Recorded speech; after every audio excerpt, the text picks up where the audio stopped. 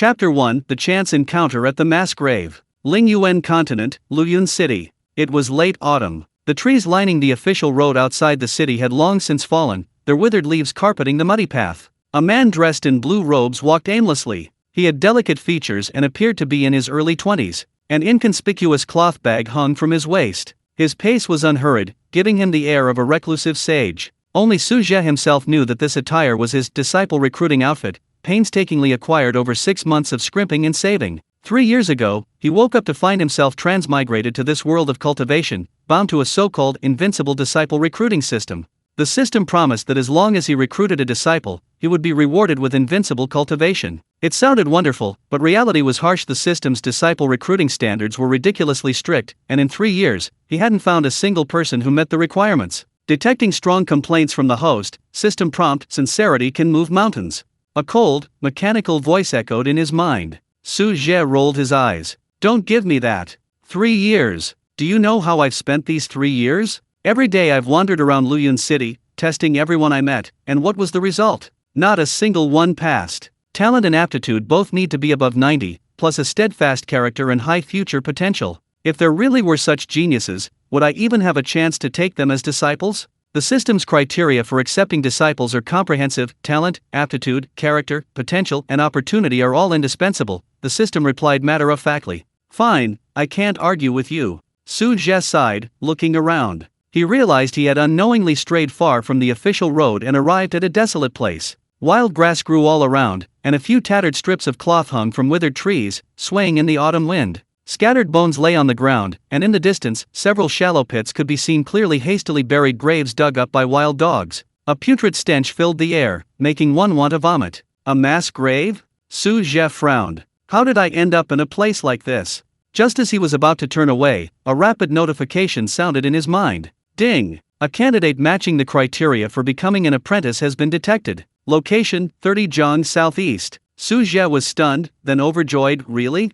3 years. I've finally found it. But he quickly realized what was happening and looked around. How could there be someone in this godforsaken place? System, are you malfunctioning? Do you expect me to take a dead person as my apprentice? Please do not question the system's judgment. The target's vital signs are weak, but they are not yet dead, the system calmly replied. Su Zhe immediately tensed up. Ignoring the stench, he trudged southeast. After crossing several mounds of earth, he indeed saw a figure lying on the ground not far away. It was a boy of about 15 or 16 years old, dressed in tattered clothes and covered in blood, as if he had just been abandoned there. The blood on his body was still damp. The boy had delicate features, but his face was as pale as paper, and his breathing was so weak it was almost imperceptible. Su Zhe rushed over and knelt down to check on the boy. His body temperature was alarmingly low, and his pulse was extremely weak, as if it might stop beating at any moment. So badly injured. Su Zhe gasped. What kind of grudge could they have to beat someone like this and leave them to die in a mass grave? Please provide immediate medical assistance.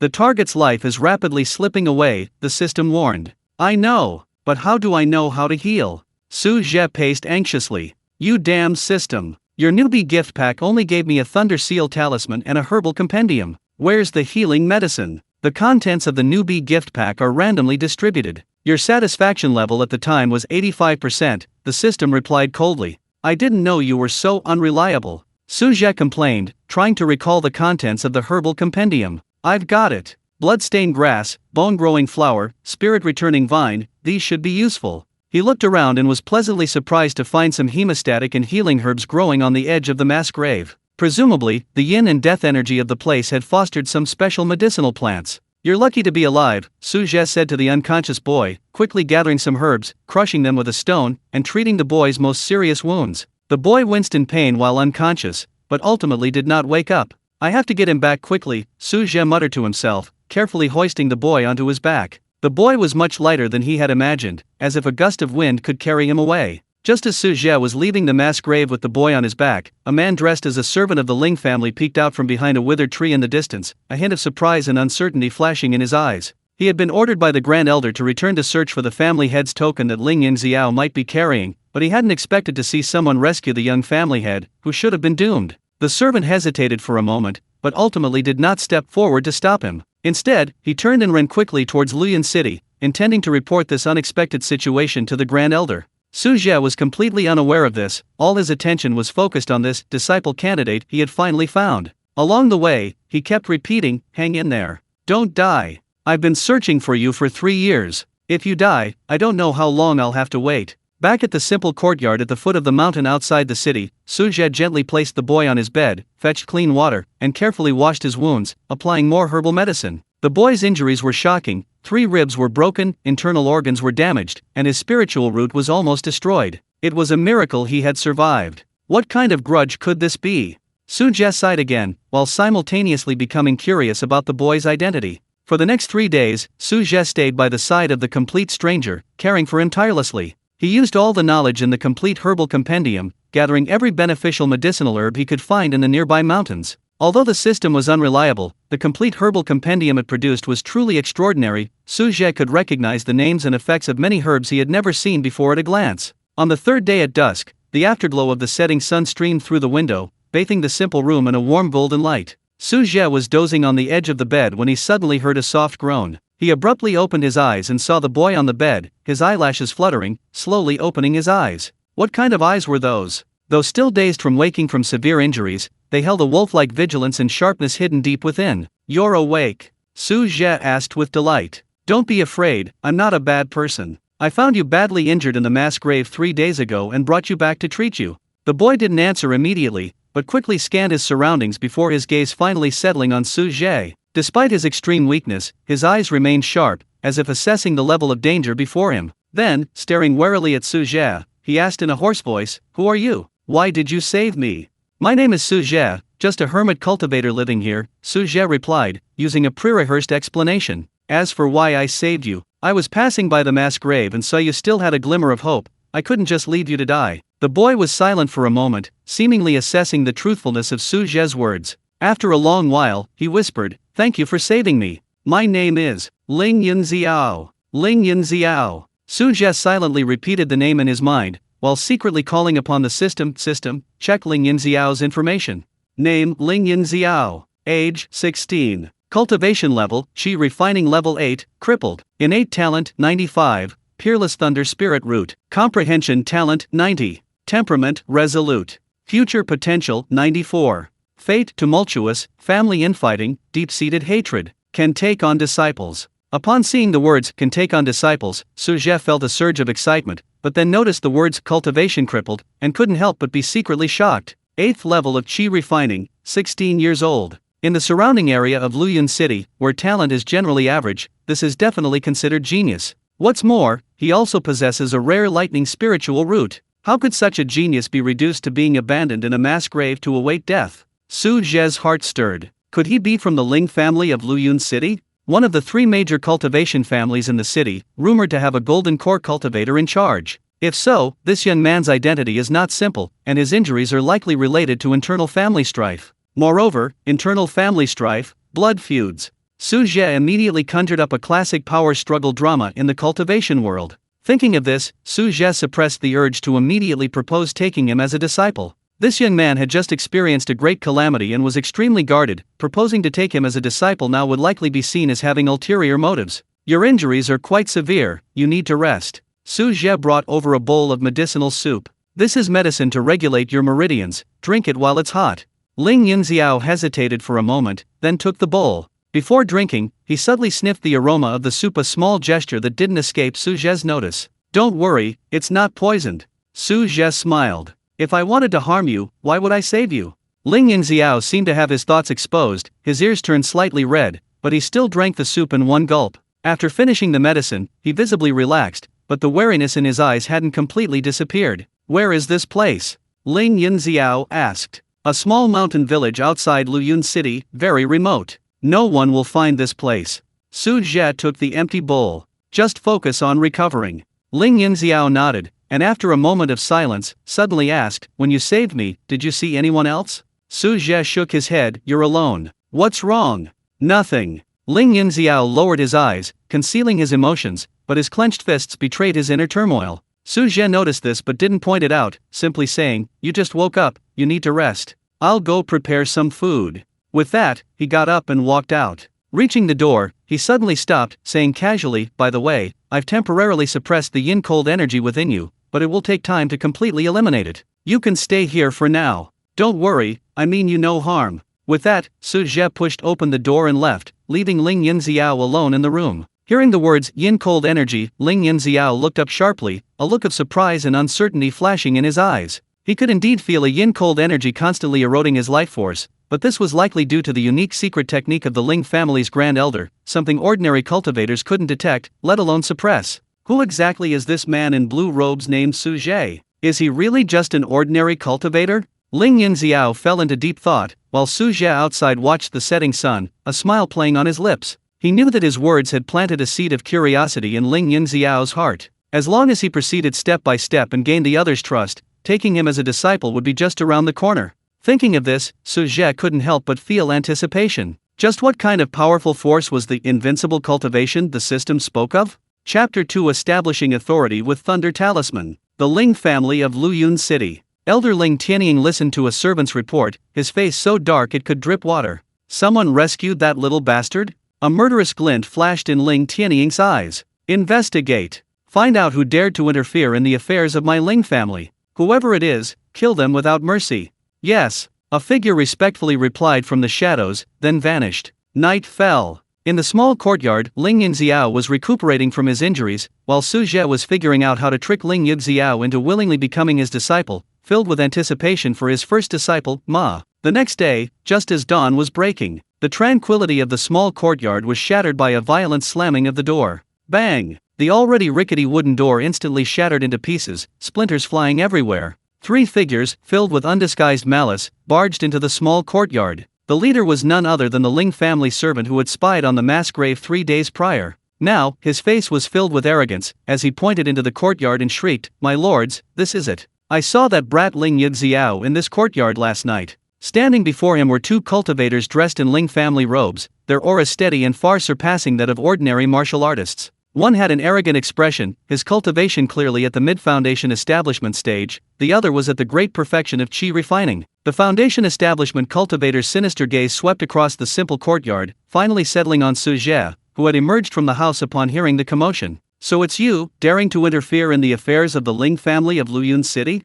The foundation establishment cultivator's voice was icy, carrying a condescending tone. "If you know what's good for you, hand over Ling Yunxiao immediately. Perhaps I can put in a good word for you with the Grand Elder and spare your life for ignorance." Ling Yunxiao, already awakened inside, heard the noise outside, especially the words Ling family, and his face instantly turned even paler than yesterday. He struggled to get out of bed, a resolute glint in his eyes. Although Su Zhe looked like a reclusive master, his aura was completely different. He couldn't implicate this stranger who had saved him. Su Zhe's heart also tightened. The Ling family had come knocking so quickly? And they were foundation establishment cultivators. How could he, a transmigrator relying on a system for disguise and actually a weakling in combat, possibly fight them? On the surface, however, he maintained his aloof and detached demeanor, his blue robes fluttering slightly, as if the threat before him was nothing more than a gentle breeze. He was about to speak when Ling Yunxiao, clutching his chest, staggered out of the house. "I'll go with you." Ling Yunxiao's voice was weak and low, yet carried an undeniable firmness.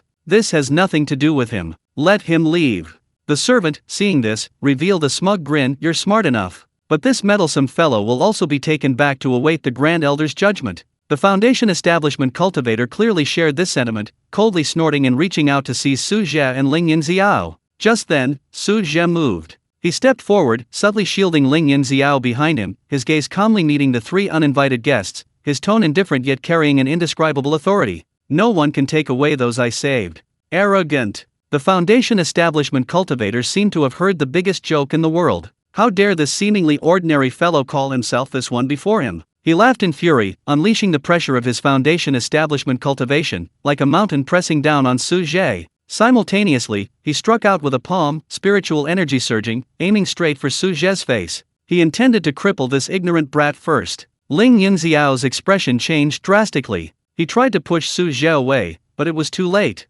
However, facing this foundation establishment cultivator's enraged attack, Su Zhe merely raised his hand slightly. His fingertips, seemingly out of nowhere, held a purple talisman. Lightning crackled across the talisman, faintly emanating a chilling aura of destruction. It was the Thunder Seal talisman from the newbie gift pack, which he had always complained was useless. Noisy. Su Zhe uttered 2 words indifferently, his negligible spiritual power flowing into the talisman without hesitation. Boom! In an instant, a bolt of lightning struck from a clear sky. A blindingly bright purple bolt of lightning erupted from the talisman without warning, like a thunder dragon descending to earth, striking the charging Foundation Establishment cultivator with lightning speed. The Foundation Establishment cultivator's sneer and contempt froze instantly, replaced by utter terror and disbelief. His protective aura shattered like paper the moment it touched the purple lightning. No! He only managed a short, piercing scream before being engulfed by the violent power of the lightning. When the lightning dissipated, only a charred corpse remained, frozen in a forward crawl posture, the air thick with the acrid smell of burning flesh.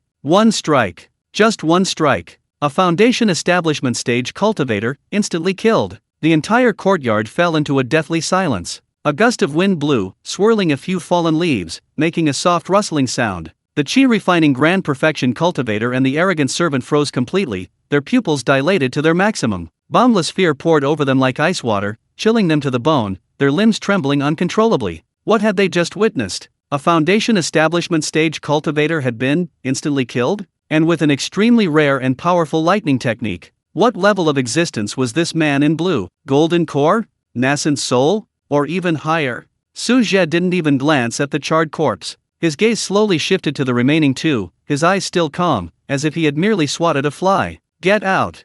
A single word, light as a feather, yet it exploded in their minds like a thunderclap. The chi-refining cultivator and the servant snapped out of their daze, terrified out of their wits. They dared not linger for even a moment. They scrambled and stumbled towards the courtyard gate, their fear so intense they even pushed and shoved each other, fleeing this courtyard which they saw as a den of demons in a pathetic state, without even the courage to look back. Only after their disheveled figures completely disappeared at the end of the path did Su Zhe secretly breathe a long sigh of relief, his back already soaked with cold sweat. That was close. He was saved by this life-saving charm. He turned around, about to say a few more words to Ling Yunxiao to maintain his superior image, but met a pair of incredibly complex eyes, filled with shock and inquiry. Ling Yunxiao stared blankly at him, then at the charred corpse of the Foundation Establishment cultivator on the ground, and when he looked at Su Zhe again, his gaze had completely changed. The previous wariness and assessment hadn't completely disappeared, but it was now mixed with deep awe, doubt, and a glimmer of indescribable hope. This senior Su Zhe is actually this powerful?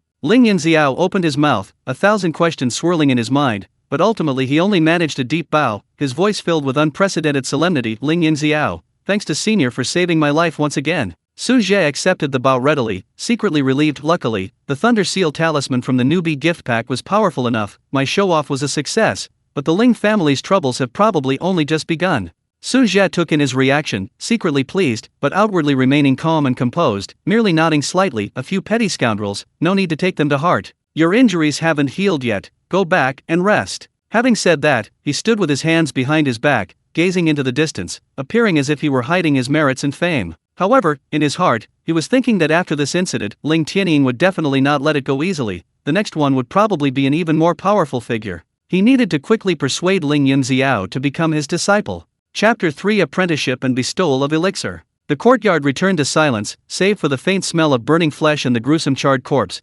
testifying to the terrifying ordeal that had just transpired. Ling Yunxiao bowed deeply but did not immediately straighten up. His heart was in turmoil. That destructive lightning bolt had not only killed a powerful enemy but also shattered his last remaining doubts and defenses. To so effortlessly kill a mid-Foundation Establishment cultivator, this senior Su Zhe's cultivation was simply unfathomable. Probably far beyond the golden core stage. Su Zhe stood with his hands behind his back, seemingly gazing into the distance, but actually observing Ling Yunxiao out of the corner of his eye. Seeing his increasingly respectful attitude, he knew the time was right. He gently waved his sleeve, and a soft surge of spiritual energy lifted Ling Yunxiao. No need for formalities. The courtyard is filthy, come inside and we'll talk. His movements were natural and fluid, as if he had done something insignificant. The exquisite control of his spiritual energy sent another shiver down Ling Yunxiao's spine. Back inside, the atmosphere was completely different. Ling Yunxiao was no longer curled up on the bed, but straightened his back. Although still weak, his eyes had regained their sharpness,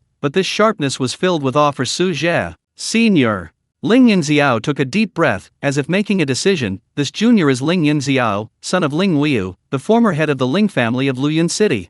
He finally stopped hiding his identity and revealed it all. His voice was low and suppressed, filled with deep-seated hatred and grief. The Ling family is one of the three great cultivation families of Luyun City. Our family once had two golden core cultivators, my father, Ling Wuyu, and the great elder, Ling Tianying. Ling Yunxiao's fists clenched involuntarily, his knuckles turning white from the force. Half a month ago, that old scoundrel Ling Tianying colluded with external enemies and suddenly attacked my father at the crucial moment of his seclusion. My father fought valiantly and died. At this point, Ling Yunxiao's voice choked, and his eyes bloodshot, but he forced himself to endure it and continued, I was also personally injured by that old scoundrel. He used a chilling secret technique to destroy my meridians and cripple my cultivation. Thinking I was doomed, he ordered me to be abandoned in a mass grave, left to fend for myself. If it weren't for your rescue, Senior, Ling Yunxiao would have long since turned to dust. He raised his head, his gaze fixed intently on Su Zhe, a desperate plea in his eyes. Senior, Ling Tianying is ruthless. You killed their people today, and he will not let it go.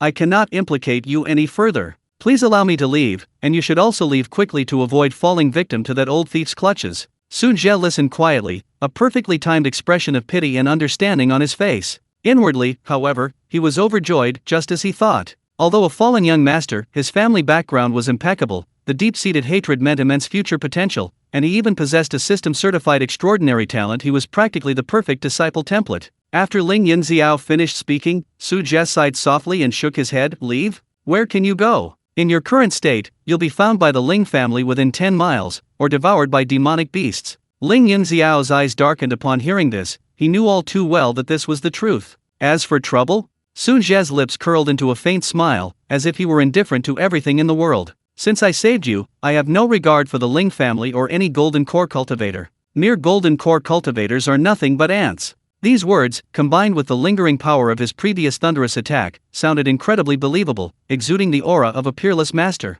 Ling Yunxiao abruptly looked up, his eyes flashing with disbelief. Mere golden core cultivators are nothing but ants. What domineering confidence and power! Su Zhe pressed his advantage, looking at Ling Yunxiao with gentle eyes. I, Su Zhe, have lived in seclusion here, not wishing to concern myself with worldly affairs. But seeing your exceptional talent and unwavering resolve, yet suffering such a calamity, is truly an injustice of heaven. The yin-cold power within you is a unique technique of golden core cultivators, difficult to counteract with ordinary pills. If left unchecked, it will inevitably erode your foundation and sever your path to cultivation. He paused, observing Ling Yunxiao's sudden tension, and slowly continued, our meeting can be considered a matter of fate. Would you be willing to become my disciple? If you join my sect, I can shoulder your grudges. I can also heal your injuries. One day, when you return to your peak, or even surpass your former self, personally eliminating your sect will not be difficult. Become my disciple. Ling Yunxiao's heart pounded. Although he had previously respected Su Zhe, he had never dared to consider this possibility.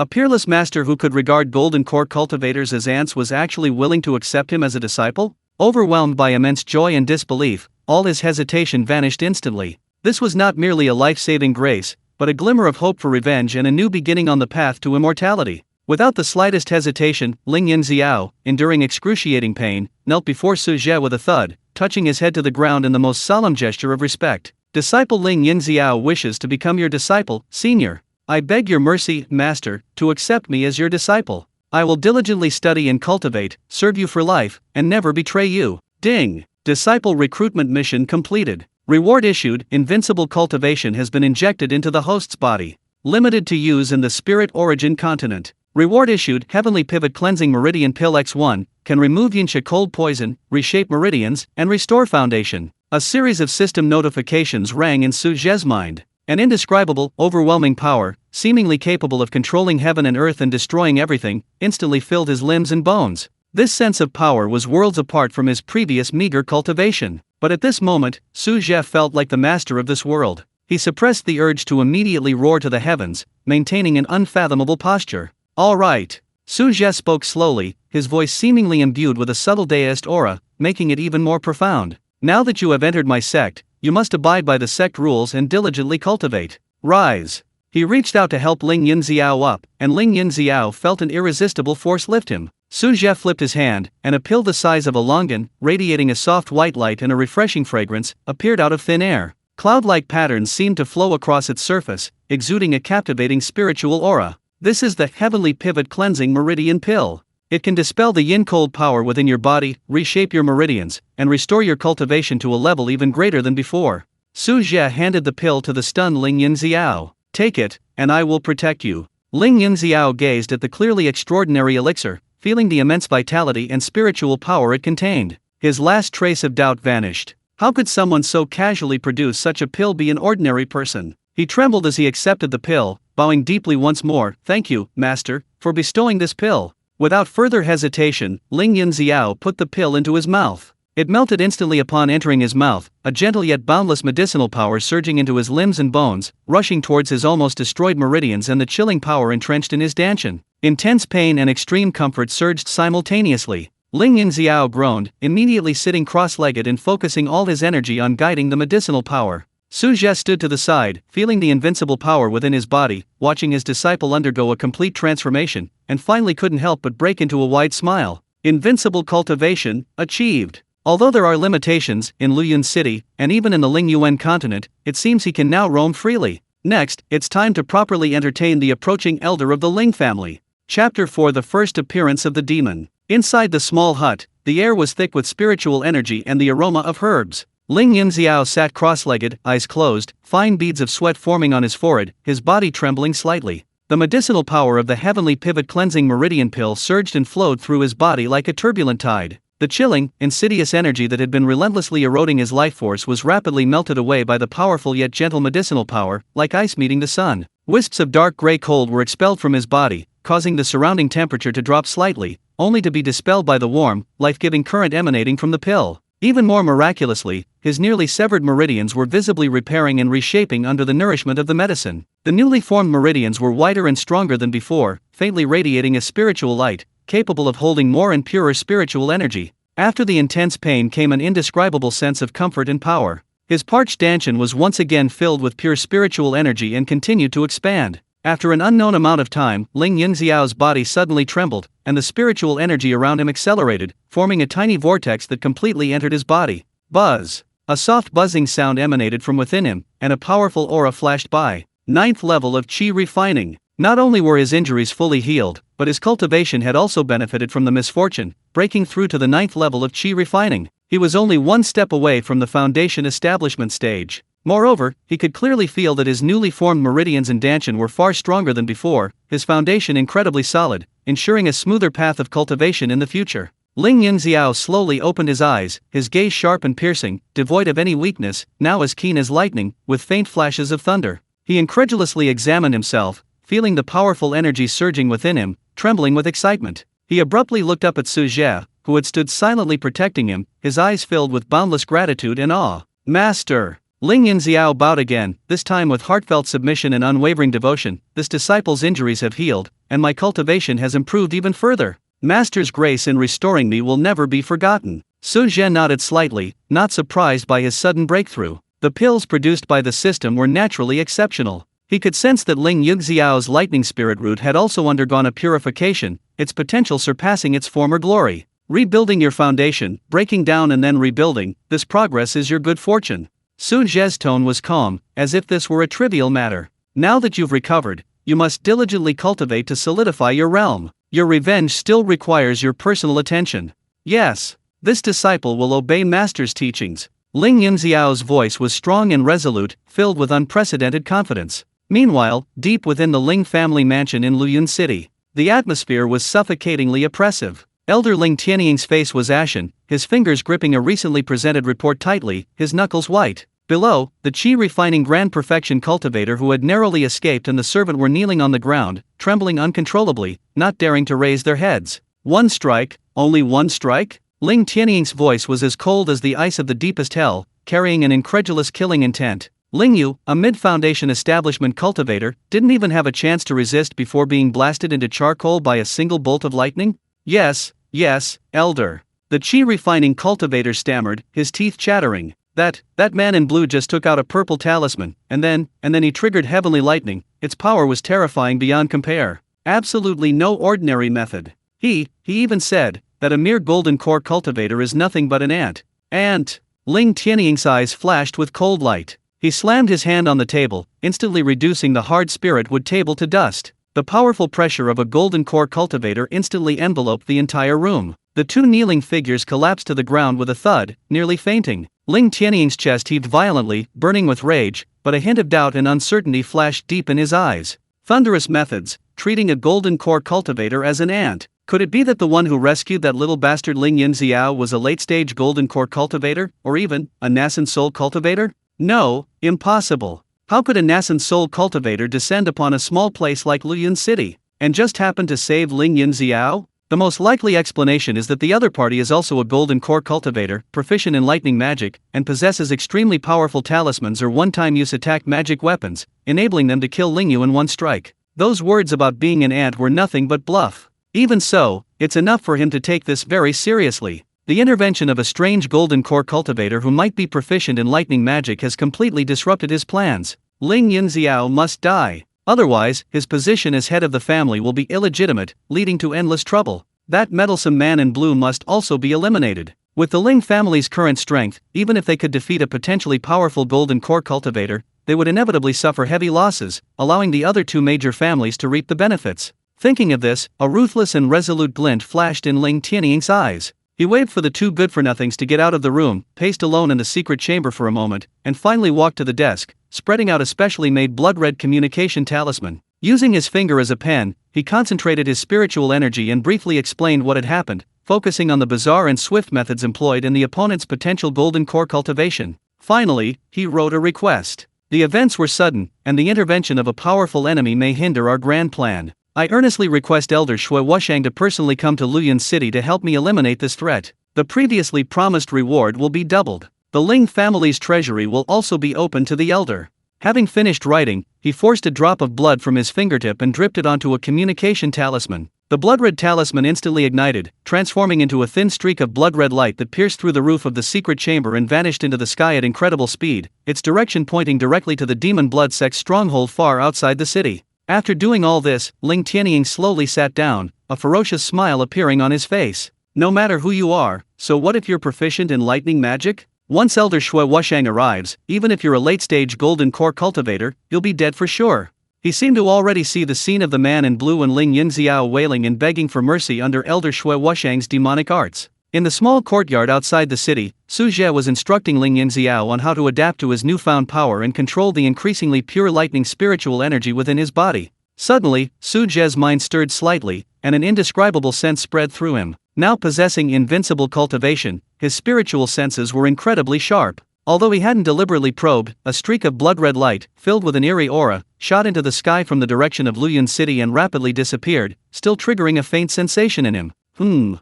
Su Zhe raised an eyebrow, looking in the direction where the blood-red light had vanished. Although he didn't know exactly what it was, the aura it exuded instinctively filled him with a sense of disgust. Master, what's wrong? Ling Yunxiao noticed his unusual behavior and quickly asked. It's nothing. Su Zhe withdrew his gaze, smiling faintly. It seems the elders, having beaten the younger ones, are finally getting restless and are even seeking help from an even older figure. Ling Yunxiao's expression hardened. Ling Tianying? He's brought in outside help? It's all right.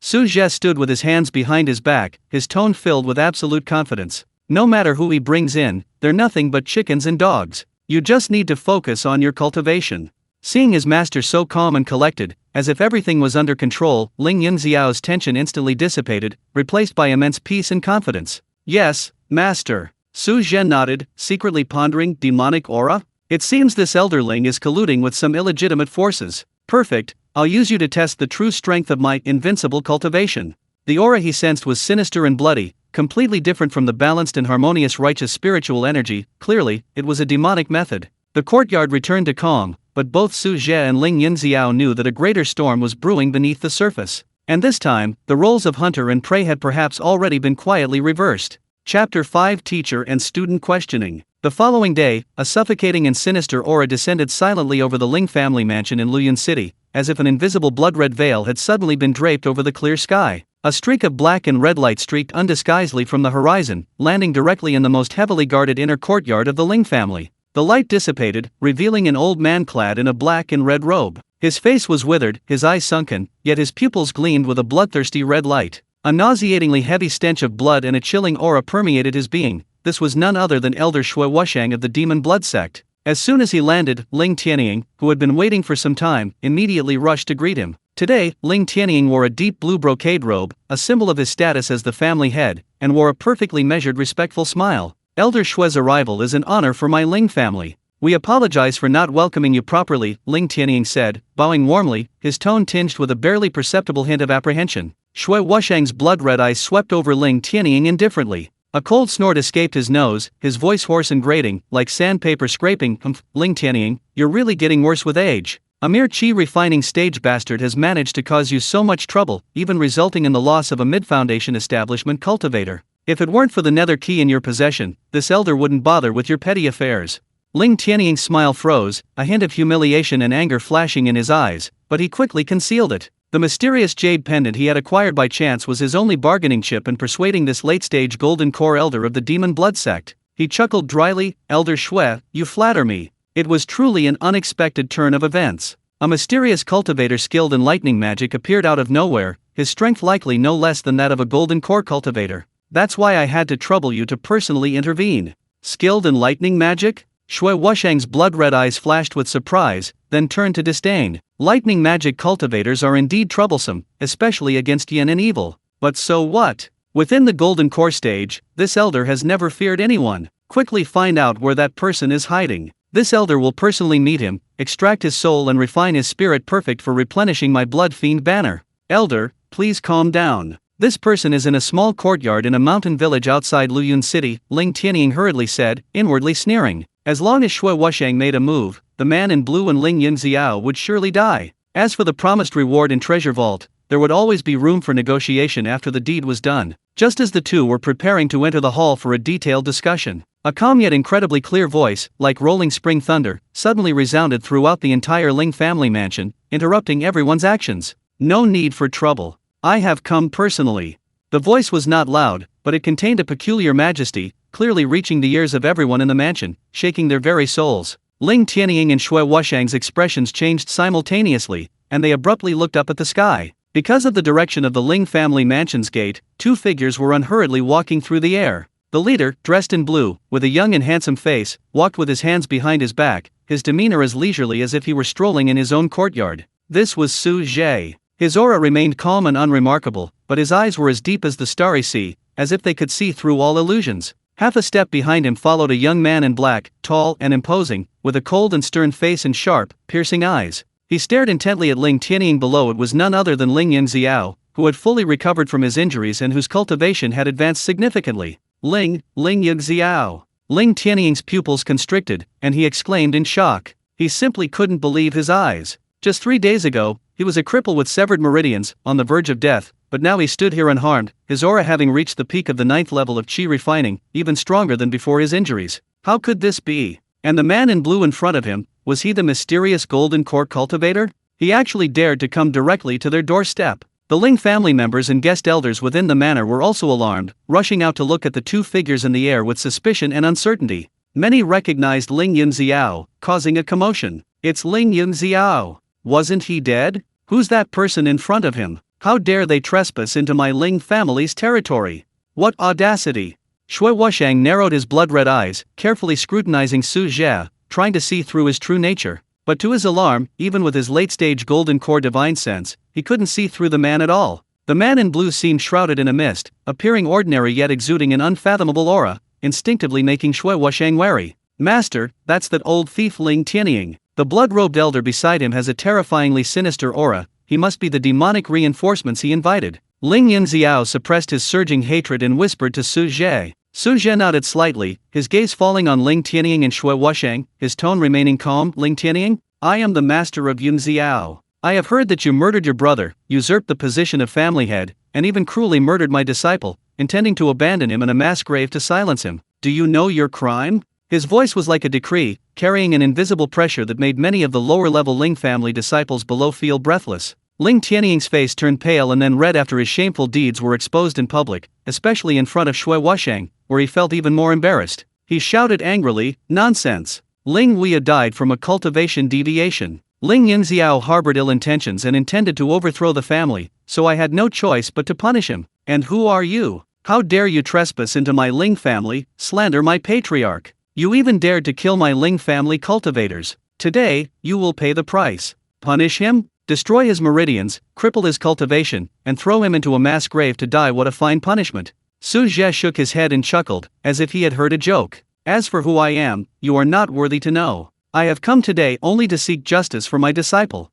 Fairness? Shui Wushang finally spoke in a sinister tone, his blood-red eyes locking onto Su Zhe, his murderous aura filling the air. In this cultivation world, strength is fairness. Ling Tianying is now under the protection of my demon blood sect. By killing his subordinate, you are making an enemy of my demon blood sect. If you know what's good for you, immediately cripple your cultivation and leave this brat behind. Perhaps this elder might show mercy and grant you a whole corpse. Su Zhe then turned his gaze formally to Shui Wushang, raising an eyebrow slightly. Demon blood sect? Never heard of it. Where did this demon come from, daring to bark at me? You're courting death.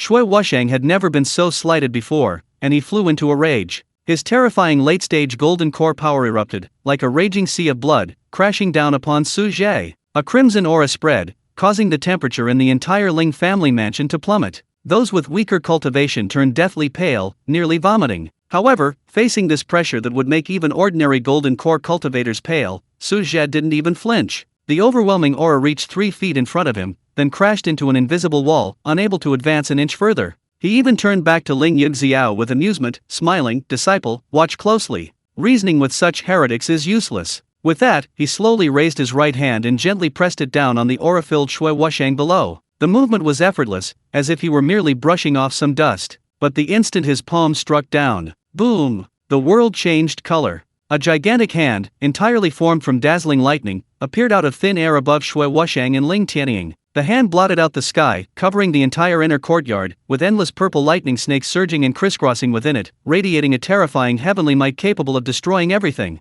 The majestic heavenly might was inviolable. The savage smile on Shui Wushang's face instantly froze, replaced by boundless fear and horror. He felt an aura of death emanating from the gigantic lightning hand, enough to utterly annihilate him. No, he screamed, his blood-fiend demonic power erupting without reservation, unleashing protective demonic artifacts one after another in an attempt to defend himself. Ling Tianying was even more terrified, desperately retreating. However, it was all in vain. The gigantic lightning hand mercilessly descended. Boom! The earth shook violently. Blinding lightning engulfed everything. Chapter 6: The first appearance of the ghost key. The lightning faded, and the dust settled. Where Shui Wushang had stood was now only a huge, charred handprint-like crater, its edges still crackling with tiny purple sparks. The crater was empty. No limbs, no fragments, not even a trace of blood. The arrogant and domineering elder of the demon blood sect, Shui Wushang, who exuded the terrifying pressure of a late-stage golden core cultivator, had been utterly and completely annihilated, vanished into thin air by a single, seemingly effortless palm strike. Even the extraordinary protective demonic artifacts he had summoned had vanished, as if they had never existed.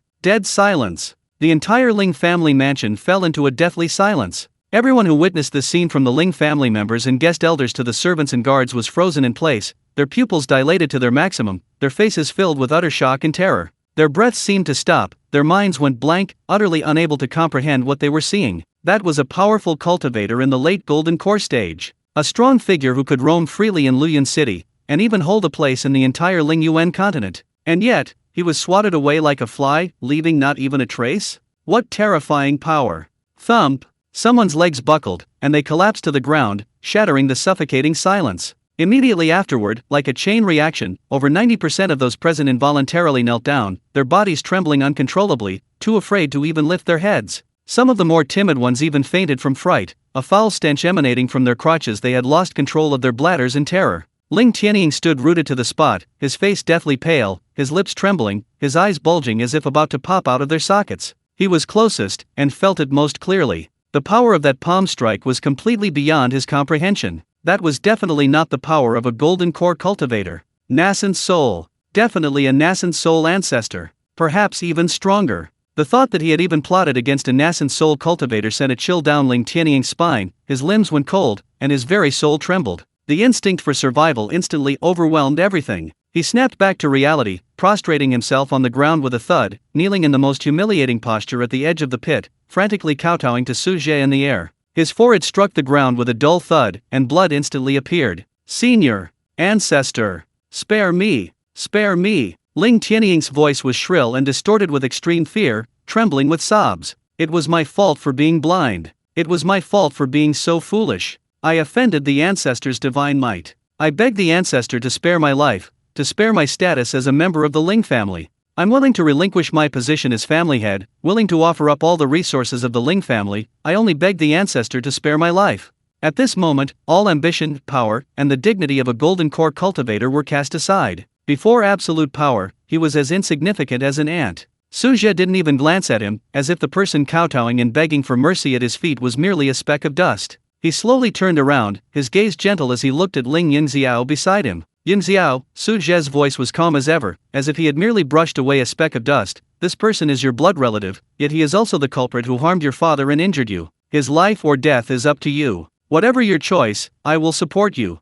This respect and trust warmed Ling Yunxiao's heart. He looked down at Ling Tianying, who was kowtowing frantically, his eyes filled with no pity, only deep-seated hatred and icy killing intent. This was the person who killed his father, stole everything that belonged to him, and plunged him into the abyss. If it weren't for his master's rescue, he would have long since turned to dust. To be merciful to one's enemy is to be cruel to oneself. Ling Yunxiao took a deep breath, his voice resolute and icy cold. Master, he murdered my father to seize the position of family head. The hatred for my father's murder is irreconcilable, he must die. No! Hearing the words must die, Ling Tianying abruptly raised his head, his face filled with despair and madness. He stared intently at Ling Yunxiao, roaring hoarsely, "You little bastard! How dare you! If you kill me, the Demon Blood Sect will never let you go." Shui Wushang is an important elder of the Demon Blood Sect, and they have 2 nascent soul ancestors within their sect. If you kill Shui Wushang, just wait to be relentlessly hunted down by the Demon Blood Sect. You won't live either. His last-ditch effort was an attempt to use the threat of the Demon Blood Sect to buy a sliver of hope.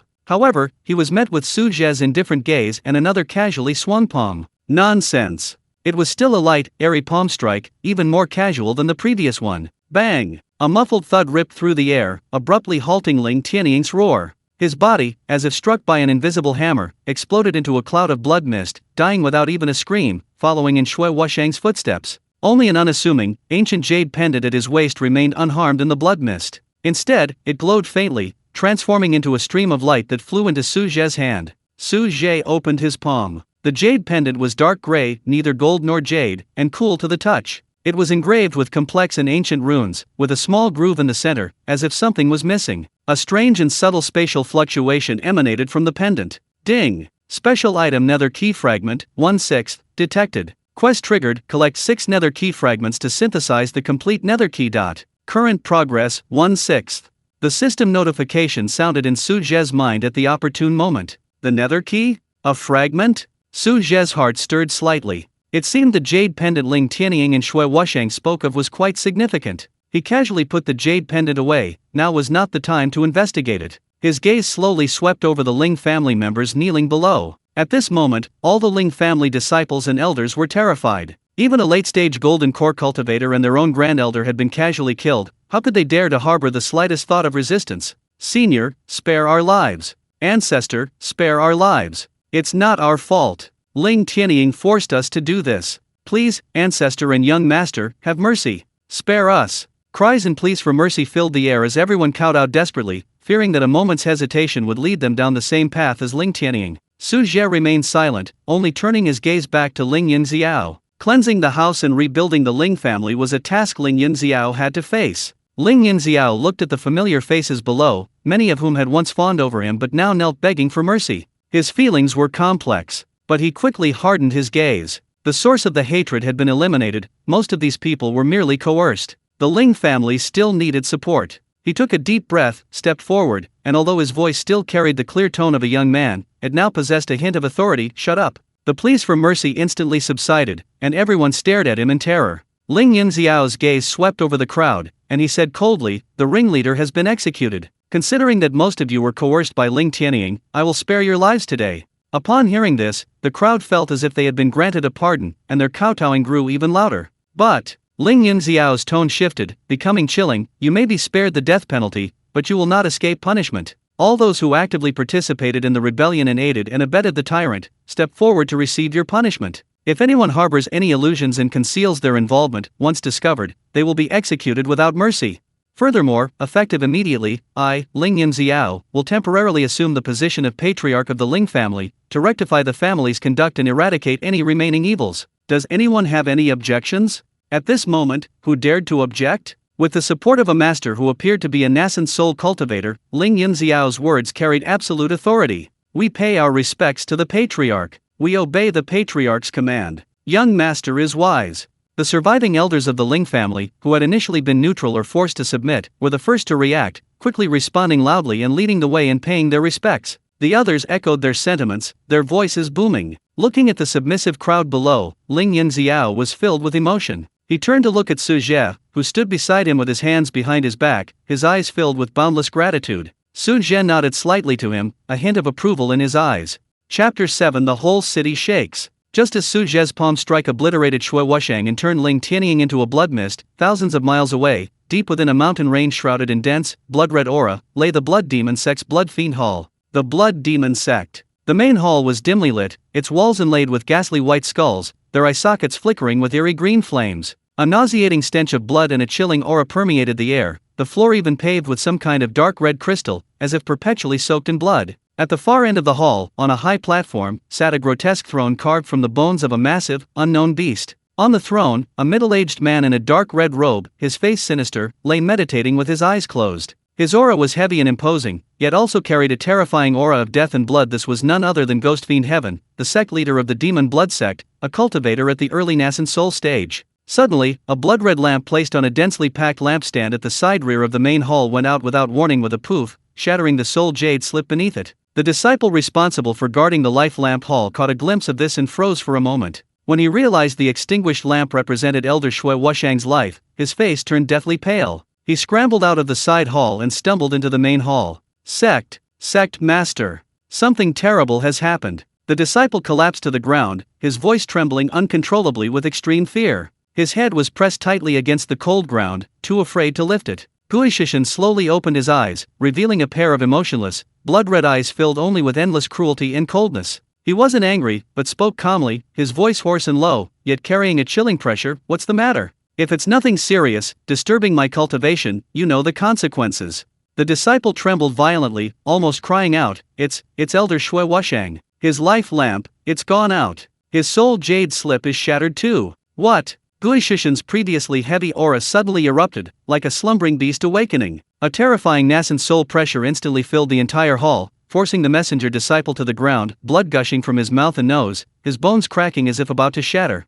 The several demon blood sect elders standing below the platform also paled, their faces showing shock. Shui Wushang is dead? A late-stage golden core elder, fallen in a small place like Luyun City? The bloodlust in Guishishan's eyes intensified, his killing intent almost tangible. He slammed his hand on the armrest of his bone throne, making a cracking sound. Useless. Can't even handle this small matter. He's lost his life in Luyun City. The small matter he referred to was naturally assisting Ling Tianying in taking control of the Ling family and retrieving the crucial nether key jade pendant. He knew Shui Wushang's strength. He was rarely matched among golden core cultivators, let alone in a small place like the Ling family in Luyun City. He thought it would be a piece of cake, but he never expected to be caught off guard. Investigate. Guishishan's voice was icy cold, filled with boundless rage. Investigate immediately. What exactly happened in Luyun City? Who killed Shui Wushang? Which blind force dared to interfere in the affairs of my demon blood sect? He paused, his tone growing even more chilling. Most importantly, who has the nether key fallen into? You must find out the truth.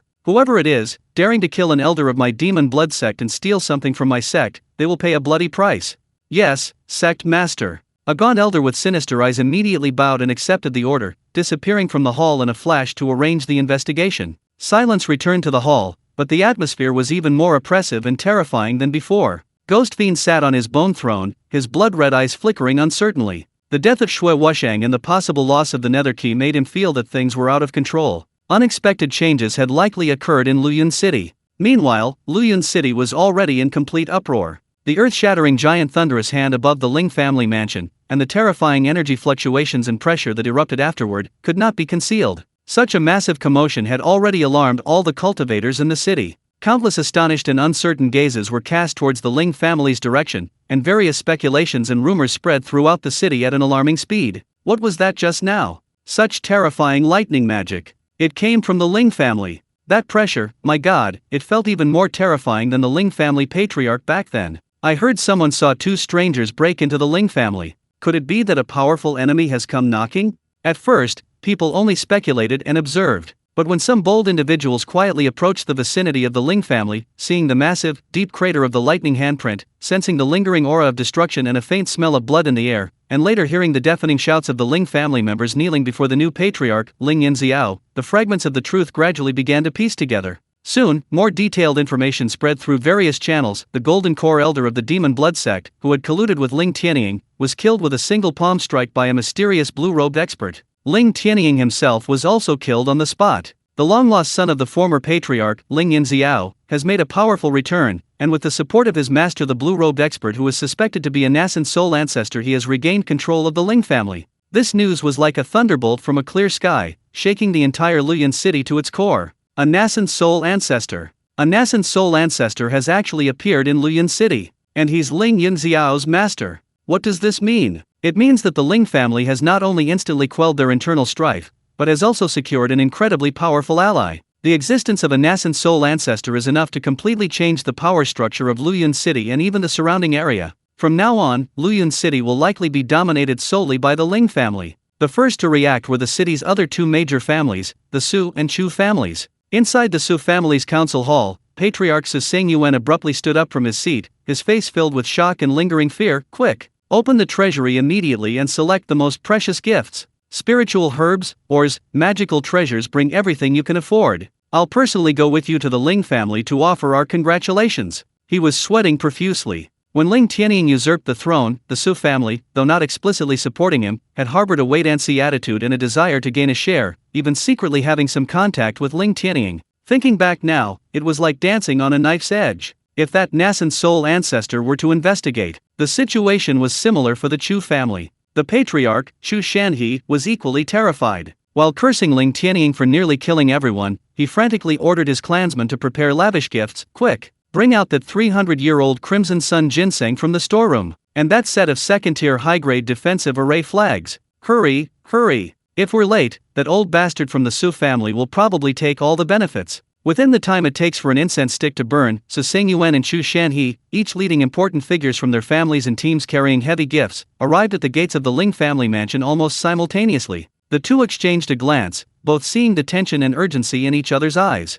Forgetting their past competition, they quickly straightened their clothes, plastered their faces with the warmest and most respectful smiles, and bowed to the Ling family members guarding the gate. Patriarch Su Zhe of the Su family has come to congratulate his nephew Ling on regaining control of the family and restoring order to the world. Chu Shanhe, head of the Chu family, having heard that a true dragon has returned to the Ling family, has prepared a small gift to offer his congratulations. Please inform them. Their posture was extremely humble, even using respectful terms like nephew and true dragon to address Ling Yunxiao, who was much younger than them. The Ling family members guarding the gate had never seen the two family heads so humble before. Filled with both pride and nervousness, they hurriedly went inside to report. At this moment, inside the Ling family's inner hall, Ling Yunxiao, at Su Zhe's suggestion, was giving a preliminary meeting with several of the Ling family's more loyal elders to understand the family's current situation. Hearing that the two family heads, Su and Chu, had arrived together with substantial gifts, he couldn't help but look at Su Zhe. Su Zhe sat at the head of the table, leisurely sipping a cup of spiritual tea, and said calmly, "You've arrived quickly.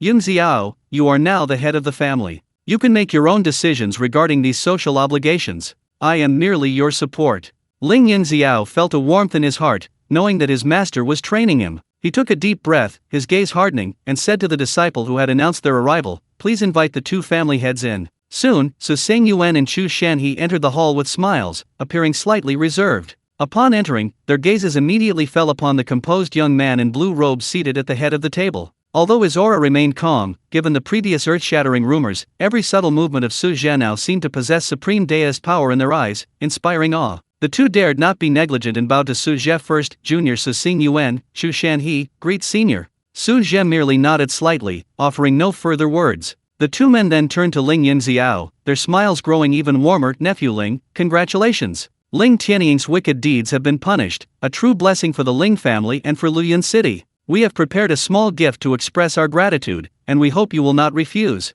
As they spoke, they had the gifts presented. Various glittering, spiritually vibrant gifts quickly filled a corner of the hall. Ling Yunxiao responded calmly, neither servile nor arrogant, showing them ample respect. "Thank you both for your kindness. The Ling family has suffered this misfortune and is in dire need of rebuilding. We will need your continued assistance in the future." A seemingly harmonious conversation took place in the hall, and within this seemingly harmonious atmosphere, the foundation for a new order in Luoyuan city was quietly laid. Everyone knew perfectly well that all these changes stemmed from the young man in blue robes who sat calmly at the head of the table. Chapter 8: Imparting the Law and Bestowing the Sword, the Secret of the Dark Key. Inside the hall, the gifts brought by Su Zhe and Chu Shanhe were piled up almost like a small mountain, shimmering with precious light and overflowing with spiritual energy, demonstrating the sincerity of both families. Although Ling Yunxiao was still young, his life had been filled with ups and downs, tempering his character far beyond that of his peers. He dealt with the two family heads with impeccable manners and composed speech, neither overly familiar nor arrogant, striking the perfect balance. He understood that the Su and Chu families' respect and goodwill stemmed almost entirely from his master's unfathomable strength. Before he had completely taken control of the Ling family and become powerful himself, maintaining a facade of peace and cooperation was the best option. Su Zhe remained seated, sipping tea without interrupting, only occasionally offering an encouraging or affirming glance when Ling Yunxiao looked at him questioningly. He viewed all of this as a trial for his disciple. After what appeared to be a pleasant conversation, Su Zhe and Chu Shanhe departed, satisfied yet slightly apprehensive. They had received Ling Yunxiao's promise of forgiveness for past transgressions and mutual development, which eased their anxieties considerably. As for deeper cooperation, that would require further observation and cultivation in the future. After seeing off the two patriarchs, only Su Zhe, Ling Yunxiao, and a few core Ling family elders remained in the hall. Ling Yunxiao waved for the elders to leave and attend to clan affairs, and the large hall immediately fell silent. He walked to Su Zhe and respectfully bowed. "Master, did I handle things well?" Su Zhe put down his teacup and smiled slightly. "Not bad, you handled things with a good balance, befitting a patriarch. From now on, you will decide these worldly matters yourself. You don't need to ask me about everything. Just remember, I will always be your support, but don't neglect your cultivation because of family affairs. After all, strength is the only true measure of success." "Yes, I will remember Master's teachings," Ling Yunxiao replied solemnly. Just then, a system notification sounded in Su Zhe's mind. Ding! Detected that the host assisted his disciple Ling Yunxiao in quelling the family's internal strife and regrouping. Reward issued: the Nine Heavens Thunder Shadow Sword technique has been transferred to the host Sea of Consciousness and has automatically reached the mastery level. Reward issued: the heaven-grade spiritual weapon Thunderclap Sword has been stored in the system space and can be retrieved at any time. A massive flow of information instantly flooded Su Zhe's mind, transforming into a set of exquisitely crafted and incredibly powerful lightning attribute sword techniques. The sword technique consisted of 9 forms, from drawing lightning to temper the sword to transforming lightning into shadows. Its mysteries were extraordinary. Simultaneously, all the methods of channeling energy, the flow of spiritual power, and the essence of sword intent within this sword technique became crystal clear, as if he had diligently cultivated it for decades. The system's so-called mastery allowed him to skip the lengthy process of cultivation and comprehension, reaching an extremely high level of mastery. Su Zhe was secretly delighted. Although the system was sometimes a bit of a rip-off, the rewards were genuinely valuable. This Nine Heavens Thunder Shadow Sword technique was perfectly suited to Ling Yunxiao's Thunder Spirit Root, and its power far surpassed ordinary cultivation techniques found in places like Luyan City. With a thought, a longsword appeared in his hand. The sword was 3 feet 3 inches long, with a narrow blade, displaying a deep dark purple color, as if containing thunder within. Mysterious thunder patterns were carved on the hilt. The blade didn't appear sharp, yet subtle arcs of electricity danced and flowed within it, radiating a fierce and violent aura. It was none other than a heaven-grade spiritual weapon, the Thunderclap Sword. "Yunxiao," Su Zhe handed over the Thunderclap Sword. "Now that you have regained control of the family, you need even more protective techniques. This sword is called Thunderclap, a low-grade heaven-level spiritual weapon, perfectly suited to your Thunder Spirit Root. I also have a set of 9 Heavens Thunder Shadow Sword technique, which I will impart to you today." Ling Yunxiao stared at the Thunderclap Sword before him, feeling the pure thunderous power contained within, and upon hearing about the heaven-level spiritual weapon and the specific incantation, he was completely stunned. A heaven-level spiritual weapon. Spiritual weapons are divided into 4 grades: Heaven, Earth, Profound, and Yellow. In the entire Luyan City, profound-grade spiritual weapons are considered clan treasures. The Su and Chu families are said to each possess a profound-grade spiritual weapon, which they keep hidden as their ultimate assets. And his master had simply given him a heaven-level spiritual weapon so casually?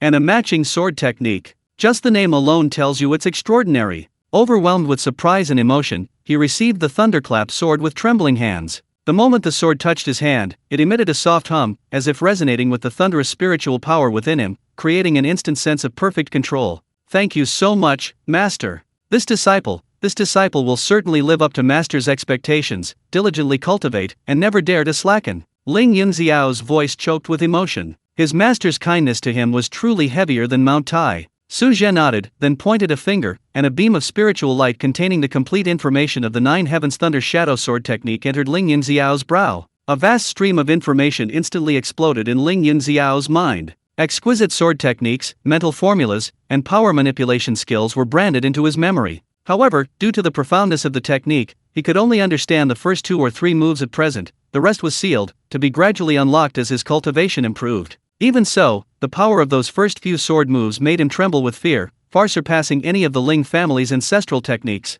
This sword technique is profound and mysterious. You must proceed step by step, and not be greedy or rash. If you have any questions, feel free to ask me, Su Zhe instructed. With the mastery level of understanding directly granted by the system, guiding Ling Yunxiao in cultivating this sword technique was a piece of cake for him. Yes, Master. Ling Yunxiao suppressed the urge to immediately practice the sword, carefully sheathed the thunderclap sword, and bowed again in gratitude. Go, familiarize yourself with the sword technique and spiritual weapon first. Family affairs can be temporarily handled by a trusted person. Su Zhe waved his hand. Ling Yunxiao knew that his master might have other matters to attend to, so he respectfully withdrew from the hall. After Ling Yunxiao left, Su Zhe waved his hand and set up a simple soundproof barrier. Although with his current invincible cultivation, he had no fear of being eavesdropped on in this world, it was still a matter of habit. He flipped his palm, and the dark gray nether key fragment he had obtained from Ling Tianying appeared in his palm. The jade pendant felt cool to the touch, and the ancient runes on it appeared even more mysterious under the light. That subtle spatial fluctuation emanated once more. System, explain in detail what this nether key is for, Su Zhe murmured to himself. The nether key is the key to unlocking a mysterious immortal mountain. A complete nether key requires collecting 6 fragments. Mysterious immortal mountain, a treasure mountain, its spiritual energy is 100 times richer than the outside world, a blessed land coveted by many sects, suitable for building residences or sects. However, the location of the immortal mountain is uncertain, only those possessing the complete nether key can locate it and open the entrance. Current fragment collection progress, 1/6. Hint, the remaining fragments are scattered throughout the spirit origin continent, their aura faint. They must approach within a certain range to be sensed by the system. The holder of the fragments may also know their uses. The system's introduction was concise yet packed with information. Mysterious immortal mountain? Abundant spiritual energy? Su Zhe stroked his chin, his eyes showing interest. This sounds perfect for building my residence and establishing my own sect. No wonder Ling Tianying and Shui Wushang valued this jade pendant so much, even going so far as to collude. An immortal mountain with such abundant spiritual energy could definitely become a superpower if used to cultivate family or sect disciples. Collecting all 6 pieces, that's a bit difficult, it depends on luck, Su Zhe pondered. The spirit origin continent is vast and boundless, the other 5 fragments are scattered nowhere, like searching for a needle in a haystack. He can only rely on the system's proximity sensing notification. He channeled a wisp of spiritual energy into the fragment in his hand, attempting to explore its mysteries. The fragment glowed slightly, the runes on it seemed to come alive and flow slowly, and the spatial fluctuations became slightly stronger, but other than that, there were no other reactions. It seemed that a single fragment indeed couldn't do much. It seems there's no point in rushing, Su Zhe said, putting away the fragments. We can only proceed cautiously. The most urgent task is to guide Yunxiao in improving his strength to deal with any potential trouble from the demon blood sect. As for this nether key, perhaps we can discover something about it during our travels later.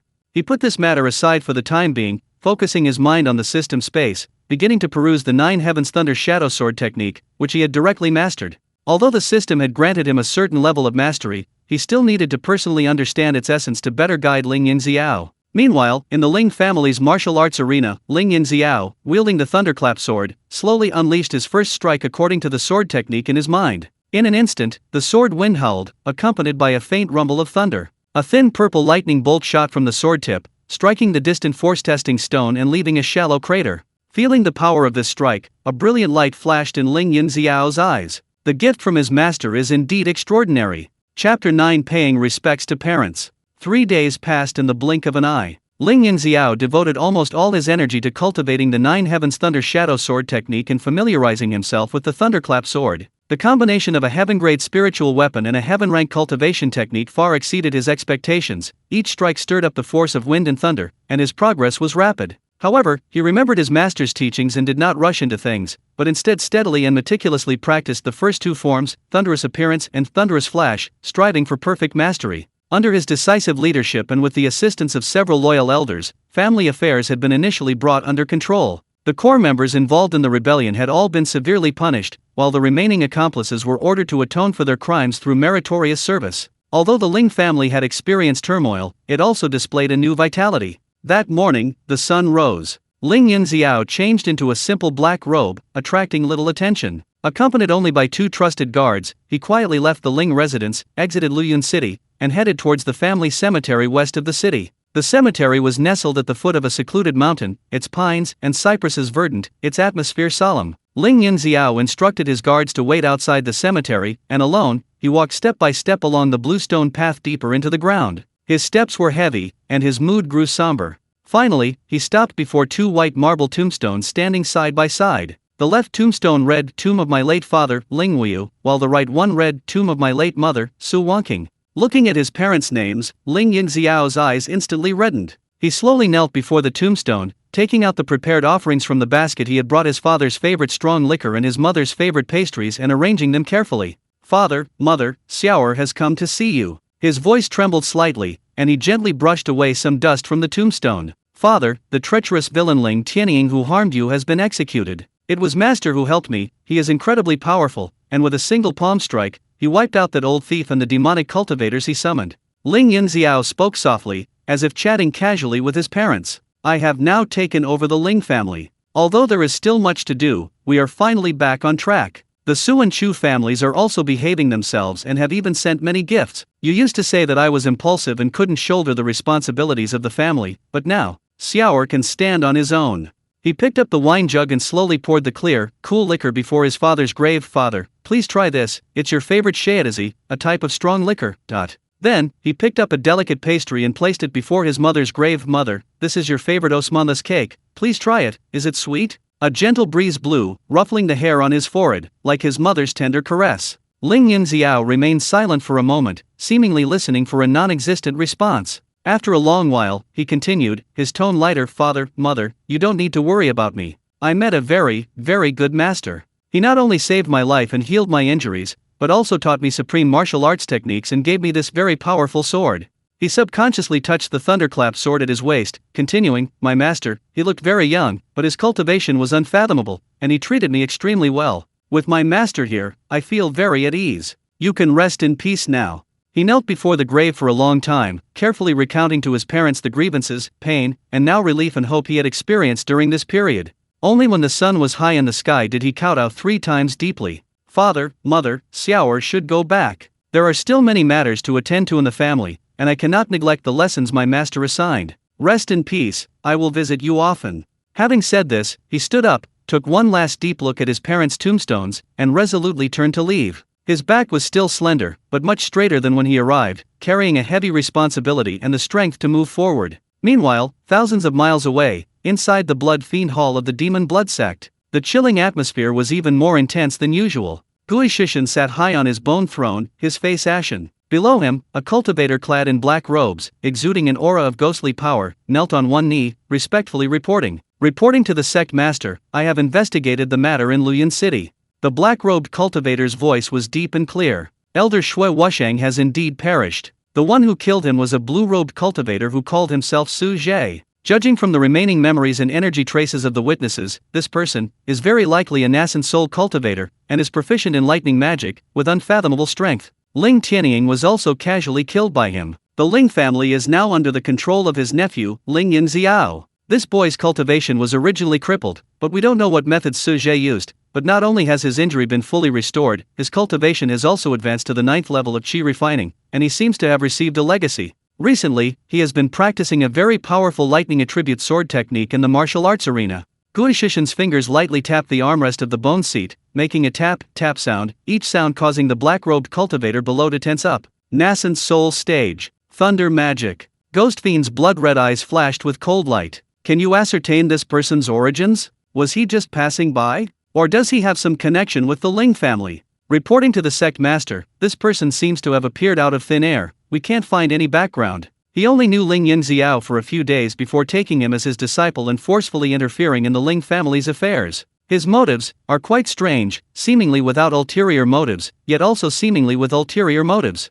The black-robed cultivator answered cautiously. Without ulterior motives? Is there any good without a reason in this world? Ghost Fiend sneered. Then what about the nether key fragment? Who has it fallen into? According to investigation, after Ling Tianying's death, the fragment fell into Su Zhe's hands. I dared not get too close and could not confirm, but it's probably close enough. A brief silence fell in the hall, broken only by the oppressive tap-tap sound. After a moment, Gui Shishan slowly spoke, his voice carrying an icy chill. An unfamiliar nascent soul cultivator, you underestimate the depths of Luyun City. He paused, then ordered, pass down the order, halt all actions against Luyun City. Without my command, no one is permitted to provoke Su Zhe or the Ling family. Sect Master, the Blood Elder's grudge, and Yu. The black-robed cultivator hesitated. Revenge must be avenged. The nether key must be retrieved. Ghost Fiend's eyes flashed with bloodlust. But the opponent is a nascent soul cultivator, and lightning magic is somewhat restrained by our sect's techniques. We cannot act rashly. I must personally see the ancestor and ask him for a decision. Upon hearing the word ancestor, the black-robed cultivator trembled slightly, his head bowing even lower. The Demon Blood sect has 2 nascent soul ancestors, the true foundation of the sect. They are in seclusion year-round, and unless it is a matter of the sect's survival, they will never be disturbed. The fact that the sect leader is now requesting the ancestors shows how much he values, or rather, how much he fears Su Zhe. Furthermore, Ghost Fiend added, send more men to secretly monitor all movements in Falling Cloud City, especially Su Zhe's actions. Keep a close eye on him. Report back immediately if there is any unusual activity. Yes. Your subordinate obeys. The black-robed cultivator accepted the order, his figure slowly merging into the shadows and disappearing. Gui Shishan sat alone in the main hall, his blood-red eyes gazing towards Luyun City, his fingers unconsciously stroking a grotesque skull on a bone pedestal. Su Zhe, no matter your origins, daring to kill members of my Demon Blood sect and seize what my Demon Blood sect desires will come at a price. Even a nascent soul cultivator is not invincible. His whispers echoed in the hall, filled with calculation and murderous intent. Chapter 10 The Master Protecting Madman. After the turmoil of the past few days, Luyun City seemed to have returned to its former bustling tranquility. The streets were teeming with people, filled with the sounds of vendors hawking their wares and haggling. With nothing to do, Su Zhe invited Ling Yunxiao, who had just returned from the cemetery and was still somewhat downcast, to stroll through the city. He ostensibly wanted to observe the people's lives and experience the world, but in reality, he wanted his disciple to clear his mind. Constantly immersing himself in grief and cultivation wasn't a good thing. Ling Yunxiao naturally agreed, respectfully following half a step behind Su Zhe. Both were dressed in ordinary clothes, concealing their auras, appearing like an ordinary master and disciple or master and servant, attracting little attention. Su Zhe observed this ancient city of another world with great interest, experiencing the customs and cultures so different from Earth. The strange spiritual fruits sold by the roadside, the talisman stalls shimmering with faint spiritual light, and the cultivators with varying degrees of aura, everything fascinated him. Ling Yunxiao seemed somewhat absent-minded, his gaze occasionally sweeping over the familiar streets, a flicker of melancholy crossing his face. But he quickly regained his composure, focusing intently on following his master, vigilantly observing their surroundings. Although his master possessed extraordinary power, as a disciple, he always remembered his duty to protect him. The two wandered aimlessly through the crowds, passing through the bustling main street and turning onto a quieter cobblestone path. Just then, 2 figures approached. Leading them was a woman dressed in a simple white dress, slender and graceful. Her face was veiled, obscuring her features, but her eyes, clear as water, held a serene indifference, as if she had seen through the world's illusions. Her steps were light, her demeanor aloof and ethereal, like a fairy who had descended to the mortal realm. Half a step behind her followed a young girl, also dressed in white and styled as a maid. She was slightly younger, with pretty features and sharp, intelligent eyes, cautiously observing her surroundings, appearing dutiful and protective. This pair stood out conspicuously in the slightly noisy marketplace.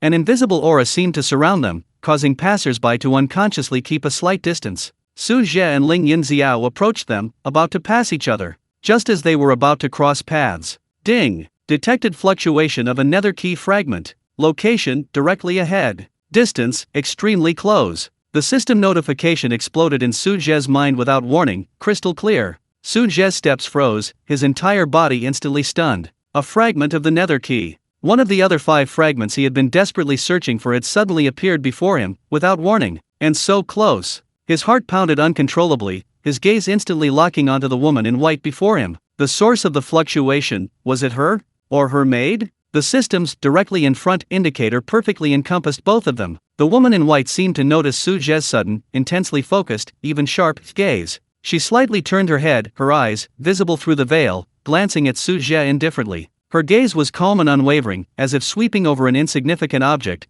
before turning away without a second thought and continuing on her way. Her maidservant, however, glared at Su Zhe warily, quickening her pace to get closer to the woman in front. "Master?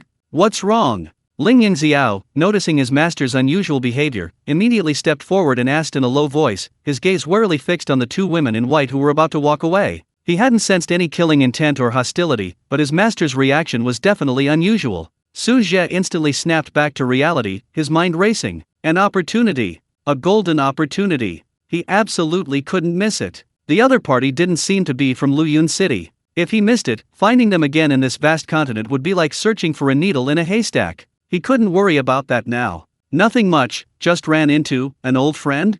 Su Zhe replied casually, but his tone carried an undisguised urgency. He whirled around and called out to the white figure disappearing around the street corner. Miss, please wait. A clear voice rang out on the street, immediately attracting the attention of some passers-by. The two women in white ahead stopped upon hearing the voice. The maid-like girl turned around first, her pretty face showing obvious wariness and displeasure. She sized up Su Zhe and Ling Yunxiao, who were walking briskly towards them, and asked in a stiff tone, "Young master, what brings you here? We don't seem to know each other." The woman in white also slowly turned around, her veil fluttering. Her indifferent eyes fell on Su Zhe again, carrying a hint of questioning, but she remained silent. She stood there quietly, possessing an unapproachable, aloof air. Su Zhe strode forward, forcing what he thought was his most amiable and harmless smile, and bowed, saying, "Greetings, ladies. My name is Su Zhe. I happened to be passing by and saw this young lady." His gaze fell on the veiled woman in white. Her extraordinary bearing, almost celestial. "Furthermore, I felt that your aura was perfectly harmonious, strikingly similar to that of an old friend of mine. Therefore, I took the liberty of intruding, but I wanted to ask, is your surname, Lin?" He hastily made up a surname, attempting to ingratiate himself. He had intended to be more direct, but given her aloof and unapproachable demeanor, he felt that directly asking, "Do you have that strange jade pendant on you?" would likely earn him the impression of being either insane or a lecherous scoundrel. However, his little scheme was utterly flawed in the other party's eyes. Upon hearing this, the maid's eyebrows furrowed, and her displeasure deepened. She snorted coldly, rudely interrupting Su Zhe, "You scoundrel! How dare you utter such an outdated excuse? My young lady has never met you before, nor is she a descendant of any of your acquaintances. Stop spouting nonsense and pestering me." She sensed that the spiritual energy fluctuations emanating from Su Zhe were so weak as to be almost negligible, and that Ling Yunxiao beside him was only at the qi refining stage, so she felt even more contempt for him, assuming he was just some ignorant spoiled brat who had come to harass her because of her looks. Su Zhe was momentarily speechless, inwardly realizing the danger. This maid was far too vigilant and quick-witted. He hurriedly tried to explain, "Miss, you've misunderstood. I certainly didn't mean to." "Enough." The maid didn't give him a chance to explain. With a flick of her hand, a gentle yet irresistible force pushed Su Zhe and Ling Yunxiao back a step, creating distance. "We have important matters to attend to and don't have time for your nonsense. If you dare to pester us again, don't blame me for being impolite." The maid's pretty face was frosty, her tone carrying a warning. If it weren't for the fact that the other party seemed harmless and had low cultivation, she would have done much more than just push them away. The woman in white remained silent throughout, merely observing the scene calmly, her eyes still serene, as if it were all unrelated to her. Seeing that the maid had finished, she nodded slightly, turned, and gracefully departed without lingering. The maid glared at Su Zhe again before quickly following. Su Zhe opened his mouth, wanting to say something more, but the two figures flickered, disappearing into the crowd at the end of the street in the blink of an eye, as if merging into a gentle breeze. Their movement techniques were incredibly mysterious. "Master!" Ling Yunxiao, who had witnessed everything clearly, frowned slightly. "These two, their cultivation is probably not simple." The strength and control displayed by the maid's casual push were far beyond the reach of ordinary golden core cultivators. The woman in white was even more unfathomable. Su Zhe stood there, staring at the direction the two had disappeared, his expression shifting between frustration and helplessness. The opportunity that was within his grasp had just flown away. He knew, of course, that the other party was no ordinary person. How could someone possessing a fragment of the nether key be an ordinary person? That maid was at least a late-stage golden core cultivator, or even higher, while the woman in white was a nascent soul cultivator. Although Su Zhe possessed invincible cultivation and was the strongest in this world, capable of defeating the other party, he didn't intervene. Besides, in that situation, he couldn't very well just forcibly seize it, could he? Wouldn't that make him a villain? The key point is, he didn't even give her a chance to deceive him. That maid was practically a master-protecting fanatic. "Master, what about the descendant of an old friend you mentioned earlier?" Ling Yunxiao asked. He could tell his master wasn't a lecherous man, his actions just now must have a deeper meaning. Su Zhe sighed and shook his head, "Not an old friend, but something very important, possibly on that woman in white." He pointed to his chest, "Something like the jade pendant I got from Ling Tianying." Ling Yunxiao immediately understood. He knew how much his master valued that jade pendant. So, what do we do now? Ling Yunxiao looked towards the end of the street, his meaning clear. Should they give chase? No need to chase.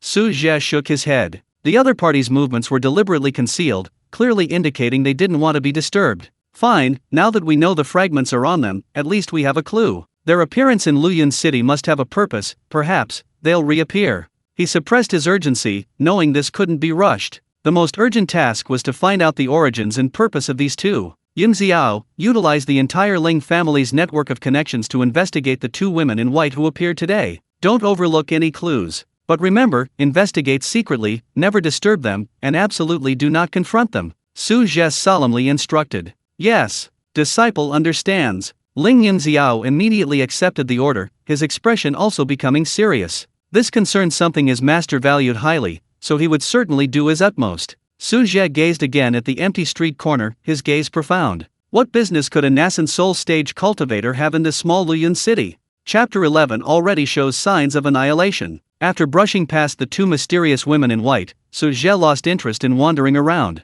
The clues, though present, were like mirages, elusive and difficult to grasp, leaving him somewhat frustrated. He and Ling Yunxiao strolled aimlessly for a while longer before heading home. Back at the Ling family residence, Ling Yunxiao immediately followed Su Zhe's instructions, utilizing the entire Ling family intelligence network to secretly investigate the two women in white. However, 2 days passed, and the feedback was scarce, as if the two were merely fleeting phantoms, leaving no substantial trace in Luyun City. Their appearance and disappearance were shrouded in an indescribable mystery. While Su Zhe was somewhat disappointed by this result, he wasn't too surprised. How could the forces of Luyun City easily detect the whereabouts of nascent soul cultivators who wished to conceal themselves? He could only temporarily suppress the matter, continuing to guide Ling Yunxiao's cultivation, while also focusing on studying the fragment of the nether key in his possession, waiting for an opportunity when the two might reappear. Deep within the blood fiend hall of the demon blood sect, in a secret chamber permeated with an ancient, bloody aura, the demon blood sect master, Gui Shetian, stood respectfully with his head bowed.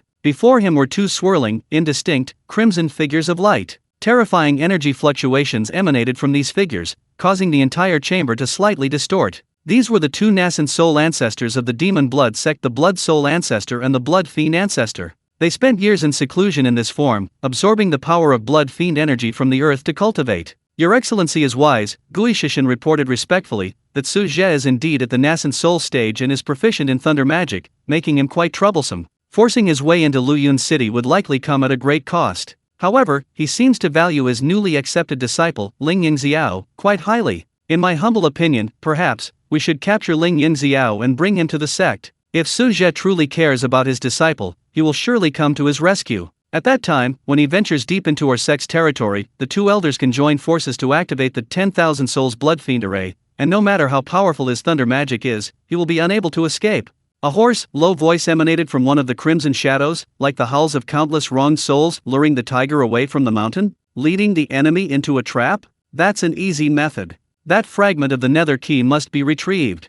The other shadow flickered, and a sharper voice came from within. A mere nascent soul cultivator dares to oppose my demon blood sect. So be it. Lure him here. This old ancestor will personally refine his nascent soul to vent my hatred. Yes, this junior will arrange it immediately. I will ensure that Su Zhe never returns. Ghost Fiend Heaven grinned maliciously, bowed, and withdrew from the secret chamber. The third day, late at night. After several days of preparation, the Ling family mansion's security had been strengthened, but it still appeared weak against truly prepared experts. Several ghostly figures silently infiltrated the Ling family compound. They moved swiftly and coordinated perfectly, skillfully avoiding all visible and hidden sentries, their target clearly set in the courtyard where the family head, Ling Yunxiao, resided. There were 4 in total, all dressed in black robes, their auras cold and powerful. The leader was clearly a mid-stage golden core cultivator, while the other 3 were all late-stage or peak foundation establishment cultivators. At this moment, Ling Yunxiao had just finished his cultivation and was meditating in his room, digesting the insights he had gained from his master's guidance on the 9 Heavens Thunder Shadow Sword technique. The Thunderclap sword lay flat on his lap, humming softly, resonating with the thunderous spiritual energy within him. After several days of cultivation and Su Zhe's guidance, Ling Yunxiao had already broken through to the 10th level of qi refining. Suddenly, his heart skipped a beat, a strong sense of crisis washing over him. Without the slightest hesitation, he instantly grabbed the Thunderclap sword and retreated rapidly. Boom! The windows and walls of his room shattered, splintering wood and bricks everywhere. 3 sharp, blood-red claw shadows slammed down on the spot where he had just been meditating, leaving 3 deep furrows in the ground. Who goes there? Ling Yunxiao was both shocked and furious. His thunderous spiritual energy erupted instantly, and lightning crackled on the thunderclap sword, illuminating the figure of the intruder. 3 black-robed cultivators surrounded him in a triangular formation, their eyes flashing with cruelty. The leader, a mid-stage golden core cultivator, entered the room a step later, his cold gaze fixed on Ling Yunxiao. "Take him down," the golden core cultivator ordered without further ado. 3 foundation establishment cultivators immediately pounced, their bloodthirsty aura radiating, their attacks ruthless and merciless. "Seeking death," Ling Yunxiao roared, unleashing the first move of the 9 Heavens Thunder Shadow Sword technique, Thunderous Appearance.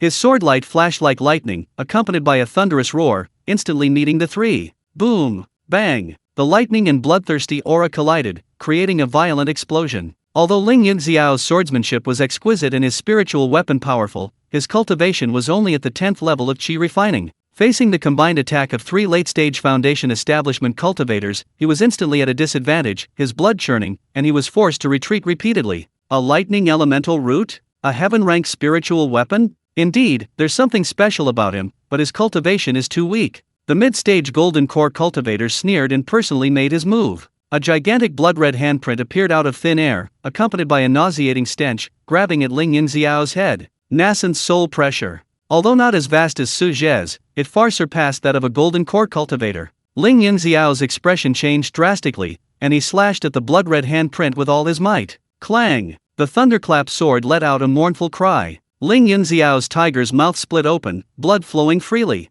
He was violently slammed away by the immense force, crashing heavily into the wall, spitting out a mouthful of blood. Before he could get up, the golden core cultivator appeared before him like a ghost, pointing a finger and sealing all of his spiritual power. "Take him away," the golden core cultivator said coldly. A black-robed cultivator stepped forward and bound Ling Yunxiao tightly with specially made chains. The commotion finally alerted the Ling family guards. "Assassins! Protect the patriarch!" Cries of alarm and footsteps echoed from afar. The golden core cultivator, however, remained unfazed. He pulled a letter from his robes and casually tossed it. The letter, like a sharp arrow, pierced the pillar in the center of the room with a sharp thud. "Tell Su Zhe that if he wants to save his precious disciple, he should personally come to the demon blood sect to ransom him. Otherwise, he can expect to collect his disciple's corpse." Ha ha ha. Leaving behind these arrogant words, 4 black-robed cultivators, carrying the captured Ling Yunxiao, crushed the teleportation jade, transforming it into 4 wisps of black smoke, and swiftly disappeared into the vast night. When the elders and guards of the Ling family arrived, they found only a room in disarray, a letter on a pillar, and a pool of glaring blood on the floor.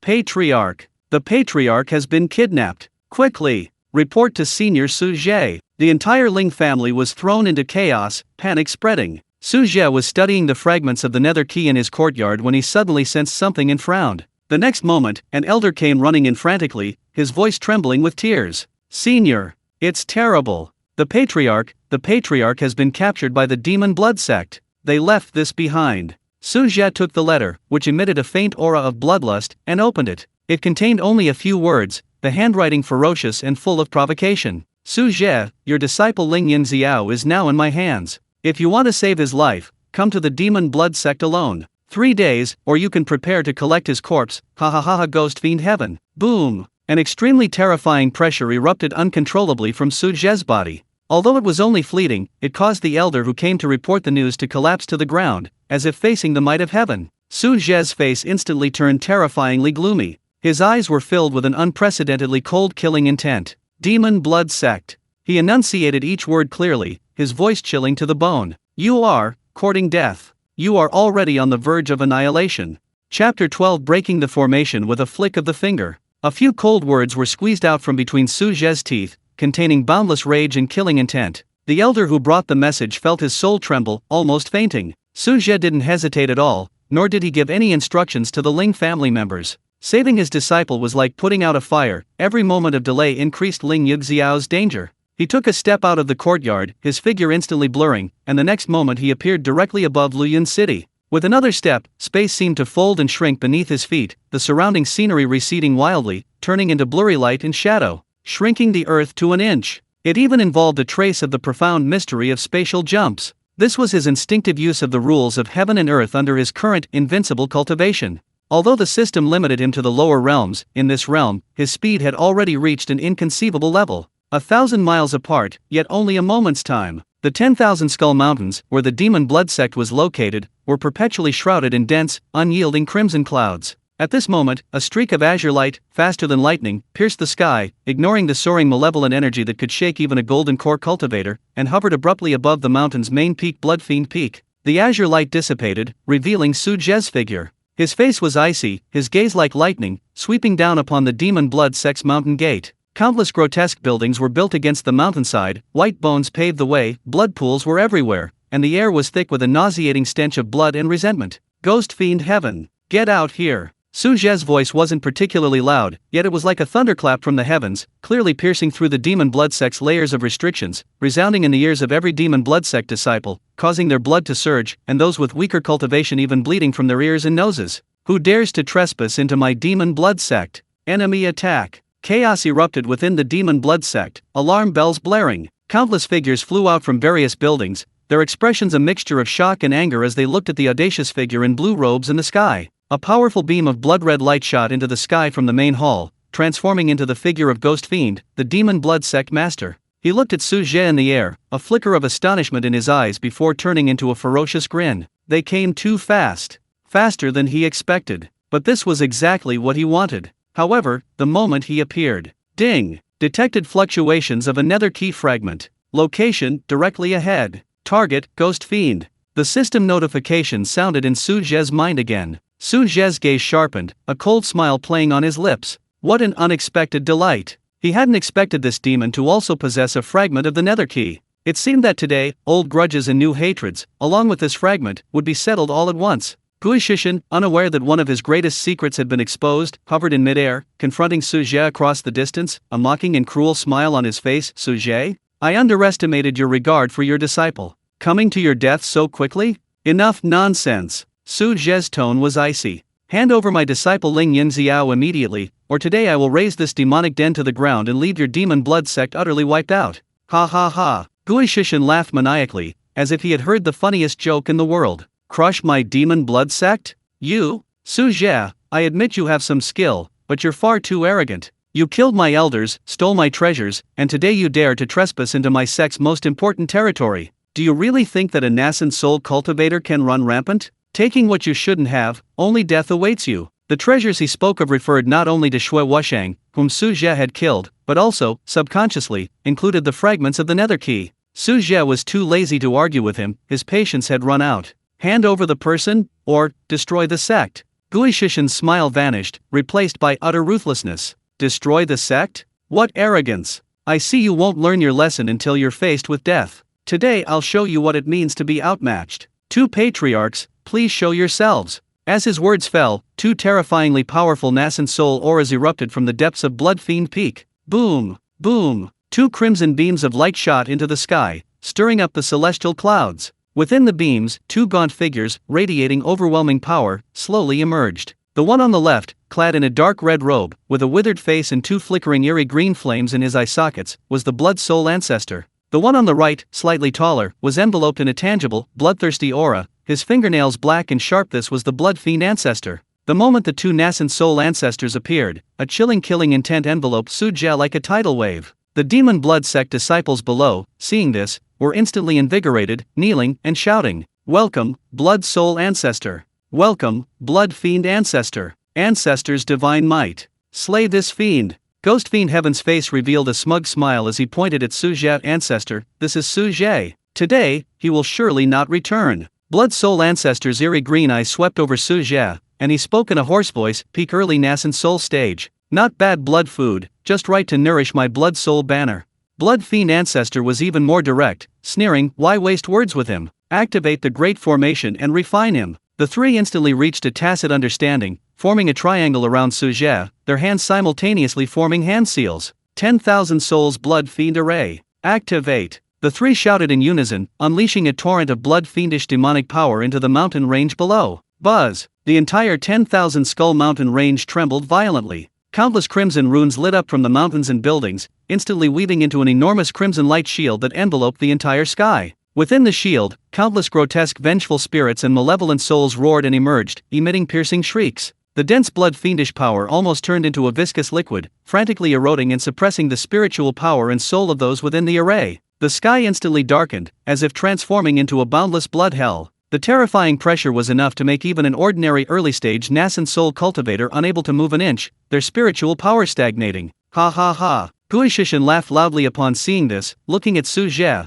who remained expressionless at the center of the formation, and mocked, Su Zhe, did you think I would fight you one-on-one? This is the demon blood sect's most powerful formation, the Myriad Souls Blood Fiend formation. It gathers the power of the Earth's blood fiends and countless living souls. Once activated, even if you are a late-stage nascent soul cultivator, you will be refined into blood and your soul will be scattered. Are you unable to move now? Terrified? This is the consequence of opposing the demon blood sect. The two nascent soul elders also revealed cruel smiles, continuously activating the formation's power. Thousands of souls howled, and waves of blood surged, seemingly about to completely devour the tiny azure figure in the center. All the demon blood sect disciples excitedly looked at the sky, anticipating the tragic scene of the azure-robed cultivator being refined by the formation. However, facing this terrifying demonic formation that could make even a late-stage nascent soul cultivator tremble, Su Zhe finally moved. He slowly raised his right hand, fingers slightly spread, as if merely brushing away the dust before him. His gaze remained calm, even carrying a hint of boredom. This is your reliance. Su Zhe spoke calmly, his voice clearly piercing through the roars of the myriad souls. Truly disappointing. Under the astonished gazes of Gui Shishin and the two patriarchs, Su Zhe's slightly spread fingers gently clenched. There was no earth-shattering burst of spiritual power, no world-destroying fluctuations of laws. It was as if he had simply clenched his fist casually, but the instant his fist tightened, crack! A crisp, teeth-grinding cracking sound resounded throughout heaven and earth. The enormous crimson light shield that enveloped the heavens and earth, the myriad souls blood fiend array formed from countless runes, myriad living souls, and boundless blood fiend power, was like a glass dome struck by a hammer, instantly covered with countless cracks. Then, under the incredulous and terrified gazes of all the demon blood sect disciples, the entire grand formation exploded with a deafening roar. Boom! Endless crimson light, mixed with shattered runes and wailing soul shadows, sprayed wildly in all directions. Terrifying energy turbulence swept across the entire sky, dispersing a large portion of the ominous clouds. The backlash, like a heavy hammer, slammed heavily into Gui Shatian, the master of the formation, and the two patriarchs. Ugh! Impossible! The three of them simultaneously coughed up blood, their bodies flying backward like kites with broken strings, their faces filled with utter shock, horror, and incomprehension. The grand formation they were so proud of, powerful enough to suppress late-stage nascent soul cultivators, it had actually been shattered with a casual flick of someone's wrist. How could this be? Could it be that he wasn't a nascent soul cultivator, but a deity transformation cultivator? For a moment, only the howling of raging energy and the deathly silence of countless demon blood sect disciples, frozen in shock as if they had seen a ghost, remained in the world. Su Zhe slowly withdrew his hand, dusted off non-existent dust from his sleeve, and coldly looked at the three demons who had been sent flying in a disheveled state, their auras weakened. Chapter 13: Destroying the Demon Blood Sect. Deathly silence. Above the 10,000 skull mountains, only the lingering hiss of residual energy and the heavy, terrified breaths of countless demon blood sect disciples remained. The crimson light shield that had enveloped the sky, giving them boundless confidence, the thousands of howling vengeful spirits, the viscous, blood-red aura of malevolence, all of it was reduced to scattered, collapsing specks of light with a casual grasp from the blue-robed man. The backlash caused the sect master and the two ancestors to cough up blood and fly backward, their auras instantly weakening considerably. This wasn't a battle, it was a crushing defeat. A complete, utter, and utterly hopeless crushing defeat. What kind of monster is he? The 10,000 souls blood fiend array, it actually shattered. The ancestors. Panic spread like wildfire through the hearts of every demon blood sect disciple. Their gazes towards the blue-robed figure in the sky were filled with unprecedented terror, as if they were looking at a demon god descending upon the world. Su Zhe slowly withdrew his hand, as if he had done something insignificant. His cold gaze swept over the three demons struggling to regain their footing, their faces filled with horror and disbelief, finally settling on Gui Shishin. It seems you have no intention of handing over the person willingly. Su Zhe's voice was calm and even, yet carried a chilling, judgmental quality. It doesn't matter. I'll come find you myself. As for you, and this den of iniquity, you have no reason to exist anymore.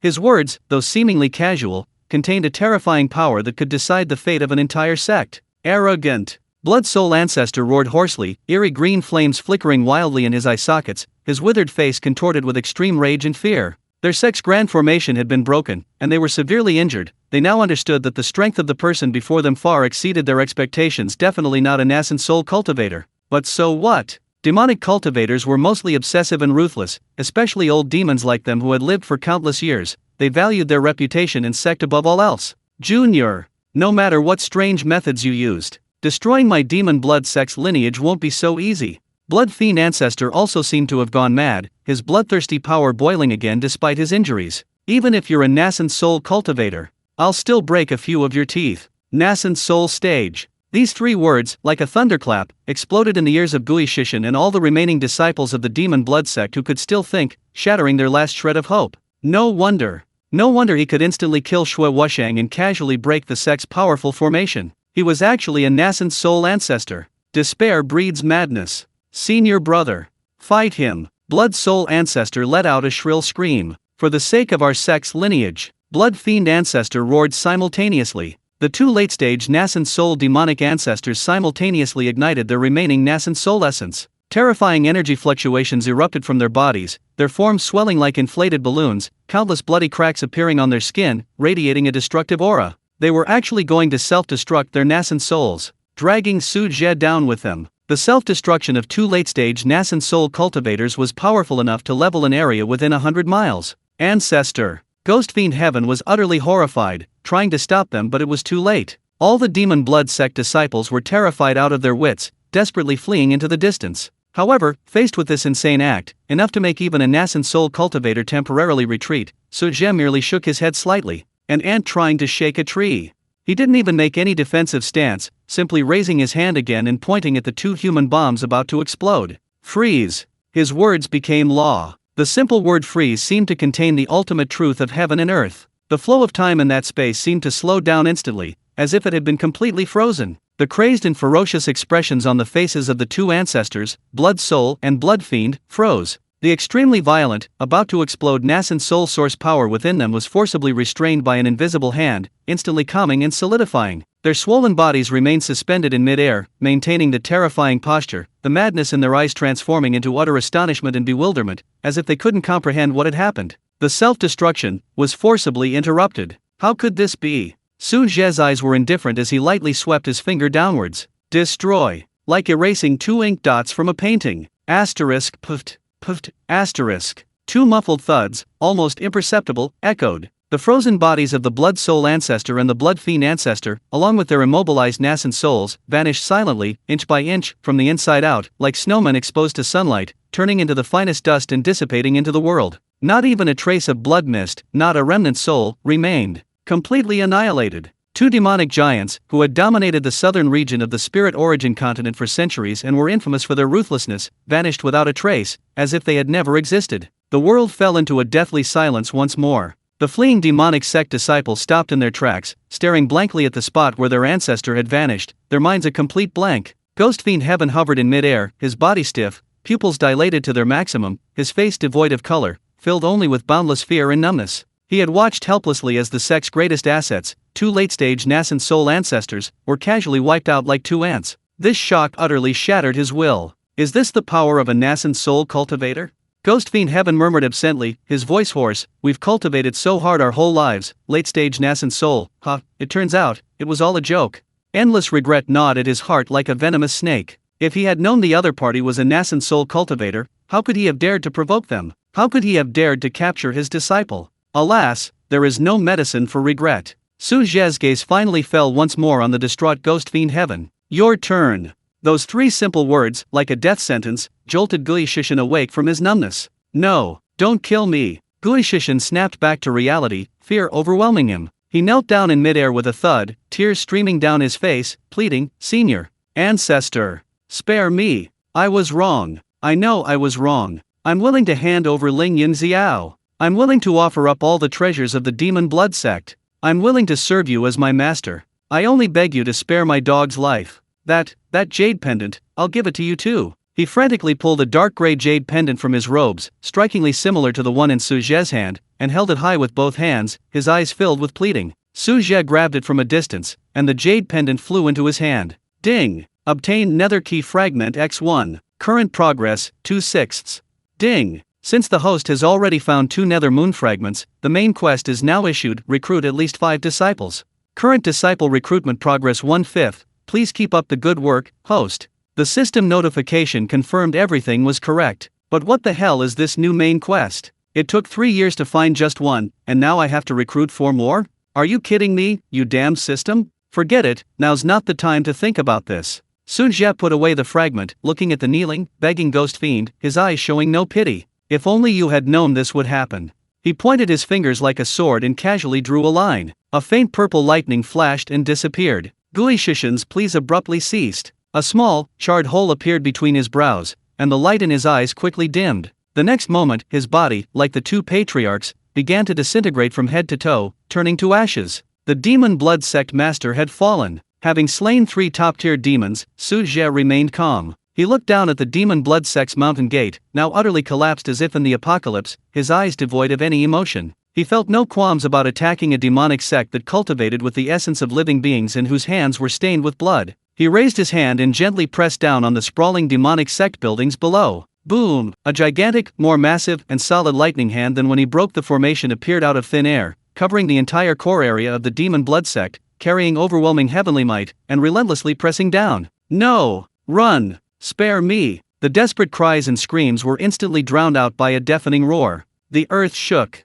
Dust billowed into the sky. When the lightning dissipated, the once demonic and architecturally vibrant Blood Fiend Peak area had been transformed into a massive, bottomless abyss of charred palm prints. All the core buildings, formations, warehouses, and disciples who couldn't escape were reduced to ashes. Only some low-ranking disciples and servants in the peripheral areas managed to escape, terrified out of their wits, crying and screaming as they fled for their lives. Su Zhe's spiritual sense instantly covered the entire Blood Fiend sect ruins like mercury spilling across the ground. Soon, deep underground, in a prison filled with restrictions, he sensed a faint but familiar aura. His figure flashed, appearing deep within the half-destroyed dungeon. In the dark, damp cell, Ling Yunxiao was bound by specially made chains, his face pale, blood trickling from the corner of his mouth, clearly having suffered some torture. Yet his eyes remained resolute as he struggled to mobilize the sealed spiritual power within his body. When the cell door was reduced to dust by an invisible force, and a familiar figure in blue appeared in the doorway, Ling Yunxiao abruptly looked up, his eyes flashing with unbelievable joy.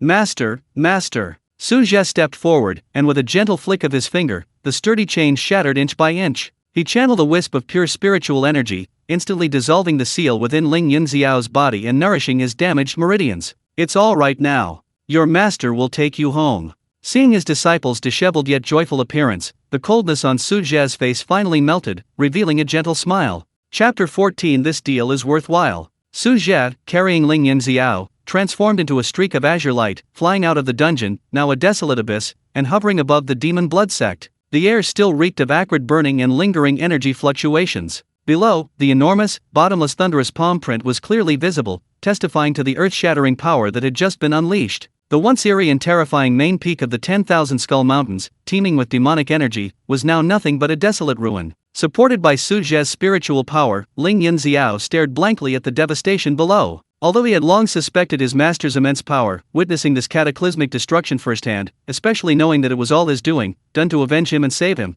the shock and gratitude welling up within him were indescribable. He was only 16, having experienced a devastating upheaval in his family, the tragic death of his father, and the crippling of himself. He thought his life was plunged into utter darkness. His master's appearance was like a ray of light piercing the night, not only saving his life, helping him exact revenge, and rebuilding his family, but also, for his sake, unleashing his wrath to raze this infamous demonic sect to the ground. This unconditional protection and attention brought tears to his eyes and made his nose tingle. No one in the world, except his father, had ever treated him so well. He turned his head, about to say something to Su Zhe to express his gratitude and shock, but saw that his master's gaze wasn't on him, but rather fixed on a seemingly empty space to the side, his eyes slightly cold. "You've been watching for so long, aren't you going to come out?"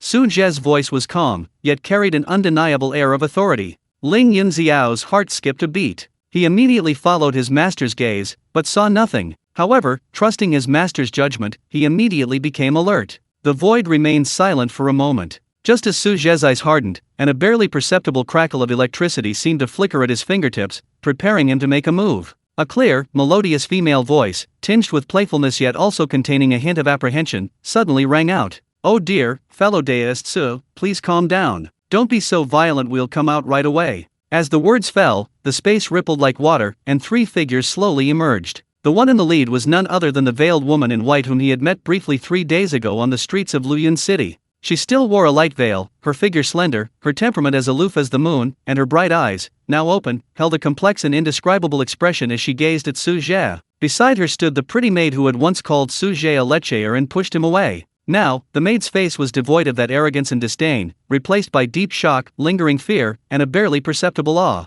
She stood cautiously behind the woman in white, her eyes darting away, not daring to look directly at Su Zhe. Behind the mistress and servant stood an elderly man in a simple brown robe. His hair and beard were completely white, his face kind, but his eyes were as deep as the sea, his aura as solid as a mountain. Standing there, he seemed to merge with the surrounding world. His presence caused Su Zhe's gaze to pause for a moment. These three had actually been hidden all along, witnessing the entire process of Su Zhe's annihilation of the demon blood sect. Su Zhe looked at them indifferently, not lowering his guard despite their appearance. Especially the old man in brown robes, who gave him a feeling of danger even greater than the two nascent soul elders of the demon blood sect combined. The white-clad woman's background was indeed extraordinary. "Is it you?" Su Zhe spoke, his tone unreadable. "Were you following me?"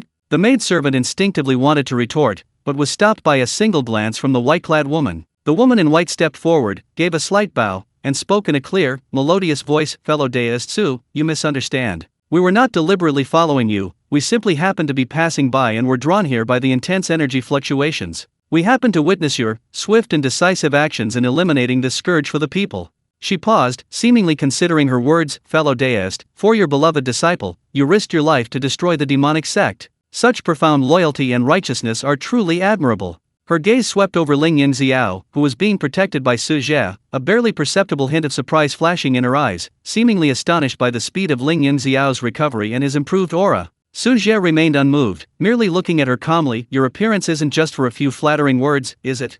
The woman in white smiled gently, as if ice and snow were melting. "Fellow deist Su is straightforward, so I'll be frank." With a flick of her wrist, a dark gray, ancient jade pendant, almost identical to the two in Su Zhe's hands, appeared in her fair palm. A fragment of the nether key. Su Zhe's gaze instantly focused on the jade pendant, and his system immediately issued a notification. Ding! Nether key fragment fluctuation detected. Location, directly ahead. Target, white-robed woman. "Judging from fellow deist Su's earlier visit to the city, you seemed quite interested in this item," the white-robed woman said gently. "Just now, I saw you obtain another one from the demon blood sect master. Perhaps you are currently collecting this item?" Su Zhe did not deny it, his eyes scrutinizing him. "So what if I am?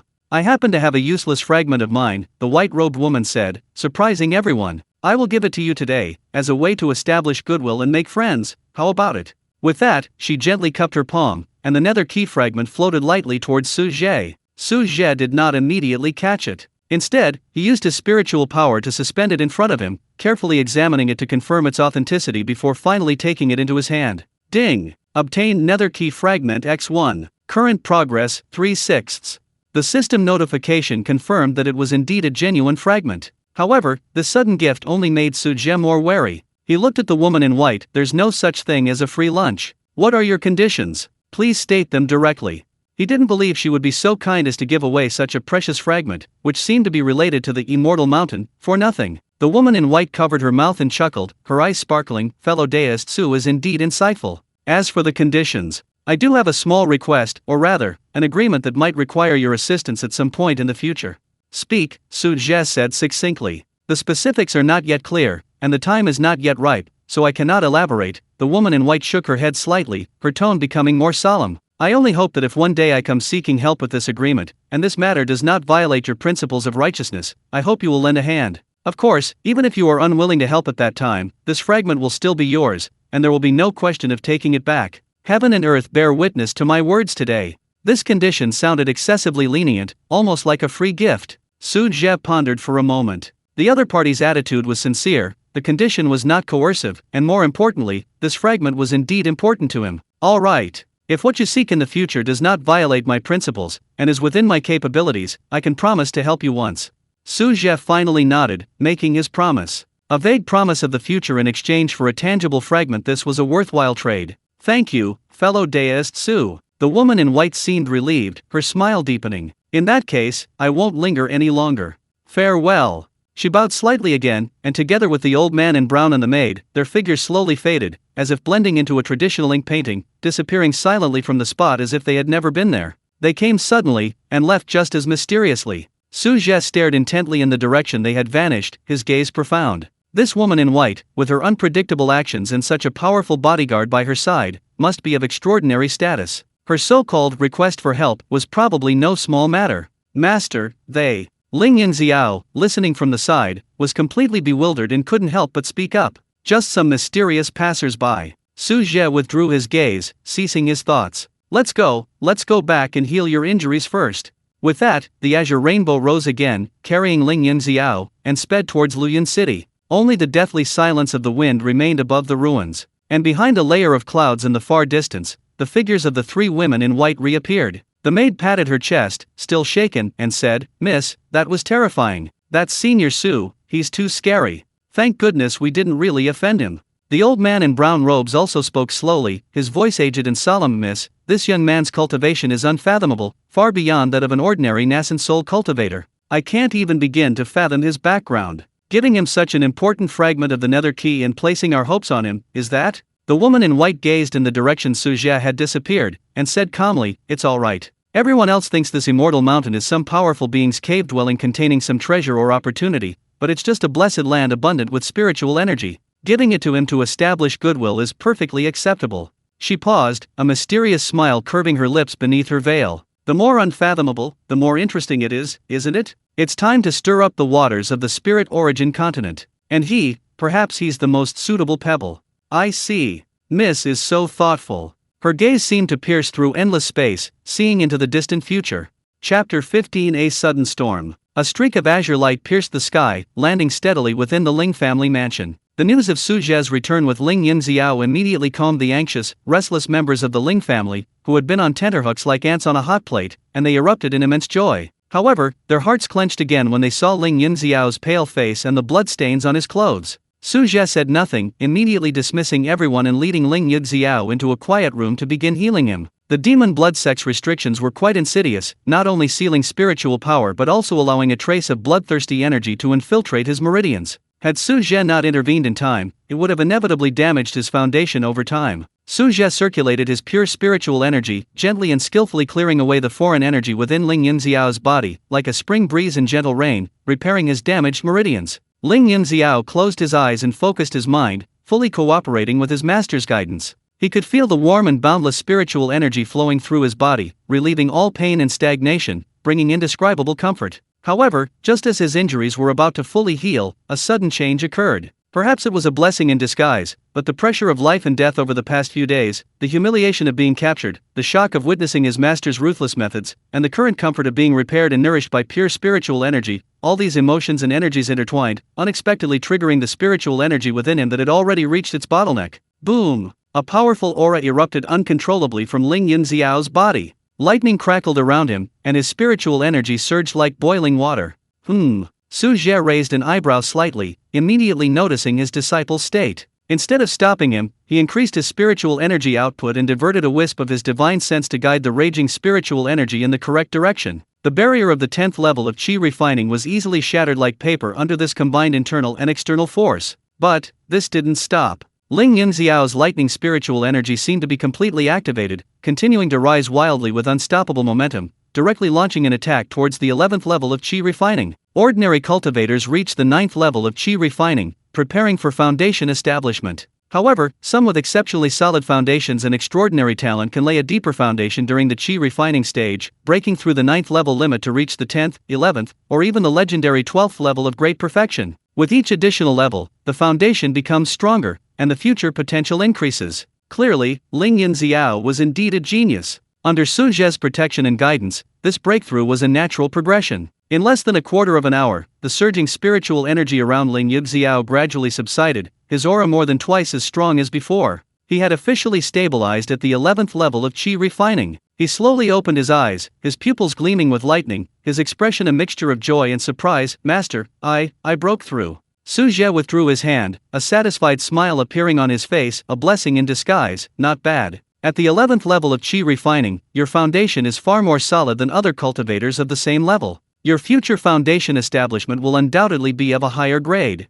He thought to himself, truly worthy of a peerless lightning spiritual root with a talent of 95. Receiving his master's affirmation, Ling Yunxiao was extremely excited and quickly got out of bed to express his gratitude. "Thank you for your protection, master." He knew that without his master's protection and guidance, he would never have been able to break through so smoothly, and might even have been injured due to uncontrolled spiritual energy. "This is your own good fortune." Su Zhe waved his hand. "Consolidate your cultivation and rest well. After this experience, you should understand even more the importance of strength." "Yes. This disciple will diligently cultivate and never let master down," Ling Yunxiao replied solemnly. After comforting his disciple, Su Zhe returned to his room. The room was silent. A flash of light appeared in his palm, and 3 dark gray fragments of the nether key floated out, emitting faint spatial fluctuations. 3 pieces, still 3 short, Su Zhe muttered to himself. The white-clad woman was mysterious and unpredictable. What she sought must be considerable. But right now, what troubled him more was the newly released main quest from the system.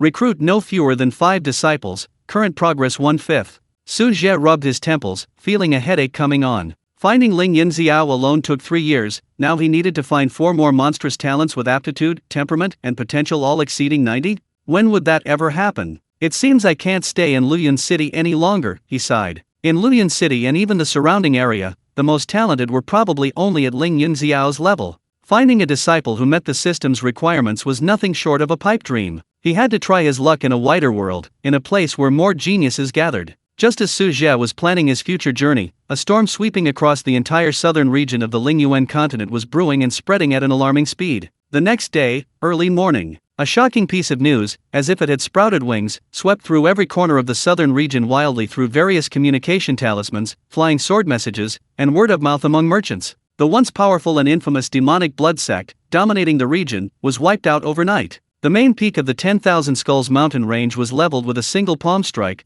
turning into an abyss. The sect leader, Ghost Fiend Heaven, and the 2 late-stage nascent soul ancestors, Blood Soul and Blood Fiend, all perished, their bodies never to be found. The sect's disciples suffered heavy casualties, with the survivors scattering in all directions. The sect's foundation was utterly destroyed. The news caused a worldwide uproar. While the demonic blood sect wasn't the most prestigious sect in the southern region, it was still a first-rate force with 3 nascent soul cultivators at its helm. They were particularly skilled in the bizarre blood fiend techniques, and ordinary sects dared not provoke them. Their strength and profound foundation were well known throughout the southern region. Yet, such a powerful sect was uprooted overnight? Those who initially heard the news all doubted their ears, thinking it was just a rumor spread by some idle scoundrel. But as more and more details were revealed, especially the vivid and terrified descriptions from the surviving outer disciples of the demon blood sect, and the images brought back by some daring cultivators who went to the 10,000 Skull Mountains to confirm, the enormous palm-shaped abyss was undeniable, and everyone had no choice but to believe this unbelievable fact. In an instant, the cultivation world of the southern region was plunged into tremendous shock. Countless cultivators and forces who had been oppressed by the demon blood sect and held grudges against them naturally clapped and cheered, some even setting off firecrackers in celebration, shouting, "The wheel of karma turns, retribution is swift." But many more sects and cultivators, after the initial shock and joy, felt a deep chill and fear.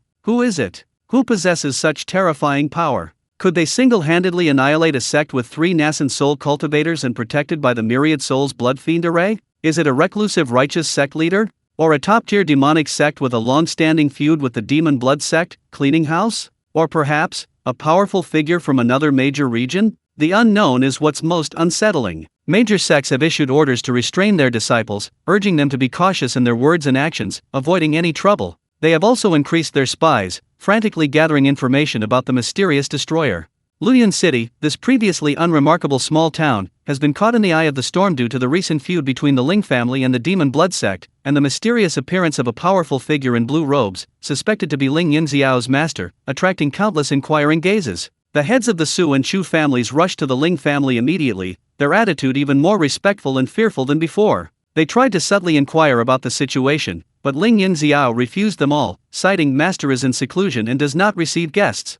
The entire Ling family felt honored, yet also became even more cautious. They knew that the rise and fall of their family rested entirely on the decision of the reclusive senior, Su Zhe. Outside, a storm was brewing, and undercurrents were surging. Meanwhile, Su Zhe, at the eye of the storm, yawned in his room, looking at the 1/5 progress of his disciple recruitment on the system panel, and began to seriously consider his next destination. I heard there's some kind of Heavenly Evolution Academy in the southern region Imperial City, which specializes in recruiting geniuses from all over. Perhaps I should try my luck there?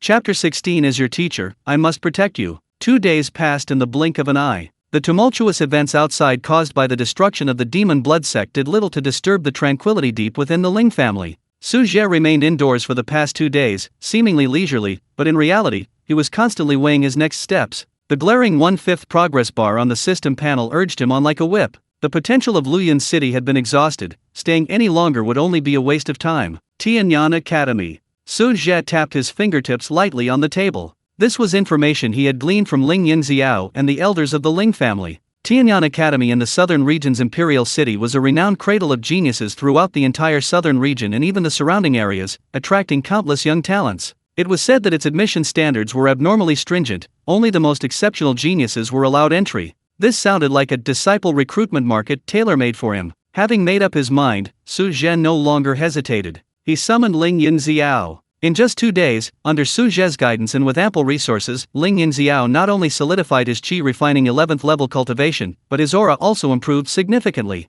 The boyish naivete between his brows had faded, replaced by the composure and sharpness of a family head. "Master, you summoned me?" Ling Yunxiao bowed respectfully. "Yes." Su Zhe nodded. "Sit down. How is the Ling family doing these days? Is everything stable?" Ling Yunxiao sat down at the lower end and reporting to Master, "The family is basically stable internally. The loyal elders are fulfilling their duties, and the damaged businesses are gradually recovering. The Su and Chu families have frequently extended goodwill, sending considerable resources and clearly stating their unwavering loyalty to the Ling family. Externally, although there are many probing eyes, no one dares to easily offend us."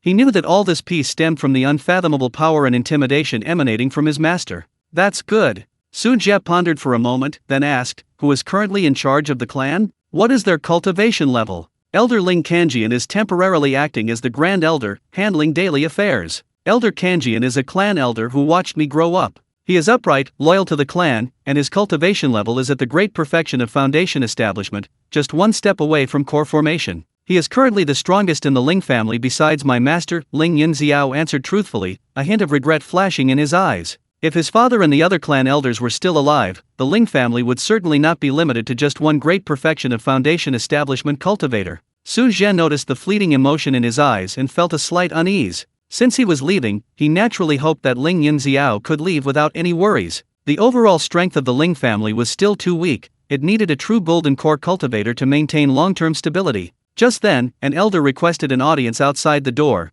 presenting an exquisitely crafted invitation. Reporting to the clan head, Senior Su Zhe, the elder said respectfully, "Wan Bela is holding its quarterly auction tonight and has specially sent an invitation. It said that the grand finale item at this auction is a Golden Ascension Pill."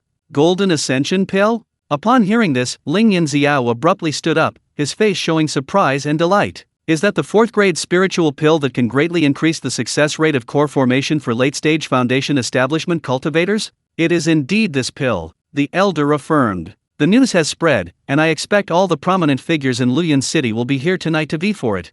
Ling Yunxiao immediately became excited, looking at Su Zhe. "Master, if we have this pill, Elder Kanjian's success rate in forming his golden core will increase by at least 50%. If our Ling family could have a golden core cultivator." He didn't finish his sentence, but his meaning was clear. A golden core cultivator would be enough to guarantee the Ling family's long-term status in Luoyuan City and the surrounding area, and even if Su Zhe left, they would have sufficient power to protect themselves. Seeing his disciples' eager and expectant eyes, Su Zhe smiled and accepted the invitation. "Perfect. Before leaving, let's add another layer of wealth to the Ling family. Let's go take a look tonight."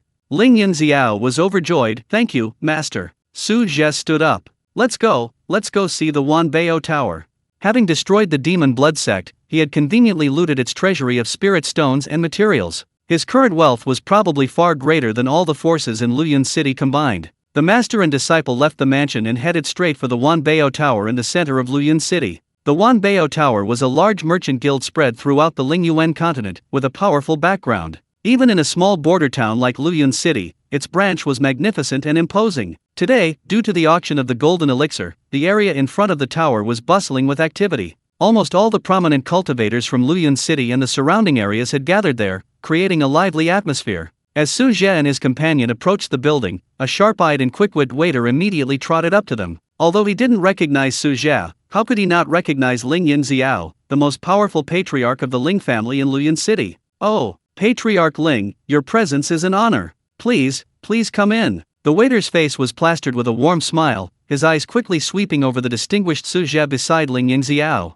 Though he didn't recognize Su Zhe's identity, he dared not show the slightest disrespect. The proprietress has already instructed that the best VIP box, number 3, has been reserved for you too. I'll escort you up right away. The waiter bowed and led the way, through the noisy lobby, directly to the 3rd floor, into an elegantly decorated VIP box with an excellent view and soundproofing. Patriarch Ling, Sr., please rest. The auction will begin shortly. If you need anything, please let me know. The waiter finished respectfully, then tactfully withdrew, gently closing the door behind him. The private room fell silent. Through the special crystal glass at the front, the auction stage and most of the seating area below could be clearly seen. Ling Yunxiao looked at his master, who stood beside him with his hands behind his back, surveying the surroundings. Recalling everything he had experienced since meeting his master, his heart was filled with emotion, and his nose tingled with tears again. Just a few months ago, he was a cripple whose cultivation had been crippled and who had been thrown into a mass grave to die. Now, he had regained control of the family and had a powerful master planning for his and his family's future. He couldn't help but look at his relaxed master beside him and whispered, "Master, you've been so good to me. You've worked so hard for me and the Ling family. If it weren't for me, you wouldn't have been involved in these conflicts, and you wouldn't have gotten into trouble like the demon blood sect." His tone was filled with deep gratitude, and a hint of barely perceptible guilt. He had always felt that he was the one who had burdened his master. Hearing this, Su Zhe turned his head and looked at his disciple's sincere yet slightly uneasy face, a warmth spreading through his heart. Initially, taking him as a disciple was purely to complete the tasks of that damned system and to obtain the so-called Invincible Cultivation. But people are made of flesh and blood. After spending time together, he watched this young man rise from the abyss of despair, bearing a deep-seated hatred yet remaining steadfast and resilient, showing him unwavering respect and loyalty. Unconsciously, he had truly come to regard Ling Yunxiao as his disciple, developing a genuine affection and protectiveness for him. He smiled, his tone relaxed yet unwavering. "Silly boy, what are you thinking? Since I've taken you as my disciple, your affairs are naturally my affairs. What master wouldn't protect his disciple? As for trouble..." Su Zhe's lips curled into a faint smile, tinged with a hint of disdain. "The likes of the demon blood sect are merely stumbling blocks on the path of cultivation. Kick them away, they're nothing. You don't need to feel burdened. Just remember that your master will always be your support. Focus on cultivation, strive to improve your strength, and that will be the best way to repay your master." These words flowed into Ling Yunxiao's heart like a warm current, making his eyes slightly moist. He nodded heavily, firmly engraving this deep master-disciple bond in his heart, saying nothing more, everything understood without words. He secretly vowed in his heart that he would cultivate diligently for the rest of his life, never failing his master's high expectations, and in the future, becoming his master's strongest support. Chapter 17: The Ownership of the Golden Elixir. Inside the private box, the crystal-clear windows shut out the outside noise but clearly displayed the scene on the auction stage. A middle-aged woman, still possessing a captivating charm, dressed in a brocade robe, walked onto the stage. She was none other than Jin San Niang, the proprietress of Wanbeilu in Luoyuan City. Her smile was alluring, and her voice, amplified through a sound system, resonated throughout the room. "Welcome, esteemed guests, to this auction at Wanbeilu. As you all know, the rules are, highest bidder wins. Spirit stones are available immediately, no credit. Without further ado, let the auction begin." The initial auction items were mostly some reasonably aged spirit herbs, low-grade magic artifacts, and some yellow-rank cultivation techniques. While these attracted some bidding, they were rather uninteresting to Su Zhe, who was accustomed to the treasures of the demon blood sect. He even yawned slightly, leaning back in his comfortable chair, somewhat listless. Most of the items were won by the Su and Chu families. These two families now largely follow the Ling family's lead, maintaining a tacit understanding and avoiding cutthroat competition, seemingly saving their main resources for the final, most anticipated item. Other smaller families and independent cultivators were also happy to give the two families face and didn't participate in the bidding too much. Ling Yunxiao, however, watched attentively, occasionally whispering to Su Zhe about the uses and market prices of some medicinal herbs or refining materials unique to Luoyuan City, fulfilling his duty as host. Time slowly passed, and item after item was successfully sold, the atmosphere gradually heating up. Finally, when a second-tier defensive inner armor was bought by the Chu family for a good price, Jin Sunyang's smile became even brighter. She clapped her hands lightly, her voice rising a few decibels. "Next up is the grand finale of this auction. I believe many distinguished guests have come for this." The entire hall fell silent instantly, all eyes fixed on the stage, breaths involuntarily held. Su Zhe also straightened his posture slightly. A maid carefully carried a jade tray onto the stage, covered with bright yellow silk. Jin Sunyang took a deep breath and abruptly lifted the silk. Instantly, a rich medicinal fragrance filled the air, invigorating everyone. On the jade tray lay a pill the size of a longan, its surface smooth and flawless, displaying a strange golden-purple hue, faintly shimmering with spiritual light, as if it possessed a life of its own. A fourth-grade spiritual pill, the Golden Ascension Pill. Jin Sunuang's voice trembled with excitement. The effects of this pill are self-evident. For a foundation establishment cultivator at the peak of their cultivation, it can significantly enhance the nascent form of a golden core, protect the heart meridian, resist inner demons, and increase the success rate of core formation by at least 50%. It was personally refined by a master alchemist at the Wanbala headquarters. Its quality is exceptional. Hiss! A collective gasp rippled through the audience, countless gazes burning with fervor. A 50% increase in the success rate of core formation. For cultivators stuck at the foundation establishment peak for many years, this was an unparalleled temptation. It meant a chance to leap over the dragon gate and ascend to the heavens in one step. So Xingyuan and Chu Shanhe clenched their fists, leaning forward, their eyes blazing with unwavering determination. Both their families had a golden core ancestor nearing the end of their lifespan. If they could obtain this pill, their families would immediately gain another golden core cultivator, their status would be completely secured, and they might even be able to vie for the position of the #1 family after the Ling family. Jin Sunyang was very satisfied with the effect of the bidding. She announced loudly, "Jin Lin Dan, starting price 500,000 low-grade spirit stones. Each bid must be at least 50,000. Bidding begins now. 550,000. Before she could finish speaking, Su Xingyuan immediately shouted, his voice trembling slightly. 600,000. Chu Shanhe shouted almost simultaneously, not giving an inch. 650,000. 700,000. The two family heads seemed to have their eyes bloodshot, and the price rapidly climbed, quickly breaking the 1 million low-grade spirit stone mark. This number was astronomical for families in a place like Lingyuan City, enough to cripple them. The cultivators in the other private rooms and casual seats had already fallen silent, only able to watch enviously as the two big shots battled it out. This level of competition was beyond their reach. Only the alternating bids of Su Xingyuan and Chu Shanhe remained. 1,100,000. 1,150,000. 1,200,000. When the price reached 1,200,000, the two bidders slowed their pace noticeably, beads of sweat forming on their foreheads. This price would nearly deplete most of the family's liquid spirit stone reserves. Chu Shanhe gritted his teeth and suddenly shouted, 1,300,000. He tried to crush Su Xingyuan in one fell swoop. Su Xingyuan's face flushed and paled, his fists clenched tightly, clearly at his limit. He opened his mouth, seemingly wanting to raise the price further, but ultimately let out a helpless sigh and slumped back down. The Chu family's mining profits had improved in recent years, giving them a slight financial advantage. Seeing this, Chu Shanhe smiled victoriously. Although it hurt, the thought of the family soon gaining another golden core ancestor made it all worthwhile. Jin Sunuang, beaming, announced that the price far exceeded expectations. Patriarch Chu has bid 1.3 million. Any higher bids? 1.3 million for the first time. Chu Shanhe, smugly surveying the room, was ready to accept the congratulations. However, just as Jin Sunyang was about to call out the second bid, a calm voice clearly rang out from the third-floor VIP box number 3. 1.5 million. The voice wasn't loud, but it exploded like thunder in the silent hall. Everyone froze, turning in unison to look at the previously quiet box. Chu Shanhe's smile instantly froze, and he abruptly turned his head, his eyes filled with astonishment and disbelief. Su Xingyuan looked up in astonishment. It was that person's voice. Jin Sunyang was also taken aback, but quickly recovered, professionally smiling. The esteemed guest in VIP box number 3 has bid 1.5 million. Any higher bids? Chu Shanhe's face turned extremely ugly.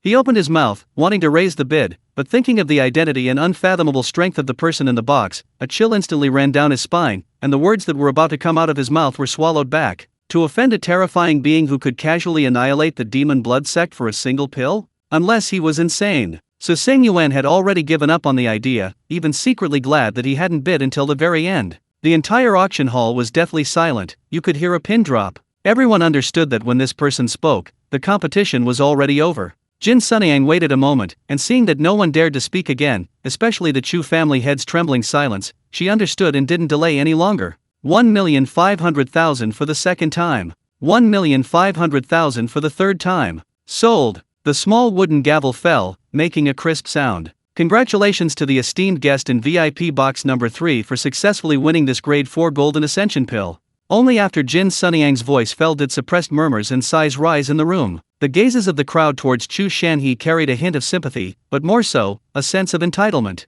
What did wealth matter before absolute power? Shu Shani sat back down, his face ashen, his heart filled with mixed emotions, but he felt no resentment, only a deep sense of powerlessness. Inside the private room, Ling Yunxiao looked excitedly at Su Zhe master. Su Zhe smiled faintly, as if he had merely purchased an ordinary item. Let's go, let's retrieve our belongings. The auction thus came to an end, but everyone knew that the power structure of Luyun City would become even clearer because of the ownership of this golden emergence pill. The Ling family's position was now unshakable.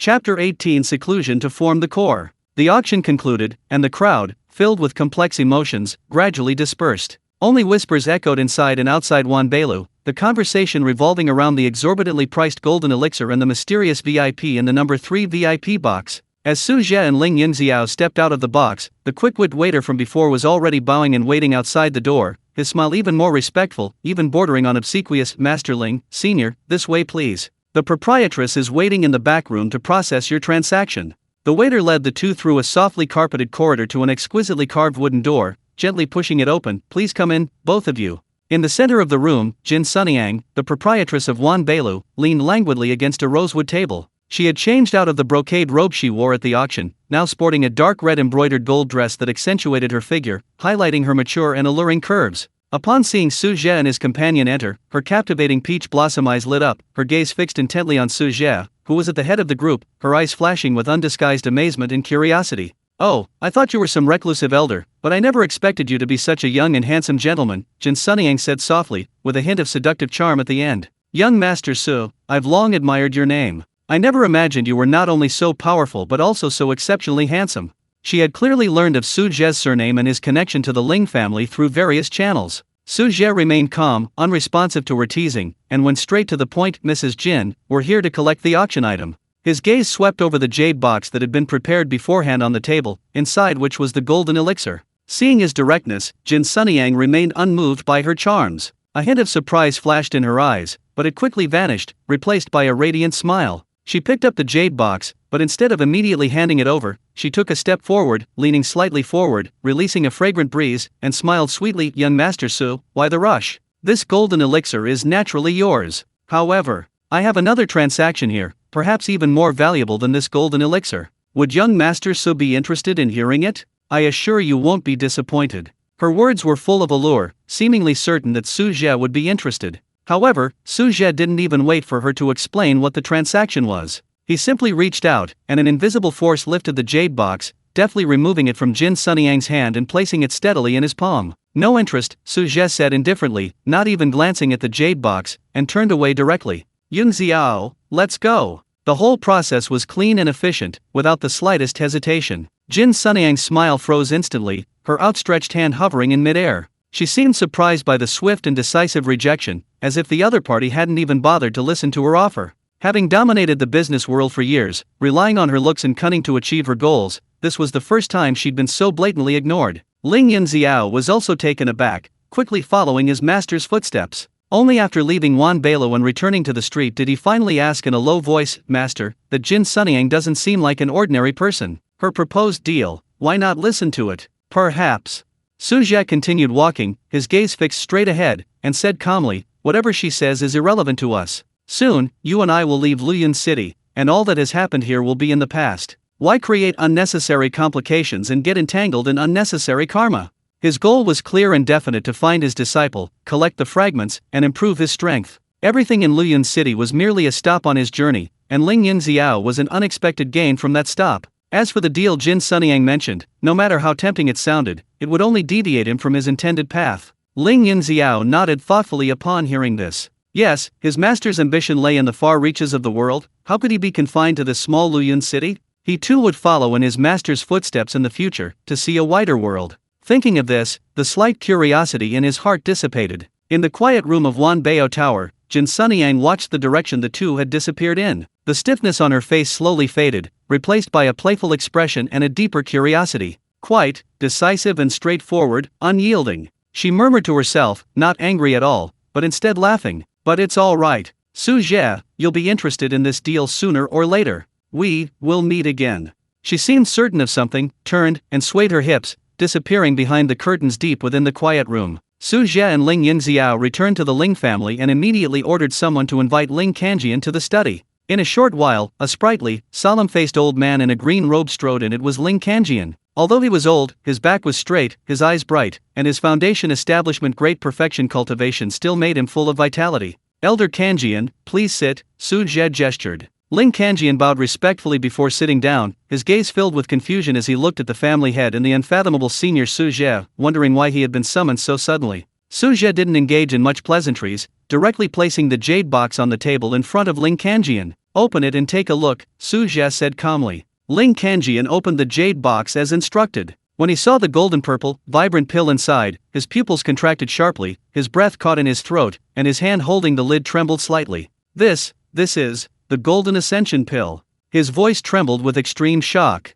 He naturally knew about the Golden Ascension Pill being auctioned at Wanbela tonight, but he had never imagined that such a divine pill would be related to him. A price of 1.5 million, he hadn't even dared to dream of it. Master purchased this pill precisely to help the elder form his core and solidify the foundation of our Ling family. Ling Yunxiao spoke up from the side, his tone filled with pride. Ling Kanjian abruptly looked up, glancing at the pill, then at the calm-faced Su Zhe, and finally at the earnest Ling Yunxiao. The immense shock left him speechless for a moment. Endless gratitude, shock, and a trace of fear instantly filled his chest. He knelt down with a thud, tears welling in his old eyes, his voice choked with emotion. Senior Patriarch, this pill is far too precious. This old, what virtue or ability do I possess to receive such a great favor? This is unacceptable. Having been stuck at the great perfection of foundation establishment for decades, he knew all too well the difficulty of forming a core, akin to ascending to heaven. This golden ascension pill was, to him, a life-saving grace. Su Zhe gently lifted him with his spiritual power, saying, Elder Ling, there's no need for this. You are an upright man, loyal to the family. This pill is a valuable gift. Take it and begin your cultivation to form your golden core. The future of the Ling family needs a golden core cultivator to protect it. Ling Yunxiao also said, Grandpa Kanjian, please accept it. This is the trust and expectation that Master and the family have for you. Ling Kanjian looked at the pill before him, then at Su Zhe and Ling Yunxiao, and finally nodded heavily, turning his boundless gratitude into the most solemn promise. Senior Patriarch, your kindness is deeply appreciated. I will never fail you in this life. I will do everything in my power to break through to the golden core stage and protect the Ling family, even at the cost of my life. His hands trembled as he carefully accepted the jade box, as if holding a priceless treasure. There's no time to lose, prepare for seclusion immediately, Su Zhe instructed. I will protect you in the manner. Ling Kanjian bowed deeply again, filled with excitement and determination, and turned to leave to prepare for his seclusion. His previously somewhat hunched back was now ramrod straight, as if imbued with new vitality. That night, a cave dwelling with the most concentrated spiritual energy in the back mountains of the Ling family quietly opened and closed. Carrying the hopes of the entire family, Ling Kanjian took the golden rising pill and began his seclusion to form his golden core. The entire Ling family was thus enveloped in an atmosphere of tense yet hopeful anticipation. Everyone knew that once Ling Kanjian successfully formed his golden core, the Ling family would truly be reborn. Su Zhe remained in the manor, his divine sense covering the entire Ling family, protecting Ling Kanjian while continuing to plan the route to the southern region Imperial City. The story of Luyun City was about to come to an end. Chapter 19 Core Formation Successful, soon to depart. 7 days passed uneventfully. Throughout the Ling family, everything appeared normal, but beneath the surface, undercurrents surged. Everyone's hearts were focused on the tightly closed cave dwelling in the back mountain. Anticipation, tension, prayer, a complex mix of emotions swirled within. Su Zhe remained secluded, but his divine sense constantly enveloped the back mountain, monitoring every movement of Ling Kanjian in his seclusion. Ling Yunxiao, meanwhile, handled family affairs while diligently cultivating, his heart filled with both anticipation for the future and a touch of melancholy at parting. He knew that when Elder Kanjian emerged from seclusion, it might be the time for him and his master to depart. The 7th day, afternoon. The sky was originally cloudless, the sun shining warmly. Suddenly, the spiritual energy of heaven and earth in the direction of the Ling family's back mountain began to stir without warning. At first, it was just a slight ripple, but it quickly transformed into a surging tide. Visible milky white spiritual energy surged wildly from all directions, like rivers flowing into the sea, forming a massive vortex of spiritual energy that swirled and poured into the cave dwelling behind the mountain. Rumble! A deep humming sound came from underground, as if something was frantically absorbing the energy of heaven and earth. The entire Ling family mansion was enveloped by this magnificent tide of spiritual energy.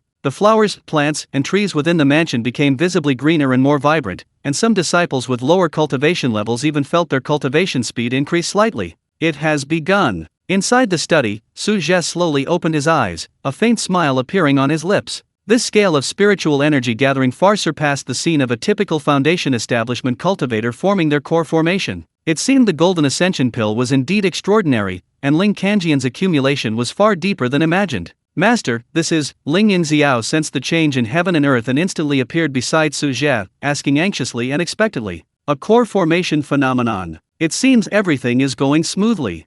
Su Zhe said calmly. Pass down the order, no one is allowed to approach the back mountain. Wait patiently.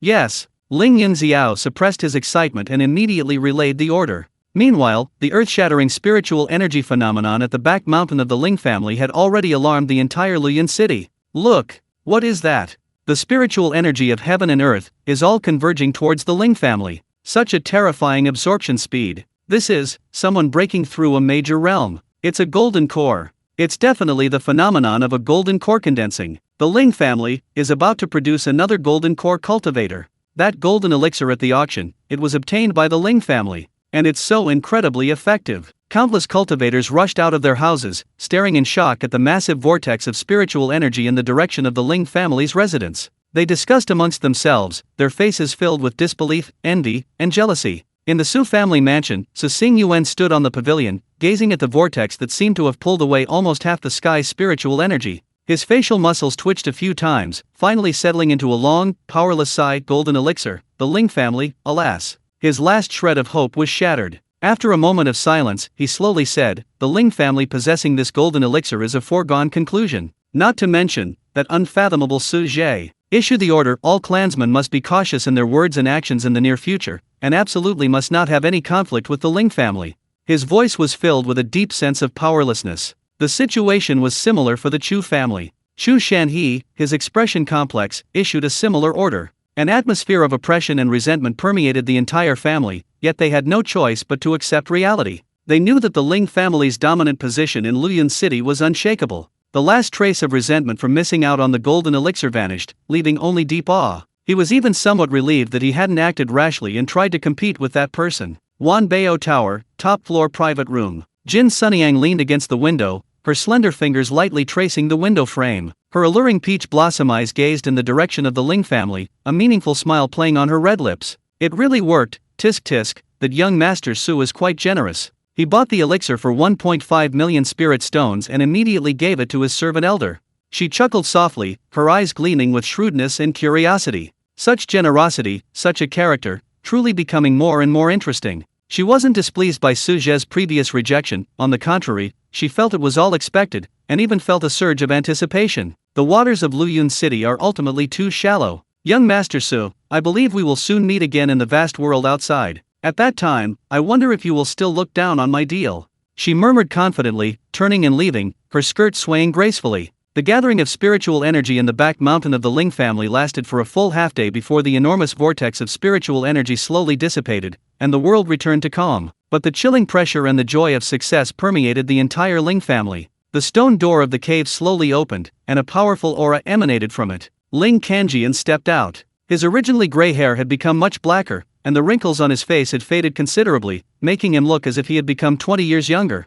More importantly, the spiritual energy emanating from his body was vast and refined, far exceeding the foundation establishment stage. He had clearly reached the golden core stage. Although it's only the initial stage of the golden core realm, the changes brought about by this leap in life level are enormous. Success! Elder Kanjian succeeded. Our Ling family has a golden core cultivator. Heaven bless the Ling family. The entire Ling family erupted in thunderous cheers, every member's face beaming with excitement and pride. Ling Kanjian felt the powerful energy surging within him, his heart overflowing with indescribable excitement. He immediately went to Su Zhe's courtyard, where he found Su Zhe and Ling Yunxiao already waiting. He strode forward, bowing deeply to Su Zhe as if a mountain of gold were collapsing and a jade pillar crumbling, his voice trembling with emotion. Ling Kanjian, I kowtow in gratitude for your life-saving grace, senior. This kindness and virtue will never be forgotten. He then turned to Ling Yunxiao. Thank you for your trust, patriarch. Su Zhe accepted his bow calmly, smiling slightly. Congratulations, Elder Ling, on achieving your golden core. This is a natural result of your own profound accumulation. Ling Yunxiao quickly stepped forward to help him up. Grandpa Kanjian, please rise. This is what you deserve. The Ling family will need your continued support in the future. That night, Ling Yunxiao ordered a grand banquet, both to celebrate Ling Kanjian's successful golden core formation and as a family feast. The atmosphere at the banquet was lively, everyone's face filled with boundless hope for the future. After several rounds of drinks, the banquet gradually ended. Ling Yunxiao stood up, his expression becoming solemn. His gaze swept over all the core members of the Ling family present, and he announced loudly, "Today, I have two matters to announce." The crowd immediately fell silent, their eyes focused on him. First, effective immediately, Elder Ling Kanjian will officially assume the position of Grand Elder of the Ling family, overseeing all family affairs. Everyone nodded in agreement, offering no objections. Ling Kanjian possessed the highest cultivation level, the most seniority, and was known for his fairness. He was indeed the most suitable candidate. Ling Kanjian rose and solemnly accepted the order. Kanjian will certainly do his utmost to live up to the expectations of the family head and elders. Ling Yunxiao nodded, took a deep breath, and announced the second, and more important, matter. Second, 3 days from now, I will leave Luoyuan City with my master to travel and cultivate. From this day forward, all family affairs will be decided entirely by Grand Elder Ling Kanjian. These words caused a stir among those present. Although many had a premonition, hearing the patriarch say it himself still brought a sense of suddenness and reluctance. Patriarch, are you leaving? How long will you be gone? Patriarch. Ling Yunxiao raised his hand, silencing the murmurs, his tone resolute. My mind is made up. A man's ambition lies in the four corners of the world. I must follow my master, broaden my horizons, and improve my cultivation. Only by becoming strong can I truly protect the family. You need not say more, simply remember to fulfill your duties, assist the Grand Elder, and strengthen the Ling family. His gaze swept over the crowd, carrying the authority of a patriarch, and a hint of unwavering resolve. Seeing his resolute attitude, and with Senior Su Zhe present, the crowd, though reluctant, understood that this was the inevitable trend and bowed in agreement, saying, "We will obey the patriarch's orders." Ling Kanjian rose again, solemnly promising, "Please proceed with confidence, patriarch. As long as I have a breath left, I will ensure the safety of the Ling family until your return." Su Zhe watched this scene and nodded slightly. Ling Yunxiao had indeed grown, displaying the decisiveness and responsibility befitting a patriarch. For the next 3 days, Ling Yunxiao busied himself with handing over various affairs and discussing the family's future development strategy in detail with Ling Kanjian. Su Zhe, on the other hand, continued his quiet cultivation, occasionally offering guidance to Ling Yunxiao. Under the skies of Luoyuan City, undercurrents surged as various forces digested the news of the Ling family's birth of a golden core cultivator and the patriarch's impending departure. Chapter 20, The Long Road of the Spotting System. 3 days later, at the first light of dawn, before the gates of the Ling family mansion, there was no grand or boisterous farewell scene. Only Ling Kanjian, leading a small group of core elders, stood quietly. The atmosphere was solemn, tinged with a subtle, almost imperceptible, sorrow of parting. Ling Yunxiao, dressed in a blue, fitted outfit and carrying a satchel, exuded youthful vigor. He took one last look at the family mansion where he had lived for over a decade, his gaze sweeping over Ling Kanjian and the others, before clasping his hands in a deep fist salute. "Gentlemen, the Ling family is entrusted to you. Rest assured, patriarch. Rest assured, senior. We will do our utmost." Ling Kanjian and the others bowed deeply, their voices resounding. Su Zhe, still dressed in his simple blue robes, remained calm, giving Ling Kanjian a slight nod in farewell. He disliked overly drawn-out scenes. "Let's go," he said softly, turning first and walking towards the city gates. Ling Yunxiao nodded to everyone one last time and followed Su Zhe without hesitation. The two figures gradually disappeared into the morning light, finally vanishing at the end of the street. Ling Kanjian and the others stood there for a long time until their figures were completely out of sight before slowly returning to their residence with complex emotions. The Ling family had ushered in a new era. Outside Luoyuan City, Su Zhe didn't choose to fly, nor even rent a beast mount. Instead, he led Ling Yunxiao to the inn area in the south of the city. "Master, what are we doing here?"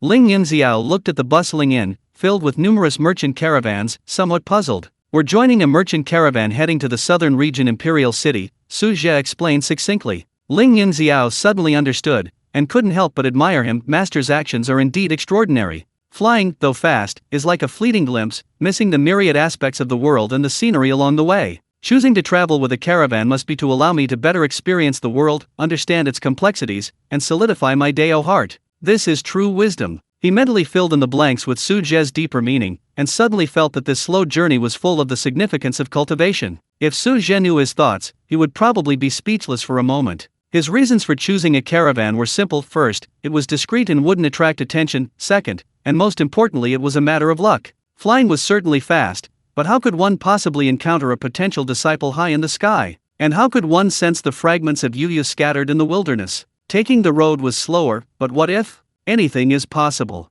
Soon, Su Zhe selected a medium-sized caravan with a seemingly good reputation, paid enough spirit stones, and became a passenger alongside Ling Yunxiao on their journey to the imperial city. Seeing the two men's extraordinary bearing, especially Su Zhe, whose restrained aura still commanded respect, the caravan manager respectfully arranged a spacious and comfortable carriage. That day, the caravan set off in a grand procession. The wheels rolled on, leaving Luyun City behind, leaving familiar scenery behind, and embarking on an unknown journey. At first, Ling Yunxiao remained highly excited, constantly watching the outside of the window, observing the caravan's operations, and experiencing the wilderness atmosphere different from the city, which he regarded as a form of cultivation. He even persisted in meditating and concentrating his energy despite the bumpy ride of the carriage, demonstrating extraordinary diligence. Su Zhe, on the other hand, was much more relaxed, spending most of his time resting with his eyes closed on a soft cushion. In reality, his divine sense, like a fine net, slowly spread outwards from the caravan, not missing a single suspicious energy fluctuation or a passerby who seemed to possess extraordinary talent. 1 day, 2 days, 10 days, half a month. Time slipped away quietly amidst the monotonous sounds of wheels and hooves. The caravan traveled along the official road, enduring wind and rain, occasionally stopping at small towns and villages for supplies. However, the adventure Su Zhe had hoped for failed to materialize. Most of what he encountered along the way were ordinary people struggling to make a living or low-level rogue cultivators. There wasn't a single exceptional genius suitable to be his disciple, not even a single talent worthy of his attention. The fragment of Yuya remained completely undetected, as if it had never existed in this region. A month later, even the towns they passed through became scarce, with mostly endless mountains and wastelands. Su Zhe, he was starting to feel bored. This journey was 100 times more tedious than he had imagined. Aside from teaching Ling Yunxiao cultivation, he spent most of his time doing nothing. While Ling Yunxiao could immerse himself in cultivation, he could only sit there doing nothing. Sigh. Su Zhe sighed inwardly and began to bother the system in his mind. System, are you there? Ding. Host, I'm here. The system's response was as prompt and emotionless as ever. You tell me, as a system, isn't your functionality a bit too rudimentary? Su Zhe started nitpicking. Other systems either have a lottery wheel or are connected to the multiverse mall, offering limited-time discounts every now and then, and their newbie gift packs are dazzlingly luxurious. What about you? Besides issuing tasks and providing fragment prompts, what else can you do? System, this system is the Invincible Disciple Recruiting System, with clearly defined core functions. Stop! Su Zhe interrupted it. Recruiting disciples shouldn't be this boring. This journey is long, and there's not even anything to pass the time. Look, there's not even a simple daily sign-in for Spirit Stones function. Thumbs down. The system seemed to be choked by his complaints, remaining silent for a moment. Su Zhe continued, and another thing, I recruited Yunxiao as my disciple and completed the initial task, right? What's the reward? You only rewarded me with a pill? And that's for me. At least give me something. Is this reasonable? Is this acceptable? This system rewards the host with invincible cultivation, making you invincible throughout the world, the system said calmly. Su Zhe had momentarily forgotten about it, then suddenly remembered and spoke up. I found 3 fragments of the Nether Moon sect, and you haven't rewarded me yet. And you even destroyed a demonic sect like the Demon Blood sect. Although this wasn't a mission you issued, you should at least give me some reward. After 2 months of a long journey and Su Zhe's relentless mental bombardment, the system's seemingly unchanging mechanical voice finally revealed a very subtle emotional fluctuation, akin to helplessness. Ding! Detected reasonable request from the host. System rules updated. Update content. When the host successfully recruits a second personal disciple, the system lottery function and beginner system shop access will be unlocked. At the same time, some rewards accumulated from previous missions will be reissued. Please actively complete missions to unlock more functions. Su Zhe's eyes lit up slightly. Oh, they actually managed to pull something off? A lottery? A shop? That's more like it. Although it won't unlock until he gets his second disciple, at least there's something to look forward to. It's better than this monotonous existence. That's more like it. Su Zhe stopped complaining with satisfaction, finally calming down. Unlike Su Zhe's boredom, Ling Yunxiao had made tremendous progress in the past 2 months. With his mind focused in Su Zhe's constant guidance, his cultivation had advanced rapidly, climbing from the 11th level of Qi refining to the great perfection of Qi refining, only 1 step away from foundation establishment. His entire demeanor had become increasingly composed, and his eyes shone with spiritual light, clearly indicating an extremely solid foundation. On this day, Ling Yunxiao had just finished a cycle of Qi circulation. Feeling the surging spiritual energy within him, his gratitude towards his master was boundless. If it weren't for this period of accumulation, his progress would never have been so stable and rapid. Suddenly, a crisp system notification sounded in Su Zhe's mind. Ding! Notification: 2 days from now is the 17th birthday of the host's first disciple, Ling Yunxiao. Su Zhe was slightly startled, opened his eyes, and looked at the young man opposite him who was still savoring his cultivation gains with his eyes closed. Unconsciously, this kid was almost 17. Time really flies. However, Su Zhe was also slightly surprised. He hadn't expected the system to have such a thoughtful, or rather, redundant, notification function. Just then, the rough shouts of the caravan guards came from outside the carriage. "We've reached Xiaohuan City. Brothers, give it your all, let's rest for half a day and replenish our supplies." Xiaohuan City? Su Zhe's heart stirred, and he probed ahead with his divine sense. Sure enough, the outline of a medium-sized city was faintly emerging on the horizon. This city was even more prosperous than Luoyuan City, yet its population was quite vibrant. It was an important supply point on the official road leading to the imperial city. The caravan leader rode up to Su Zhe's carriage and respectfully said, "Mr. Su, young masterling, we are about to arrive at Xiaohuan City. The caravan will stay here for about half a day. Would you two like to dismount and stretch your muscles?" Su Zhe hesitated for a moment before making his decision. "Let's part ways with the caravan here." The leader and Ling Yunxiao, who was standing beside him, were both taken aback. Ling Yunxiao was surprised. "Master, aren't we going to the capital with them?" "No rush." Su Zhe glanced in the direction of Xiaohuan City, a faint, almost imperceptible smile playing on his lips. "I think Xiaohuan City has a lively atmosphere, perhaps it has a unique charm. We can stay in the city for a couple of days before heading to the capital." He naturally wouldn't directly say something like, "I want to celebrate your birthday," maintaining his image as a sage. Although Ling Yunxiao was confused, he never questioned his master's decisions and immediately nodded. "Yes, disciple obeys." He was even somewhat delighted. 2 months of continuous carriage travel had indeed left him somewhat exhausted, and being able to rest for 2 days in a large city seemed quite nice. He had never imagined that these 2 days of rest would have anything to do with him. Su Zhe smiled faintly and said to the caravan manager, "That's right. Thank you for your care along the way, manager." The caravan manager quickly waved his hand, saying he didn't deserve it, and then left. Su Zhe closed his eyes again, the pent-up frustration from the 2-month-long, tedious journey quietly dissipating. The imperial city was just ahead. A day or two wouldn't make a difference. Now that he knew about his disciple's first birthday, there was no reason to ignore it. This Xiaohuan City, hopefully it would be somewhat interesting. The carriage, following the caravan, slowly made its way towards the increasingly clear city ahead. Chapter 21: The Spirit Ring. The caravan slowly came to a stop outside the imposing city gates of Xiaohuan City. After paying the city entrance tax, the large convoy began to enter the city in an orderly fashion, preparing to head to a designated warehouse for rest and resupply. Su Zhe, with Ling Yunxiao in tow, stepped down from the carriage and found the caravan manager. Su Zhe cupped his hands in greeting again.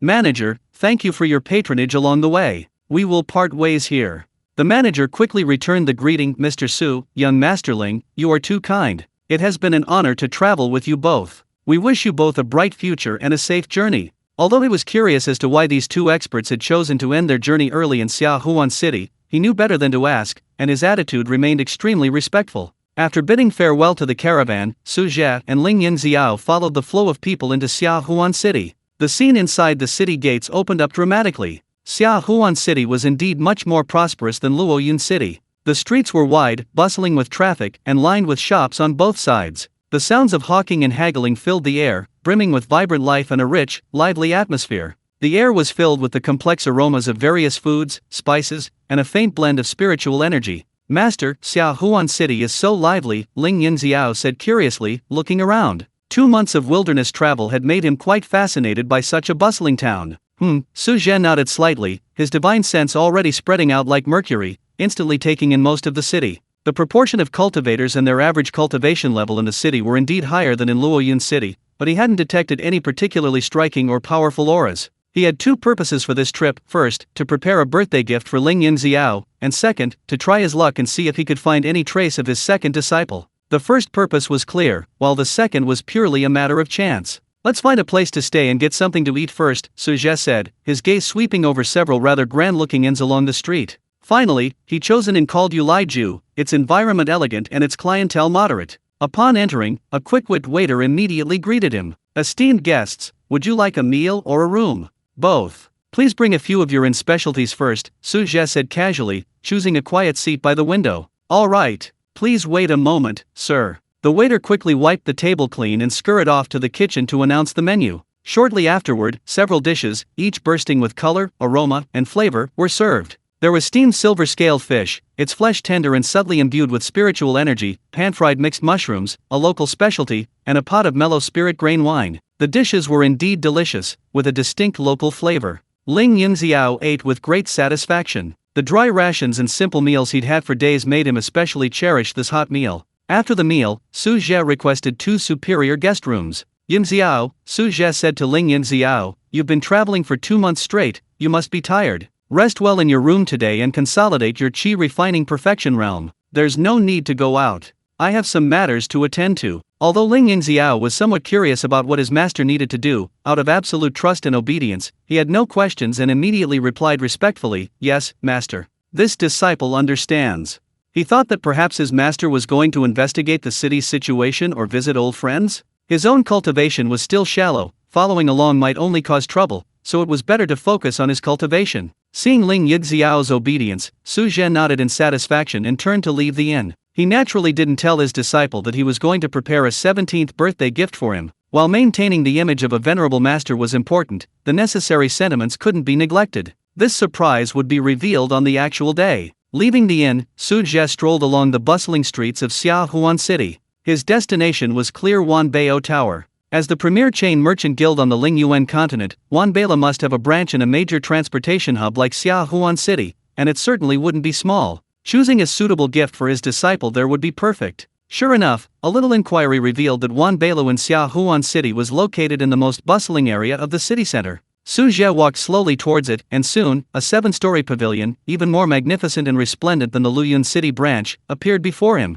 Flying eaves and brackets, carved beams, and painted rafters, the entrance bustling with activity, cultivators coming and going in an endless stream, their auras varying in strength, demonstrating its extraordinary status and power. Truly worthy of being a top-tier merchant guild on the continent, its grandeur is indeed different, Su Zhe thought to himself, stepping inside. The interior was vast, clearly categorized. Magical artifacts, pills, talismans, materials, rare items, a dazzling array, everything imaginable. Attendants in uniform moved about, introducing the goods to customers in an orderly fashion. As soon as Su Zhe stepped into the lobby, a pretty and well-mannered receptionist greeted him with a smile. "Welcome to Wanbao. What do you need, senior? I'm happy to assist you." Su Zhe's gaze swept across the hall, and he said directly, "I'd like to see some treasures suitable for young cultivators, combining practicality and protective abilities, preferably ones that can be worn or used long-term." The counter clerk's eyes lit up, knowing a big customer had arrived, and her attitude became even more respectful. "Senior, please follow me to the 2nd floor, where we can discuss this in detail in a private room.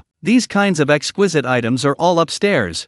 Su Zhe nodded and followed her to an elegantly furnished quiet room on the 2nd floor. Soon, a maidservant served fragrant tea. "Senior, please have some tea. May I ask what level of cultivation you're referring to as a young cultivator? What type of treasures do you prefer? This junior will be able to make a precise recommendation for you," the counter clerk inquired professionally. Perfected qi refining, about to establish foundation establishment. Lightening a tribute, Su Zhe sipped his tea and explained Ling Yunxiao's situation. Qi refining complete, about to foundation establishment. The counter lady pondered for a moment, then smiled sweetly. "This junior understands. Such talented individuals need nothing more than treasures that can aid in foundation establishment, or those that can immediately unleash their power after foundation establishment." She clapped her hands lightly, and the waiter waiting outside immediately brought over several trays covered with brocade. "Senior, please look at this spirit condensation jade pendant, carved from spirit condensation jade. Wearing it can calm the mind and reduce inner demons, greatly benefiting foundation establishment. These wind-treading boots, engraved with lightness runes, can greatly enhance movement speed, extremely practical for both combat and travel. And this Crimson Flame Thunder Sword, a Xian-grade spiritual weapon, contains a trace of earth fire essence, perfectly suited for thunder attribute cultivators. Its power is considerable." The saleswoman introduced each item in turn. They were all exquisite and valuable. Su Zhe examined them closely, but shook his head slightly. These things were nice, but he felt something was missing. The jade pendant had only one function, and while the boots and sword were good, they weren't irreplaceable. What he wanted was a more special gift, one that truly represented his feelings and expectations. Seeing Su Zhe's apparent dissatisfaction, the counter clerk wasn't discouraged. Instead, a knowing glint flashed in her eyes as she tentatively asked, "Senior standards are so high, ordinary spiritual artifacts must be beneath your notice. I wonder, what do you think of a storage artifact? Not just an ordinary storage bag, but a special storage ring with even greater spiritual power, capable of growing alongside its owner?" Su Zhe's heart skipped a beat. "Oh, tell me more." The counter clerk's smile widened. she carefully retrieved a sandalwood box from the inner room. Opening it, she revealed a simple yet elegant black ring lined with black velvet. The ring appeared plain, yet it subtly shimmered with a strange luster and emitted faint spatial fluctuations. "This is a spirit storage ring," the saleswoman introduced, a hint of pride in her voice. Not only does it possess nearly 10 cubic meters of storage space, far exceeding ordinary storage bags, but more importantly, the ring itself is crafted from void silver mixed with trace amounts of stardust, making it extremely tough and able to withstand divine sense probing to a certain extent. Furthermore, it can weakly absorb the spiritual energy of heaven and earth to nourish its internal space, and even, if the owner nurtures it with their own spiritual power over a long period, it is said there is a very small probability that its space will slowly grow. Although the effect is minimal, it is still a remarkable potential. Giving it to a junior is both practical and carries profound meaning. Su Zhe picked up the spirit storage ring. It felt slightly cool to the touch. He probed it with his divine sense, and the internal space was indeed stable and spacious. Although its growth potential seemed slim, this possibility itself represented an infinite future, perfectly matching his expectations for Ling Yunxiao. "Excellent, this is it."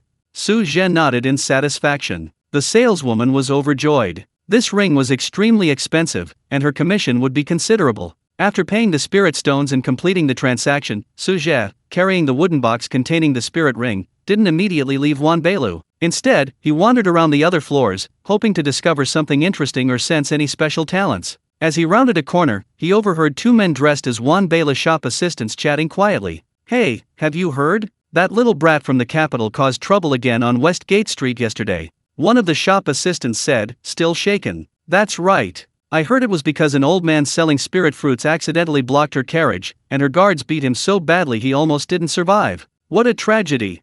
The other shop assistant sighed, shaking his head. "SHH, keep your voice down. Are you out of your mind? That's the Imperial Preceptor's daughter. I heard the Imperial Preceptor dotes on her rotten. She's all high and mighty in the capital. Now that she's in our Xiaohuan city, we'd better be careful. If we see her carriage, stay far away. Don't go looking for trouble." I know, sigh, I just hope she gets bored and goes back to the capital soon." The two spoke in hushed tones, yet every word reached Su Zhe's ears. The Imperial Preceptor's daughter? Spoiled and willful, treating human life like dirt? Su Zhe's brow furrowed almost imperceptibly. The waters of the capital seemed deeper and more murky than he had imagined. However, this was just a minor incident, and he didn't dwell on it. The arrogance of the children of the powerful was common everywhere. His attention quickly returned to the gift in his hand. Leaving the Wanbeilu pavilion, he found a secluded spot and, using his finger as a brush, gathered his spiritual energy and carefully carved 3 elegant characters soaring clouds on the smooth inner surface of the spirit-storing ring. Having finished, he examined his work, a satisfied smile appearing on his lips.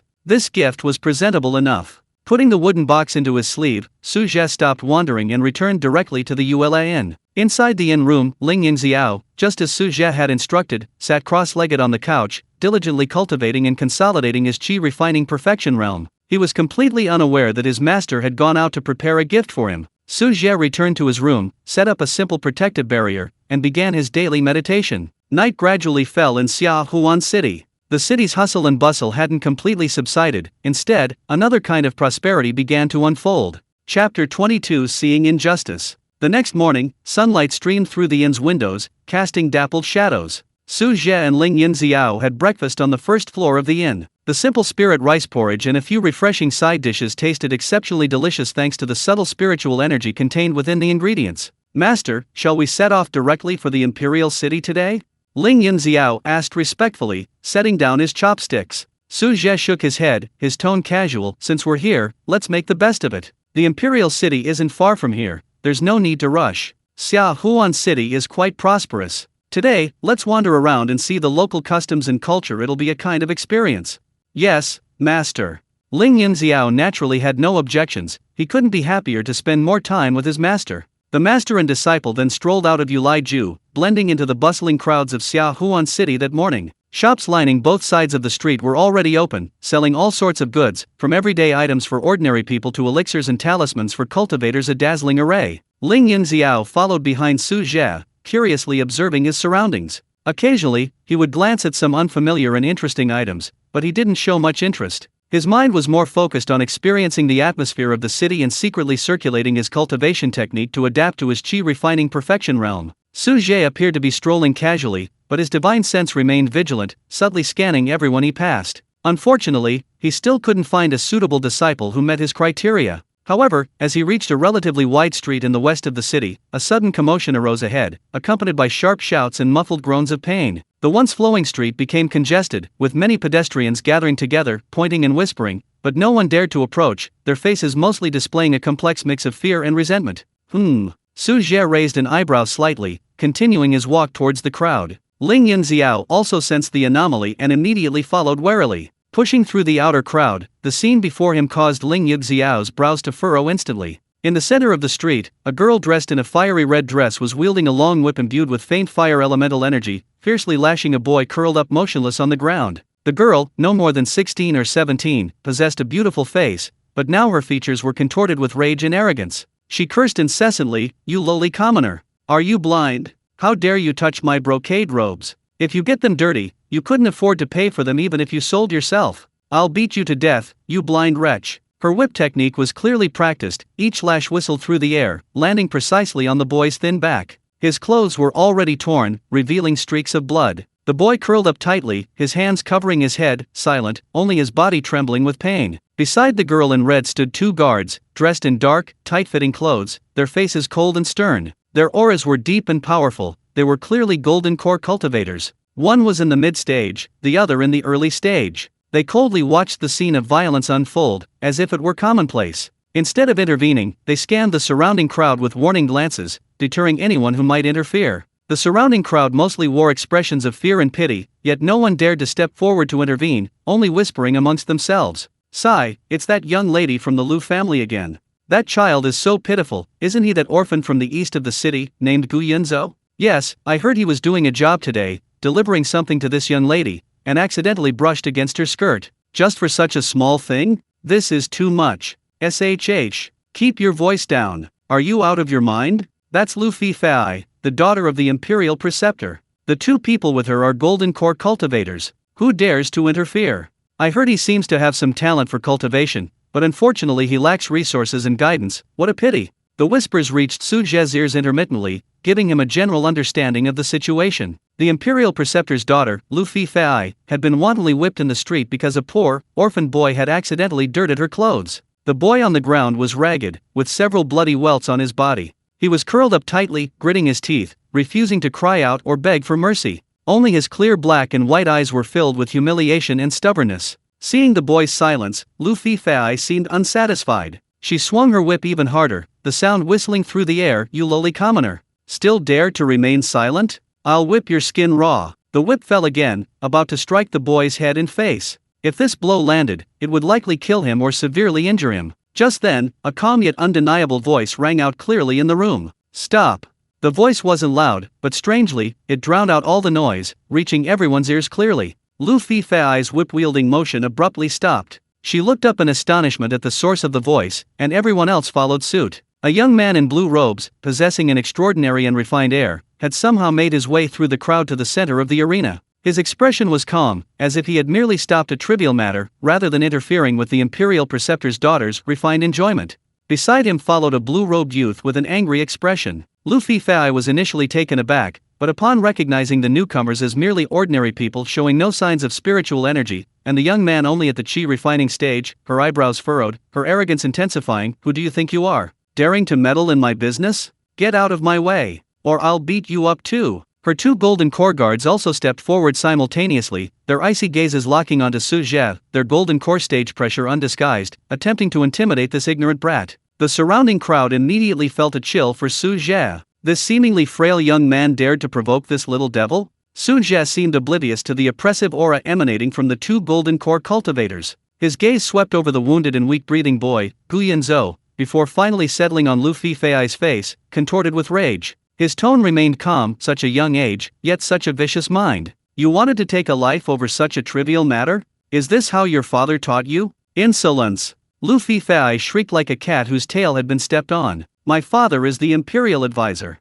How dare you question him? It's only natural for me to teach a lowly commoner who dared to offend me a lesson. Who do you think you are, to mention my father? You think you can teach me a lesson?" Her chest heaved with rage as she pointed at Su Zhe and ordered the two guards beside her. "You two, get him. Take this fool down and break his legs. Let him know the consequences of meddling." The two golden core guards exchanged glances. Although they felt it was beneath them to attack someone who appeared to be an ordinary person, they dared not disobey their mistress's orders. The mid-stage golden core guard said in a deep voice, "Sir, please forgive me." Having said that, the two attacked simultaneously, their figures flashing as they pounced on Su Zhe like tigers, their hands reaching out with sharp gusts of wind, intending to subdue him instantly. A gasp rippled through the surrounding crowd, many even closed their eyes, unable to bear the prospect of bloodshed. Ling Yunxiao, however, stood motionless, his expression calm, even a hint of sympathy. Of course, it was for the two guards. Faced with the combined attack of two golden core cultivators, Su Zhe didn't even flinch. He simply raised his right hand and lightly flicked his sleeve forward. The movement was effortless, as casual as brushing dust off a sleeve. Yet, with that simple flick, an invisible yet immense force, as vast as the ocean, surged forth. The menacing grins on the two golden core guards' faces froze instantly, replaced by utter terror. They felt as if they had crashed into an unshakable ancient mountain, or been plunged into a bottomless, terrifying vortex. Bang! Bang! Two muffled thuds sounded almost simultaneously. To everyone's disbelief, the two golden core cultivators, whom they considered incomparably powerful, were sent flying backward at an even greater speed than when they charged forward, crashing heavily against the walls on either side of the street like kites with broken strings, sending dust flying. The two lay limp on the ground, blood spilling from their mouths, struggling for a few moments, unable to rise, their eyes filled with fear as they stared at the azure figure. Chapter 23: Slapping the Heiress. The entire arena fell silent. You could hear a pin drop. Everyone stared wide-eyed, mouths agape, as if they'd seen a ghost. With a casual flick of his sleeve, he defeated two golden core cultivators.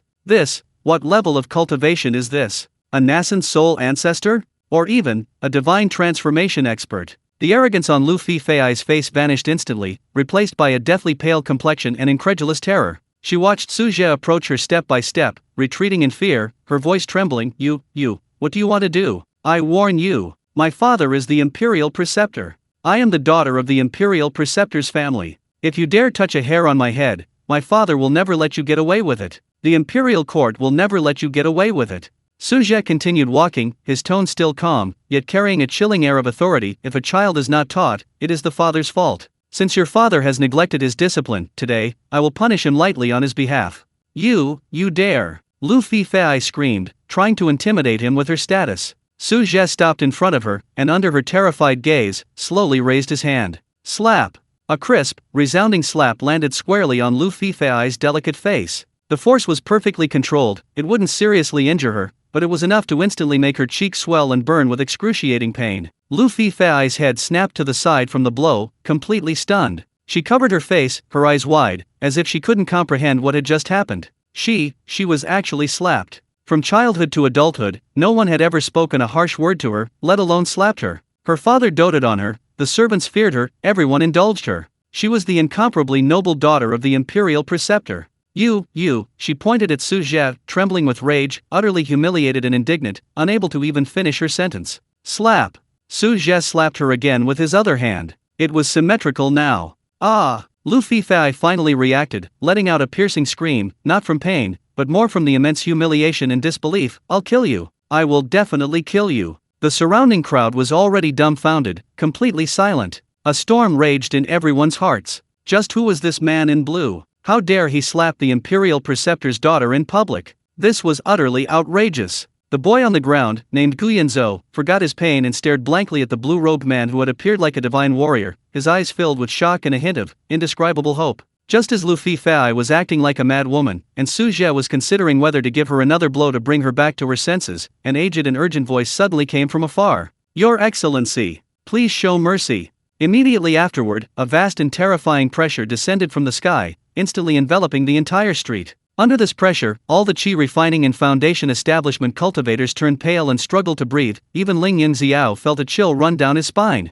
A gray figure appeared silently in the scene like a ghost, standing in front of the weeping Lu Fei. The newcomer was an elderly man in a gray robe, his face withered and haggard. His eyes were cloudy, and he appeared to be on the verge of death, yet the terrifying aura emanating from him, like an abyss, sent shivers down the spines of everyone present. A nascent soul cultivator. Absolutely a powerful nascent soul expert. Upon seeing the newcomer, Lu Fei, as if grasping at a lifeline, immediately cried out and rushed forward, pointing to her swollen cheek, shrilly, Elder Qin, you've finally come. Quickly, kill him. Tear this madman who dared to humiliate me to pieces. The old man, addressed as Elder Qin, did not immediately act. He first glanced warily at the two golden core guards struggling to their feet on the ground, then carefully sensed Su Zhe's unfathomable, seemingly mortal yet chilling aura, and his heart sank. He was secretly protecting this willful and capricious young lady on the orders of the Imperial Preceptor, thinking nothing serious would happen in Xiaohuan City, but unexpectedly, trouble still arose. What's more troublesome is that the other party's methods, he couldn't see through them at all. Defeating two golden core cultivators with a flick of the sleeve, this was definitely not something an ordinary nascent soul cultivator could do. In any case, he himself, with his mid-nascent soul cultivation, knew he could never have done it so casually. The person before him was probably far more powerful than him. Miss, please calm down. Elder Qin restrained the agitated Lu Fifei, bowed respectfully to Su Zhe, and spoke in a very polite tone, "Fellow deist, I am Qin Chuan, a guest elder of the Imperial Preceptor's mansion. My young lady is young and ignorant, and has offended you. I apologize on her behalf. I beg you, for the sake of the Imperial Preceptor's mansion, to be lenient and let this matter rest." His words were already quite accommodating, even bordering on humble. After all, being weaker, a direct confrontation would definitely be disadvantageous. Upon hearing this, Lu Fifei immediately protested, "Elder Qin, why waste your breath on him? Kill him. He hit me. He slapped my face." "Miss." Elder Qin's tone became more forceful, carrying an undeniable air of authority. Su Zhe, looking at the suddenly appearing nascent soul cultivator, was somewhat surprised by the Imperial Preceptor's mansion's actions. He spoke calmly, "Being young is no excuse for recklessness." The Imperial Preceptor's mansion's reputation crumbled the moment she whipped the innocent. Elder Qin's expression stiffened, knowing this matter was unlikely to end well. However, he dared not engage in a deadly confrontation with such an unfathomable expert. He took a deep breath and said in a solemn voice, "Fellow deist's reprimand is correct. Upon returning, the Imperial Preceptor will certainly discipline Miss severely. Today's events were indeed my young lady's fault. I apologize again."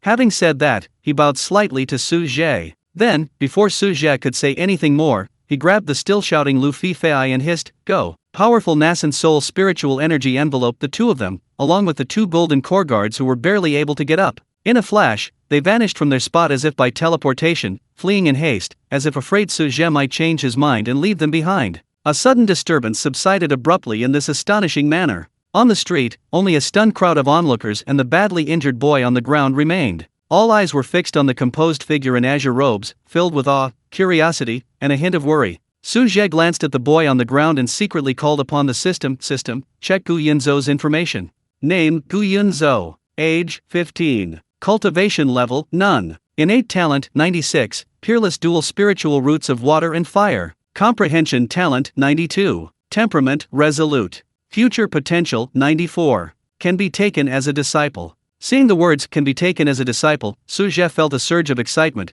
then cursed the system inwardly. Why didn't you remind me he met the criteria from the beginning? What if I missed such a good talent? And with two contradictory spiritual roots. Host, you didn't ask either, the system replied cheekily. Su Zhe was speechless for a moment. Luckily, he'd stopped in his tracks. He should have made a good impression. It shouldn't be too difficult to persuade him to become his disciple later. He'd soon have his second precious disciple. He then walked over to the young man, squatted down, and asked gently, "Your name is Gu Yunzhou?" Chapter 24, The Second Apprentice. Gu Yunzhou curled up on the ground, his body trembling slightly from pain and fear. The torrential whipping had almost robbed him of consciousness, but a stubbornness and resentment had kept him from fainting. He heard the surrounding chatter, the arrogant girl's insults, the two crisp slaps, and the suffocating pressure and conversation that followed. When the clamor suddenly subsided, a shadow fell over him. He struggled to lift his eyelids, backlit, and saw a face that appeared calm yet contained boundless power. Gu Yunzhou's throat was dry, his lips moved, and he managed a weak, hoarse voice, "Yes, thank you, senior, for saving my life." Each word pulled at the wound on his back, bringing a tearing pain. Su Zhe nodded slightly and said to Ling Yunxiao behind him, "Yunxiao, help him up, be careful, and take him back to the inn." "Yes, master." Ling Yunxiao immediately stepped forward and gently helped Gu Yunzhou up from the ground. Touching him, he saw the boy was emaciated, his clothes soaked in blood, reminding Ling Yunxiao of himself being rescued by his master at the mass grave. A wave of shared sorrow and anger welled up in his heart. "Bear with it, we'll be at the inn soon," Ling Yunxiao whispered comfortingly, carefully channeling a wisp of gentle lightning spiritual energy to temporarily protect Gu Yunzhou's heart meridian and alleviate his pain. As he helped Gu Yunzhou walk slowly forward, he couldn't help but whisper, "Don't be afraid, my master is incredibly powerful. This injury is nothing, he'll heal you quickly." Gu Yunzhou nodded weakly, the physical pain and mental exhaustion rendering him almost speechless. Seeing him like this, Ling Yunxiao opened up. Perhaps he had found someone to confide in, or perhaps he wanted to reassure Gu Yunzhou. He continued in a low voice, "Let me tell you, my master is incredibly powerful. A true reclusive master. Did you see those two golden core guards just now? My master waved his sleeve and they flew away. And that old man afterwards, impressive, right? A nascent soul cultivator. But in front of my master, he still had to politely apologize and then quickly slip away." His tone was filled with undisguised admiration and pride. "I was injured even worse than you back then. My meridians were severed, my cultivation was destroyed, and I was left to die in the mass grave. My master rescued me, not only healing my injuries but also restoring my cultivation. Now I'm even more powerful than before. With my master around, even if the sky falls, I have nothing to fear. From now on, no one will dare to bully you." Gu Yunzhou listened silently. Although his body was still in pain, Ling Yunxiao's words were like a warm current, slowly seeping into his cold and despairing heart.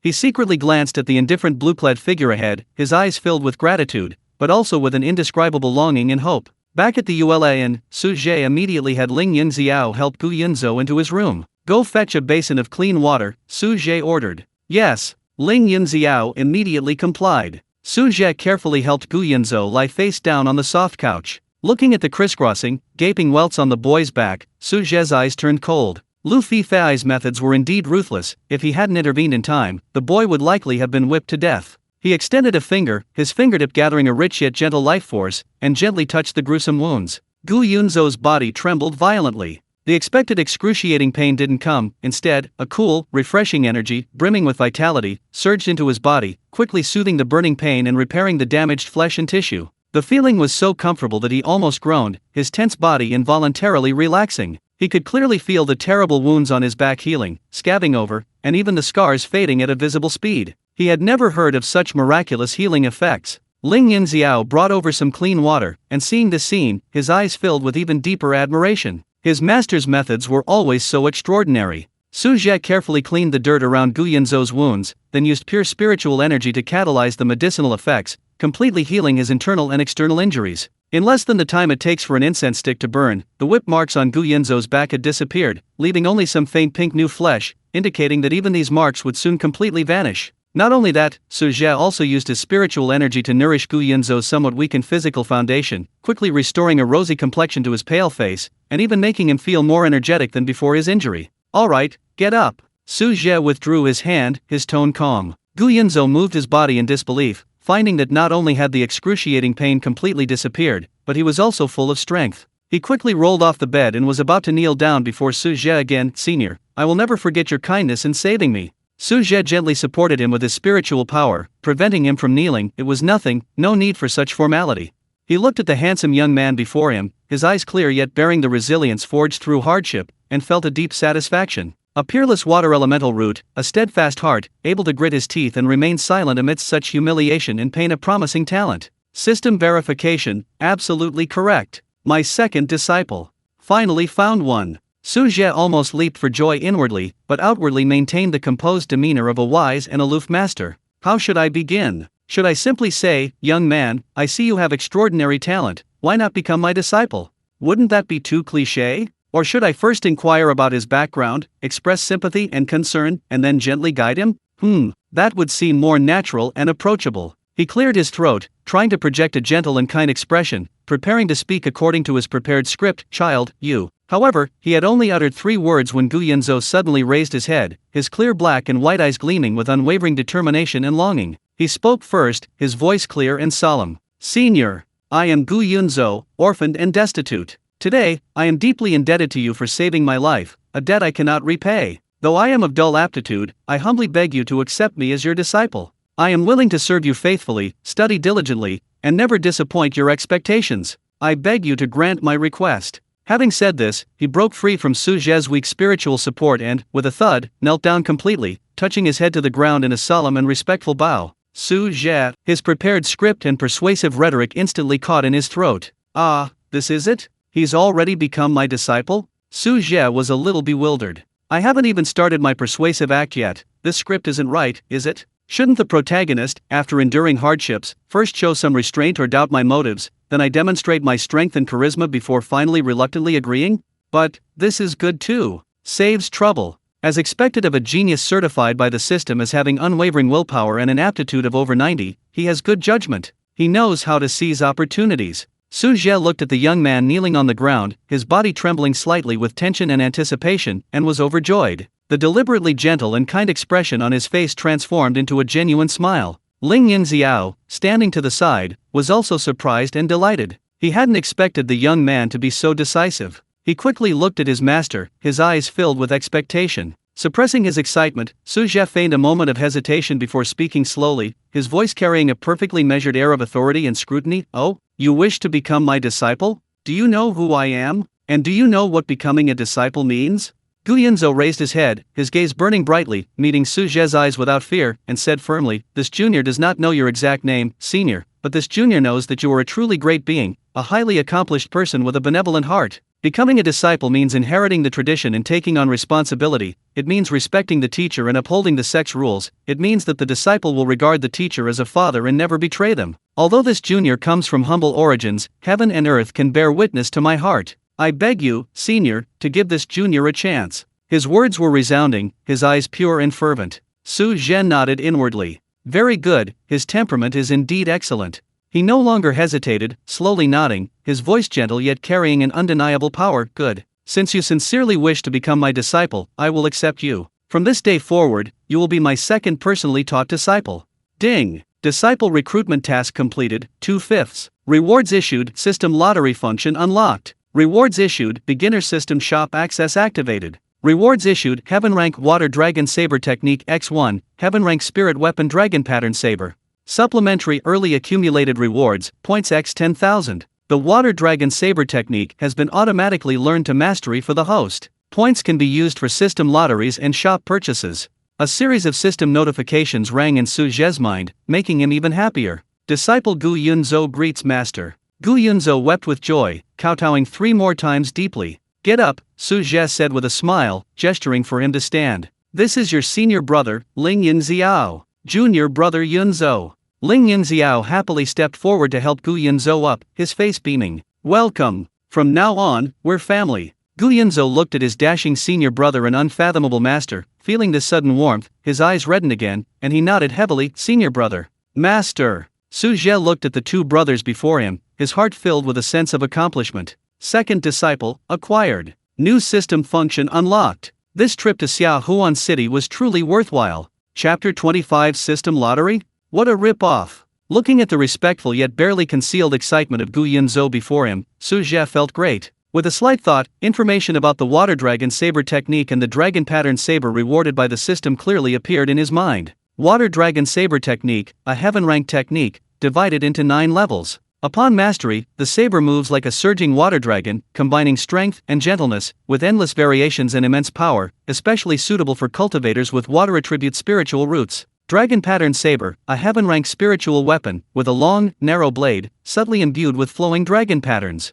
It is cool to the touch and can greatly amplify water attribute spiritual power. When used in conjunction with the Water Dragon Saber technique, they complement each other perfectly. The system is truly thoughtful, the cultivation technique and weapon it provided are perfectly matched, and they're even heaven rank, perfect for Yunzhou's water elemental root.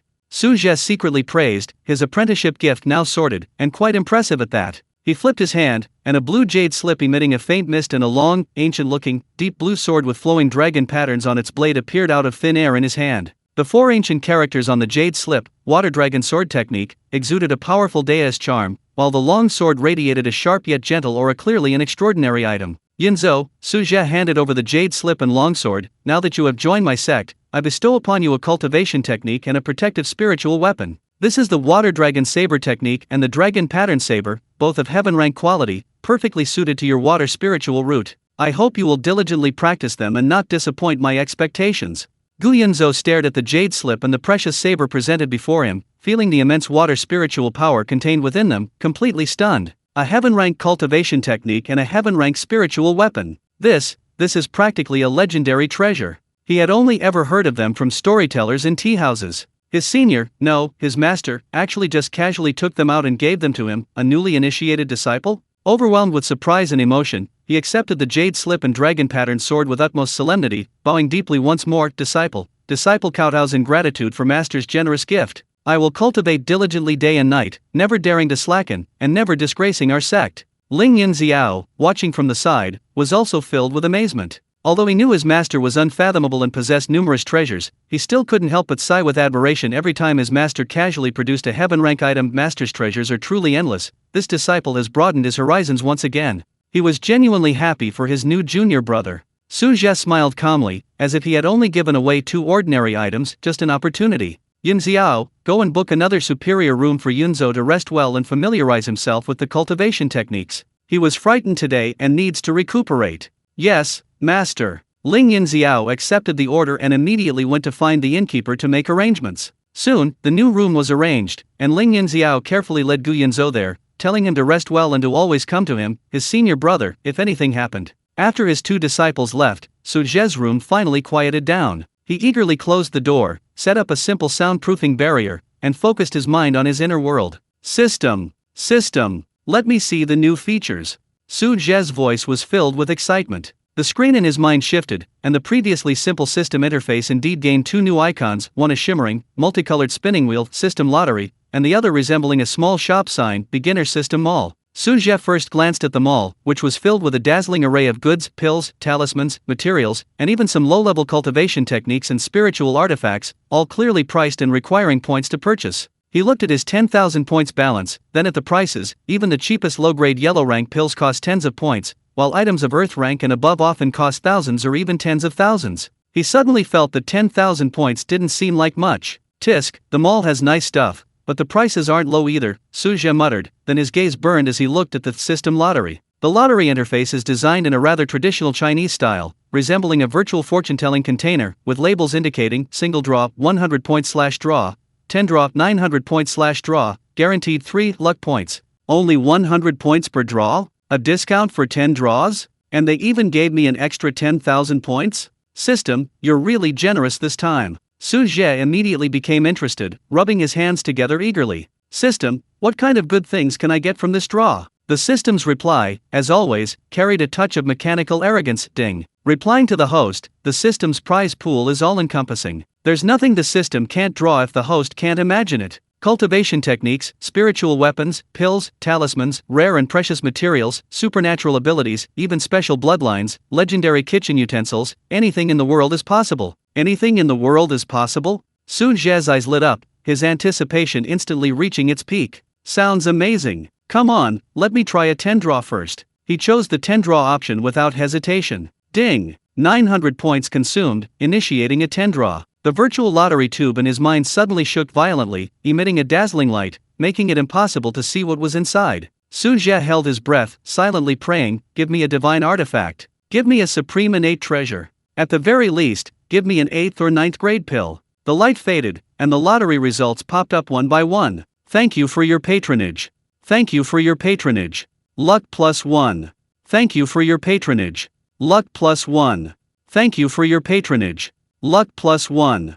Thank you for your patronage. Luck +1. Thank you for your patronage. Su Zhe. The anticipation and excitement on his face instantly froze, his lips twitching slightly. 10 lottery draws, 7 thank you for your patronage, 3 luck +1. The guaranteed 3 points of luck were now pitifully displayed in a corner of the system panel. Luck 3. I knew it. Su Zhe couldn't help but facepalm and complain to the system. I knew you weren't that kind. Anything is possible? Possible, my foot. 70% of the prizes are empty. What's the point of this guaranteed luck value? Do I have to accumulate 100 luck values to guarantee a gold prize? This is a rip-off. He felt like his earlier praise of the system's generosity was a slap in the face. The system responded emotionlessly, ding. The prize pool probabilities are fair and transparent. Please keep up the good work, host. Your luck might bring a surprise at an unexpected moment. Surprise? I think it'll be more of a shock. Su Zhe snorted irritably, looking at the remaining 9,100 points, temporarily suppressing his urge to try again. With such a ridiculous probability, he'd better wait until he felt his luck was off the charts. He refocused his attention on the system shop, carefully browsing the clearly priced items, figuring out how to maximize the use of his 10,000 points, while waiting for that ridiculous luck to accumulate enough to bring a surprise. Looks like getting rich overnight through lotteries is unrealistic. I'll have to honestly take on apprentices, complete tasks, and get rewards. Su Zhe sighed, beginning to seriously study the pill recipes and weapon refining materials in the shop. Chapter 26 Birthday and Clairvoyance. The next morning, sunlight streamed through the window, illuminating the room. Su Zhe slowly opened his eyes, finishing his morning breathing exercises. The thought of his 2 extra 10 pulls last night, only to have his luck stat increase from 3 to 9 points with 2,000 points, made his lips twitch. Damn system, the probability is appalling. He muttered under his breath, his gaze falling on the numbers, points 7,300 and luck 9 on the system panel. Sigh, oh well, consider it wasted effort, he consoled himself, about to close the panel when a sudden thought struck him. I still have 7,300 points left, and today is my eldest disciple's birthday. Maybe I can share in his good fortune? They say birthday people have better luck. As his master, it's not unreasonable for me to take advantage of my disciple's good luck, is it? Su Zhe stroked his chin, clinging to the last shred of hope. Let's try one more single draw? What if? Once this thought took hold, it was like a cat's claws scratching at his heart, making him restless. Yes, just one draw. A single draw. If I get it, I'll make a killing. If not, oh well. It's only 100 points anyway, a drop in the ocean compared to what I lost last night. He successfully convinced himself and opened the lottery interface he both loved and hated. Looking at the ancient-looking virtual lottery tube, Su Zhe took a deep breath and silently prayed, "May my disciple Yunxiao share in my good fortune and give me something good. I don't need a divine artifact, just something practical." Then, he solemnly selected single draw. Ding! 100 points consumed, single draw in progress. The virtual lottery tube shook again, its light flashing. Su Zhe had almost given up hope, preparing for another thank you for your patronage. However, just as the light was about to fade, the system notification suddenly changed. Ding! Host's luck value has reached 10 points. This time, 10 points were consumed, triggering the lucky reward mechanism. Congratulations, host, you have obtained a special item, Heavenly Realm. Heavenly Realm, a special auxiliary magic weapon, no rank. It allows observation of disciples already registered in the system. No matter how far apart they are, the system can observe the real-time scene and sounds around the bound disciples at any time. Observation is limited, interference is not possible. Bound quantity, current limit of 2 people. The number of bound disciples automatically increases with the number of disciples the host recruits. Su Zhe was stunned for a moment, then his eyes lit up with surprise. I got something. I actually got something. And such a good one. He almost cried with joy. This was much happier than drawing some offensive magic weapon. Although this heavenly mirror can neither attack nor defend, its function is practically tailor-made for him. It's like a 1,000-mile eye that can observe his disciples at any time. In the future, when his disciples go out for training, or act separately like now, he can keep track of their situation at all times, and if they encounter danger, he'll know in time, unlike when Ling Yunxiao was kidnapped and he was caught off guard. Great stuff. Really great stuff. These 10 luck points were well spent. Su Zhe looked at the seemingly ancient bronze mirror in his system space with great delight, its surface seemingly containing the starry sky. His frustration from the lottery draw had vanished completely. He immediately took out the heavenly mirror and bound it to Ling Yunxiao and Gu Yunzhou. The mirror flickered slightly, revealing 2 small points of light, each representing his 2 disciples. The points of light were stable, indicating they were both in their own rooms. Not bad, not bad. Su Zhe nodded in satisfaction, then got up and straightened his robes. He remembered the important matter of the day, his eldest disciple's birthday. He took out the wooden box containing the spirit storage ring from his system space, pushed open the door, and went out. He first arrived at Ling Yunxiao's room and gently knocked on the door. "Master." Ling Yunxiao quickly opened the door. He had clearly already gotten up and was cultivating, his aura was steady, and his eyes were bright. "Yunxiao, today is your 17th birthday. I almost forgot," Su Zhe said with a smile, handing over the wooden box. "This UN gathering ring is my birthday gift to you. It contains 10 cubic meters of space and can subtly gather spiritual energy, which is slightly beneficial to your cultivation. I hope that on your path of cultivation, you can gather the spiritual energy of the world and embrace all things in your heart." Ling Yunxiao stared blankly at the wooden box his master had handed him. His birthday, he had almost forgotten about it. Since the family tragedy, he hadn't celebrated his birthday in a long time, and he never expected his master would remember, and even prepare a gift. He quickly accepted the box with both hands, opened it, and saw the ancient-looking, subtly glowing ring containing nearly 10 cubic meters of space, and the 3 elegant characters Ling Yunxiao on the inner wall. His nose suddenly stung, and his eyes instantly reddened. "Master!" His voice choked with emotion as he gripped the wooden box tightly and bowed deeply.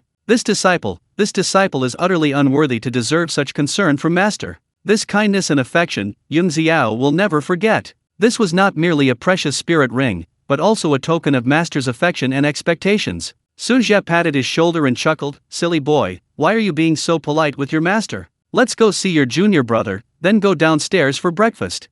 Yes, master. Ling Yunxiao carefully slipped the spirit ring onto his finger, feeling its cool touch and the vast space within, his heart filled with warmth and strength. The two arrived at Gu Yunzhou's room. Su Zhe knocked on the door, and Gu Yunzhou's clear voice came from inside, "Please come in." Pushing open the door, they saw Gu Yunzhou sitting cross-legged on the couch, a faint mist surrounding him, his aura far stronger than yesterday. He had actually successfully drawn qi into his body and entered the first level of the qi refining stage. A hint of admiration flashed in Su Zhe's eyes. Not bad. Reaching the first level of qi refining overnight, Yunzhou, your talent is truly extraordinary. Upon seeing his master and senior brother, Gu Yunzhou quickly stopped his cultivation and got off the bed, bowing respectfully. Master, senior brother. This disciple only succeeded by chance. Thank you for the cultivation technique and spiritual weapon bestowed upon me by master. His face was filled with excitement and gratitude, his grip on the dragon pattern blade tightening, clearly indicating that he had already become familiar with these two treasures in just one night. Ling Yunxiao also exclaimed in surprise, Junior brother Yunzhou, your cultivation speed is truly amazing. Back then, it took him several days to go from having no foundation to reaching the first level of qi refining. Su Zhe thought to himself, the system certified 96 points of root bone aptitude, the peerless water spiritual root, truly impressive. Diligence is good, but you must also find a balance, Su Zhe advised, then added, today is your senior brother's birthday. Let's go downstairs and have the inn cook some longevity noodles. Senior brother's birthday. Gu Yunzhou immediately bowed to Ling Yunxiao, congratulations, senior brother. May your path to immortality be everlasting. Ling Yunxiao smiled and returned the bow, thank you, junior brother. The three of them went to the first floor of the inn together. Su Zhe specifically instructed the waiter to cook a hearty bowl of longevity noodles, with 2 extra poached eggs. Soon, a steaming bowl of fragrant longevity noodles was served. The noodles were chewy, the broth was delicious, and it was topped with vibrant green vegetables, fragrant mushrooms, and 2 plump poached eggs. Senior brother, eat it while it's hot. Gu Yunzhou said from the side. Looking at the bowl of longevity noodles, so full of the warmth and comfort of everyday life, Ling Yunxiao was deeply moved. He picked up his chopsticks and began to eat solemnly. The noodles warmed him to the core. This simple yet sincere care was far more precious to him than any delicacy. Su Zhe watched his eldest disciple eat with relish, a smile spreading across his face. The path of cultivation was long, occasionally pausing to savor this warmth between master and disciple seemed quite nice. Eat slowly, ask for more if you're still hungry, Su Zhe said with a smile. Let's explore Xiaohuan City properly today, that'll count as celebrating your birthday. Yes. Thank you, master. Ling Yunxiao nodded emphatically, his face beaming with a genuine smile. Looking at his 2 disciples, Su Zhe felt a surge of satisfaction. Although the system's lottery was a ripoff, having disciples like these was perhaps the greatest fortune and reward he had received since transmigrating. After finishing their longevity noodles, Su Zhe, along with his 2 apprentices, once again mingled with the bustling crowds of Xiaohuan City. Their purpose today was no longer to search for anything, but simply to stroll around, experience the vibrant atmosphere of the city, and celebrate their eldest apprentice's simple yet heartwarming birthday. Chapter 27 Building a Foundation in the Mountains and Forests. As the sun set, it bathed the outline of Xiaohuan City in a warm golden glow. Su Zhe, leading Ling Yunxiao and Gu Yunzhou, returned to the Yulaiju and after a full day of leisurely strolling. That day, they didn't deliberately seek any special opportunities, they simply wandered freely through the bustling streets, sampled local delicacies, watched some acrobatic performances, listened to a storyteller in a tea house, and soaked in the city's authentic, everyday atmosphere. For Ling Yunxiao, this simple and warm companionship was far more memorable than any grand celebration. His smile never faded, his heart filled with gratitude for his master. Gu Yunzhou was also very happy. Having suffered hardship since childhood, he rarely had the opportunity to play so carefree in a bustling city, and more importantly, he had his trustworthy master and senior brother by his side. Back at the Yula Inn, the 3 went to their rooms. Before leaving, Su Zhe said, rest early tonight. Tomorrow morning, we'll set off for the southern region's imperial city. Yes, master. Ling Yunxiao and Gu Yunzhou replied in unison, their eyes filled with anticipation and longing for the imperial city. The night passed uneventfully. The next morning, just as dawn broke, the 3 of them settled their bills, left the Yula Inn, and walked out of the grand gates of Xiaohuan City. On the official road, carriages and horses gradually increased in number. Su Zhe, however, did not continue along the main road. Instead, at a fork in the road, he led his 2 disciples onto a slightly deserted path, heading towards the distant, rolling mountains. At first, Ling Yunxiao and Gu Yunzhou thought their master had chosen a shortcut to the imperial city. But as the road narrowed and the number of people dwindled, leaving only lush forests and the melodious chirping of birds, a sense of doubt arose in their hearts. Master, where are we? Ling Yunxiao couldn't help but ask. Going to the imperial city seems to be in another direction? Su Zhe continued walking, saying calmly, we will naturally go to the imperial city, but before that, we will stay here for a few days.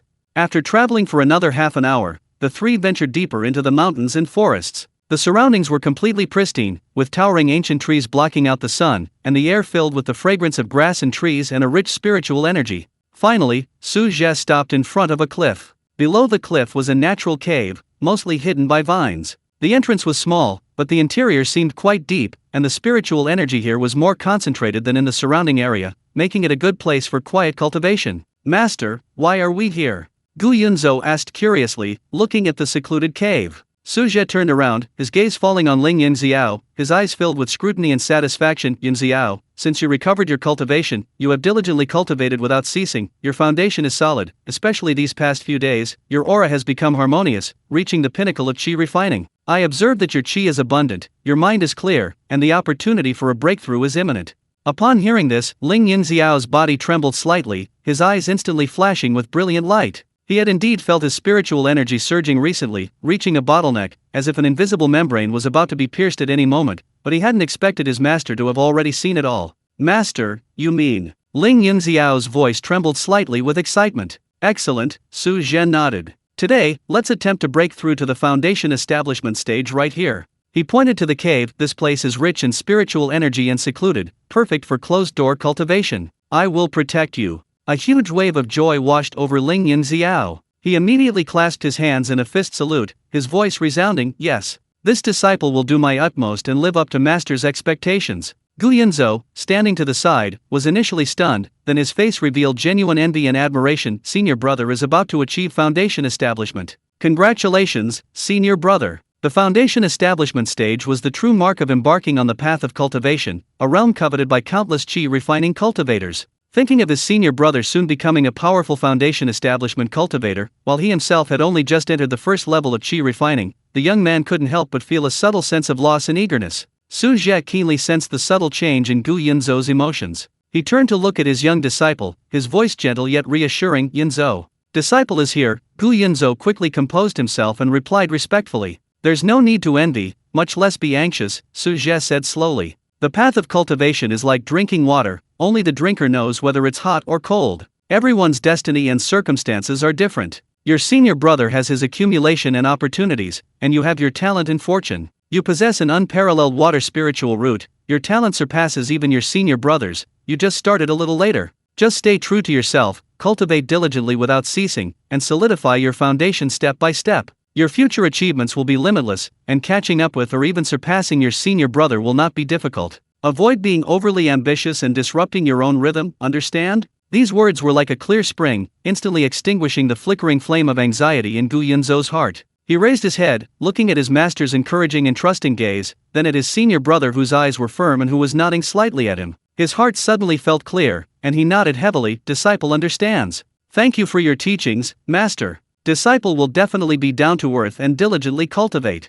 Very good. Su Zhe smiled with satisfaction. Your senior brother's foundation establishment is also a rare opportunity for you to observe. Carefully sensing the changes in the spiritual energy of heaven and earth and the transformation of your aura during foundation establishment will greatly benefit your future cultivation. Yes, master. Gu Yunzhou's spirits lifted, and he quickly replied. With the arrangements complete, Su Zhe began to set up. He first carefully surveyed the inside and outside of the cave, confirming that there were no powerful demonic beasts or other dangers. Then, with a flick of his sleeve, several streams of light shot out, silently disappearing into the ground and rock walls surrounding the cave. Instantly, an invisible and extremely subtle array rippled outwards, silently enveloping an area of 10 zhang in radius around the cave entrance. This was a composite array combining concealment, spiritual energy gathering, and defense. It could gather surrounding spiritual energy to aid Ling Yunxiao's breakthrough, prevent the leakage of internal energy to avoid unnecessary trouble, and automatically defend itself when attacked. Ling Yunxiao and Gu Yunzhou felt the surrounding spiritual energy become more gentle and abundant, and the cave's presence seemed to have diminished considerably. Their admiration for their master's methods deepened. Go in, Su Zhe said to Ling Yunxiao. Concentrate your mind and guide your spiritual energy to break through the bottleneck. I'll take care of everything outside, you don't need to worry about anything.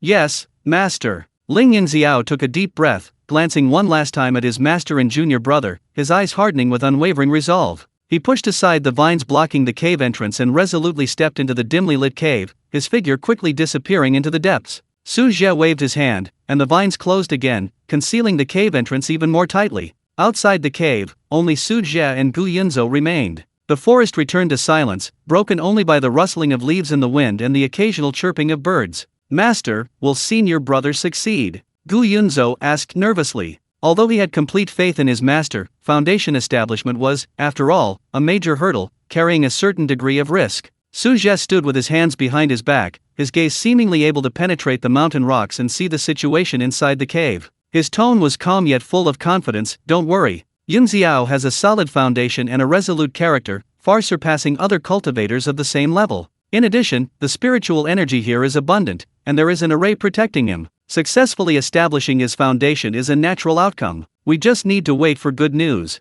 Chapter 28 Foundation Establishment Stage, completed. Su Zhe then found a clean rock to sit on and said to Gu Yunzhou, don't just sit idly. The spiritual energy here is pure, making it an excellent place for cultivation. I observe that you have a basic grasp of the first two moves of the Water Dragon Saber technique, but your fine control over spiritual energy is still lacking. Today, practice condensing water droplets with water spiritual energy, ensuring they are uniform in size, suspended in the air without falling, and able to control their movement at will. Only when you can simultaneously control 100 water droplets as easily as your own arm will you be considered to have passed the initial stage. Yes, master. Gu Yunzhou immediately focused his mind, found an open space, and began to practice diligently. He knew that his master was guiding him to solidify his foundation. A mist rose from his palm, and droplets the size of longan fruit slowly condensed, initially varying in size and difficult to maintain for long, let alone control precisely. But his will was unwavering. He didn't give up, trying again after each failure, completely immersed in the process. Su Zhe watched quietly from the side, occasionally offering a word of guidance on key points. At the same time, his divine sense enveloped the entire cave and its surrounding area, constantly monitoring Ling Yunxiao's condition inside and any possible disturbances outside. Time slipped away quietly in the tranquil atmosphere of the mountain forest. 7 days passed in the blink of an eye. These 7 days were fulfilling and progressive for Gu Yunzhou. Under Su Zhe's meticulous guidance and in the pure water spiritual energy of this place, his progress was rapid. Not only did his control over water spiritual power become incredibly refined, allowing him to simultaneously and stably manipulate 70 or 80 water droplets into various complex trajectories, but his cultivation also naturally broke through to the third level of qi refining. Such speed, if it were to spread, would be enough to astound everyone. Meanwhile, inside the cave, Ling Yunxiao's aura underwent several fluctuations during these 7 days. From the initial calm, to the intense fluctuations of spiritual power in the middle stage, drawing the surrounding spiritual energy into the cave, and then to the later stage where his aura gradually became stable, condensed, and profound. On the 7th day, at noon, when the sun was at its most intense, suddenly, Su Zhe's tightly closed eyes opened slightly. Almost simultaneously, in the direction of the cave, the spiritual energy of heaven and earth began to subtly stir, like a pebble thrown into a calm lake, creating ripples. Gu Yunzhou, who was sitting cross-legged, also abruptly opened his eyes, looking at the cave in surprise. He clearly felt that the surrounding spiritual energy was becoming more active, and was slowly and continuously converging into the cave. The breakthrough has begun. Inside the cave, Ling Yunxiao sat cross-legged at the deepest point, eyes closed, fine beads of sweat forming on his forehead. The inner cultivation method of the Nine Heavens Thunder Shadow Sword technique circulated rapidly within his body. In his danshan, the already saturated liquid spiritual energy began to swirl and compress wildly. Refining qi into liquid is the beginning of foundation building. However, to further condense and solidify this liquid spiritual energy, building a Dao foundation requires immense energy and precise control over one's own spiritual power. The spiritual energy gathered from the outside world, guided by an array, continuously flowed into his body, refined by the cultivation method, and integrated into the swirling vortex of spiritual energy. The pressure mounted, and a throbbing pain shot through his danshan. Ling Yunxiao, mindful of his master's teachings, maintained a clear mind and guided this immense power with unwavering willpower, relentlessly assaulting the invisible barrier. Buzz! After an unknown amount of time, a soft buzzing sound emanated from his body, and his aura surged dramatically. Outside the cave, Gu Yunzhou felt the gathering of spiritual energy accelerate dramatically, even forming a small whirlwind that rustled the vines at the cave entrance. He clenched his fists nervously, glancing at his still composed master. Su Zhe nodded slightly, a hint of approval in his eyes. The first test, spiritual energy compression, is complete. The crucial part is yet to come. Inside the cave, Ling Yunxiao was undergoing an even greater trial. As the spiritual energy continued to compress, a solid core, shimmering with purple lightning, was slowly taking shape at the center of his dantian. This was the seed of his Dao foundation. However, just as the seed of his foundation was about to be completely solidified, images of the family upheaval, his father's tragic death, and his own utter devastation inexplicably flashed through Ling Yunxiao's mind. A demon had silently descended. His breathing suddenly became rapid, his face paled slightly, and his spiritual energy showed signs of disorder. Hold fast to your true self. All that has happened is experience. With your heart set on the great Dao, you will stand firm. In that critical moment, his master's words of teaching resounded in his mind like a resounding bell. Ling Yunxiao bit his tongue sharply, the sharp pain instantly clearing his mind. A flash of lightning in his eyes forcibly severed all distracting thoughts. Condense! He roared inwardly, unleashing the full power of his cultivation technique. Boom! Within his dantian, the purple Dao foundation seed suddenly shone brightly, completely stabilizing.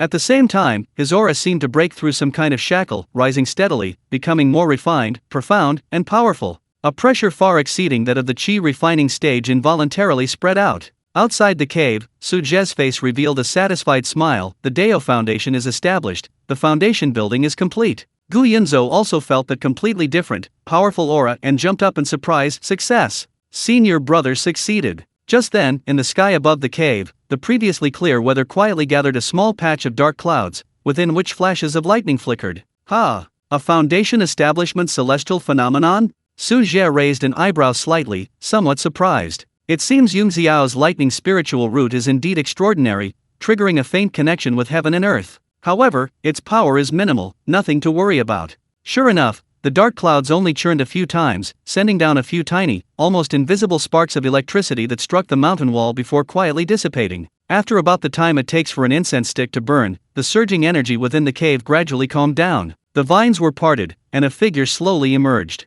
It was Ling Yunxiao. At this moment, his aura had undergone a complete transformation, completely different from when he entered the cave 7 days ago. His figure seemed more upright, his eyes sharper and deeper, his spiritual energy restrained, yet he gave off a feeling of unwavering composure, like a mountain, concealing hidden power. Foundation establishment stage, achieved. Master. Junior brother. Seeing his master and junior brother waiting outside the cave, Ling Yunxiao's face lit up with excitement and joy. He quickly stepped forward and bowed deeply to Su Zhe. This disciple has lived up to expectations and successfully established my foundation. Su Zhe sensed the solid and steady early-stage foundation establishment aura emanating from him, especially the trace of pure lightning power contained within. He nodded with satisfaction. Stable foundation, refined spiritual power, and the initial manifestation of the lightning spiritual roots characteristics not bad.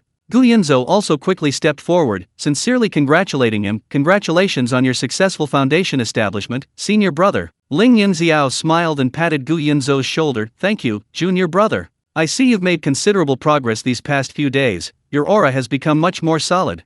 Thanks to master and senior brother's example, I've only just broken through to the 3rd level of qi refining, Gu Yunzhou said, scratching his head somewhat embarrassedly. Alright, Su Zhe interrupted the two disciples' mutual flattery with a smile. Now that Yunxiao has successfully established his foundation, let him consolidate his strength here. Tomorrow, we'll officially head to the southern region Imperial City. Ling Yunxiao's successful foundation establishment greatly increased his strength. Gu Yunzhou's rapid progress showed his limitless potential. Looking at his two outstanding disciples, Su Zhe felt a surge of pride. Suddenly, a brilliant idea struck Su Zhe. He had won a prize in the lottery on his eldest disciple's birthday last time, and now that his eldest disciple had successfully established his foundation, now was the perfect time to try his luck. He randomly opened the system panel, went to the familiar lottery page, and decisively pressed 10 draw. Ding, 900 points consumed, lottery in progress. Thank you for your patronage. Watching the luck value on the panel change from 0 to 3, Su Zhe cursed inwardly. This system is really generous. Chapter 29 Southern Imperial City. The next morning, as dawn broke, the air was filled with the fresh scent of grass and trees, and a light mist. Su Zhe and his two disciples were already prepared. After a night of meditation and consolidation, Ling Yunxiao's foundation establishment stage cultivation had completely stabilized. His aura was harmonious and restrained, and his eyes gleamed with a sharp light, clearly indicating significant progress. Gu Yunzhou was also full of energy, his qi refining level 3 cultivation solidified. Let's go, Su Zhe said with a slight smile, glancing at his two spirited disciples, and took the lead, heading out of the mountains. Ling Yunxiao and Gu Yunzhou immediately followed. Leaving the secluded forest and returning to the main road, feeling the increasing flow of people and carriages, the three of them felt quite relaxed. Especially Ling Yunxiao, after successfully establishing his foundation, he felt the world expand more vastly, and his connection with the spiritual energy of heaven and earth became clearer and more acute. Every step he took was light and steady, filled with a sense of power. The journey to the southern region's imperial city was not far, estimated to take 2 or 3 days by ordinary paces. However, Su Zhe did not choose to fly with his disciple or travel at a rapid pace, but instead continued walking leisurely along the official road. "Master, why don't we speed up?" Gu Yunzhou asked curiously. He was the youngest and most eager to reach the legendary imperial city, wishing he could fly there immediately. Su Zhe glanced at him and said leisurely, "Cultivators must maintain a balance. Your senior brother just broke through yesterday and needs to adapt to his newfound power with a calm mind. Traveling too quickly would be detrimental. Besides, the scenery and human experiences along the way are also part of cultivation. Rushing through would be like a fleeting glance, once missed, it's missed forever." In his heart, he thought, "Surely I can't tell you that I still have a disciple-taking mission." Ling Yunxiao nodded thoughtfully upon hearing this. "Master's teachings are correct. This disciple does indeed feel that while the spiritual energy within my body is abundant, its subtle aspects still require refinement and control. Walking is a good way to experience it more thoroughly." Gu Yunzhou also realized this and smiled apologetically. This disciple was too impatient. "It's all right," Su Zhe waved his hand, "maintaining this anticipation is a good thing. The imperial city is just ahead, it won't grow legs and run away." Thus, the three of them traveled towards the imperial city at an almost leisurely pace. They traveled during the day and found secluded places to meditate and regulate their breathing at night, or stayed at inns in the small towns along the way. Su Zhe also guided his 2 disciples on their cultivation questions along the way. Ling Yunxiao consolidated his foundation establishment realm, familiarizing himself with his surge of spiritual energy and stronger control over lightning techniques. Gu Yunzhou continued to hone his foundation, practicing the precise control of water spiritual energy and beginning to explore the practical moves of the water dragon saber technique. 2 days passed in the blink of an eye. As evening approached on the 3rd day, the outline of an incredibly magnificent city finally came into clear view of the 3 masters and their disciples on the distant horizon. The city walls were so high they seemed to reach the heavens and the earth, their tops invisible. The walls possessed a dark golden hue, weathered by time, reflecting a solemn and majestic light in the afterglow of the setting sun. On the walls, countless runes flickered and flowed, radiating a terrifyingly powerful energy fluctuation, clearly indicating the presence of an extremely powerful protective array. The city walls stretched to both sides, seemingly endless, like an ancient behemoth crouching on the earth. Countless carriages and pedestrians converged from the wide official road, large enough for dozens of carriages to travel side by side, and poured into the city through the city gates, which resembled the throat of a giant beast. The noise was deafening. Various powerful auras mingled together, foundation establishment cultivators were everywhere, and occasionally, one could even feel the undisguised pressure of golden core cultivators passing through the air. What a scene of prosperity and flourishing, of powerful figures galore. This is the southern region imperial city? Gu Yunzhou looked up, his mouth agape, his eyes filled with shock. Compared to this, Xiaohuan City was like a rural village. Even Ling Yunxiao, though from a prominent family in Luoyun City, was awestruck by the grandeur of this imperial city, his heart pounding with excitement. A hint of surprise flashed in Su Zhe's eyes. The scale and grandeur of this imperial city far exceeded his expectations. Compared to this place, even Luoyun City and the Demon Blood Sect's mountain gate seemed small and insignificant. "Let's go into the city." Su Zhe composed himself, his tone remaining calm, and led his 2 somewhat stunned disciples, following the massive crowd towards the enormous city gate. At the city gate, guards clad in gleaming silver armor, exuding a sharp aura, stood watch, conducting simple checks and registrations on all those entering the city, and collecting an entry tax. These guards were all surprisingly at the foundation establishment stage, with the leading squad leader even at the late foundation establishment stage. The procession moved slowly. When it was Su Zhe's turn, the guards noticed that Su Zhe's aura was ordinary, but Ling Yunxiao behind him was clearly a recent foundation establishment cultivator, and Gu Yunzhou was only at the chi refining stage. They routinely inquired about their origins and purpose. Su Zhe casually fabricated a reason, "Traveling with my disciple, we came because of your reputation." He paid the spirit stones and was easily allowed to pass. However, as they passed through the city gate passage and officially stepped into the more bustling streets of the imperial city, no one noticed that behind a stall selling cheap talismans near the city gate, a figure dressed in a plain gray short-sleeved jacket, hat pulled low, seemed to casually glance at Su Zhe and his companions. When the figure clearly saw Su Zhe's profile, especially his conspicuous blue robe, he stiffened slightly, then immediately lowered his head, pretending to tidy up the talismans that no one was buying, but his peripheral vision remained fixed on Su Zhe's back. Su Zhe's steps faltered almost imperceptibly for a moment, then resumed as if oblivious to everything. A faint, almost imperceptible smile played at the corners of his lips. Oh, already being watched upon entering the city? Interesting. He thought to himself, his divine sense already spreading like mercury, locking onto the furtive figure. A weak aura, only at the early foundation establishment stage, like a low-level spy. Whose side is it? The daughter of the imperial preceptor in Xiaohuan City? Or something else? He didn't alert the enemy. Firstly, with his unparalleled strength, he was utterly invincible against any schemes or tricks. Before absolute power, all calculations were futile. Secondly, he was new to the capital and knew nothing of the situation. Why not accept someone offering clues? He also wanted to see what the person behind this was up to. The master and his two disciples strolled along the bustling, wide main street of the imperial city. Shops lined both sides, their carved beams and painted rafters exuding grandeur. The goods for sale were dazzling, brimming with spiritual energy. Many rare materials, elixirs, and magical artifacts, seldom seen elsewhere, could be found here. The streets were teeming with people, a high proportion of whom were cultivators, and some were even from other races or riding strange demonic beasts. Ling Yunxiao and Gu Yunzhou were dazzled by the sights, marveling at the spectacle. Su Zhe, seemingly strolling casually, was actually keeping a close eye on the person following him. The person was trailing far behind, using the crowd as cover, their tracking skills quite adept, clearly not a first-timer. After walking for about 15 minutes, Su Zhe spotted a rather quiet and elegant inn ahead, named Kinjiju,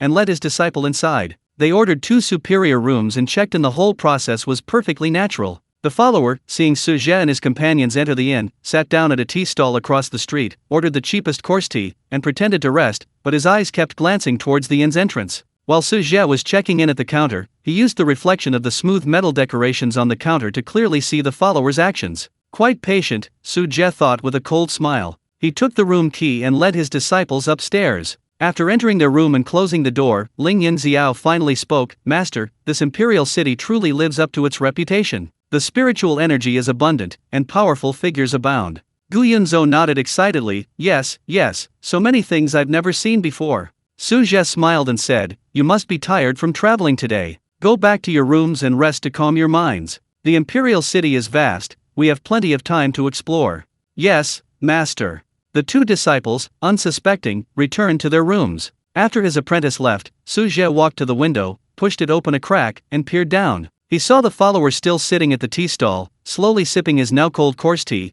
clearly confirming that they had indeed settled in. After about the time it takes for an incense stick to burn, the man seemed to finally be certain. He placed a few copper coins down, stood up, adjusted his hat brim, and quickly disappeared into a nearby alley. Su Zhe withdrew his gaze, a playful expression on his face. "The rat has already returned to its nest to report. Good, I'll see just how deep the waters of this imperial city really are. And what kind of demons and monsters will jump out on their own." He wasn't worried about his safety. Instead, he felt a sense of anticipation for what might happen next. A little spice now and then on this peaceful path of cultivation seemed quite nice. Night gradually enveloped the vast and bustling imperial city, concealing countless undercurrents and secrets beneath the dazzling lights. Chapter 30. Before Tianyan Academy. The night was deep, and only the faint echoes of the bustling night market of the imperial city drifted through the room of the Kinja Inn. Su Zhe sat cross-legged on the couch, not immediately falling asleep. He had been inexplicably followed since entering the city today. Though not afraid, it had given him a better understanding of the complexities of the imperial city.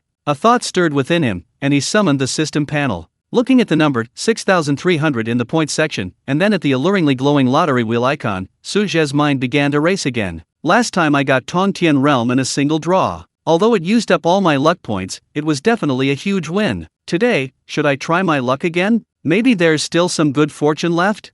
He stroked his chin, muttering to himself, 10 draws have a pity system, let's do another 10 draws. Having made up his mind, he focused and clicked the 10 draws option. Ding! 900 points consumed, initiating a 10-draw lottery. The virtual lottery tube shook violently again, flashing with multicolored light, full of uncertainty. Su Zhe held his breath, silently chanting, "No thanks needed, no thanks needed, just give me something useful." The light gradually faded, and the results popped up one by one. "Thank you for your patronage.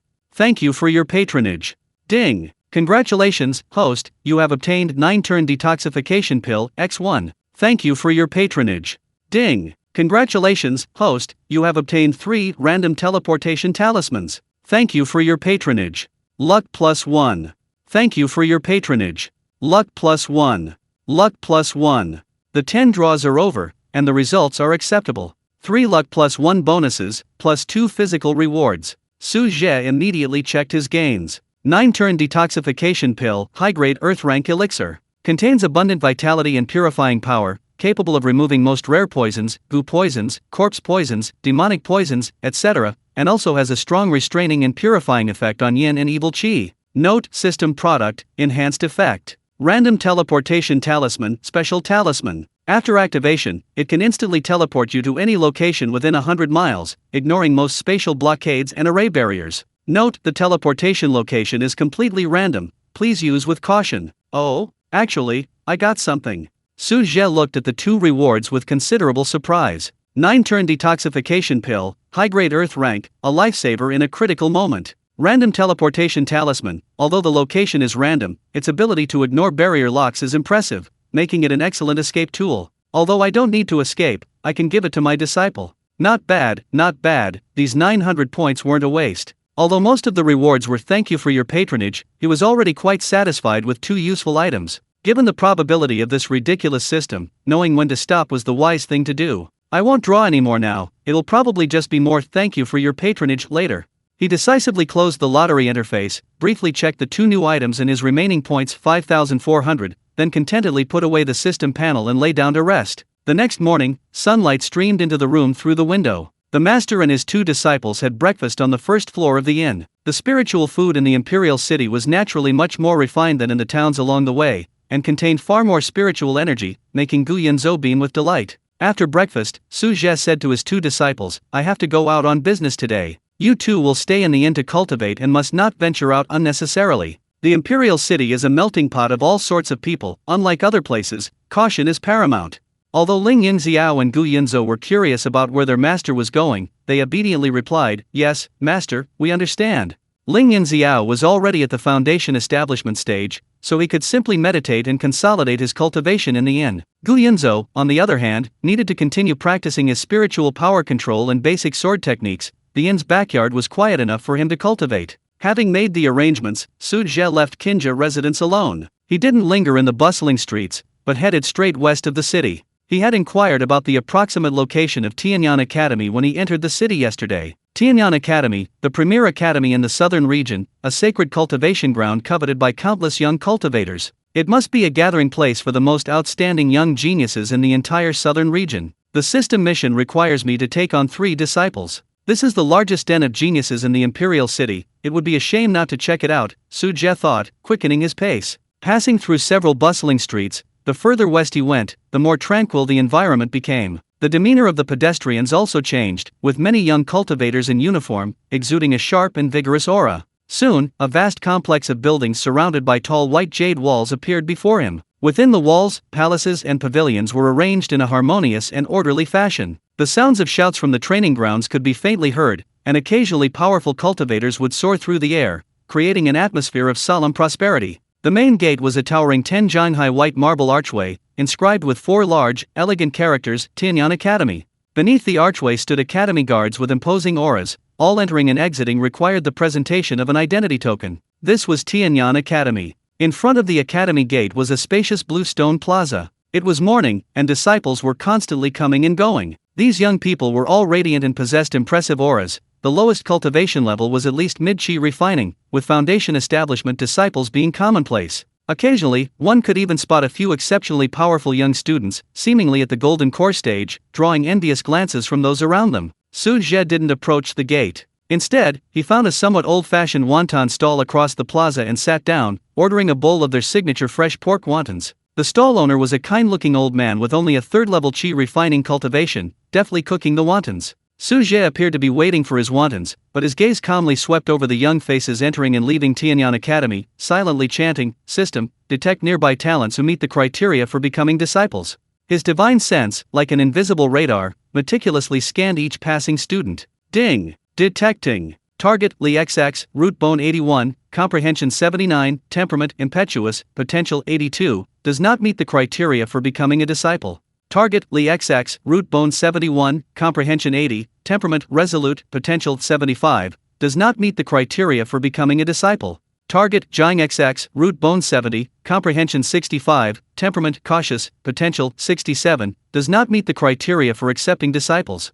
Target Wang XX, root bone 75, comprehension 80, temperament arrogant, potential 77, does not meet the criteria for accepting disciples. Target Zhao XX, root bone 90, comprehension 85, temperament cold and aloof, potential 87, does not meet the criteria for accepting disciples.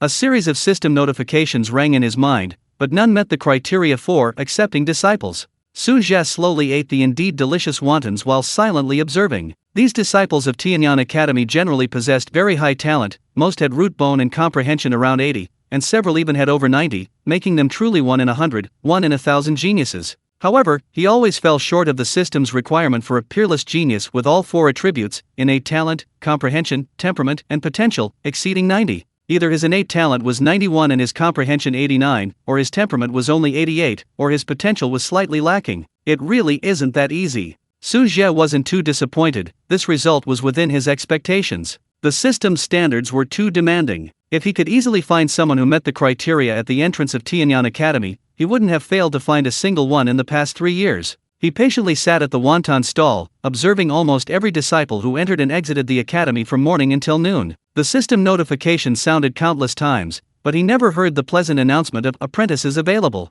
Looks like our time hasn't come yet. Su Zhe finished the last sip of his wonton soup, put down his bowl, and paid with spirit stones. He got up and left the wonton stall, taking one last look at the magnificent Tianyan Academy plaque. Well, since there aren't any in the academy for the time being, perhaps the opportunity lies elsewhere. The capital city is so big, there must be some suitable candidates. As I said in chapter 31, I was just looking. It seemed he wouldn't encounter a destined person meeting the system's criteria at the entrance of Tianyan Academy today. He wasn't discouraged, though, opportunities couldn't be forced. The imperial city was vast, teeming with hidden talents, perhaps other opportunities lay elsewhere. Just as he turned to merge into the crowd, a slightly arrogant and wary voice called out from behind. "Halt! You in the blue robes up ahead." Su Zhe didn't stop, as if he hadn't heard. "I'm talking to you. You've been lurking around our academy gate all morning, what are you up to?" The voice quickened its pace, approaching with an unquestionable tone. Su Zhe slowly turned around and saw 4 young men dressed in the standard blue and white robes of Tianyan Academy blocking his way. The leader, about 20 years old, had the arrogance typical of scions of noble families. His cultivation was at the late foundation establishment stage, quite impressive. Behind him were 3 men, 1 at the mid-foundation establishment stage and 2 at the early foundation establishment stage, all acting as his leader, their expressions scrutinizing and hostile. Disciples and passers-by entering and leaving the academy unconsciously slowed their pace, casting curious glances. Being stopped and questioned by disciples of Tianyan Academy at its gate was quite unusual. Su Zhe's gaze swept calmly over the 4 men, his tone utterly indifferent. "What is it?" The leading late-stage foundation establishment disciple sized Su Zhe up and down. Seeing that his aura was unremarkable and his clothes were merely ordinary blue robes, he didn't seem to have any great background. Emboldened, he sneered, "What is it? I'd like to ask you. We've been observing you for a long time. Since this morning, you've been sitting at that wonton stall, your eyes constantly scanning the gates of my academy and the disciples coming and going the entire morning. Speak, who are you? What is your purpose? Are you a spy sent by the Blackwater sect?" Blackwater sect? Su Zhe raised an eyebrow. This was the first time he'd heard of the name. It seemed the power struggles within the imperial city were indeed complex. He said calmly, "I'm not a Blackwater sect spy. I'm just new to the imperial city, and having heard of the Heavenly Evolution Academy, I was drawn to it and stopped to observe. I have no other intentions." "Did you draw to it? Stop to observe?" The disciple clearly didn't believe him, his sarcasm deepening. "I think you're just making excuses. If you were truly just observing, why would you spend the whole morning observing? And observing so closely? You clearly have ulterior motives. If you know what's good for you, come with us and accept the Academy's investigation. Otherwise..." Before he finished speaking, the spiritual pressure of a late-stage foundation establishment cultivator emanated from him, pressing down on Su Zhe, attempting to intimidate him. His 3 companions behind him also moved in unison, forming a semi-encirclement, subtly blocking Su Zhe's escape route. A crowd gradually gathered around, whispering amongst themselves. "It's senior brother Wang and his group from the enforcement hall. Who's this guy? He looks completely unfamiliar. They said they've been looking around all morning? That does seem a bit suspicious. Aren't senior brother Wang and his group being too sensitive? The Academy and the Blackwater sect have been tense lately. I heard there have been conflicts at several properties outside the city." Su Zhe seemed completely oblivious to the slight spiritual pressure, as if it were a gentle breeze. He shook his head, his tone still calm. "I said I was just looking. Now that I've looked, it's time to go." Having said that, he actually turned around again, ignoring the 4 people in front of him, and was about to leave. The disciple surnamed Wang, seeing this, felt utterly humiliated, especially being ignored in front of everyone by someone who seemed to have no cultivation. Enraged, he shouted, "You won't listen to reason. Seize him." At his command, he struck first. His right hand, fingers like a sword, gathered spiritual energy and aimed directly at Su Zhe's vital point in the back. This strike was swift and sharp, accompanied by a whooshing sound, clearly a formidable pressure point technique, intended to subdue the opponent instantly. The other 3 also attacked almost simultaneously. One struck Su Zhe's shoulder with a palm strike, another launched a side kick at his lower body, and the last conjured a pale golden rope-like magical artifact, which, like a serpent emerging from its hole, coiled around Su Zhe's feet. The 4 cooperated seamlessly, their attacks ruthless, instantly sealing off all of Su Zhe's escape routes, clearly determined to capture him on the spot. A gasp of surprise rippled through the crowd. No one had expected that senior brother Wang and his companions would actually attack right in front of the Heavenly Evolution Academy's gates. However, facing this onslaught from all sides enough to throw even an ordinary Foundation Establishment cultivator into a panic, Su Zhe didn't even turn around. He simply flicked his sleeve lightly, as if swatting away a mosquito. His movement remained as calm and collected as ever, utterly devoid of any malice. But the instant his sleeve fluttered, a gentle yet irresistibly powerful invisible force rippled outwards like waves. The disciple surnamed Wang, charging at the forefront, bore the brunt of the attack. His sharp fingers seemed to strike a massive, impenetrable iron rod, failing to advance an inch. Instead, an overwhelming force surged back from his fingertip. Puff! His face turned deathly pale instantly. He groaned, as if struck in the chest by an invisible hammer, and was sent flying uncontrollably. Immediately afterward, the other 3 suffered the same fate. Their palm strikes, leg movements, and magical ropes, upon contact with the invisible force field, crumbled and dissipated instantly, like ice meeting the sun. Then, like kites with broken strings, the 3 were thrown in different directions with cries of alarm. Bang! Bang! Bang! Bang! 4 dull thuds echoed in succession. The disciple surnamed Wang crashed heavily onto the hard bluestone slab, rolling several times before coming to a stop. His bones felt like they were shattered, his blood churning, and he almost spat out blood. The other 3 were even more disheveled, dazed, and seeing stars. The disciple who had used the rope magical weapon even lost his grip on it, its light dimming as it landed in the distance. The entire plaza instantly fell into an eerie, deathly silence. All the onlookers stared wide-eyed, unable to believe what they were seeing. What had happened? Senior brother Wang and his companions, 4 Foundation Establishment stage inner disciples of the Heavenly Evolution Academy, had actually been swept away with a casual flick of a sleeve. They hadn't even seen how the attacker made the move. Just who was this guy? A nascent soul stage expert. But he didn't look like one at all. The disciple surnamed Wang struggled to his feet, his face filled with shock, shame, and a hint of fear. He now truly realized that this seemingly ordinary man in blue robes was far stronger than he had imagined. Who are you? His voice was hoarse and trembling. Su Zhe slowly turned around, his gaze calmly sweeping over the 4 disheveled figures on the ground. He said indifferently, "I said I was just looking. Now, can you leave?" His eyes were calm and unwavering, yet they sent a chill down the spines of the 4 disciples surnamed Wang, as if they were being stared at by some primordial beast. None of them dared to utter a sound of objection. Just then, a clear and gentle voice, yet carrying an undeniable air of authority, came from within the academy gates. "Sir, please show mercy."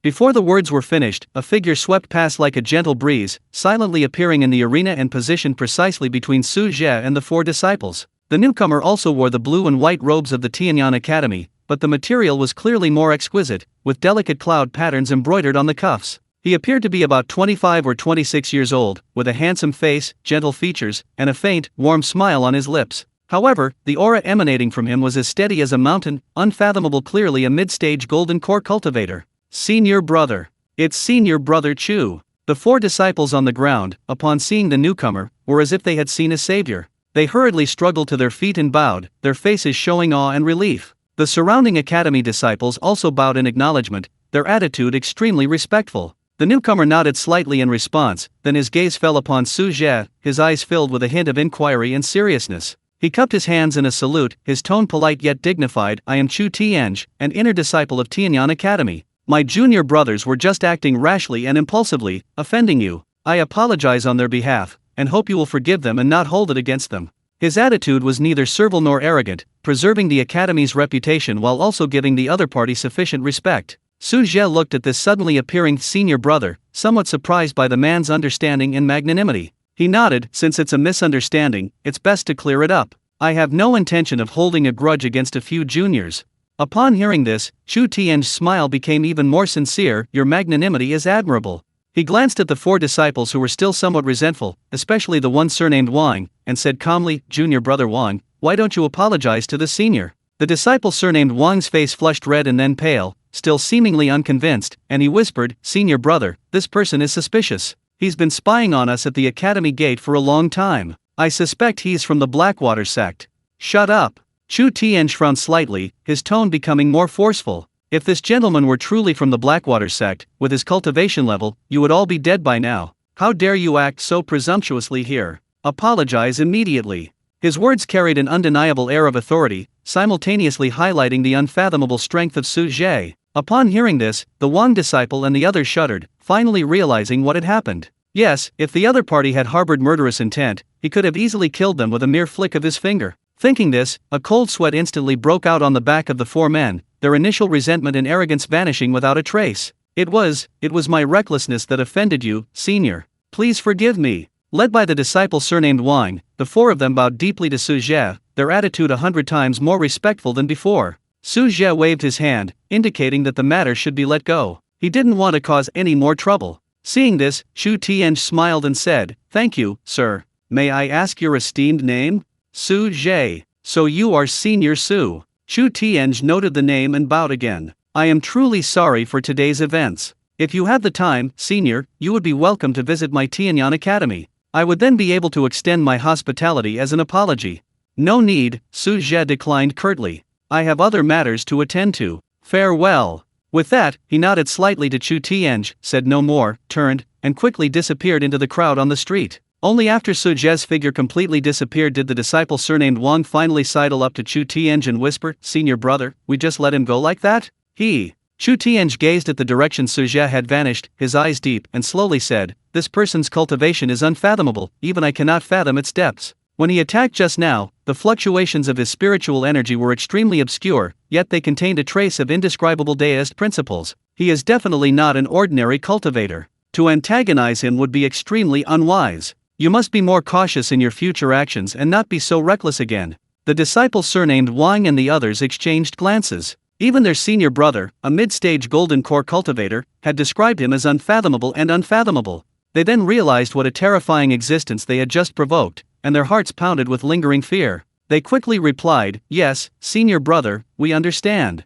Chu Tian nodded, saying nothing more, but then glanced deeply again in the direction Su Zhe had left, a hint of curiosity and contemplation flashing in his eyes. Su Zhe. I've never heard of that name before. What brings such a person to the imperial city? Su Zhe, having left, didn't dwell on this little incident. To him, it was merely a minor ripple in his journey. He walked along the bustling streets of the imperial city, his divine sense still spreading outwards like a fine net. The Heavenly Evolution Academy didn't have any suitable disciples for the time being, but in this vast imperial city with its billions of inhabitants, there must be geniuses recognized by the system. It just required a little patience and a tiny bit of luck. His gaze swept across the bustling crowds, looking deeper into the imperial city, where there seemed to be even denser spiritual energy, and an even more powerful aura. Where will my next disciple be? Su Zhe murmured to himself, his steps unhurried, continuing his leisurely stroll. Chapter 32 The fish has taken the bait. Su Zhe's figure blended into the bustling crowds of the imperial city streets, seemingly strolling casually, but in reality, his direction was clear, towards the more secluded market area in the west of the city. His divine sense, like an invisible spider web, had already firmly locked onto the tail that had been reattached and thought to be well hidden behind him. The person's tracking skills were indeed much more refined than before. At the inn's entrance, their aura was concealed almost perfectly, using crowds, stalls, and even the occasional passing carriage as cover. If it weren't for an ordinary person, they probably wouldn't have been able to detect them at all. But Su Zhe was no ordinary person. He could even clearly see the flicker of surprise and uncertainty, and a hint of barely perceptible fear, in the person's eyes clearly. The scene of casually swatting away 4 Foundation establishment disciples at the entrance of Tianyan Academy had greatly shocked this tracker. Blackwater Sect. Imperial Preceptor's Mansion. Su Zhe murmured these 2 names to himself, a playful smile curving his lips. It seems the welcoming ceremony in the imperial city is quite unique. He disliked this feeling of being secretly watched. Since they had already come knocking, he might as well play along and see what kind of monsters were lurking behind it all. It was better than constantly being on guard and disturbing his peace. Having made up his mind, Su Zhe changed direction, no longer heading towards bustling areas, but instead choosing secluded spots with sparse crowds and intricate alleyways. He deliberately slowed his pace, seemingly taking an interest in the dilapidated streetscape, giving the person behind him ample time to follow and relay messages to their accomplices. Sure enough, as he ventured further into secluded areas, the aura behind him, while still cautious, noticeably tightened its grip. Moreover, Su Zhe keenly sensed that at several more intersections further away, several more figures, also skilled in some kind of concealment technique and exuding a chilling aura, silently appeared, forming a tacit encirclement with the initial pursuer. The fish has taken the bait. Su Zhe chuckled inwardly, his figure flashing as he turned into a dead-end alley. At the end of the alley was a high wall, flanked by old, mottled walls, with no doors. This was the stage he had carefully chosen. He had barely stood at the end of the alley when a series of whooshing sounds rang out behind him. Whoosh, whoosh, whoosh. Four figures dressed in tight black clothes and wearing black masks appeared like ghosts at the alley entrance, completely blocking the only exit. These four were positioned strategically, their auras subtly linked, clearly proficient in combined attacks. Two were at the nascent soul stage and two at the golden core stage, and all four exuded a chilling, murderous aura honed over many years. The leader, his eyes now cold and sharp, no longer held the previous surprise and doubt, only the resolute determination of someone who had completed a mission. "You've certainly picked a good spot for yourself," the leader of the men in black said in a hoarse voice, with a metallic quality. "It saved us a lot of trouble." Su Zhe slowly turned around, his gaze calmly sweeping over the four men, as if he had expected their arrival. "I'm sorry to have troubled you all following me all this way. May I ask what brings you to my side?" The other, slightly thinner man in black sneered, his voice shrill. "Why feign ignorance? You injured my young lady in Xiaohuan City and then displayed your abilities in front of my Tianyan Academy, alarming everyone. We are ordered to bring you back for questioning." Su Zhe's tone remained calm. "Looks like they're from the Imperial Preceptor's mansion. They're really willing to go all out." A cold glint flashed in the eyes of the leading man in black, his killing intent rising instantly. "Attack. Dead or alive." Before the words were even finished, all four of them launched a simultaneous attack. Their coordination was extremely smooth. Two of them lunged at Su Zhe's upper body, black energy swirling between their fingers and palms, aiming straight for his throat and heart. Their moves were incredibly ruthless. Another man crouched low, like a venomous snake emerging from its hole, sweeping his legs towards Su Zhe's lower body with a fierce gust of wind. The last man didn't step forward, but instead formed hand seals, chanting incantations. A cold, obscure spiritual wave instantly enveloped Su Zhe, an extremely rare soul attack technique. The four of them combined their attacks like a storm, instantly filling the narrow alleyway and sealing off any possibility of escape. Their power was overwhelming. Such a formation would likely leave even an ordinary late-stage nascent soul cultivator scrambling and suffering a heavy loss if suddenly attacked.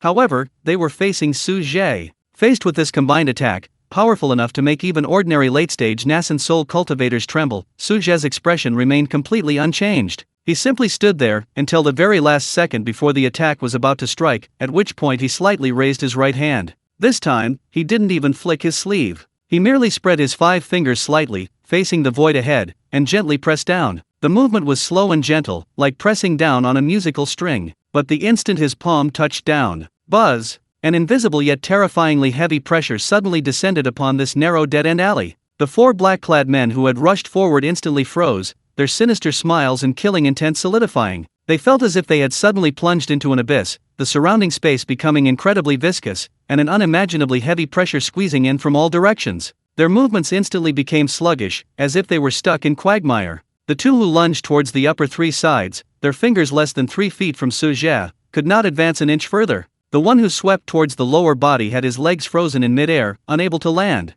And the black-clad man who had unleashed his soul attack was struck as if by a heavy blow, letting out a muffled groan, a trickle of blood spilling from his mouth, his eyes filled with horror and disbelief. His soul attack had struck his opponent like a mud ox sinking into the sea, instead being injured by an even more terrifying recoil force. The shock in the 4 people's eyes was instantly replaced by boundless terror. A domain! This was the power of a domain of heaven and earth, which only a nascent soul stage expert could initially grasp. This person is actually a nascent soul ancestor. This thought exploded in their minds like a thunderbolt, chilling them to the bone and shattering their spirits. Su Zhe looked indifferently at the 4 people imprisoned in place by the invisible force field, as if they were 4 insects nailed to amber. He slowly walked to the leader of the men in black. "Now, can we speak properly?" Su Zhe's voice was calm, yet it struck the 4 men's minds like a heavy hammer. "Who sent you? What is your purpose?"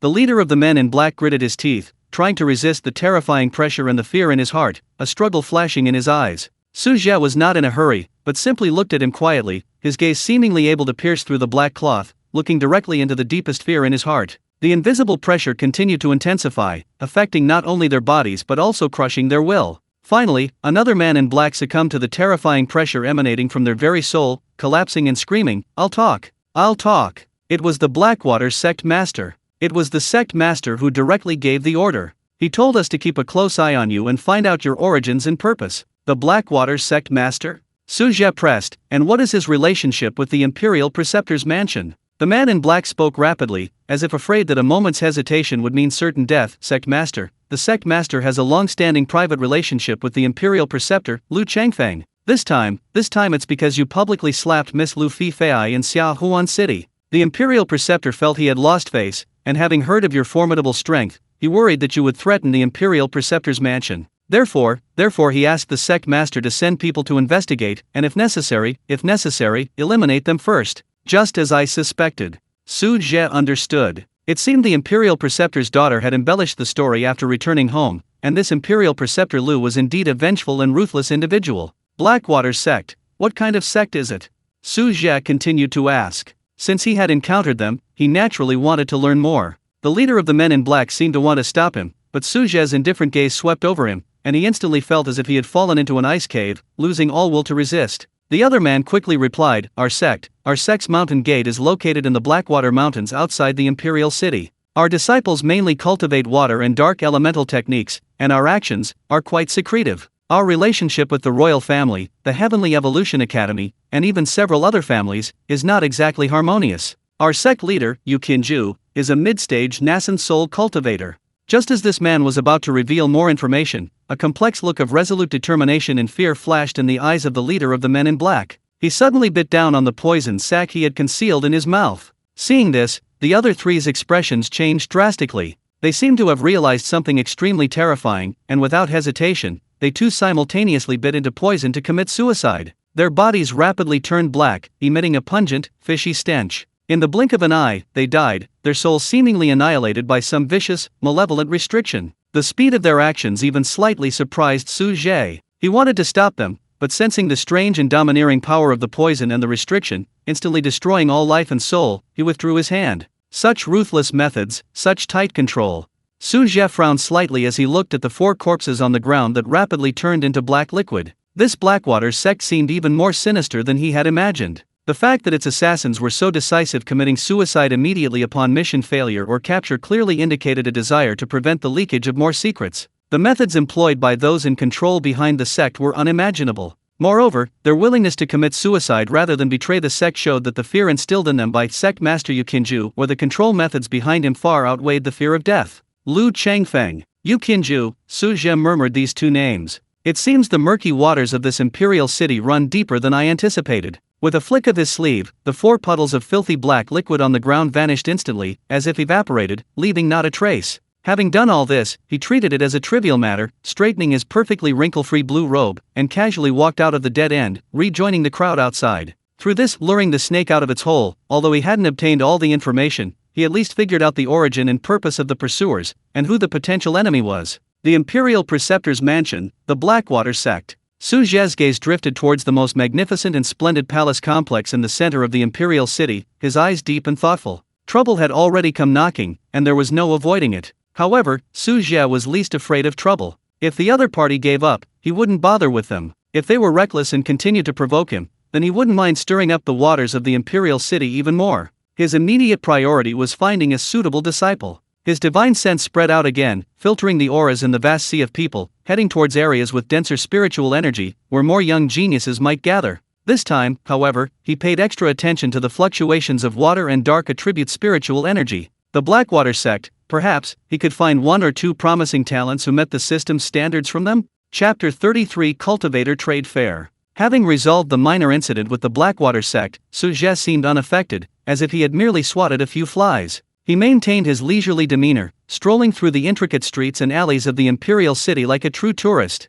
His divine sense, like the most sophisticated radar, continuously scanned everyone passing by, especially young faces. However, although the system notifications occasionally sounded, the reported data was always slightly off, never revealing the enticing words available to accept disciples. Bone structure 70, comprehension 71, mental fortitude 88. What a pity! Bone structure 80, comprehension 69, mental fortitude 93. Still not enough. This one is even more outrageous. 95 in innate talent, 94 in comprehension, but only 85 in temperament, too unconventional. Su Zhe shook his head inwardly. The density of geniuses in this imperial city was indeed far greater than in Lingyuan City. He had even encountered several promising talents with aptitudes above 90, but they always struggled to achieve perfection in all four categories, with one or two always stuck below 90, unable to reach the system's ridiculously perfect standard. It seems the system's requirement of peerless genius truly is an insurmountable hurdle. Su Zhe sighed inwardly. He wasn't particularly anxious if opportunities couldn't be forced, perhaps it was simply a matter of time. The setting sun cast long shadows across the majestic buildings of the imperial city. Seeing that he had gained nothing today, Su Zhe gave up his pursuit and turned to head towards the Kinja Residence Inn. On his way back, he deliberately chose a busier main street. As dusk settled and the night market prepared to open, numerous stalls were set up along both sides of the street, selling all sorts of goods, and the crowds were even more dense and noisy than during the day. As he walked, the conversation of two cultivators beside him reached his ears. "Brother Wang, are you planning to go to the cultivator trade fair at the Gathering Immortals market tomorrow?" a tall, thin cultivator asked expectantly. "Of course I'll go," the plump cultivator addressed as Brother Wang rubbed his hands together excitedly. "I heard it's quite a large-scale event this time, with many good items being offered. I've been saving up spirit stones for a long time, hoping to find a spirit nourishing pill to help me break through the bottleneck of the mid-foundation establishment stage." Spirit nourishing pill? That's a hot commodity. But I heard that even earth-grade spiritual materials and even incomplete ancient treasures might appear at this trade fair, a rare opportunity. It's said that many sect disciples and rogue cultivators will also be there, bartering for goods. You might really stumble upon a fortuitous encounter. Yes, I heard the venue is at 100 Art Square in the east of the city, maintained by several major merchant guilds, so it's very safe. I must go early tomorrow to secure a good spot. A cultivator trade fair? Su Zhe paused slightly, a thought striking him. These trading venues, gathering large numbers of cultivators, are a melting pot of all sorts of people, a place to find bargains and opportunities, and often a hub for information exchange and the emergence of talent. Compared to aimlessly trying his luck on the streets, going there might significantly increase the probability of encountering someone who meets the system's criteria. Interesting. Su Zhe's lips curled into a slight smile. He had made up his mind. Tomorrow he would go to the Gathering Immortals Pavilion trade fair to check it out. Having made up his mind, he didn't linger, quickening his pace, and soon returned to the Kinja Residence Inn. Inside the inn, Ling Yunxiao and Gu Yunzhou were both meditating in their rooms. Sensing their master's return, they opened the door almost simultaneously. "Master, you're back," Ling Yunxiao said respectfully. His aura was more composed than in the morning, clearly indicating that consolidating his cultivation had been quite effective. "Master." Gu Yunzhou also quickly bowed, his face showing a hint of fatigue from cultivation, but his eyes were bright. Su Zhe nodded slightly, his gaze sweeping over his two disciples. "How have you been today?" "Reporting to Master, everything is fine. I didn't go out," Ling Yunxiao replied. "Master, I have already mastered the first move of the Water Dragon Saber technique, Water Wave Slash," Gu Yunzhou added excitedly. With the youthful spirit and rapid progress, he naturally wanted his master's approval. Su Zhe smiled. "Good, taking it step by step is best." He paused, then added, "There's a cultivator trade fair in the Imperial City tomorrow, and I plan to go take a look. Would you two like to come along?" The two men's eyes lit up immediately. They had only heard of cultivator trade fairs, never experienced one firsthand. "We'd love to go," they said in unison. They were naturally willing to broaden their horizons and accompany their master. "All right, then we'll set off early tomorrow morning," Su Zhe nodded. "Get a good rest tonight." "Yes, Master." Meanwhile, outside the Imperial City, deep within the Blackwater Mountains, Blackwater's sect headquarters, Netherworld Hall. The atmosphere was oppressive, like the deathly silence before a storm. The hall was dimly lit, and the walls were inlaid not with luminous pearls, but with a strange mineral emitting a faint blue light, making the entire hall appear eerily sinister. Upon the black, icy throne in the center of the main hall sat a blurry figure. Enveloped in a dense, impenetrable black mist, only his outline was vaguely discernible, radiating a chilling and powerful aura that sent shivers down one's spine. This was none other than Yu Qinju, the sect master of the Blackwater sect. Below him, an elderly man in black robes, his face ashen, trembled and prostrated himself on the ground, not daring to raise his head, reporting in a trembling voice. Sect Master, the Shadow Guard squad sent to the Imperial City, their sole lamps, were, all, extinguished half an hour ago. All extinguished? Yu Qinju's voice slowly drifted from within the black mist, devoid of any emotion, yet it sent a chill down the old man's spine, as if his blood were freezing. Yes, including Shadow 7 and Shadow 13, the two early-stage Nascent Soul team leaders, and Shadow 21 and Shadow 35, the two late-stage Golden Core team members. The 4 soul lamps went out almost simultaneously. According to the extremely faint fragments of information the soul lamps gave us last, they didn't even seem to put up a decent fight. They were instantly annihilated. The opponent may have mastered some kind of powerful domain power, the old man added with difficulty, cold sweat already soaking his back. Domain power? The black mist around Yukinja seemed to fluctuate slightly, his tone still calm, yet the temperature in the entire hall plummeted. To instantly annihilate 2 Nascent Soul cultivators and 2 Golden Core cultivators, and to prevent them from even sending out a distress signal, it seems that Lu Changfeng has provoked no ordinary tough opponent this time. He remained silent for a moment, as if deep in thought. The old man below didn't dare to even breathe. That fool Lu Changfeng raised a daughter who doesn't know her place, only causing me trouble. Yukinju's voice carried a barely perceptible hint of sarcasm. Fine, since the other party is suspected to be a Nascent Soul cultivator, and their methods are so mysterious and ruthless, we shouldn't provoke them further until we understand their background and true purpose. Pass down the order, Yukinju commanded. All personnel outside are to suspend all surveillance and actions against the target Su Zhe. Without my order, no one is allowed to approach him, let alone engage in conflict with him. His danger level is temporarily set as uncontrollable, and he is placed on the observation list. Yes, Sect Master. Your subordinate obeys. The old man, as if granted a pardon, quickly kowtowed and accepted the order. Furthermore, Yukinju added, send more men to investigate this person from the sidelines, especially his possible connections with Tianyan Academy, the royal family, and other forces. I need to know his true purpose in coming to the imperial city. Yes, your subordinate will do it immediately. The old man dared not delay in the slightest, bowing and slowly retreating from the netherworld hall. Only when he was far away from the hall did he dare to straighten up, wipe the cold sweat from his forehead, and hurriedly leave. In the empty hall, only Yukinja remained. The black mist around him slowly churned and surged, and a pair of emotionless, unfathomable eyes appeared and disappeared within the mist. Su Zhe, Nascent Soul stage, suddenly appearing in the imperial city, is it for that matter? Or is he simply passing through?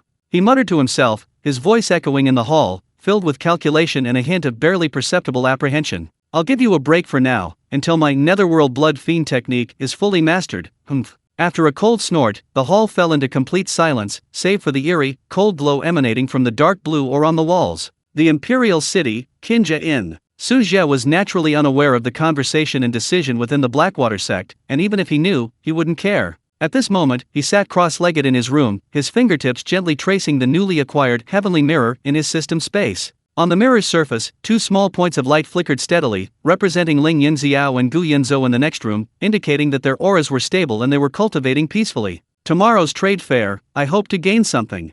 Su Zhe put away the heavenly mirror, slowly closed his eyes, and immersed his mind in cultivation. The night in the imperial city remained bustling and vibrant, but beneath the surface, an undercurrent triggered by Su Zhe's arrival had suddenly shifted course, temporarily settling into calm. However, everyone knew that this calm might only be a brief respite before a much larger storm brewed. The following day, as the sun rose, it heralded the imminent arrival of excitement and commotion at the 100 Arts Square in the eastern district of the imperial city. Chapter 34 Chaotic Spiritual Route. The rising sun bathed the 100 Arts Square in the eastern district of the imperial city, but its warmth paled in comparison to the sweltering heat emanating from the crowds. The vast square was divided into countless sections, lined with stalls, banners fluttering, and throngs of cultivators of all kinds jostling shoulder to shoulder. The sounds of bargaining, introductions of treasures, and exclamations of wonder rose and fell, mingling with the exotic aromas of various spiritual herbs, elixirs, and ores, creating a dazzling yet vibrant scene of bustling activity. Wow, so many people. Gu Yunzhou had never seen so many cultivators gathered together before. His eyes could barely take it all in, staring at the shimmering magical artifacts and inhaling the unfamiliar scents of herbs, his face filled with wonder. Ling Yunxiao, though also shocked, remained composed due to his greater experience. However, as his gaze swept over the cultivators whose auras were clearly extraordinary, a look of solemnity and longing involuntarily crossed his face. This was the imperial city, a place teeming with powerful figures and countless opportunities. Looking at the sea of people before him, Su Zhe smiled slightly and said to his 2 disciples, this place is a mixed bag, but it has its own rules. You 2 can wander around on your own, broaden your horizons, and if you find something you like, buy it if the price is right. Remember, don't cause trouble, but don't be overly timid either. We'll meet here in an hour. Yes, Master. Ling Yunxiao and Gu Yunzhou were overjoyed upon hearing this. They had been wanting to explore freely, so they immediately agreed respectfully and excitedly joined the surging crowd, quickly disappearing from sight. Su Zhe, meanwhile, leisurely began his treasure hunt with his hands behind his back. His gaze seemingly casually swept over each stall, but in reality, his divine sense was already like a fine sieve, filtering out seemingly ordinary items that might contain hidden secrets, while simultaneously scanning the young cultivators passing by. However, finding suitable apprentices remained a challenge. He did see plenty of decent refining materials and rare herbs, but they were of little use to him. Just as he passed a tiny, inconspicuous stall tucked away in a corner, the long-absent, heart-pounding system notification suddenly rang in his mind. Ding! Detected fluctuations of a nether key fragment. Location, right, 3 o'clock. Distance, extremely close. Su Zhe's steps faltered, his heart skipping a beat. Another fragment. He immediately followed his senses. The stall was extremely rudimentary. A faded coarse cloth covered the ground, upon which lay several dull-colored, irregularly shaped pieces of ore, a few herbs with sparse spiritual energy, and a few rusty, seemingly salvaged fragments of broken weapons from some ancient battlefield. The stall owner, a simply dressed, honest-looking middle-aged man with only the 5th level of chi refining cultivation, was nervously rubbing his hands, watching the passing crowds, but no one patronized his stall. The faint yet distinct fluctuation of the nether key fragment was emanating from those broken weapon fragments. One piece, about the size of a fingernail, with irregular edges and a dark, iron-like color, was indeed a nether key fragment. Su Zhe was overjoyed, but remained outwardly calm, slowly walking over. Seeing a customer finally arrive, and a distinguished-looking cultivator in blue robes at that, the stall owner quickly stood up, his voice a mix of nervousness and anticipation. "Senior, please take a look. Is there anything that catches your eye? These are all family heirlooms, and some I picked up from the outskirts of the Black Wind Mountains." Su Zhe casually squatted down, picked up a few pieces of ore, examined them, then fiddled with a few herbs. Finally, his fingers landed on the pile of scrap metal, seemingly rummaging through it casually, but actually aimlessly picking up the fragment of the nether key. "Where did these things come from?" Su Zhe asked calmly, as if it were just a casual question. The stall owner honestly replied, "Replying to you, senior, most of them were passed down from my grandfather's generation. They're said to be quite old, but I don't know the exact age. This piece of iron seems to have been mixed in with those old things. It looked unremarkable, so I thought it might be an antique and displayed it along with the others." Su Zhe understood immediately, this stall owner clearly didn't know its value. He weighed the fragment in his hand and pondered, the material is somewhat unusual, like iron but not quite. It does have some research value. Unfortunately, it's too badly damaged, losing all its vitality. It's just a piece of old junk. His words were half-truth, highlighting its unusual nature while vehemently downplaying its value. Upon hearing this, the stall owner's expectant expression immediately fell, and he muttered, "It's really junk, I thought." Su Zhe changed the subject, saying calmly, "However, I have a slight interest in these kinds of ancient items and enjoy collecting and studying them. Name your price for these fragments, I'll take them all." He pushed the pile of fragments, along with the fragments of the nether key, aside. The stall owner's eyes lit up again. After hesitating for a moment, he tentatively held up 3 fingers. 30 low-grade spirit stones? "Senior, what do you think?" Su Zhe chuckled inwardly, but frowned slightly, as if he thought it was too expensive. In the end, he nodded, "All right, seeing that you're not having an easy time, 30 it is." He readily took out 30 low-grade spirit stones and handed them to the stall owner. The stall owner received the spirit stones, overjoyed, and thanked him repeatedly, "Thank you, senior. Thank you, senior." To him, selling these unwanted junk for this price was like a windfall. Su Zhe put the small pile of waste into his sleeve, which was actually transferred into the system space, and a weight was lifted from his heart. Ding! Obtained nether key fragment X1. Current progress, 4/6. Ding! Obtained nether moon fragment reward, points plus 1000. 2 consecutive system notifications made Su Zhe even happier. His points were restored, and most importantly, he had collected most of the nether key fragments. Just as he was about to continue his stroll, a violent clash of spiritual energy and a cacophony of shouts suddenly erupted not far ahead. Boom! Bang! This was followed by an angry shout from a young man and several arrogant laughs. "Damn it! Trash from Tianyan Academy! Dare to block the path of our Blackwater sect?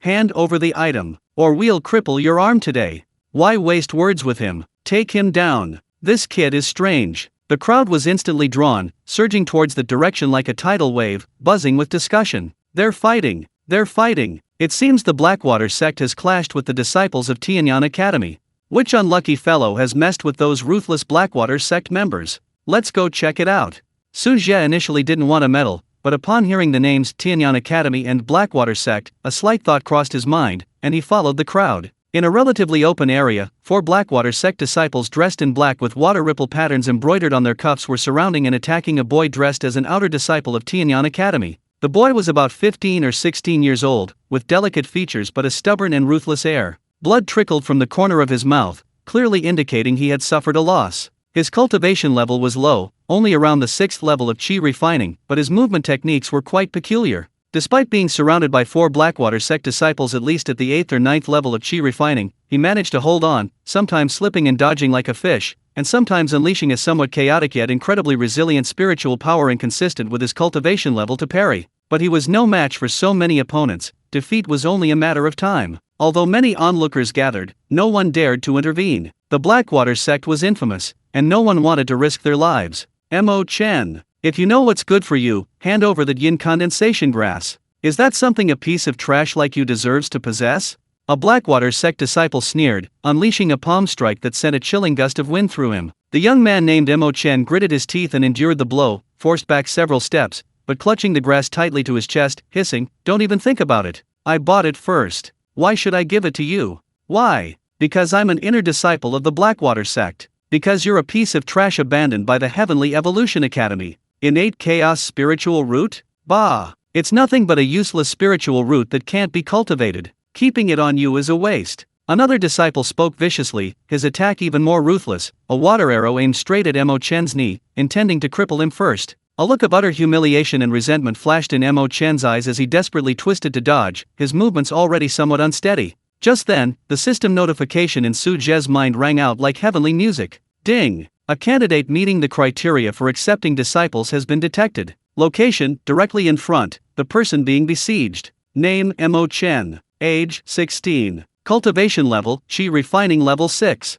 Innate talent, 98. Innate chaotic spiritual root. Comprehension talent, 95. Temperament, resolute, enduring. Future potential, 96. Fate, unfortunate, special spiritual root, coveted by others, a hidden gem, can be taken as a disciple. Su Zhe's eyes lit up instantly. Innate chaotic spiritual root. Innate talent 98. Comprehension 95. Resolute temperament. Potential 96. This was practically a perfect disciple template tailor-made for him. Compared to Ling Yunxiao's thunder spiritual root and Gu Yunzhou's water spiritual root, this chaotic spiritual root was clearly much rarer and stronger, but it seemed to have encountered difficulties in cultivation, causing its hidden gem and low cultivation level. Seeing the Blackwater sect disciple's poisonous hand about to fall on Mo Chen, Su Zhe no longer hesitated. He took a single, silent step, moving like a ghost, and appeared at the edge of the battle. Just as the insidious water arrow was about to strike Mo Chen's knee, he casually flicked his sleeve. Swoosh! The sharp water arrow seemed to have struck an invisible wall, instantly disintegrating and dissipating into a few droplets. This sudden turn of events stunned everyone. The attack abruptly ceased. For Blackwater sect disciples looked at the suddenly appearing Su Zhe with suspicion and uncertainty. The first one shouted sharply, "Who are you? How dare you interfere in the affairs of our Blackwater sect?" Mo Chen was also able to catch his breath, coughing violently a few times while clutching his chest. He looked up, somewhat bewildered and wary, at the blue-robed figure blocking his way. Su Zhe ignored the Blackwater sect disciple's shouts, slowly turning around to look at Mo Chen. His tone was gentle yet carried a reassuring power. "Your name is Mo Chen?" Mo Chen nodded blankly. Su Zhe smiled slightly and uttered a sentence that left everyone present speechless. "Would you be willing to become my disciple?" Chapter 35 The Source of All Laws. In the 100 Arts Square, the clamor seemed to have been paused. All eyes were focused on the suddenly appearing man in blue robes and the earth-shattering words he uttered. "Would you be willing to become my disciple?" Mo Chen stared blankly at the extraordinary yet utterly unfamiliar man before him, his mind a complete blank. Become a disciple? At a time when he had endured countless scornful glances and been called good for nothing? At a time when he was being besieged and humiliated by Blackwater sect disciples over a mere yin grass? Absurdity, disbelief, and a faint, hidden hope he himself refused to acknowledge surged through his mind like a tidal wave. The 4 Blackwater sect disciples also recovered from their initial shock. The leader's face turned extremely grim. Not only had their attack been easily neutralized, but he was now completely ignoring them. This was blatant humiliation. "You bastard! Are you deaf? I'm asking you a question." The disciple shouted fiercely, trying to regain the initiative. "No matter who you are, daring to meddle in the affairs of our Blackwater sect, you'll pay the price today. Attack together, cripple this meddlesome fellow first." Although Su Zhe had casually deflected an attack earlier, they didn't think he was that strong. Perhaps he just had strange movement techniques or some special defensive magic weapon. For against one, they still held an absolute advantage. The four of them once again channeled their spiritual power, unleashing an even more ferocious attack than before. The unique chilling aura of the Blackwater sect permeated the air, causing the surrounding onlookers to involuntarily take a few steps back. However, Su Zhe still didn't turn around to look at them. His gaze remained fixed on Mo Chen, carrying a calm that seemed to understand everything. Just as the four's attacks were about to strike, Su Zhe moved again. He didn't even turn around, he simply flicked his sleeve casually behind him. This time, it wasn't a simple defusal. An indescribable, immense force erupted like an invisible tsunami. Bang, bang, bang, bang. Four muffled thuds rang out almost simultaneously. The four menacing Blackwater sect disciples didn't even have time to scream before they were sent flying backward like meteors struck at high speed, crashing heavily to the ground dozens of feet away, kicking up a cloud of dust. Upon landing, all four coughed up blood, their faces ashen, struggling but unable to rise. Their Danshan and Qi Si had been instantly shattered by an incomparably domineering force. Their cultivation was completely destroyed. Silence. Dead silence. The entire 100 Arts Plaza seemed to freeze, even the wind had stopped. Everyone stared wide-eyed at Su Zhe as if he were a monster. With a wave of his hand, he crippled four inner disciples of the Blackwater sect at the 8th or 9th level of Qi refining. What terrifying strength was this? Golden core? Nascent soul? Or even higher? Those who had previously been eager to curry favor with the Blackwater sect were now completely silent, their backs instantly soaked with cold sweat. Mo Chen was also utterly stunned. Looking at the four Blackwater sect disciples who had been crippled in an instant, and then at Su Zhe, whose clothes hadn't even fluttered, his eyes were filled with shock. Su Zhe slowly turned around, his gaze sweeping indifferently over the four Blackwater sect disciples who were slumped like mud. His voice was calm yet carried a chilling authority. Go back and tell your sect leader that I, Su Zhe, crippled him. If you dare to provoke me again, or even lay a finger on my disciple, I won't hesitate to make a trip to the Blackwater sect's headquarters. Upon hearing this, the four disciples' eyes flashed with extreme fear. They scrambled and stumbled, supporting each other, fleeing like stray dogs, not daring to utter another harsh word. Su Zhe looked at Mo Chen again, his gentle smile returning as if nothing had happened. Now, we can continue our previous conversation.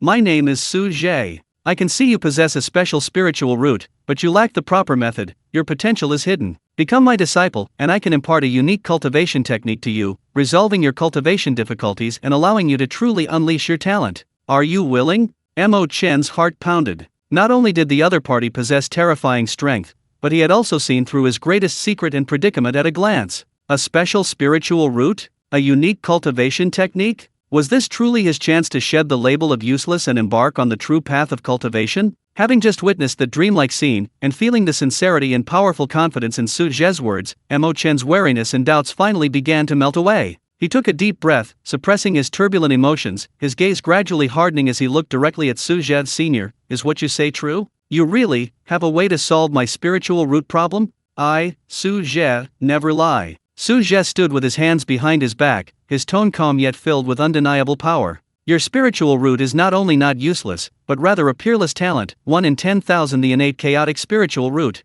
Innate chaotic spiritual root? Mo Chen murmured to himself. He had never heard of this name before. Chaos is the source of all things, capable of giving rise to all laws and encompassing all things, Su Zhe explained. Your spiritual root isn't incapable of cultivation, but rather its unique nature prevents ordinary cultivation methods from drawing upon and refining the chaotic energy. Instead, it forms an innate restriction around your spiritual root, hindering your absorption of external spiritual energy. This is why your cultivation progress is slow and you've been misunderstood. These words exploded in Mo Chen's mind like a thunderbolt, instantly dispelling years of confusion and grievance. So he wasn't a waste. His spiritual root was actually incredibly powerful. He just needed the right method. Overwhelmed by immense excitement and joy, his eyes involuntarily reddened. Without hesitation, he knelt down with a thud and kowed out 3 times deeply to Su Zhe. Disciple Mo Chen, I wish to become your disciple, senior. I beg you to accept me as your student. I will study diligently and cultivate assiduously, never failing your high expectations.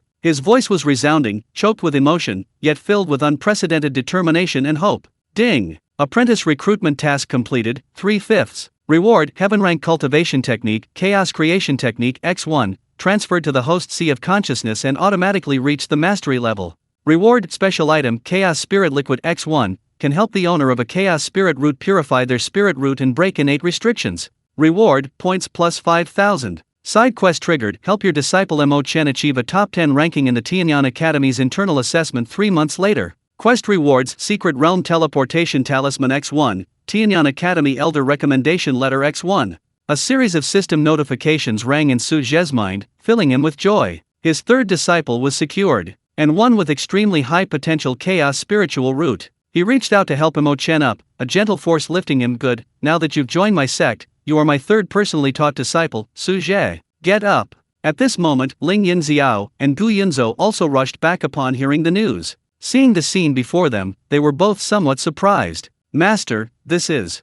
Ling Yunxiao asked, looking at the newly appeared youth with a puzzled expression. This is your third junior brother, Mo Chen, Su Zhe introduced with a smile. Yunxiao, Yunzhou, come and greet me. Junior brother Mo Chen, I am your eldest senior brother, Ling Yunxiao. I am your second senior brother, Gu Yunzhou. Although curious, the two immediately greeted their new junior brother warmly. Mo Chen, seeing the two senior brothers whose auras were clearly not weak, quickly returned the greeting. Mo Chen greets eldest and second senior brothers. Su Zhe glanced at the growing, pointing crowd around him and said to his 3 disciples, this place is not safe to linger. Let's return to the inn first. With that, he led his 3 disciples away from the 100-art square under the watchful, curious, and complex gazes of many. Back at the Kinja Inn, Su Zhe told Mo Chen to wash up and change into clean clothes. When Mo Chen returned to the room, although his clothes were still simple, his spirit was completely renewed, and his eyes shone brightly. Su Zhe had him sit at the table and said with a slightly solemn expression, Mo Chen, now that you have become my disciple, I will first address the fundamental issues of your cultivation. He flipped his hand, and a grey jade slip radiating a chaotic aura, seemingly containing a small world within, and a crystal-clear jade bottle filled with a nebula-like flowing liquid appeared on the table. This is the chaos creation technique, which I obtained by chance. It's perfectly suited for your chaos spiritual root cultivation. Cultivating this technique allows you to draw upon chaotic energy, giving rise to all kinds of laws, and your future is limitless. Su Zhe pushed the jade slip in front of Mo Chen. And this chaos spiritual liquid will help you purify your spiritual root, breaking through that innate restriction in one fell swoop.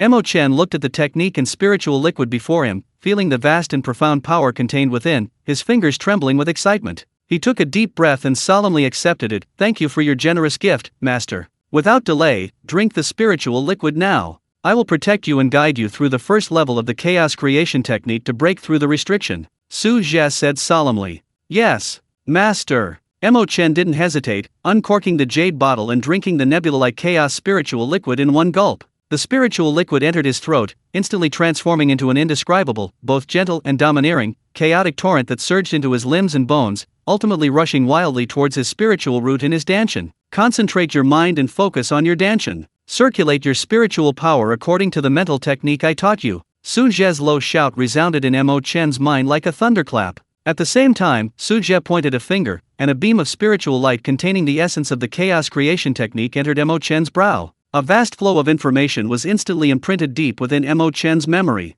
Mo Chen dared not delay and immediately followed the instructions, guiding the immense chaotic energy with all his might to attack the invisible innate restriction that had imprisoned him for over a decade outside his spiritual root. Intense pain instantly surged, as if his entire spiritual root was being torn apart. But the immense vitality contained within the chaotic spiritual liquid continuously repaired and nourished everything. Su Zhe stood by, his divine sense closely monitoring the changes within Mo Chen's body, occasionally offering guidance on key points. Time passed slowly. Veins bulged on Mo Chen's forehead, sweat poured down his face, and his body trembled violently, but he gritted his teeth, persevering with an extraordinary willpower. After an unknown amount of time, a faint, yet seemingly earth-shattering cracking sound emanated from within his body. The solid innate restriction, aided by the combined power of the chaos creation technique and the chaos spiritual liquid, was finally shattered. In an instant, Mo Chen's danshan seemed to transform into a miniature chaotic vortex, frantically and autonomously absorbing the surrounding spiritual energy. Moreover, it was no longer a single attribute. Spiritual energy of various attributes surged in like rivers flowing into the sea, rapidly assimilated and absorbed by his chaos spiritual root.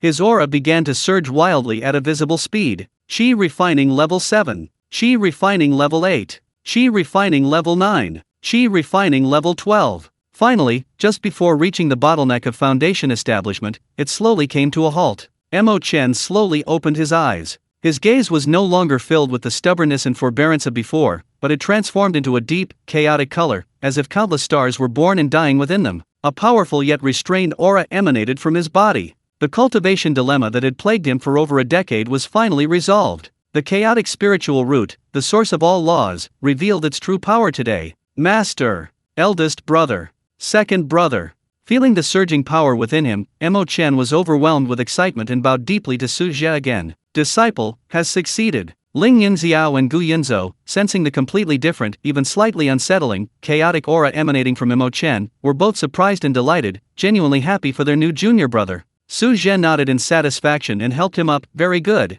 The restriction has been broken, and chaos has begun to open. From this day forward, you have truly embarked on your own path to heaven. Diligently cultivate the chaos opening heaven technique, stabilize your realm, and your future will far exceed ordinary people's imagination. Yes, Master. Mo Chen nodded emphatically, his eyes filled with boundless anticipation for the future and endless gratitude towards his master. Looking at his three disciples, each with their own unique characteristics and exceptional talent, Su Zhe felt a surge of pride. His path of accepting disciples was already halfway complete, and the winds of change in the imperial city were about to become even more turbulent because of his arrival. The Blackwater sect, the Imperial Preceptor's Mansion, the Heavenly Evolution Academy, and even the entire southern region royal family, this game had only just begun. Chapter 36 Dark Waters Surge, Master and Disciples Nighttime Talk. Inside the Kinja Residence Inn, the lighting was soft. Mo Chen felt the unprecedented surge of chaotic spiritual energy flowing within his body, as if every cell was rejoicing. The repression, humiliation, and resentment of the past decade transformed into a vibrant drive and boundless anticipation for the future. He once again bowed deeply to Su Zhe, everything unspoken. Su Zhe accepted the bow gracefully, then said, "Now that you have broken through to the next realm, you must consolidate your foundation. In the early stages of chaos, a solid foundation is paramount. The chaos opening heaven technique is infinitely profound, you must carefully comprehend it, progressing step by step, without being greedy or rash. If you have any questions, feel free to ask me." "Yes, Master. This disciple will remember," Mo Chen replied respectfully. Su Zhe then looked at Ling Yunxiao and Gu Yunzhou, as your senior brothers, you too should help your junior brother in the future.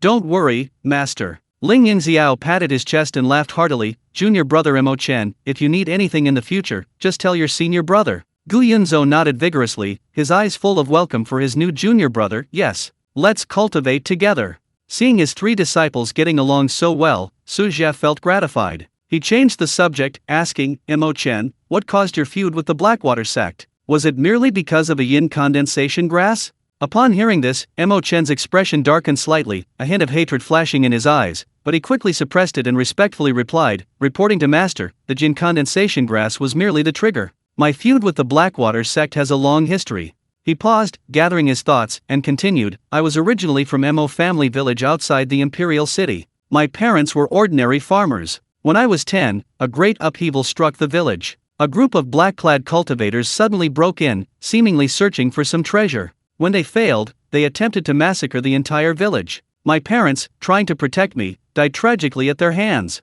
An outer sect elder from the Tianyan Academy happened to be passing by and scared away the villains. Seeing my pitiful state and noticing I seemed to possess a faint spiritual root, he took me back to the academy, making me a menial servant. Later, due to a sliver of potential for cultivation, I was promoted to outer sect disciple." Mo Chen's voice was filled with suppressed grief and anger. Those black-clad cultivators, though they never revealed their identities, used techniques that were chillingly cold and carried a watery, malevolent aura exactly the same style as the Blackwater sect. Furthermore, when they left, one of them dropped a token from his waist. Although I hastily picked it up, I vaguely saw a U character with a water pattern on it. It's the Blackwater sect symbol. Over the years, I've secretly investigated, and I'm almost certain that those who slaughtered my village and killed my parents were from the Blackwater sect. They seem to be searching for something extremely important, even at the cost of indiscriminate killing. Mo Chen clenched his fists, his knuckles turning white. Today they recognized me, perhaps because they discovered my years of secret investigation, or perhaps they simply wanted to seize the incondensation grass that slightly helped me suppress the chaotic spiritual energy within me, and wanted to take the opportunity to kill me.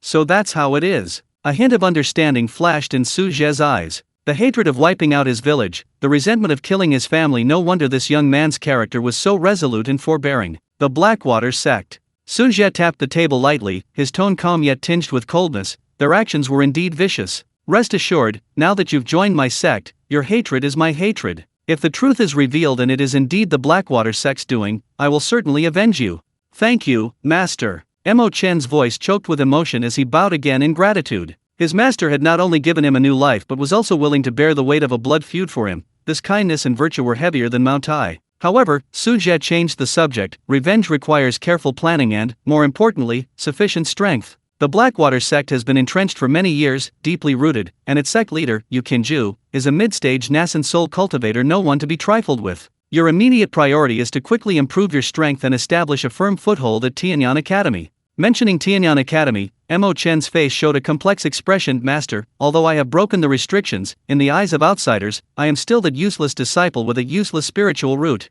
And although today's conflict with the Blackwater sect was provoked by them, the Academy's rules are strict, and they will likely hold me accountable for fighting in the street. It's alright, Su Zhe waved his hand. I'll handle things with the Academy. As for your true situation, it's best not to reveal it for now. A chaos spiritual root is far too extraordinary. Before you have sufficient power to protect yourself, concealing your abilities is also a form of cultivation. Just focus on cultivating the chaos creation technique step by step, and then make a name for yourself in the internal assessment 3 months from now. Yes, disciple understands. Mo Chen nodded. Alright, you're tired today. Go back to your room and rest to stabilize your cultivation.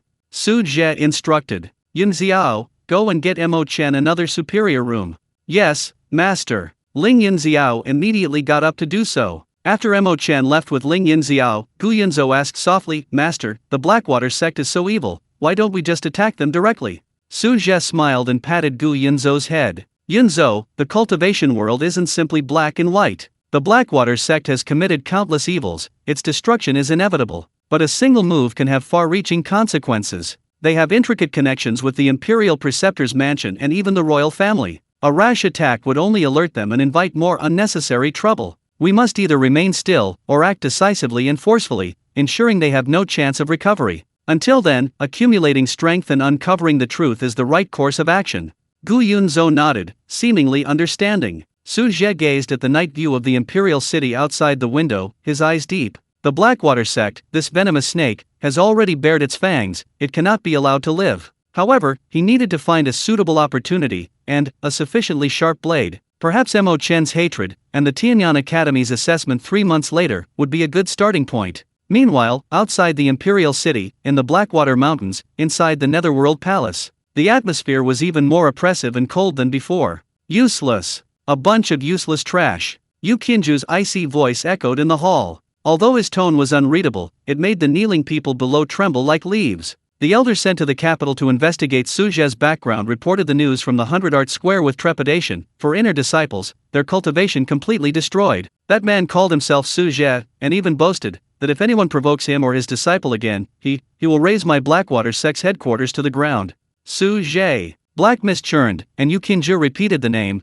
Destroying 4 chi refining disciples with a single palm strike is nothing, but to be able to see through that Mo Chen brat's unusual spiritual root at a glance, and to dare to utter such arrogant words, it seems Lu Changfeng has truly caused me a great deal of trouble this time. He paused for a moment, then asked, that Mo Chen, is he the one who escaped from Mo family village several years ago? Reporting to the sect master, it is indeed that lad. I didn't expect him to be taken in by Tianyan Academy and even become an outer disciple. Mo family village, that item is still missing. Could it be related to this suddenly appearing Su Zhe? Yu Qinju pondered. He can solve the cultivation problem of chaos spiritual roots? That's unheard of. Sect master, Su Zhe is so arrogant, should we send someone? An elder below made a throat-slitting gesture. Fool! Yu Qinju coldly rebuked, his strength is unfathomable, at least a nascent soul stage cultivator, and he openly opposes our sect. How could we not be on guard? Sending people now would be tantamount to suicide. He pondered for a long time before giving the order. Issue the order. All overt operations against Su Zhe and his disciple are suspended. Increase manpower to closely monitor their every move, especially that Mo Chen. I need to know everything he does at Tianyan Academy. Also, send a message to Lu Changfeng, tell him that he should handle the trouble he's caused himself. If he messes up the important matter because of this, don't blame me for being ruthless. Yes. Sect master. The crowd below hurriedly accepted the order. Furthermore, Yu Qinju added, the refining of the blood fiend pill must be accelerated,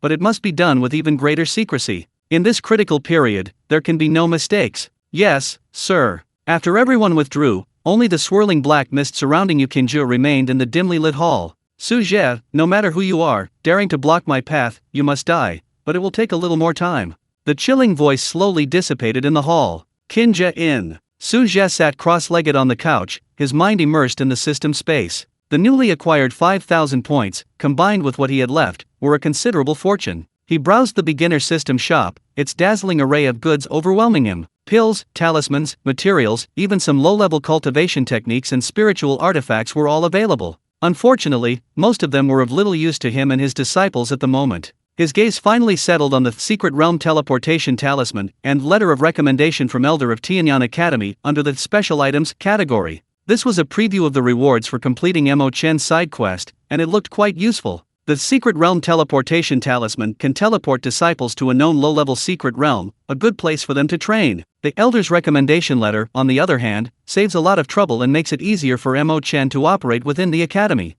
Looks like I need to urge that kid Mo Chen to cultivate diligently and try to get into the top 10 in the assessment, Su Zhe thought to himself. Exiting the shop, he glanced at the number of luck value, 9, again, thought for a moment, and decided not to try drawing again. Getting the Heavenly Realm in a single draw last time was already lucky. The probability of this damn system was too high. He'd wait until he accumulated more luck value before trying again. Through his divine sense into the Heavenly Realm, he saw his 3 disciples cultivating peacefully in their respective rooms. Su Zhe nodded in satisfaction, slowly closed his eyes, and continued to comprehend the laws of this world, consolidating his invincible cultivation. Beneath the calm surface of the imperial city, the night was turbulent, and Su Zhe and his 4 disciples had become the most crucial pebble stirring up this deep water.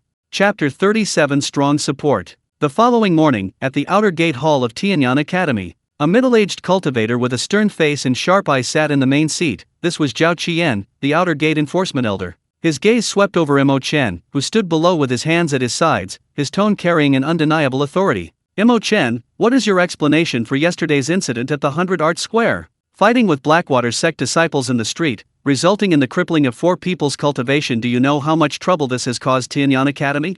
Mo Chen took a deep breath and bowed respectfully, saying, Elder Zhao, it was not this disciple who provoked the conflict. The Blackwater sect disciples, unable to seize the spiritual herbs I had purchased, attempted to poison me. I was merely acting in self-defense. As for the one who crippled their cultivation, it was a senior who saw injustice and acted accordingly, not this disciple.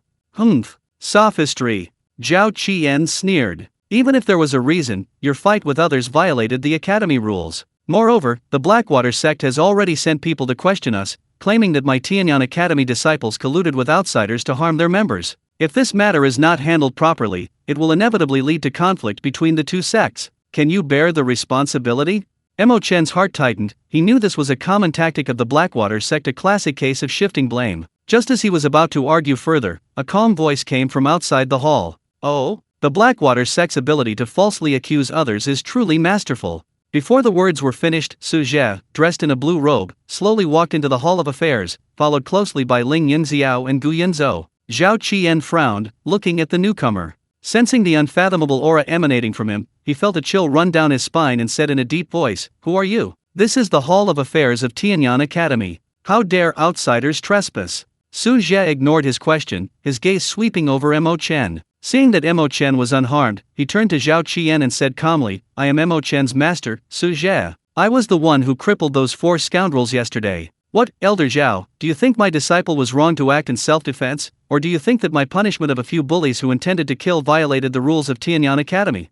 Zhao Qian was somewhat startled by Su Zhe's calm yet imposing gaze. He forced himself to remain composed and said, So it's fellow deist Su. This matter, although there was a reason for it, its impact is ultimately terrible. As for the Blackwater sect, tell them to come directly to me. Su Zhe interrupted him directly, his tone still calm, yet carrying an air of domineering arrogance. I'd like to ask them, what crime should be committed for their disciples robbing and attempting murder in broad daylight? If they want an explanation, I, Su Zhe, am ready to oblige. As for Tianyan Academy, Su Zhe's tone shifted, his gaze turning cold. If you don't even dare to defend your own disciples when they are humiliated, but instead want to hold them accountable for self-defense, such cowardice will surely chill the hearts of all cultivators. How can you be worthy of being called the #1 academy in the southern region? Zhao Qian blushed, unable to refute. The other party's strength was unfathomable, and he was in the right. He was simply powerless to respond. Just then, a clear laugh came from outside the hall. Fellow deist Su is absolutely right.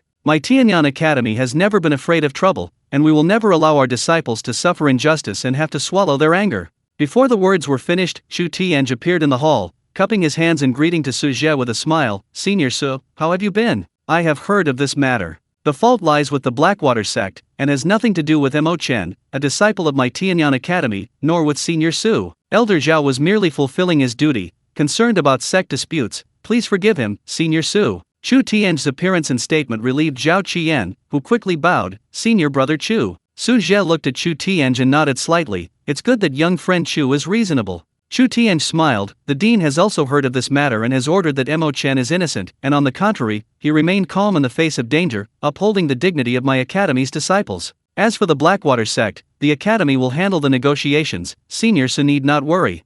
These words effectively sealed the fate of the academy's leadership, completely absolving Mo Chen of any trouble. Mo Chen was deeply grateful and quickly bowed to Chu Tian and Su Zhe, saying, "Thank you, Senior Brother Chu." "Thank you, Master." Su Zhe nodded and said to Chu Tianj, "In that case, I'll trouble your esteemed academy." Chu Tianj smiled warmly. "It's my duty. If Senior Su has no further instructions, may I take Junior Brother Mo Chen to settle in? The outer sect dormitories are rather simple. Now that Junior Brother Mo Chen has become your disciple, perhaps other arrangements could be made." "No need," Su Zhe waved his hand. Mo Chen can remain in the academy and cultivate according to the academy's rules. Flowers in a greenhouse cannot withstand the wind and rain. A hint of appreciation flashed in Chu Tian's eyes. Senior's insight is profound. "In that case, Junior Brother Mo Chen, please come with me to handle some follow-up matters and also to re-report your cultivation level." He had clearly noticed the change in Mo Chen's aura but did not point it out. Mo Chen looked at Su Zhe, who nodded slightly. After Chu Tianj led Mo Chen away, Su Zhe also led Ling Yunxiao and Gu Yunzhou out of the Hall of Affairs. Zhao Qian watched Su Zhe's departing figure, wiping the cold sweat from his brow, thinking to himself, the imperial city is likely about to be thrown into turmoil because of this man's arrival. The following days were peaceful. Surprisingly, the Blackwater sect didn't immediately retaliate, seemingly temporarily intimidated by the power of Tianyan Academy and Su Zhe. Mo Chen returned to the outer sect of Tianyan Academy. Although many still gossiped about him, thanks to his master's strength and Chu Tian's protection, no one dared to openly bully him anymore. He spent his days attending classes and completing chores at the academy, and his nights diligently cultivating the chaos opening heaven technique. His cultivation steadily improved, and his control over chaotic spiritual energy became increasingly refined. Ling Yunxiao and Gu Yunzhou, under Su Zhe's guidance, also cultivated peacefully at Qinzhou residence. Ling Yunxiao consolidated his early foundation establishment realm and began cultivating the third move of the Nine Heavens Thunder Shadow Sword technique. Thunder shakes the Nine Heavens. Gu Yunzhou, on the other hand, progressed rapidly, reaching the 6th level of Qi refining, and his Water Dragon Saber technique became increasingly fierce. Su Zhe occasionally ventured out, seemingly strolling through the imperial city, but in reality, he continued to use his divine sense to search for seedlings that met the system's criteria and clues about fragments of the nether key, but unfortunately, he found nothing more. One day, Su Zhe was meditating in his room when a system notification suddenly sounded in his mind. Ding! Notification: the annual competition for outer disciples of Tianyan Academy will be held in 3 days. This is an important warm-up before the academy's internal assessment. It is recommended that disciple Mo Chen participate, as it will allow him to accumulate practical experience and demonstrate his initial strength, laying the groundwork for future plans. Su Zhe's heart stirred. An annual competition? This was indeed a good opportunity. That evening, Mo Chen returned from the academy and greeted Su Zhe. Su Zhe, observing his increasingly composed demeanor, asked, "Chenner, I heard that the academy's outer disciples will have an annual competition in 3 days." Mo Chen nodded, "Yes, master. All outer disciples can register. It mainly tests the results of their cultivation over the past year. Those who rank higher will receive some pills and spirit stones as rewards." "Are you confident?" Su Zhe asked. Mo Chen pondered for a moment, a hint of confidence flashing in his eyes. "If I don't use the full power of my chaos spiritual root, and only rely on my apparent Qi refining level 6 cultivation, I'm 70% confident I can enter the top 50. If I have to use the power of chaos, I'm confident I can still get into the top 10. After cultivating the chaos creation technique, even with deliberate suppression, his true combat strength far exceeded his apparent cultivation level. Su Zhe nodded in satisfaction. No need to deliberately hide it, nor to go all out. Just maintain a good balance and secure a top 30 finish. The goal isn't the reward, but to let certain people know that you, Mo Chen, are no longer the inexperienced person you once were. But remember, the secret of your chaos spiritual root must not be revealed unless absolutely necessary." "Yes, I understand." Mo Chen's eyes blazed with fighting spirit. He finally had a chance to somewhat wash away the stigma of being a trash. "Very good." Su Zhe smiled slightly. "In the next 3 days, I will give you some more practical guidance. Your two senior brothers can also serve as your sparring partners. Thank you, Master. The annual minor competition of the outer sect of Tianyang Academy, seemingly ordinary, has quietly attracted many hidden gazes due to Mo Chen's participation and the unfathomable master behind him. The Blackwater sect, the Imperial Preceptor's mansion, and even the royal family have all subtly cast their gazes upon this upcoming competition. Mo Chen, this dull blade that has been dormant for many years, is about to reveal its first glimmer of light under Su Zhe's guidance. Chapter 38 First Glimpse of Talent. 3 days later, at the outer sect martial arts arena of Tianyang Academy. The arena was bustling with activity, the atmosphere electric. The annual outer sect competition was a crucial opportunity for most ordinary outer sect disciples to test their abilities and acquire resources. 10 arenas stood across the vast arena, where disciples were fiercely clashing, the sounds of colliding spiritual energy, shouts, and cheers from the onlookers filling the air. Mo Chen stood amidst the crowd, still wearing his faded old robe, his aura deliberately suppressed to the 6th level of qi refining, making him inconspicuous. He seemed oblivious to the occasional curious, disdainful, or gloating glances cast his way, his mind as still as water. His master's guidance and the sparring with his two senior brothers had allowed him to reach a new level of control over his power. Next match, A-rank platform, Mo Chen vs. Lu Mang. The referee elder announced loudly. Upon hearing Mo Chen's name, a small commotion arose from below the arena. Mo Chen? That useless spiritual root guy? He actually dares to participate in the minor competition? His opponent is Lu Mang? A 7th level qi refining cultivator, his thick earth technique provides extremely strong defense. This is going to be good. He probably won't even last one move. He'll just humiliate himself. Amidst the murmurs of the crowd, Mo Chen calmly leaped onto the J-class arena. His opponent, Lu Mang, was a tall, muscular, dark-skinned youth who was currently looking at him with disdain. Mo Chen, it's not too late to admit defeat now, lest I beat you up too badly later, Lu Mang said in a gruff voice, clenching his fists, his knuckles cracking. Mo Chen merely cupped his hands slightly. Please enlighten me, senior brother.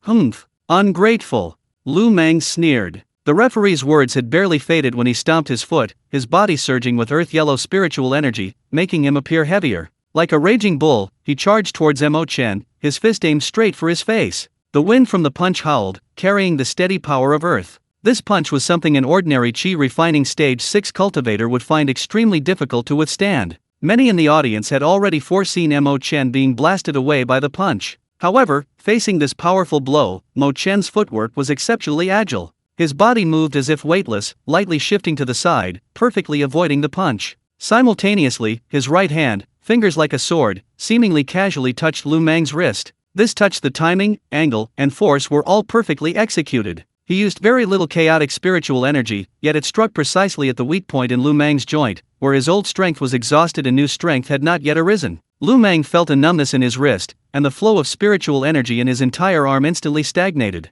His forward momentum faltered, and he stumbled, nearly falling off the stage. Ha! A chorus of surprised exclamations arose from below the stage. Lu Mang steadied himself, a look of astonishment and annoyance flashing across his face. Lucky me. Watch this move. He lunged forward again, his fists flashing, creating streaks of earthy yellow fist shadows, his attack even more ferocious. However, Mo Chen's movements were like a ghost, always dodging the attacks at the last second. His fingers and palms would sometimes point out, sometimes flick, each strike precisely hitting the weak points in Lu Mang's spiritual energy flow or his weakest points of attack, forcing Lu Mang to have immense strength but no way to unleash it, causing him to cry out in frustration. This Mo Chen, his movement technique seems a bit strange? Isn't he supposed to have a useless spiritual root? How come his use of spiritual power seems so exquisite? Lu Mang is completely being led by the nose.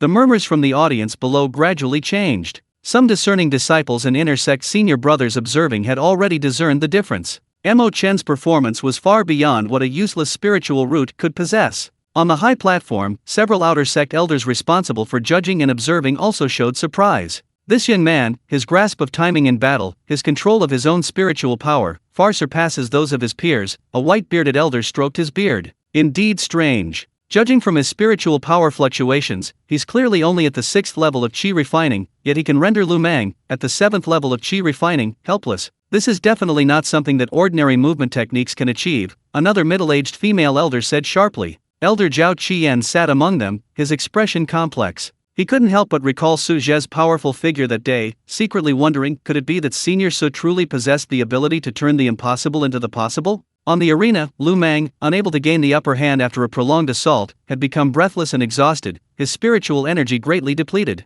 He roared, his earth spiritual energy frantically gathering in his arms, preparing to unleash his strongest attack, the earth-splitting fist. Defeat! He slammed his fists into the ground, a powerful shockwave surging towards Mo Chen. This attack had a wide range, making it difficult to completely dodge. Mo Chen's eyes narrowed slightly, no longer simply dodging. He took a deep breath, his chaotic spiritual energy quietly circulating within him, but without outwardly manifesting its attributes, only slightly increasing his strength and speed. He stomped his foot, advancing instead of retreating, charging towards the core of the shockwave like an arrow released from a Bao Lu Mang himself. To everyone's astonishment, he narrowly avoided the area of strongest shockwave, slightly tilting his body to withstand the impact of the aftershocks with his shoulder and back. He let out a muffled groan, but his speed didn't diminish. He instantly closed in on Lu Mang, who was wide open from unleashing his ultimate attack. What? Lu Mang was shocked. It was too late to change his move. Mo Chen's fingers, drawn like a sword, shimmered with a barely perceptible chaotic light, and with lightning speed, he struck Lu Mang's chest, specifically the Tanzong acupoint. With a soft sound, the earth elemental energy gathered around Lu Mang instantly dissipated, leaving him frozen in place like a punctured balloon, unable to move. Mo Chen's finger remained steadily positioned an inch from Lu Mang's chest, never actually touching him. The outcome was decided. The entire arena fell silent. A 6th-level Qi refining cultivator had defeated a 7th-level Qi refining cultivator, and in such a near-crushing manner. Throughout the entire process, Mo Chen hadn't even used any flashy techniques, relying solely on exquisite movement and precise strikes. "Thank you for the concession," Mo Chen said calmly, withdrawing his finger and taking a step back. Lu Mang, his face flushed, struggled for a long time before finally uttering dejectedly, I lost." He still couldn't understand how he had lost. After a brief silence, a burst of enthusiastic discussion erupted from the audience. "He won! Mo Chen won! How did he do that? It's unbelievable! This is definitely not a useless spiritual route. He must have had some extraordinary encounter. Looks like we all misjudged him." The elder referee paused for a moment before loudly announcing, "A-rank platform, Mo Chen wins." Under the complex gazes of onlookers, Mo Chen calmly stepped off the arena. He had won his first battle, but felt little excitement. His master had said this was just the beginning. In the following matches, Mo Chen maintained his apparent cultivation level of the 6th level of Qi refining, but his opponents, whether at the 7th or 8th level, couldn't last 10 moves against him. He always found his opponent's weaknesses in the simplest and most effective way, winning with a single strike. His fighting style was unpretentious yet extremely efficient, drawing gasps of amazement from the spectators. This Mo Chen, his combat awareness is incredible. His control over spiritual energy is simply exquisite. Is he really an outer disciple? His level is almost on par with some inner disciples. Mo Chen's name quickly became the most eye-catching dark horse in the competition. The discussions about his wasted spiritual route gradually faded, replaced by various speculations and curiosity. The elders on the high platform also paid increasing attention.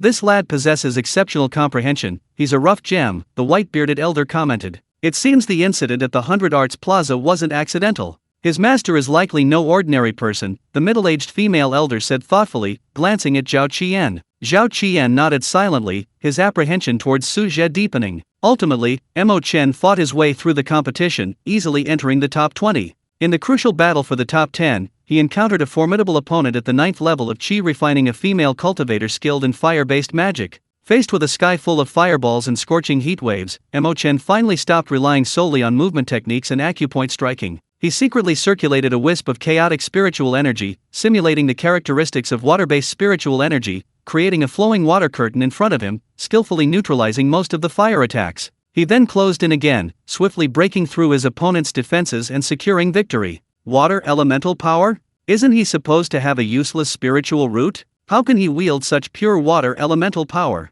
The audience erupted in another uproar. Mo Chen had always displayed only weak, attribute-less spiritual energy fluctuations. His sudden use of water elemental power, while explainable as a hidden, weak water elemental root, combined with his previous strange behavior, was enough to fuel speculation. He successfully advanced to the top 10, fulfilling Su Zhe's goal and completely overturning everyone's perception of him. When Mo Chen finally stood on the podium to receive the 10th place award, the audience's gazes were complex, filled with envy, jealousy, and deep doubt. Mo Chen remained expressionless, but his heart was filled with unwavering determination. This was only the first step. In the internal assessment 3 months later, he would truly astound everyone, silencing all those who had previously looked down on and bullied him. The preliminary competition ended, but Mo Chen's name had already spread among the outer disciples and even some inner disciples. In the distance, atop a pavilion, Chu Tian stood with his hands behind his back, watching Mo Chen receive his reward below. A meaningful smile played on his lips. Senior Su, you've truly given the academy a great gift.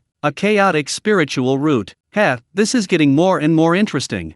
Further away, several figures hidden in the shadows silently recorded the entire process of Mo Chen's competition, then quietly disappeared into the crowd. The news was rapidly spreading to the Blackwater sect and the Imperial Preceptor's mansion. Mo Chen's blade was already drawn, its cold gleam beginning to shine. Chapter 39: The Difficulties of the Pill Hall. The news of Mo Chen's ranking among the top 10 in the outer sect competition stirred ripples among the lower-level disciples of Tianyan Academy like a pebble thrown into a calm lake. The old label of useless spiritual root, good for nothing, was no longer mentioned, replaced by various speculations and a subtle sense of awe. He remained low-key, accepting his reward of 20 low-grade spirit stones and a bottle of chi-gathering pills before returning to his daily cultivation and chores, but secretly cultivating the chaos opening heaven technique with even greater diligence. However, the tree may wish to remain still, but the wind will not cease. In the Imperial City, in the Grand Preceptor's mansion, inside a luxurious study, Grand Preceptor Lu Changfeng stared grimly at a secret report in his hand, detailing Mo Chen's performance in the competition and analyzing his suspected hidden water spiritual root and extraordinary combat awareness.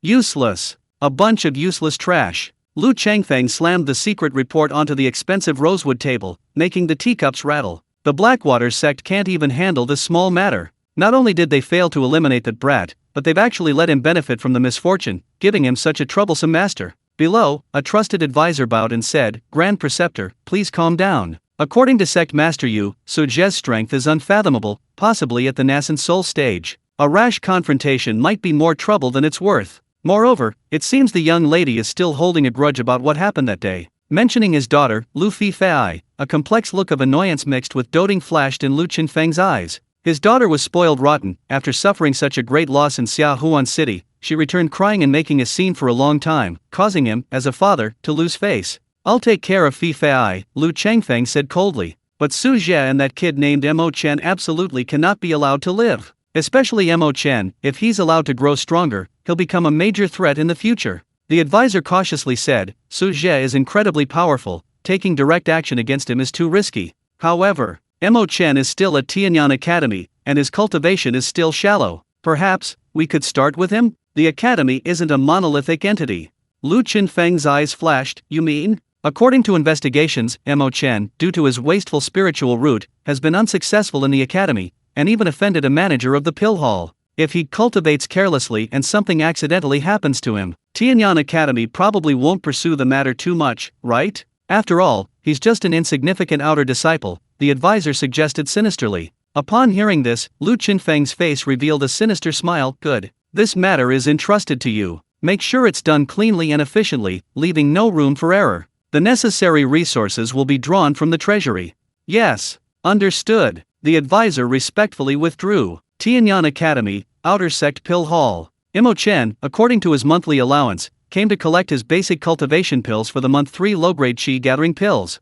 The person in charge of distributing the pills was a middle-aged steward surnamed Qian. He was slightly overweight, with a somewhat shrewd and mercenary look. It was rumored that he had a distant relative connection to an inner-sect elder, which was how he got this lucrative job. In the past, he had often cheated and harassed ordinary disciples without connections, and Mo Chen, this notorious good-for-nothing, was a prime target for his manipulation. He frequently gave him inferior pills or even found excuses to deduct his allowance. Today, when Steward Qian saw Mo Chen approaching, a barely perceptible cold glint flashed in his small eyes. He had already received instructions and hints from above to take good care of this young man who had recently become quite prominent. Steward Qian, disciple Mo Chen has come to collect this month's pills, Mo Chen said calmly, handing over his identification token. Manager Qian slowly took the token, glanced at it, and drawled, Mo Chen, there's a problem with your pills this month. Mo Chen frowned slightly. What problem? This disciple hasn't received any notification. Humph. Manager Qian snorted coldly, tossing the token back to him. Did you fight someone in the last minor competition? And did you use water elemental power? That is true, but it was a normal competition, Mo Chen said. A normal competition? Manager Qian interrupted him, his tone sarcastic. But as far as I know, you are registered with a neutral spiritual root. How can you wield water spiritual power? Could it be that you have cultivated some kind of evil technique of unknown origin? Or perhaps you have secretly taken some forbidden pills to forcibly change the attribute of your spiritual power? This is suspicious. Until we find out, your pill quota will be temporarily withheld, lest you take it and something goes wrong, and then blame it on our pill hall. This was clearly sophistry and unreasonable argument. The academy wouldn't interfere much with what kind of cultivation technique one practiced or what characteristics of spiritual power one possessed, as long as it wasn't a demonic technique. Manager Qian's actions were purely deliberate obstruction. Other disciples who had come to collect their pills looked over, their faces showing either sympathy or amusement. It was common knowledge that Manager Qian was difficult, but who could blame them when he had connections? Mo Chen's eyes turned cold, anger rising within him, but he remembered his master's teachings and refused to easily lose his temper or reveal his strength. He suppressed his anger and said in a deep voice, Manager Qian, the cultivation method I practice was taught by a senior, it is perfectly orthodox and not an evil technique. As for the characteristics of my spiritual energy, perhaps my previous testing was incorrect, it's possible I possess a weak water spiritual root. Senior brother Chu Tianj can also testify to this. He invoked Chu Tianj's name, hoping to make the other party hesitate. Sure enough, upon hearing the name Chu Tianj, Manager Qian's expression changed, clearly showing considerable apprehension towards that intersect senior brother. However, recalling the generous bribes he had received and the hints from above, he steeled his resolve and sneered, Senior brother Chu is incredibly busy, why would he concern himself with such a trivial matter? I said I'd detain him, so I'll detain him. If you're not satisfied, you can appeal to the enforcement hall. But, the enforcement hall is very busy, by the time they finish, the whole month will probably be over. He was certain that Mo Chen, an outer sect disciple with no background, wouldn't dare or have the ability to appeal to the enforcement hall. Even if he did, he had plenty of ways to delay and make things difficult for him. Mo Chen clenched his fist slightly, the steward Qian was determined to make things difficult. Without the aid of pills, his cultivation speed would inevitably be affected. Although the chaos creation technique bestowed upon him by his master was incredibly profound, the assistance of pills was still crucial.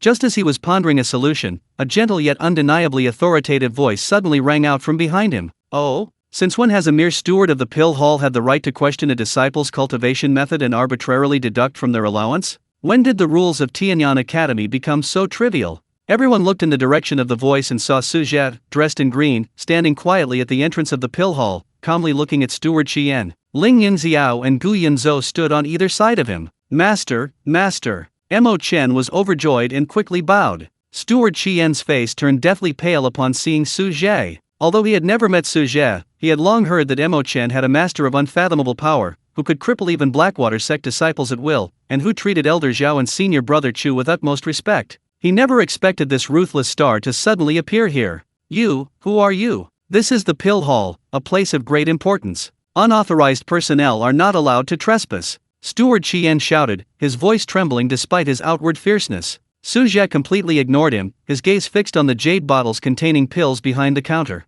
He said casually, Chenner, your share is from those 3 bottles, isn't it?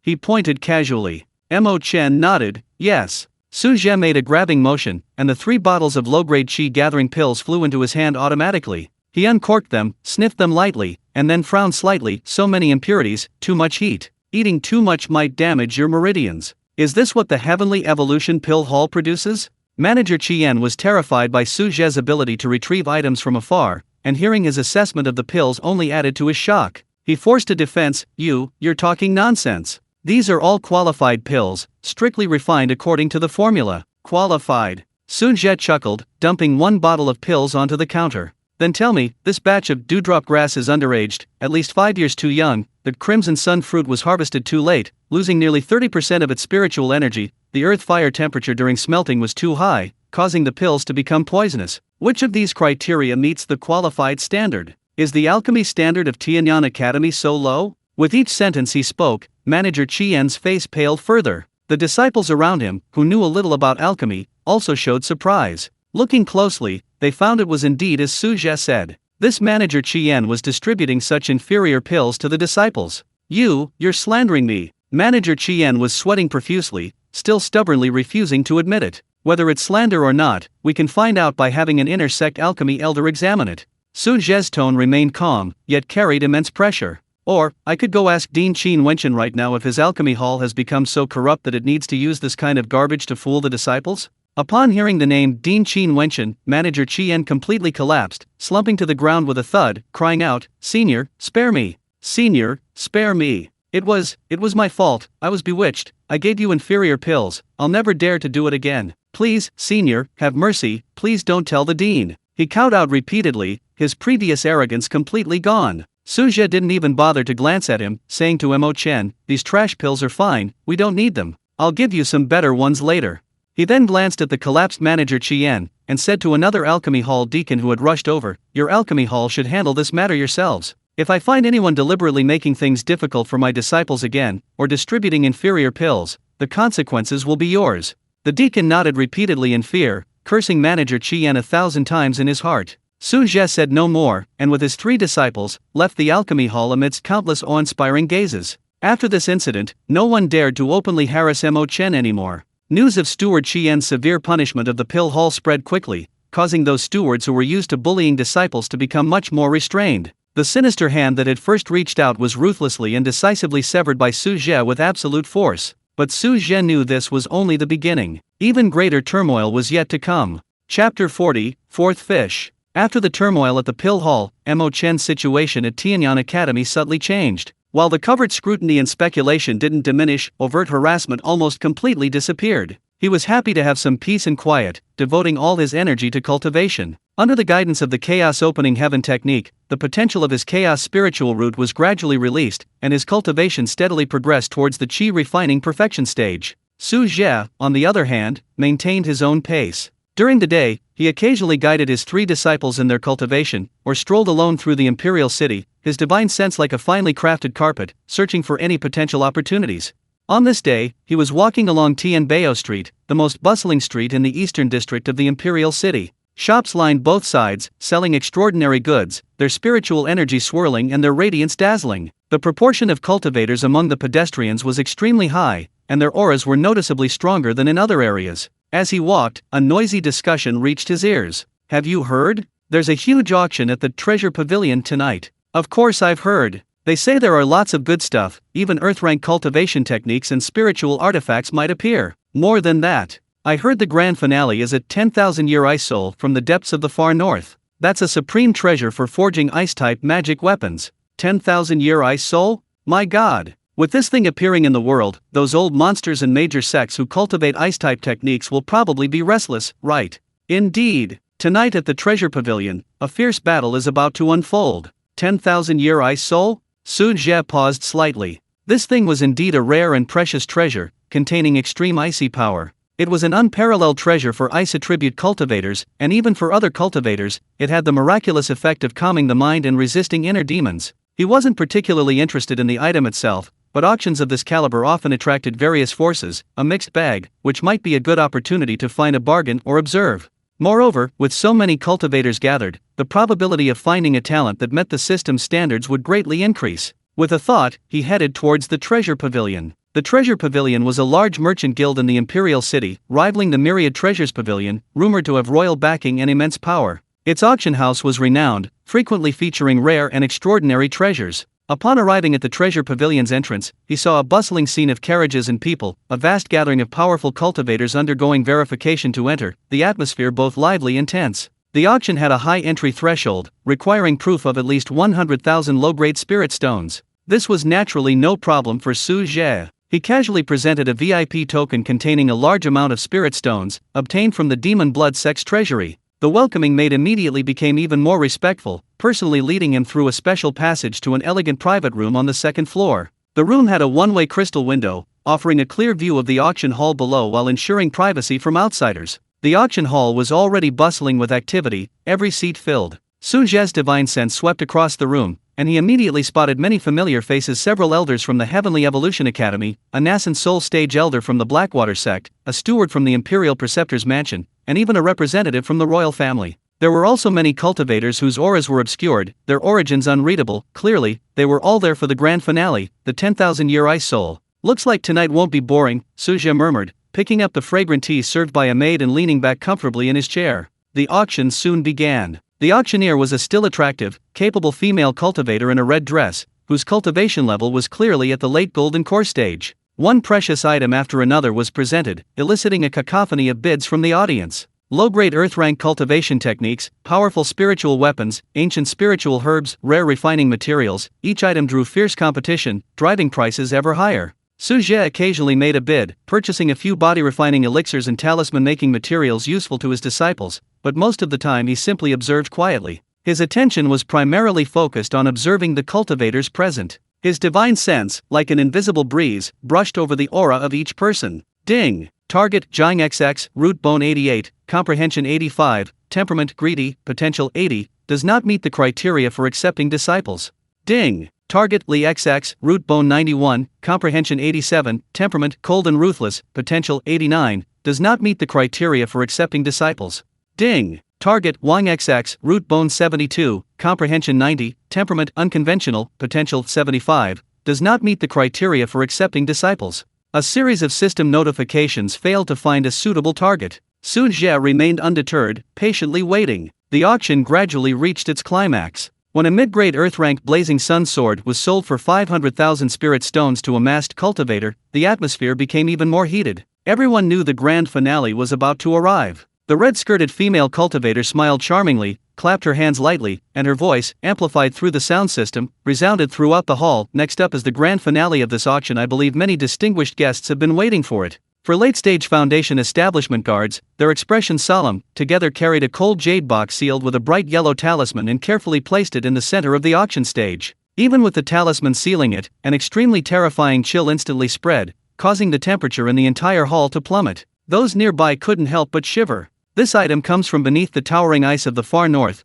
nurtured by 10,000 years of frigid air, the 10,000-year ice soul. The female cultivator's voice trembled with excitement as she carefully peeled back the top talisman. Buzz! The instant the talisman was slightly ajar, an incomparably dazzling blue beam of light shot into the sky, illuminating the entire auction stage like a world of ice crystals. An even purer and more chilling aura erupted, and tiny ice crystals even condensed in the air. Through the crack, one could see inside the treasure box a strange crystal, about the size of a fist, crystal clear, with what appeared to be a swirling blizzard within, radiating a breathtaking beauty and chilling cold. 10,000-year ice soul, starting price 1 million low-grade spirit stones. Each bid must be at least 50,000. Begin now, the female cultivator announced loudly. The entire hall erupted in cheers. 1,100,000, 1,200,000, 1,500,000, 2 million. The price skyrocketed at an astonishing rate, almost instantly breaking the 3 million mark. Most of the bidders were VIPs in the private boxes, clearly well prepared. Su Zhe noticed that the competition was fiercest among an elderly woman with white hair from Tianyang Academy, a Nascent Soul elder from the Blackwater sect, and a representative of the royal family. In addition, a previously silent figure in a corner box was also frequently bidding, their voice cold and their age impossible to discern. When the Blackwater sect elder called the price up to 4,800,000, the atmosphere calmed down slightly. This price was enough to deter many forces. 5 million. The cold voice from the corner rang out again, adding 200,000 in one go. The Blackwater sect elder's face darkened, and he gritted his teeth. 5,100,000. 5,500,000. A cold voice calmly raised the price again, determined to win. The Blackwater sect elder's expression shifted several times, finally letting out a cold snort and remaining silent. This price had exceeded the sect leader's authorized range. The old woman from Tianyang Academy and the royal representative seemed to have weighed their options and ultimately chose to give up. 5,500,000, first time. The female cultivator in the red dress surveyed the entire room. 5,500,000, second time. Just when everyone thought the 10,000-year-old ice crystal was about to fall into the hands of the person in the corner box. 6 million. A calm voice emanated from Su Zhe's box. Whoosh! The entire room erupted in an uproar. Everyone stared in shock at Su Zhe's box. Someone had actually raised the price? And by 500,000. Who was this person? The corner box fell silent for a moment, then a cold voice rang out again, carrying a barely perceptible fluctuation. 6,100,000. 7 million. Su Zhe's tone remained unchanged, as if he were uttering not an astronomical figure that would bankrupt a small sect, but 7 copper coins. Boom! The entire auction hall erupted. 7 million low-grade spirit stones, just to buy a piece of ice soul. Although a 10,000-year-old ice soul was precious, this price was simply outrageous. The corner box fell completely silent. For a long time, no sound came out. The woman in the red dress was also excited, her voice trembling slightly. 7 million for the first time. 7 million for the second time. 7 million for the third time. Sold! Congratulations to the VIP in box number 3 of the heavenly class for successfully bidding on this 10,000-year-old ice soul. The gavel fell. Countless curious, shocked, and even greedy gazes focused on Su Zhe's box, trying to see who was inside. Su Zhe was completely unaware of this, simply telling the maid standing beside him, "Bring the item over." He casually tossed a storage bag full of spirit stones, as if it were nothing more than an insignificant item. The maid caught the storage bag, scanned it with her divine sense, and her hands trembled slightly. She quickly and respectfully replied, "Yes, Senior, please wait a moment." Soon, the cold jade box, sealed with numerous talismans, was carefully placed into the private room. Su Zhe paid with spirit stones and accepted the treasure box. Its icy coldness was palpable, the extremely pure icy power even made him nod slightly, indeed a good item. He bought this item not for his own needs, nor for his disciple. Ling Yunxiao had a lightning spirit root, Gu Yunzhou a water spirit root, and Mo Chen a chaotic spirit root. None of them were perfectly compatible with this extreme ice attribute. He had only sensed, for a fleeting moment, an extremely faint yet incredibly pure fluctuation of ice-type spiritual power emanating from the corner of the private room, and a deeply hidden despair and resentment. He suddenly felt that perhaps this ice fragment could attract a fourth fish for him. Just as he put away the ice fragment and prepared to leave the private room, the system notification suddenly sounded without warning. Ding! A candidate matching the disciple's criteria has been detected. Location, directly below, at the exit of the auction hall. The target is currently experiencing extreme emotional fluctuations. Su Zhe's gaze sharpened, his divine sense instantly locking onto the location indicated by the system. Amidst the dispersing crowd of the auction, a young girl dressed in a plain white dress, her face veiled, stood forlornly, her body trembling slightly. Even through the veil, one could sense the icy coldness, despair, and a trace of pure ice elemental spiritual energy, identical to that of the 10,000-year-old ice soul, emanating from her. It was her, the girl who had bid against him in the corner box. Name, Ye Qingxiu. Age, 16. Cultivation, great perfection of qi refining. Innate talent, 92, mysterious ice spirit body. Comprehension talent, 91. Temperament, resolute, despair. Future potential, 91. Fate, tumultuous, family in crisis, urgently needing the ice soul for salvation. Can take on disciples. A glint flashed in Su Zhe's eyes. The fourth fish had finally taken the bait. And a rare mysterious ice spirit body at that. He vanished silently from the private room in a flash. Chapter 41 Mystic Ice Spirit Body. Outside the treasure pavilion, the city lights were just coming on, and the crowds thronged. The clamor of the auction was gradually fading, but the discussions about the mysterious patron in box number 3 continued. Ye Qingxiu stood dejectedly at the street corner, her white dress fluttering slightly in the evening breeze, like a plum blossom about to be broken by a snowstorm. Beneath the veil, her eyes, which should have been as clear as ice and snow, were now filled with despair and helplessness. 7 million spirit stones. She had given everything, even mortgaged the last hope of her family, but it was far from enough. That 10,000-year-old ice soul was the only hope to save her father and her family, but now it had slipped through her fingers. Her family was on the verge of collapse. Her father's cold poison had attacked his heart, and he was hanging by a thread. Without the pure icy power of the 10,000-year-old ice soul to neutralize and guide the raging poison, he probably wouldn't survive the month. And she could only watch helplessly as hope slipped through her fingers. A profound sense of powerlessness and sorrow nearly overwhelmed her, her delicate body trembled slightly, and her fingertips felt icy cold. The surrounding hustle and bustle seemed worlds away from her. Just then, a calm and gentle voice sounded beside her. "Does the young lady need this?" Ye Qingxiu looked up abruptly and saw a young man in blue robes with an extraordinary air standing beside her. In his hands was the very same jade box she had dreamed of, the one she had just acquired at an astronomical price. The box opened a crack, and wisps of pure, 10,000-year-old ice essence emanated from it, causing her own Xianbing spiritual power to resonate with joy. It's you. Ye Qingxiu's pupils constricted, and she instinctively took a half step back, looking at Su Zhe warily.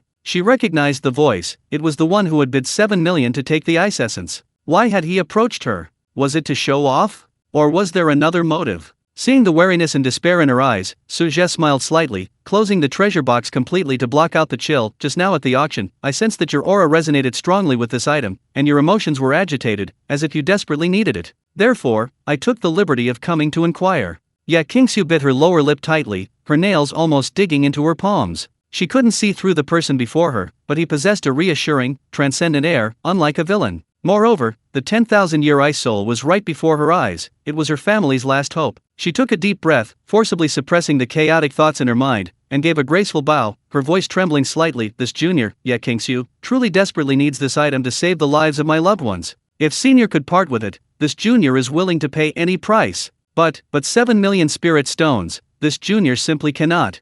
By the end, her voice choked with emotion. Any price? Besides this Xianbing spirit body, what else did she have worth 7 million spirit stones? Seeing her struggling to suppress her grief, Su Zhe understood. Just as he suspected. Treat a loved one. Su Zhe's tone was gentle. Could it be that he's been poisoned by some kind of extremely cold poison, requiring an extremely cold substance to neutralize it? Ye Qingxiu suddenly looked up, her eyes flashing with surprise. How did you know, senior? The mysterious netherworld cold fiend afflicting her father was extremely rare, outsiders could hardly possibly know about it. Su Zhe said calmly, I have some medical knowledge. You possess the Xianbing spirit body, yet you still so urgently need the 10,000-year ice soul. If your need isn't for cultivation, then it can only be to heal others, and it's related to cold poison. This substance is extremely cold, ordinary people cannot touch it. Using it to detoxify must be a method of fighting poison with poison, guiding the poison back to its source. Ye Qingxiu was shocked. The other party had deduced almost everything from such limited information. His strength and insight were simply unfathomable. Without further hesitation, she bowed deeply again. Senior, please understand. My father is afflicted with Xianming cold fiend, and his life is hanging by a thread. Only the 10,000-year ice soul might offer a chance. I beg your mercy, senior, to save my father's life. Qingxiu is willing to serve you as a slave to repay your great kindness. Serving as a slave was the only price she could think of. Su Zhe shook his head. I have no need for you to be my slave. Ye Qingxiu's heart sank to the bottom. So, it still wouldn't work. But then Su Zhe continued, this piece of ice soul, to me, is merely a decent quality refining material. But if it can save a life, then it has been put to good use. Ye Qingxiu looked up in astonishment, staring at Su Zhe in disbelief. Su Zhe gently pushed his hand, and the jade box, worth 7 million spirit stones, floated lightly to Ye Qingxiu's feet. Take it. 3 simple words exploded in Ye Qingxiu's mind like a thunderbolt. She stared blankly at the treasure box floating before her, then at Su Zhe's indifferent face, almost wondering if she was dreaming. 7 million spirit stones, just like that, given to her? Without even any reward? Senior, this is too precious. Ye Qingxiu stammered, the immense shock leaving her unable to think straight. Saving lives is the priority, isn't it? Su Zhe smiled slightly. As for the price, perhaps I'll need your help with something in the future, then we can discuss it. He naturally wouldn't directly say, I've taken a liking to your Xianbing spirit body, become my disciple. That would be too deliberate and easily create resistance. Offering help in times of need, without rushing for anything in return, was the way to truly win her heart. Looking into Su Zhe's sincere and peaceful eyes, Ye Qingxiu was overwhelmed by immense gratitude and the elation of surviving a calamity. Her hands trembled as she carefully accepted the heavy, cold jade box, as if holding the most precious hope in the world. Tears streamed down her face uncontrollably, like pearls falling from a broken string, soaking her veil. She choked back sobs, about to kneel again. Senior's great kindness, Qingxiu will never forget. Su Zhe gently lifted her with his spiritual power, preventing her from kneeling. No need for that. Go back quickly, saving lives is urgent. Yes. Thank you, senior. Thank you, senior. Ye Qingxiu nodded heavily, clutching the box tightly to her chest, as if grasping at a lifeline. She gazed deeply at Su Zhe, as if trying to etch his image into her heart, then turned and, using her movement technique, vanished swiftly into the night. Su Zhe watched the direction she left, a satisfied smile curving his lips. A Xianbing spiritual body, with a 92-point aptitude, 91 points of comprehension, unwavering will, and 91 points of potential, another peerless genius has been acquired. Moreover, a family in need of assistance has been included as a bonus? This is indeed an unexpected delight. He believed that with Ye Qingxiu's character, she would never forget today's kindness. Once she had settled her family affairs, she would naturally come to find him. At that time, accepting him as a disciple would be a natural progression. In a cheerful mood, Su Zhe strolled towards Qingzhe residence. Just as he returned to the vicinity of the inn, his steps faltered slightly. His divine sense detected several suspicious auras around the inn. Their cultivation levels were not high, mostly at the foundation establishment stage,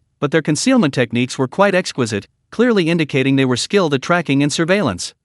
Not slow at all, Su Zhe sneered inwardly. It seemed his extravagant purchase of the 10,000-year ice soul at the auction had indeed attracted many covetous eyes. These were probably just the first small fry to get impatient and scout ahead. He didn't alert them, acting as if he hadn't noticed anything, and walked straight back to Qingzhe residence. Inside the inn, Ling Yunxiao and Gu Yunzhou were practicing in the courtyard. Sword energy and blade light crisscrossed, spiritual power clashing, causing the array's light barrier to ripple slightly. After Su Zhe's guidance and the reflection following the small competition, both of their combat abilities had significantly improved. Mo Chen sat quietly to the side, meditating, his aura restrained, chaotic spiritual power slowly circulating, digesting the gains of his cultivation that day. Chapter 42, Facing 3 Men in Black. Upon seeing Su Zhe return, the three immediately stopped and bowed, saying, "Master." Su Zhe nodded, his gaze sweeping over the three, and said calmly, "The capital city has been rather unsettled lately, and there may be some villains eyeing it. While you are cultivating, you must also be vigilant.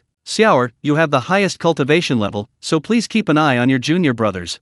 Ling Yunxiao's expression hardened, a flash of lightning appearing in his eyes. "Master, rest assured. If anyone dares to come, this disciple will make sure they don't leave alive." Gu Yunzhou also gripped her dragon-patterned sword tightly, her small face full of seriousness. "Yes, I'll fight the bad guys with my senior brother." Mo Chen didn't speak, but his eyes also sharpened. Su Zhe nodded in satisfaction. His disciples' vigilance and fighting spirit were a good thing. These little spying troubles were perfect for giving them practice. He returned to his room, set up a protective barrier, and paid no attention to the watchers outside. His divine sense had already covered the surroundings like a net, and no movement could escape his notice. He was now more interested in Ye Qingxiu's progress, and her father, who was afflicted with the mysterious netherworld cold fiend.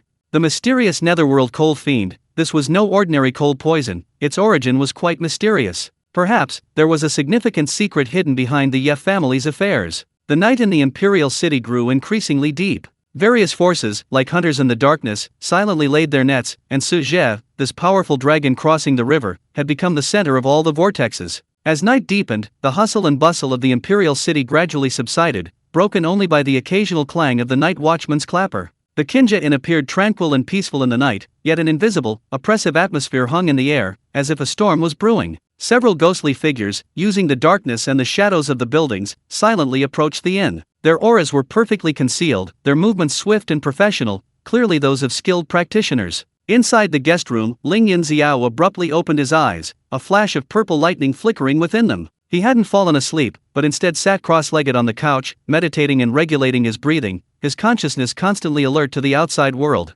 His master's warning still echoed in his ears. He dared not relax for a moment. "They're here," he murmured, his figure rising like a wisp of smoke, silently reaching the window and peering out through the crack. Almost simultaneously, Gu Yunzhou in the next room gripped the dragon-patterned knife beside his pillow, his eyes sharp. In another room, Mo Chen's chaotic spiritual energy fluctuated slightly before returning to calm, as if merging into the surrounding darkness. Su Zhe remained seated in his room, eyes closed, a barely perceptible smile playing on his lips. The fish had taken the bait. He had no intention of attacking. This was a perfect opportunity to test his three disciples' adaptability and abilities. Outside the courtyard wall, 5 dark figures exchanged a few hand gestures. 2 remained outside to keep watch, while the other 3, like geckos, silently scaled the high wall and landed in the courtyard. Their target was clear room number 3, the room where Su Zhe was. However, the instant their toes touched the bluestone of the courtyard, sizzle! A blinding purple lightning bolt exploded unexpectedly from the side, like the eye of a thunder god suddenly opening in the darkness, instantly illuminating the small courtyard as bright as day. The lightning bolt moved with lightning speed, heading straight for the face of the leading man in black. The man in black was terrified, completely unprepared for such a fierce and powerful attack. He let out a cry and hastily conjured a small black shield to block it. Boom! The lightning struck the shield with a deafening explosion. The high-quality spiritual weapon shield was shattered by the lightning, its surface cracking violently. The man in black was thrown back by the immense impact, his blood churning, his arm numb. "Who goes there?" The other 2 infiltrators shouted in shock and anger, simultaneously drawing their weapons, one with a knife, the other a sword, and warily watching the source of the lightning. Ling Yunxiao, wielding the thunderclap sword and surrounded by swirling lightning, emerged slowly from the shadows like a thunder god descending to earth. His icy gaze fixed on the 3 uninvited guests. "In the dead of night, you lurk about, spying on my master's quiet cultivation. What are you up to?" His voice wasn't loud, but it carried a thunderous authority, and combined with the spiritual pressure of his foundation establishment stage cultivation, it exerted immense pressure on the 3 men in black. Foundation establishment stage. The intelligence was wrong. The black-clad man with the knife exclaimed in shock. Their intelligence indicated the target was only a disciple in the early foundation establishment stage, but the young man before them possessed a refined aura and pure, domineering lightning spiritual power, far surpassing that of an ordinary early foundation establishment cultivator. Attack together. Take him down first. The leader, the black-clad man with the shield, suppressed his surging blood and chi, a ruthless glint in his eyes. The mission had to be completed, or he would have no way to explain himself back home. The 3 attacked in perfect unison. The shield-wielding man activated his damaged shield again, releasing a burst of black light to protect the 3. The knife-wielder's blade was sharp and fierce, aimed straight for Ling Yunxiao's neck, while the sword-wielder's sword moved nimbly, aiming directly for his vital dantian. The 3 attacked together with practiced skill, their power not to be underestimated. Well done. Ling Yunxiao showed no fear, his fighting spirit soaring. He desperately needed real combat experience to hone the third move of his newly mastered Nine Heavens Thunder Shadow Sword technique, Thunderous Roar of the Nine Heavens. His thunderclap sword emitted a resounding sword cry, and dazzling lightning erupted instantly. Thunderous Roar of the Nine Heavens. With a low shout, Ling Yunxiao's figure seemed to transform into a winding, dazzling bolt of lightning, advancing instead of retreating, fiercely charging into the combined attack circle of the three. Swordlight cascaded like a waterfall, instantly transforming into countless violent purple lightning snakes, exploding wildly in all directions from him. Boom, boom, boom, boom. A thunderous storm seemed to have descended upon the courtyard. Violent lightning energy surged and raged, colliding violently with the sword and saber beams, creating a series of explosions. The black-clad man wielding the shield was horrified to discover that his defensive blacklight crumbled like paper under the raging lightning sword force. The wielders of the saber and sword were even more severely affected, their bodies paralyzed, their spiritual energy sluggish, and their attacks instantly distorted. How is this possible? What kind of swordsmanship is this? A wave of overwhelming fear washed over all three. Thud! Thud! Two muffled thuds followed. The saber and sword wielders were struck in the chest by the lightning swordlight almost simultaneously, screaming as they were sent flying backward, spitting out blood crackling with electricity, crashing heavily against the courtyard wall, their fate unknown. The leader, a man in black wielding a shield, barely managed to block most of the attacks thanks to the last vestiges of its spiritual light. However, the impact caused his internal organs to shift, and the shield shattered completely with a crack. He used the momentum to retreat frantically, his eyes filled with terror, wanting only to escape this horrible place. However, just as he reached the courtyard wall, a stream of icy water, like a serpent, silently coiled around his feet, instantly freezing them. Extreme cold spread wildly upwards along his leg meridians. What? The man in black was terrified. Looking down, he saw a younger boy in blue robes appear in the corner, his dragon-patterned blade gleaming with a chilling light. In that moment of surprise, a figure appeared behind him like a ghost, a finger glowing with a hazy, chaotic light, aiming for his vital point in the back. It was Mo Chen. His timing was impeccable. The man in black felt a numbness in his back, and his spiritual energy was instantly sealed by a strange force, freezing him in place, unable to move. From Ling Yunxiao's sudden attack to the two men in black being seriously injured and the other captured, the entire process happened in the blink of an eye. Chapter 43. The test has begun. Hearing the fierce fighting and his companion's screams from outside the courtyard, the two men in black keeping watch sensed something was wrong. They were about to rush in to help or escape when several powerful auras suddenly illuminated the inn's surroundings clearly. The inn's own guards had been alerted. The two exchanged a glance, then without hesitation, turned to disappear into the darkness. You come and go as you please? What do you take Kinja in for? A cold voice rang out. The innkeeper, a cultivator at the early golden core stage, had already blocked their path, his face unfriendly. Behind him were several Foundation establishment stage guards. The two men in black, their faces ashen, completely gave up resistance. Inside the courtyard, the battle was over. Ling Yunxiao sheathed his sword and stood still, the lightning around him slowly receding. His breathing was slightly rapid, but his eyes were bright, clearly indicating that he had benefited greatly from this battle. Gu Yunzhou and Mo Chen also approached. The three exchanged glances, all seeing the excitement and tacit understanding in each other's eyes. This was the first time the three brothers had fought together, and the effect was surprisingly good. Senior brother, your lightning technique has become even stronger, Gu Yunzhou said enviously. Second junior brother's water binding technique was perfectly timed. Ling Yunxiao smiled, then looked at Mo Chen. Third junior brother's final finger strike, the acupoint sealing technique was incredibly exquisite. Mo Chen nodded slightly. It's all thanks to Master's excellent teaching. At this moment, the innkeeper, accompanied by guards, escorted the two black-clad men who had been keeping watch. Seeing the scene in the courtyard, especially the three seemingly young but incredibly skilled youths, he felt a chill run down his spine. He respectfully bowed to Su Zhe, who had just leisurely emerged from his room. Senior Su, I apologize for disturbing your cultivation. It was the inn's inadequate security, please forgive me. Su Zhe waved his hand, his gaze falling on the black-clad leader who had been subdued by Mo Chen. It's nothing, just a few small rats. Innkeeper, these people are yours to deal with. Ask them who ordered them. Yes. This junior will certainly interrogate them thoroughly. The innkeeper hurriedly agreed, inwardly cursing the person who ordered them 1,000 times over. Daring to provoke this unfathomable senior was simply asking for trouble. Su Zhe walked up to the leader of the men in black, his gaze calm. Speak, he said, who sent you? Was it for the ice soul from earlier, or something else? The man in black gritted his teeth, his eyes flickering, seemingly still struggling. Su Zhe didn't bother with words. He simply pointed a finger at the man's brow, his powerful divine sense instantly invading his consciousness, brutally searching for fragments of memory. The man in black let out a piercing scream, his body convulsing violently. A moment later, Su Zhe withdrew his finger. The man in black slumped down like a rag doll, his eyes glazed over, now an idiot. A cold glint flashed in Su Zhe's eyes. From the fragmented information obtained through the soul search, these men weren't from the same faction. Some were sent by small families and merchant guilds, hoping to get lucky and gain some advantage. Others were spies from the Blackwater sect, sent to probe. There were even spies planted by the Imperial Preceptor's mansion. Truly a chaotic mess. Shopkeeper, take them all away. We won't get anything out of them, Su Zhe said calmly. The shopkeeper, trembling with fear, ordered the 5 crippled men to be dragged away. His awe of Su Zhe's methods reached its peak. Master, these people, Ling Yunxiao stepped forward, his brows furrowed slightly. They're just pawns thrown out to scout ahead. Su Zhe waved his hand. No need to bother with them. After this incident, those lurking in the shadows should behave themselves for a few days.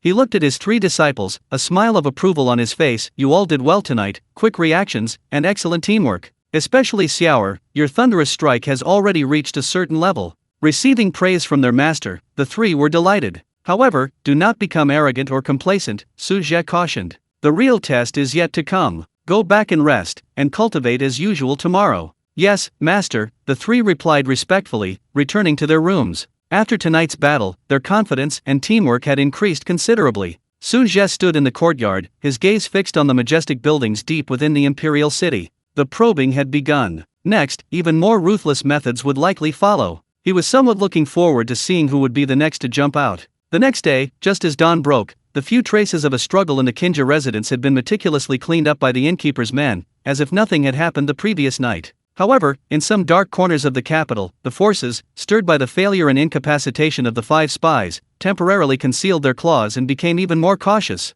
Su Zhe had just finished his morning breathing exercises when there was a gentle knock on the door. Master! It was Ling Yunxiao's voice. Come in. Ling Yunxiao pushed open the door, his expression a mixture of doubt and wariness. Master, the innkeeper reports that a young lady surnamed Ye is requesting an audience, saying, she has come specifically to thank you for saving her life yesterday. He paused, then added, my divine sense detected that the young lady's aura was icy, but she seemed much calmer now, and didn't seem to harbor any ill intentions. Miss Ye? Su Zhe smiled slightly. You had indeed arrived. Even faster than he had anticipated. Please invite her in, Su Zhe instructed. Yes. Ling Yunxiao withdrew. A short while later, light footsteps approached, accompanied by a faint chill. Ye Qingxiu was still dressed in a plain white dress, but had changed into a new one, and her veil was meticulously adjusted. She still clutched the jade box tightly in her arms, but her steps were much steadier than the night before, though a trace of weariness and worry lingered deep in her eyes. Upon entering the room, she saw Su Zhe sitting upright at the table. She immediately bowed gracefully, her voice clear yet filled with utmost respect and gratitude. Junior Ye Qingxiu thanks Senior Su for saving my life and bestowing upon me this treasure yesterday. Su Zhe slightly raised his spiritual energy and said gently, Miss Ye, please rise. It seems your father's condition has stabilized. Ye Qingxiu stood up. Hearing this, a flicker of fear and relief flashed in her eyes. She quickly said, thanks to Senior's great fortune. Last night, I rushed home and, using the 10,000-year ice soul you bestowed as a guide, combined with my family's inherited techniques, I managed to temporarily suppress the mysterious netherworld cold fiend within my father's body, guiding it back to his dantian for sealing. His life is no longer in danger. However, her tone dimmed slightly, the cold fiend is deeply rooted and has been eroding for a long time. My father's meridians and internal organs have been severely damaged, and his cultivation has plummeted. To completely eradicate it, we still need to plan carefully. Being able to temporarily suppress the Xianming cold fiend is already a stroke of luck amidst misfortune. Su Zhe nodded. It's good that your life is not in danger. The damage to your foundation can be healed slowly. Sit down and let's talk. Thank you, Senior. Ye Qingxiu sat down as instructed, her posture elegant, yet unable to conceal the coldness and distance etched into her bones. She presented the cold jade treasure box in her arms with both hands. Senior, this treasure.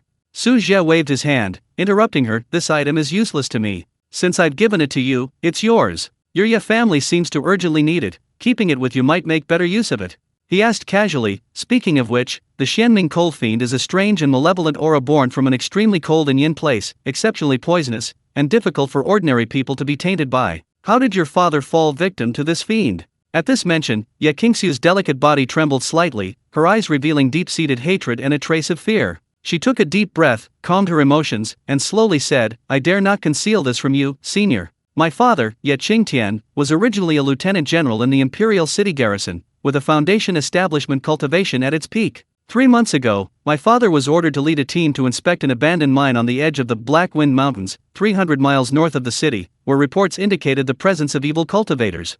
Chapter 44 The Fourth Disciple. Black Wind Mountains? Su Zhe's eyes flickered slightly. Black Wind Mountains again. The clues to the nether key fragments of the demon blood sect were also there. Yes, yet Qingsu continued, that day, after my father led the team into the mine, they were ambushed. Not by some evil cultivators, but a group of well-trained men in black, whose techniques were chilling and unpredictable. They were ruthless and their purpose was clear, to wipe out the entire patrol team. My father fought desperately, covering the escape of 2 heavily wounded guards to deliver the message, but he himself was struck in the back by the leader's palm strike, the force of which contained a strange, icy aura. Her voice choked with sobs. When reinforcements arrived, they only managed to save my father, who was on the verge of death. The 2 guards who escaped also succumbed to their injuries shortly afterward. Although the matter was reported to the military, the perpetrators were ruthless, leaving no clues, and in the end, the case was left unresolved, concluded as an attack by an unknown force. Su Zhe listened quietly, his fingers lightly tapping the table. Well-trained men in black, chilling techniques, the Xianming cold fiend, silencing witnesses. This method was strikingly similar to the Blackwater sect's massacre of the village, as described by Mo Chen, and to the Blackwater sect's consistent modus operandi. Do you know any distinguishing features of those men in black? Or, is there anything special in that mine? Su Zhe pressed. Yet Qingsu struggled to recall, her delicate brows furrowed. According to the fragmented descriptions given by the 2 critically wounded guards on their deathbeds, those men in black seemed extremely concerned about the depths of that abandoned mine, as if they were guarding something. Moreover, the spiritual energy they used carried a faint aura of blood and chilling coldness. Ah! Suddenly, she remembered something and looked up sharply. One of the guards seemed to have uttered a single word. You, but he was too badly injured at the time, and he died before he could finish speaking. You! It's that character again. The same character on the token Mo Chen saw back then. Blackwater sect master, Yu Qinju. A cold glint flashed in Su Zhe's eyes. It seems the Blackwater sect's misdeeds in the Black Wind Mountains go far beyond just 1 or 2. Massacres of villages, attacks on military squads, guarding mines. What exactly are they plotting deep within those mountains? What secrets are hidden in those mines? I already know about this, Su Zhe said, suppressing his thoughts, looking at Ye Qingsu. Did your father mention any other unusual sensations when the cold fiend entered his body? Ye Qingsu thought carefully, then suddenly said, now that you ask, I remember. My father vaguely mentioned when he was lucid that the chilling aura wasn't simply cold and yin, it seemed to contain a trace of extremely faint, yet violently scorching, strange energy, only it was completely masked by the cold and yin, making it difficult to detect. Cold and yin mixed with scorching heat? Su Zhe's heart skipped a beat. The Xianming chilling aura was extremely yin in nature, it shouldn't be like this. Unless, deep within that mine, besides the extremely yin place, there was also something extremely yang? Only the convergence of yin and yang could produce such a strange, mutated aura? This is getting more and more interesting. Su Zhe looked at the aloof young woman before him, who seemed exceptionally resilient due to the great changes in his family, and pondered for a moment before saying, Miss Ye, your father's injuries might not be incurable. Yet Qingsu abruptly looked up, her beautiful eyes blazing with unprecedented light, her voice trembling with excitement. Senior,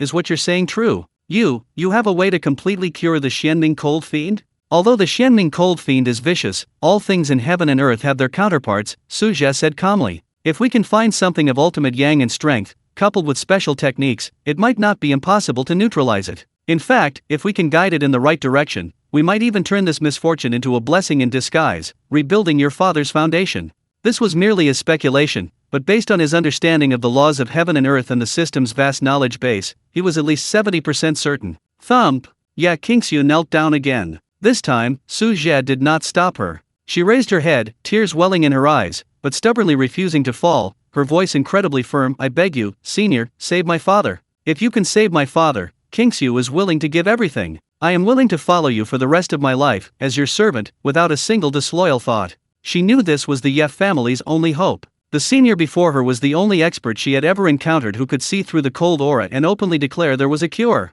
Su Zhe looked at the resolute determination in her eyes, willing to sacrifice everything for her father, and inwardly admired her. Her filial piety was commendable, her character resilient, and her talent unparalleled. She was indeed a promising talent. He slowly said, There's no need for you to be a servant. Our meeting is fate. I see you possess the Xianbing spiritual body, a cultivation prodigy 1 in 10,000, only lacking proper guidance, your potential hidden. If you wish, you can become my disciple, my fourth personal disciple. I will find a way to help you with your father's matter. Becoming his disciple. Ye Qingxiu was stunned. She had imagined countless requests he might make, even prepared for the worst, but she never expected that he would ask her to be his disciple. Overwhelming joy and disbelief instantly shattered her defenses. To be able to become the disciple of such an unfathomable master was an opportunity that countless cultivators dreamed of. Moreover, her master had promised to heal her father. Almost without hesitation, Ye Qingxiu touched her head to the ground, performing the most solemn apprenticeship ceremony. Disciple Ye Qingxiu wishes to become your disciple, senior. I beg you to accept me as your disciple. I will diligently study and cultivate, serve you faithfully, and never betray you. Ding! Disciple recruitment task completed, 4/5. Reward issued, Heaven Rank Cultivation Technique Ice Heart Sacred Technique X1, transferred to the host's consciousness C and automatically reached the mastery level. Reward issued, Heaven Rank Spiritual Weapon Ice Soul Sword X1. Reward issued, Special Item 10,000 Year Warm Jade X1, can nourish meridians and neutralize cold poison. Reward issued, points plus 8,000. Current disciple recruitment progress, 4/5. Please recruit your fifth disciple as soon as possible. The system notification sounded at the opportune moment. Su Zhe smiled and gently helped her up, saying, "All right, get up. From this day forward, you will be my fourth disciple."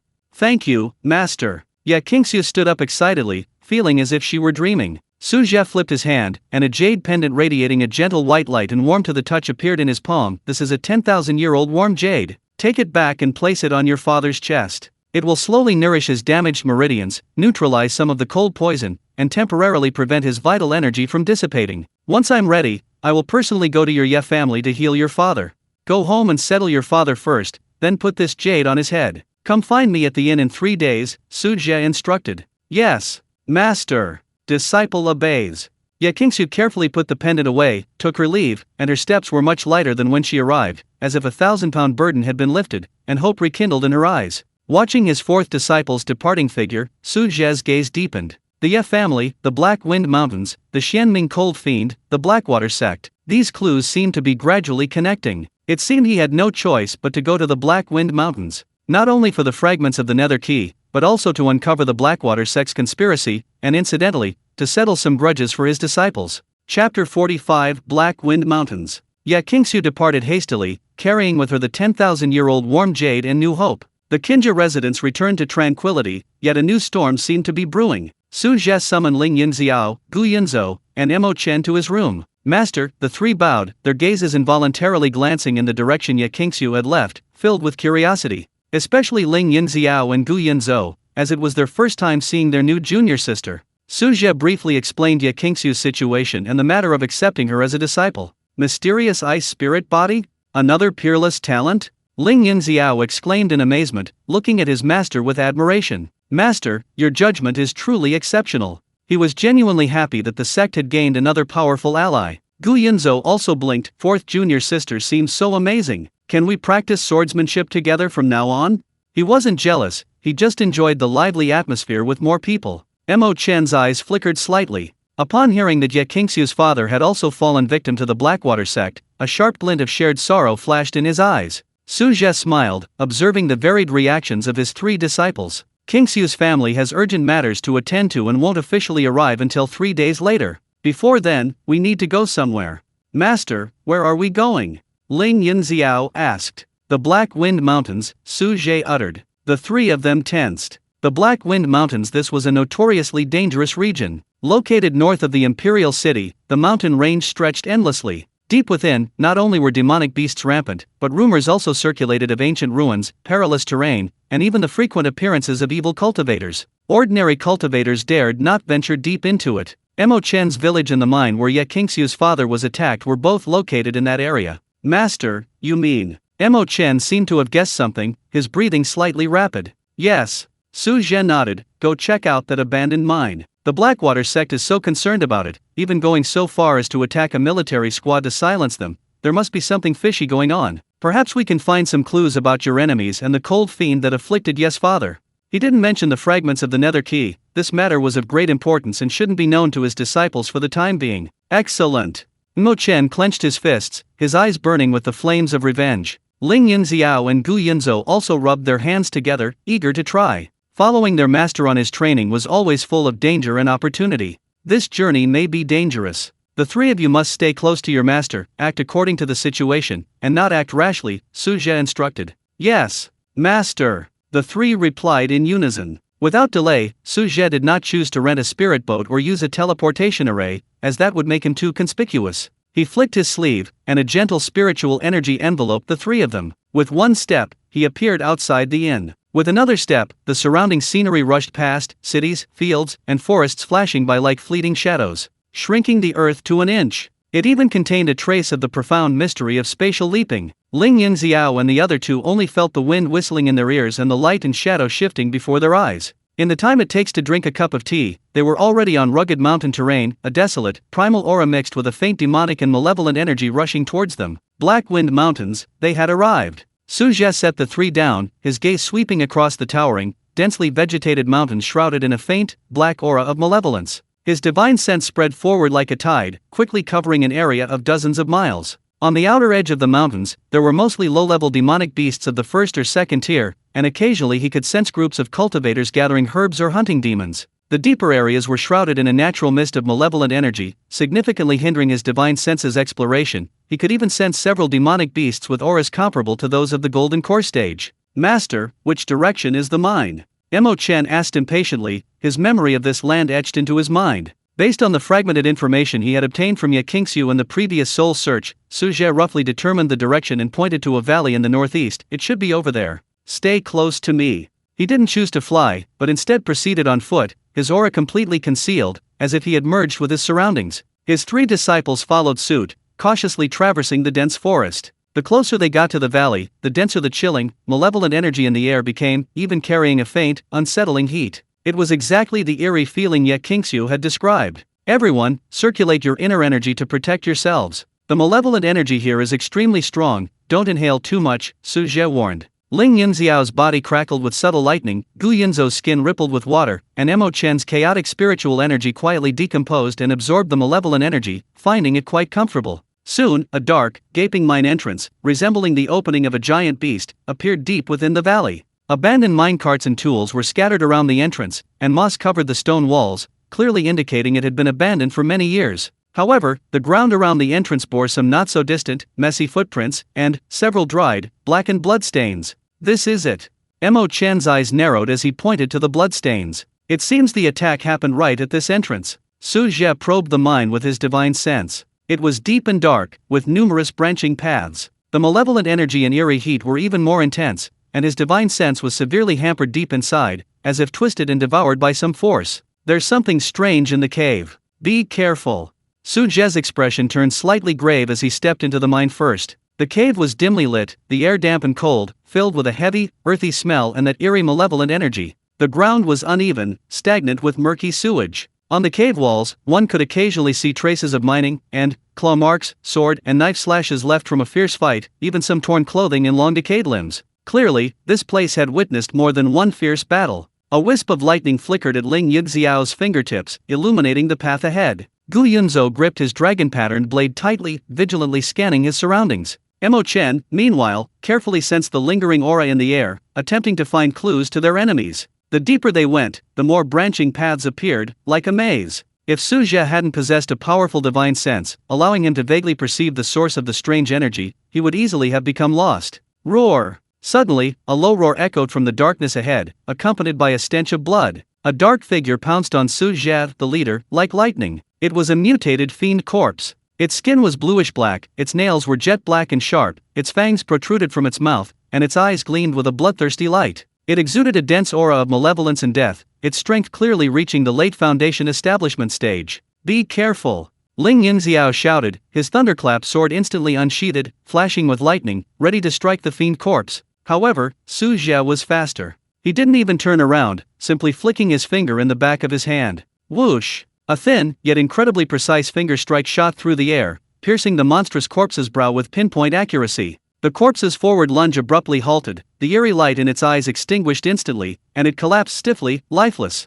Ling Yunxiao's sword froze in midair, and he swallowed hard. A late-stage Foundation establishment mutated monstrous corpse, killed instantly by his master's casual finger strike. Gu Yunzhou and Mo Chen were also deeply shaken, gaining a more direct understanding of their master's power. The malevolent energy here is dense. It's not surprising that some evil creatures breed here. Let's continue, Su Zhe said calmly, as if he had merely swatted a mosquito. Chapter 46 The Corpse Demon Elder. As they ventured deeper, the number of mutated demonic corpses and fiends they encountered increased, their strength ranging from foundation establishment to early golden core stages. At one point, 5 or 6 even surged forth simultaneously, but none were spared a single, instantaneous kill by Su Zhe, requiring no intervention from his disciples. The 3, initially tense, gradually became numb, simply following their master closely while remaining secretly vigilant. Finally, after rounding a sharp bend, the space opened up before them, revealing a vast underground cavern. In the center of the cave, there was a strange pool of water, as black as ink, constantly churning with chilling, malevolent energy and wisps of scorching crimson energy.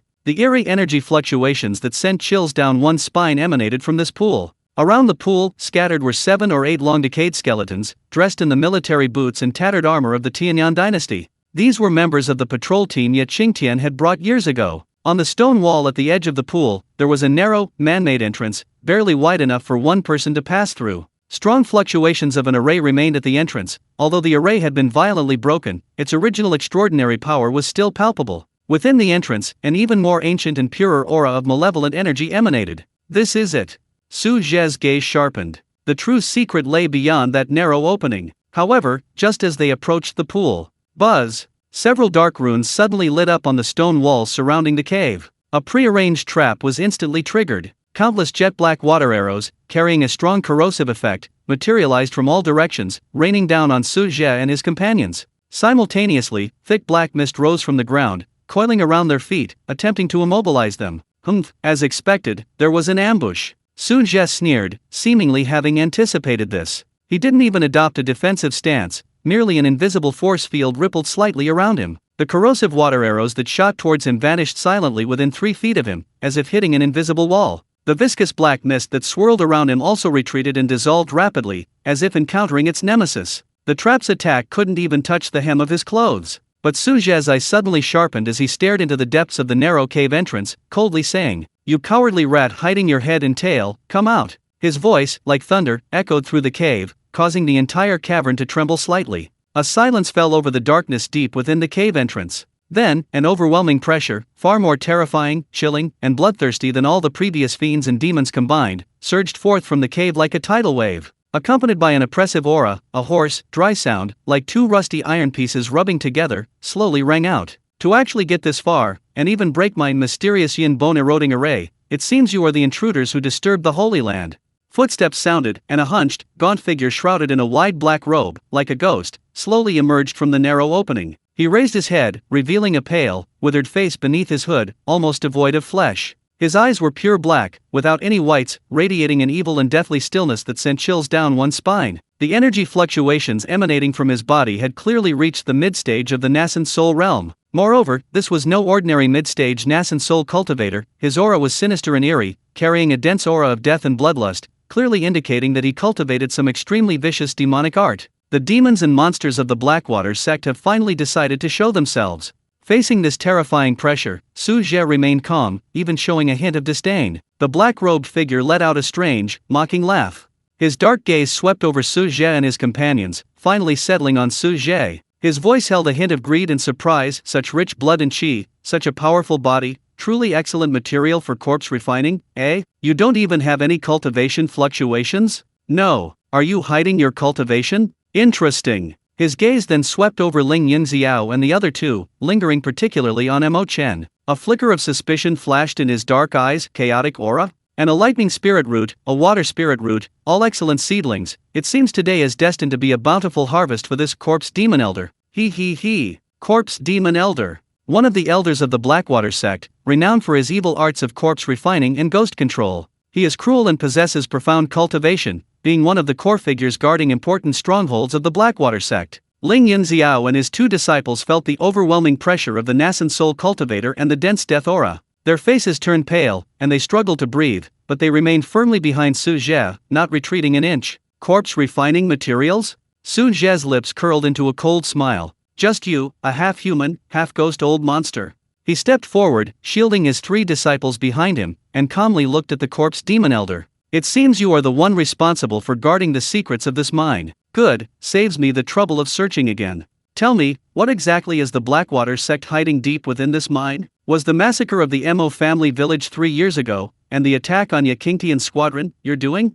Upon hearing this, the corpse demon elder's eerie laughter abruptly ceased. A flicker of surprise flashed in his dark eyes, quickly transforming into an even more intense killing intent. "You actually know about the Mo family village and Yakingtian? It seems I can't let you live any longer. Since you're so eager to die, I'll grant your wish. Once I've refined you into a corpse puppet, you'll naturally reveal everything." Before his words finished, the corpse demon elder's withered claws shot out. His 5 fingernails instantly turned jet black and gleaming, growing over a foot long, carrying a dense aura of death and a sharp whistling sound, aiming straight for Su Zhe's crown. The corpse demon claw. Its power was enough to easily shatter the protective aura of a golden core cultivator. Faced with this vicious and fierce attack, Su Zhe merely slowly raised his right hand. This time, he didn't use his fingers. Instead, he opened his palm. Then, facing the rapidly approaching corpse demon claw, he gently pressed down. The movement remained effortless. But the instant his palm struck down, boom! An indescribable, terrifying power, seemingly emanating from the depths of the netherworld, crashed down.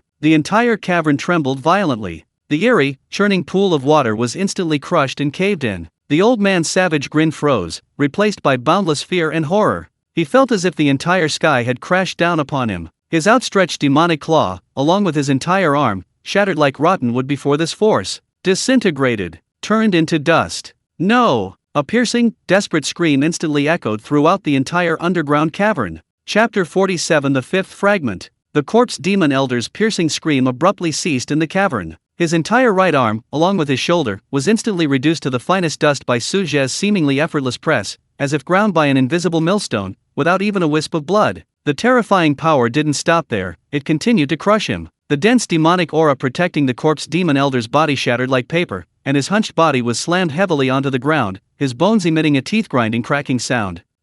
He violently spat out a mouthful of jet-black, foul-smelling blood, his eyes filled with utter terror and disbelief. How could this be? He was a mid-stage nascent soul cultivator. His body, tempered by the corpse demon's secret manual and refined by demonic energy, was comparable to a body cultivator of the same level. He couldn't even withstand a casual palm strike. He couldn't even comprehend how the opponent attacked or what kind of power was used. He had only ever felt this absolute, overwhelming power from sect master Yukinju. No, it was even more unfathomable than that of the sect master. "You, who exactly are you?" The corpse demon elder lay slumped on the cold rock, his remaining left hand pointing at Su Zhe, his voice hoarse and distorted, filled with despair. Ling Yunxiao, Gu Yunzhou, and Mo Chen were all deeply shocked. Although they knew their master's strength was extraordinary, witnessing firsthand the effortless crushing of powerful enemies still filled them with immense awe and pride. Mid-stage nascent soul cultivators. Before their master, they were truly like chickens and dogs. Su Zhe slowly stepped forward, his gaze indifferently looking down at the corpse demon elder, who resembled a lump of mud. "Now, can you answer my question?" A flicker of struggle and resentment flashed in the corpse demon elder's dark eyes, but above all, fear reigned supreme. He spoke with difficulty, his voice broken. Mo family village, it was the sect master's order. That village, hide something, the sect master needs, we must silence him. Yet Qingtian, he was just unlucky, he stumbled upon our setup in the mine, we had no choice but to silence him. Deep within the mine is the entrance to an ancient ruin. The sect leader discovered that it connects to a Yunxia earth vein, and as he spoke, he seemed to have touched upon some extremely terrifying restriction or memory. His body trembled violently, his eyes filled with extreme fear, and he clenched his teeth, a trickle of black blood spilling from the corner of his mouth. He was about to sever his own heart meridian. Humph! Su Zhe snorted coldly, not allowing him to have his way. With another finger strike, a surge of pure spiritual energy instantly invaded his body, forcibly protecting his heart meridian and simultaneously sealing off all possibilities of self-harm. Ah! The corpse demon elder let out a painful wail, feeling as if his very soul was imprisoned by this power, unable even to wish for death. And what else? Su Zhe's voice was icy, carrying an undeniable authority. The corpse demon elder's mind completely collapsed, and he screamed like beans spilling from a bamboo tube. "There's another ancient corpse. A terrifying ancient corpse sealed within the core of the earth's veins by the supreme yang chains. That Xianming cold fiend is the result of the ancient corpse's aura combining with the earth's yin fiend, mutated. The sect master wants to use that ancient corpse to refine an invincible corpse puppet. An ancient corpse? Sealed by the supreme yang chains? A hint of surprise flashed in Su Zhe's eyes. An ancient corpse that could be sealed by something of supreme yang must have been an extraordinary being in life, or undergone an extremely terrifying mutation. The Blackwater sect actually had such an idea. It was truly insane. Where is the entrance to the ruins? How do you enter? Su Zhe continued to press. It's in the cave behind that pool, protected by the Netherworld Blood Fiend array personally set up by the sect master. Without the sect master's token, forcing your way in will surely lead to death. The corpse demon elder said with difficulty, his eyes unfocused, having reached his limit. Having obtained the information he sought, Su Zhe asked no further questions. He forcefully invaded the corpse demon elder's sea of consciousness with his divine sense, brutally searching his soul once more to verify the truth of his words and extract more fragments of memory regarding the Blackwater sect's conspiracy and the mind's layout. A moment later, the corpse demon elder completely transformed into a hollow shell, slumped down, and died. Su Zhe withdrew his fingers, his brows furrowing slightly. Based on the information obtained from the soul search, the corpse demon elder's words were largely true. The depths of the mind did indeed connect to an ancient ruin, the core of which sealed a terrifying ancient corpse. The Blackwater sect was attempting to refine that ancient corpse using the Earth's malevolent energy and some kind of evil secret method. The massacre of Mo family village seemed to be due to something passed down through generations in the village, crucial to Yu Qinju's plan. Master, this Blackwater sect is utterly insane. Ling Yunxiao exclaimed angrily after hearing this. Massacre of a village, corpse refining, attacking the military, each and every one of these were heinous acts that would condemn even gods and men. Mo Chen's eyes were bloodshot, his fists clenched tightly, his body trembling slightly with rage. The face of his enemy became increasingly clear. It was none other than Yu Qinju, the Blackwater sect master. Gu Yunzhou's face was also tense, clearly shocked by the Blackwater sect's evil. Su Zhe patted Mo Chen's shoulder. We will definitely avenge you, but right now, we need to deal with this mine.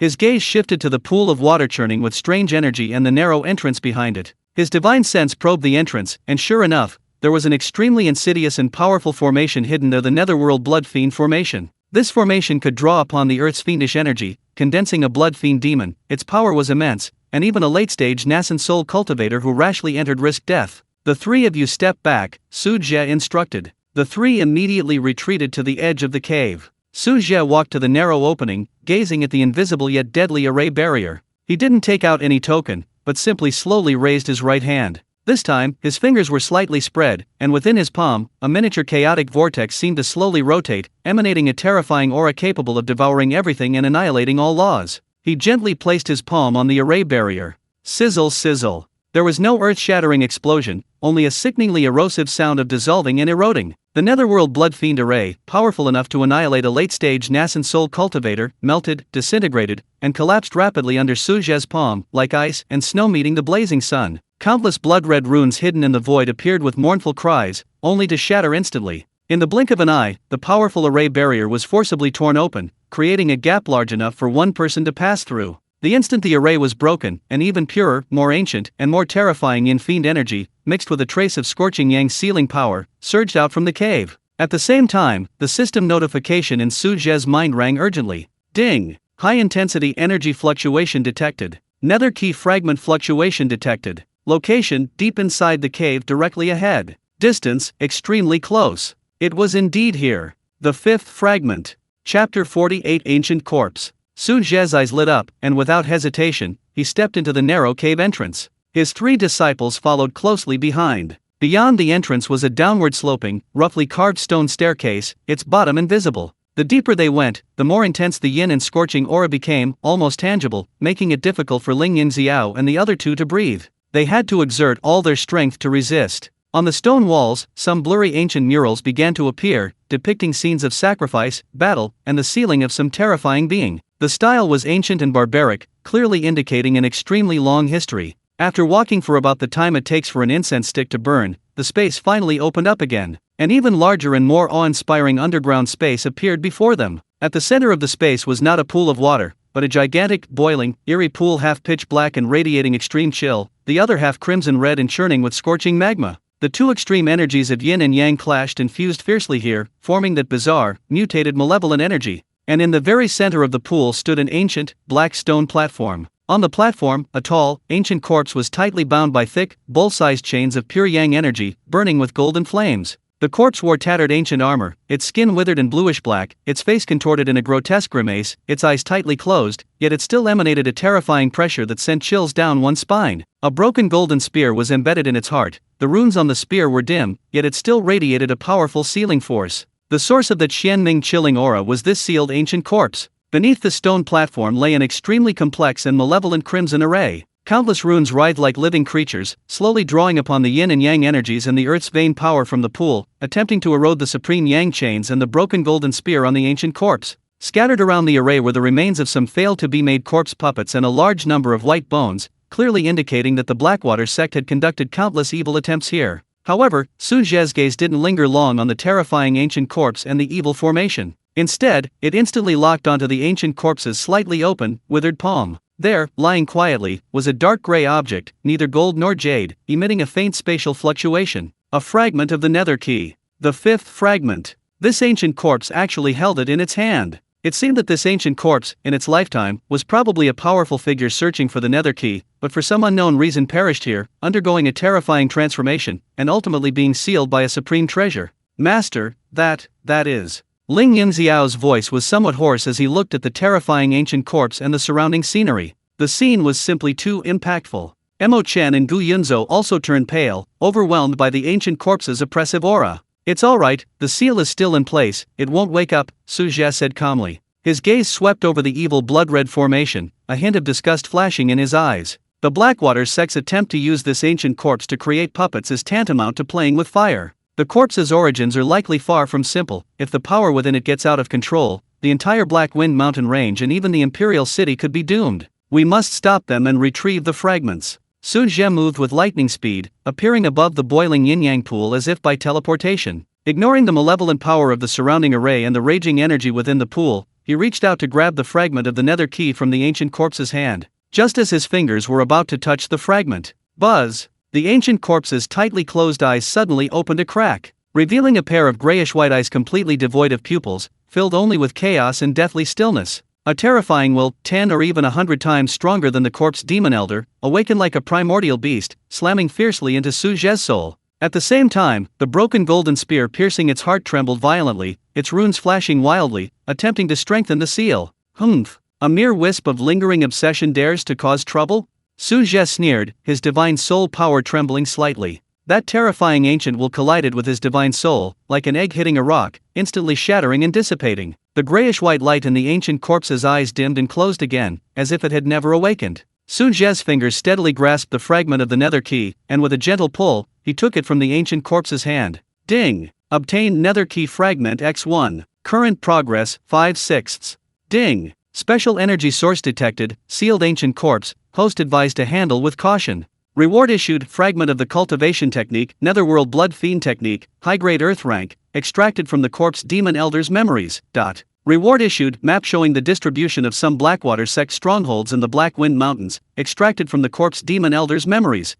System notifications rang out in succession. Fragment acquired. It even came with a Blackwater sect cultivation technique and a map of their stronghold, an unexpected bonus. Su Zhe didn't even glance at the ancient corpse and the evil formation that had fallen silent again. With a flash, he returned to his disciple's side. Master, are you all right? The three quickly surrounded him, still shaken by the terrifying aura emanating from the ancient corpse that had suddenly opened its eyes. I'm fine. Su Zhe put away the nether key fragment. This place is not safe to stay. The Blackwater sect's formation is slowly breaking the seal, it must be completely destroyed. His gaze fell on the evil, blood-red formation. He pointed his fingers like a sword, unleashing several chaotic sword energies imbued with the intent to extinguish evil and vanquish demons. Asterisk sizzle. Sizzle. Sizzle, asterisk. The sword energy precisely slashed into several core nodes of the formation. The crimson formation instantly twisted violently, groaning under the strain. The runes on it rapidly dimmed and shattered.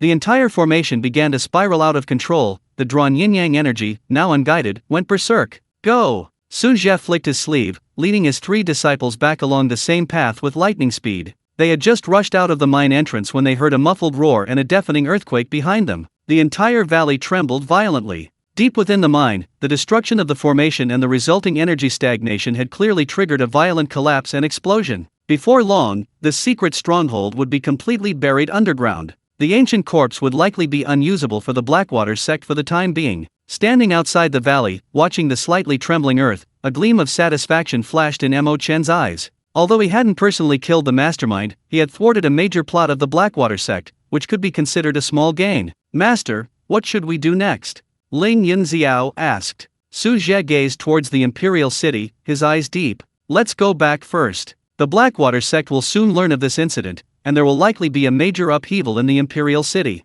Moreover, he paused, it's also time to refine some suitable pills and magical artifacts for you. Having obtained the Blackwater sect's fragment of the Netherworld Blood Fiend technique and its stronghold map, and also acquired the 5th fragment of the Nether Key, this trip had been quite fruitful. Next, they would digest their gains, improve their strength, prepare to deal with the Blackwater sect's counterattack, and search for the whereabouts of the final fragment. The 4 figures flashed and disappeared into the vast mountains and forests. Behind them, the mine that buried countless secrets and evils was slowly sinking into the ground, leaving only swirling dust in the air.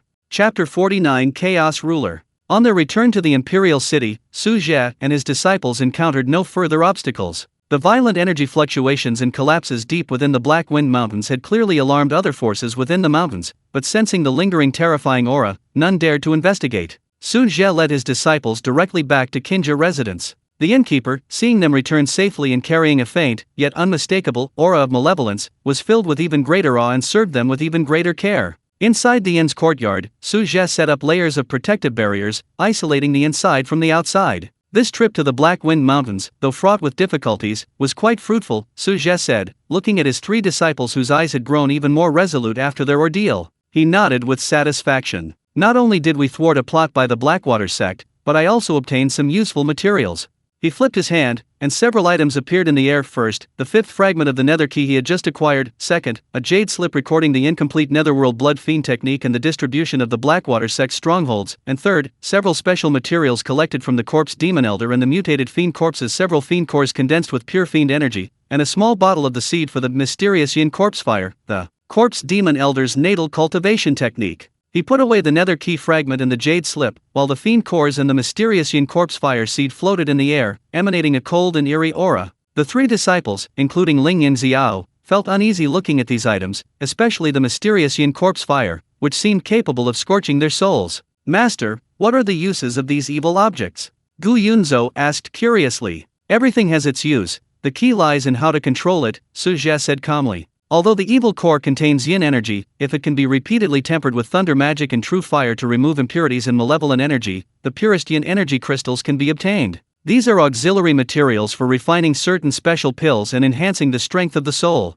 He pointed to the leaping, pale green flame. As for the Yin corpse fire, although it was cultivated by the corpse Demon Elder using evil methods and is extremely vicious, its essence is still an extremely yin fire. If it can be neutralized with the ultimate yang fire, extracting its pure yin fire source, it can have unexpected effects whether used for refining weapons or pills. The 3 nodded, seemingly understanding, only feeling that their master's methods were truly profound and capable of turning the rotten into the miraculous. The Blackwater sect will not let this setback go unpunished, Su Zhe said, his tone shifting. A great battle may be imminent. Before that, we must quickly improve your strength. Pills and magical artifacts are indispensable. His gaze swept over his 3 disciples. Sour, the 9 Heavens Thunder Shadow Sword technique is incredibly powerful, placing a tremendous burden on the body. You need to supplement it with the Purple Heaven Body Tempering Pill to strengthen your physique. Yunzhou, the Water Dragon Saber technique is unpredictable, requiring a sufficiently strong divine sense to control it freely. The Spirit Condensation Pill can help you condense your divine sense.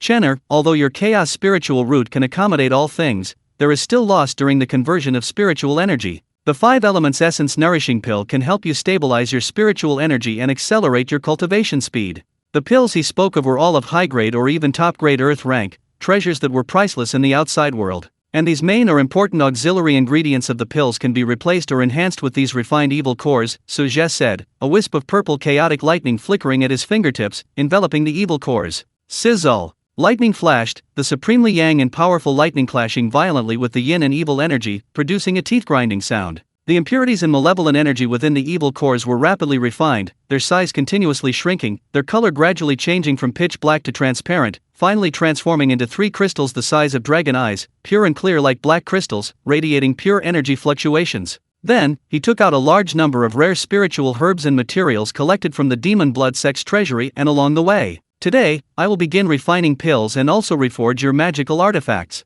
With a thought, Su Zhe conjured an ancient and imposing pill furnace, three-legged and two-eared, its entire body a deep purple-gold color. The furnace was engraved with the sun, moon, stars, flowers, birds, fish, and insects, radiating a rich, precious light. It was none other than the Heaven and Earth Creation Furnace, a heaven-rank pill furnace, which he had recently obtained through a system lottery. At the same time, with his other hand, he produced a slightly smaller, crimson-red refining cauldron, radiating a scorching heat. The crimson flame cauldron, a high-grade earth-rank cauldron. He was going to refine pills and forge weapons simultaneously. Ling Yunxiao and the other two held their breath, their eyes wide. To witness their master simultaneously wielding the two supreme arts of alchemy and weapon forging was an incredible opportunity. Su Zhe remained calm, his divine sense splitting in two, precisely controlling the two furnaces. Beneath the Qinkan creation furnace, chaotic thunderfire burned silently, the furnace temperature rising along a mysterious trajectory. Rare spiritual herbs were thrown into the furnace, rapidly purified and fused under the precise heat, their fragrance gradually spreading. The three refined pure evil crystals were also thrown into the furnace, transforming into pure energy liquid, perfectly blending into the medicinal liquid. On the other side, flames roared within the crimson flame cauldron. Su Zhe first placed Gu Yunzou's dragon pattern blade into it, tempering it with true fire to remove impurities. He then incorporated several materials obtained from the demon blood sect's treasury, such as deep-sea cold iron and star sand, reshaping and engraving runes within it. Finally, he carefully infused a wisp of the essence of the profound yin corpse fire into the blade. The dragon pattern blade shone brightly, its blade becoming even longer and sharper. Dark patterns appeared on its originally azure surface, its chill intensifying, yet it gained a strange ability to freeze the soul. Its grade directly increased from lower heaven rank to middle heaven rank. Next was Ling Yunxiao's Thunderclap sword. This sword was originally a low-grade heaven rank weapon, but its material was excellent. Su Zhe didn't modify it much, only retempering it with chaotic thunderfire to better suit Ling Yunxiao's thunder spirit root. At the same time, he sealed a trace of the profound yin corpse fire's essence within the hilt, allowing it to unleash yin fire thunderous aura at crucial moments to injure the enemy's soul. Finally, there was Mo Chen. Mo Chen didn't yet have a specific magical weapon. Su Zhe pondered for a moment, then selected several rare materials, including void stone and chaotic refined gold, and threw them into the crimson flame cauldron. Using his powerful divine sense, he perfectly fused these materials, each with different and even conflicting attributes, into a simple, grayish-brown, seemingly unremarkable short ruler. This ruler is called the Chaos Ruler, currently a top-grade Earth-rank artifact, Su Zhe said, handing the short ruler to Mo Chen. You possess a chaos spiritual root, so you don't need a specific attribute magic weapon. This ruler can be used to create myriad techniques at your will. Infused with chaotic spiritual power, it can be as heavy as a mountain or as light as a feather, and it can even disrupt the enemy's spiritual power. Its uses are endless, you'll experience them for yourself later. Mo Chen excitedly accepted the Chaos Ruler. After a brief moment of sensing it, he felt a deep connection with the ruler, as if it were tailor-made for him. He quickly bowed in gratitude. Thank you, Master, for bestowing this treasure. Just as the magic weapon was completed, strange sounds like dragon roars and tiger howls emanated from the Qinkan creation furnace, and the fragrance of the medicine reached its peak. Chapter 50 Chu Tian's Visit. The furnace lid opened, and 12 pills, each the size of a longan, of varying colors, shimmering with a halo of light, and brimming with spiritual energy, shot out. Su Zhe, having anticipated this, carefully placed them into a jade bottle. 4 were purple cloud body tempering pills with purple patterns, 4 were blue spirit concentration and spirit nourishing pills with wavy blue patterns, and 4 were 5 elements UN nourishing pills with flowing 5 colors. Each one was of perfect quality, reaching the highest earth rank, with astonishing efficacy. Take these, Su Zhe said, distributing the pills to his 3 disciples. Eat them immediately. I will protect you as you absorb the medicinal power and improve your cultivation.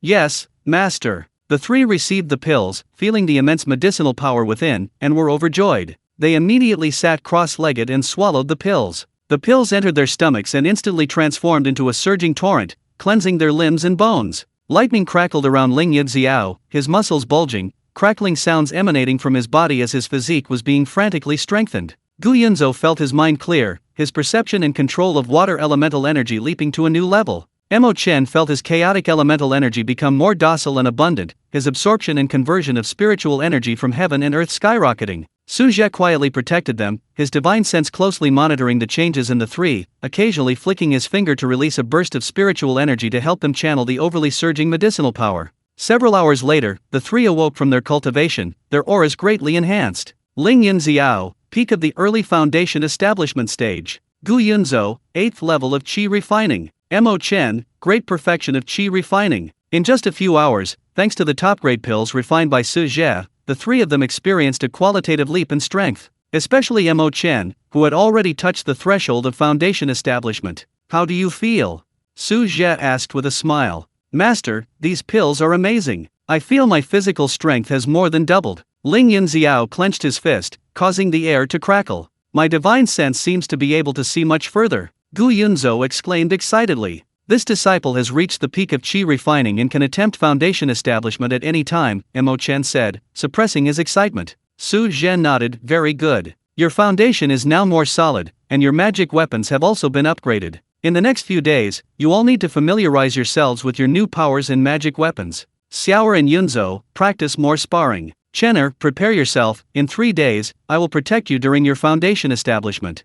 "Yes, Master," the three replied in unison, their confidence greatly increased. Just then, the innkeeper's respectful voice came from outside the inn. "Senior Su, senior brother Chu Tianj from Tianyang Academy is requesting an audience, saying he has important matters to discuss." "Chu Tianj? Why would he come at this time?" Su Zhe's gaze flickered slightly, and he said calmly, "Please invite him in." It seems the turmoil in the imperial city has begun to stir. A crack opened in the courtyard's protective barrier, and Chu Tianj, dressed in a blue and white academy uniform, stood tall and straight, a gentle smile on his face, and slowly entered. However, when his gaze swept over the three people in the courtyard, his smile faltered slightly, and a hint of undisguised surprise flashed in his eyes. Ling Yunxiao, Gu Yunzhou, and Mo Chen had just finished their cultivation, their auras not yet fully contained. The fluctuations of their cultivation levels peak early foundation establishment, 8th level qi refining, and great perfection qi refining, along with the faintly emanating, more refined and sharp spiritual energy and magical artifact radiance, all indicated that in just one day, their strength had astonishingly improved.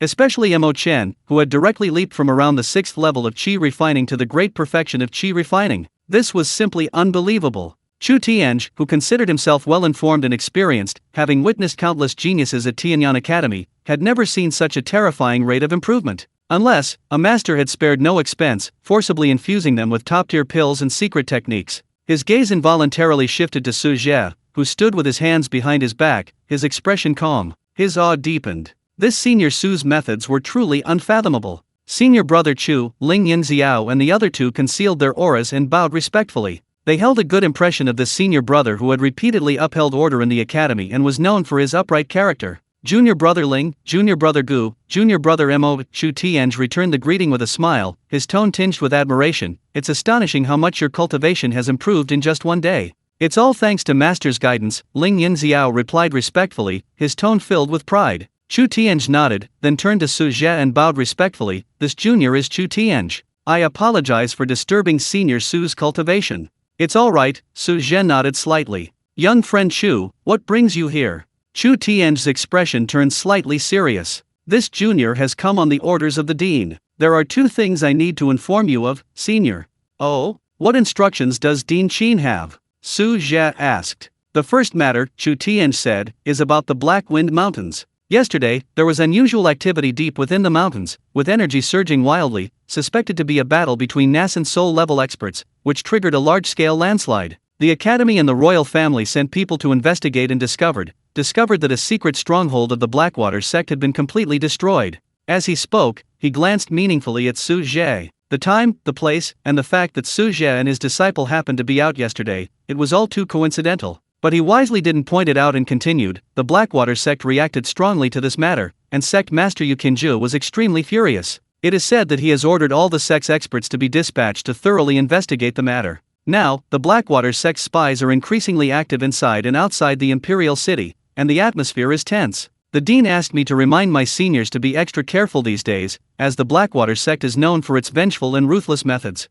Su Zhe remained expressionless, as if he had expected this. "Thank you for the reminder, Dean Qin. I understand." Chu Tianj continued. "The second matter concerns junior brother Mo Chen." He looked at Mo Chen, giving him an encouraging smile. Junior brother Mo's performance in the outer sect competition has attracted the attention of several elders within the academy. Furthermore, given his rapid progress in cultivation, the dean has granted him special permission to participate in the inner sect selection assessment 3 months later, without needing to go through the annual outer sect competition. The inner sect assessment. A brilliant light instantly shone in Mo Chen's eyes. Becoming an inner sect disciple of Tianyang Academy meant not only better cultivation resources and guidance, but also a recognition of status. This was something he had never dared to dream of before. "Thank you, senior brother Chu. Thank you, Dean. Mo Chen bowed excitedly. He knew that his master's influence was certainly involved, but the opportunity was now before him. This is what you deserve, Chu Tianj said with a smile. The dean also asked me to tell junior brother Mo that in the path of cultivation, a solid foundation is paramount.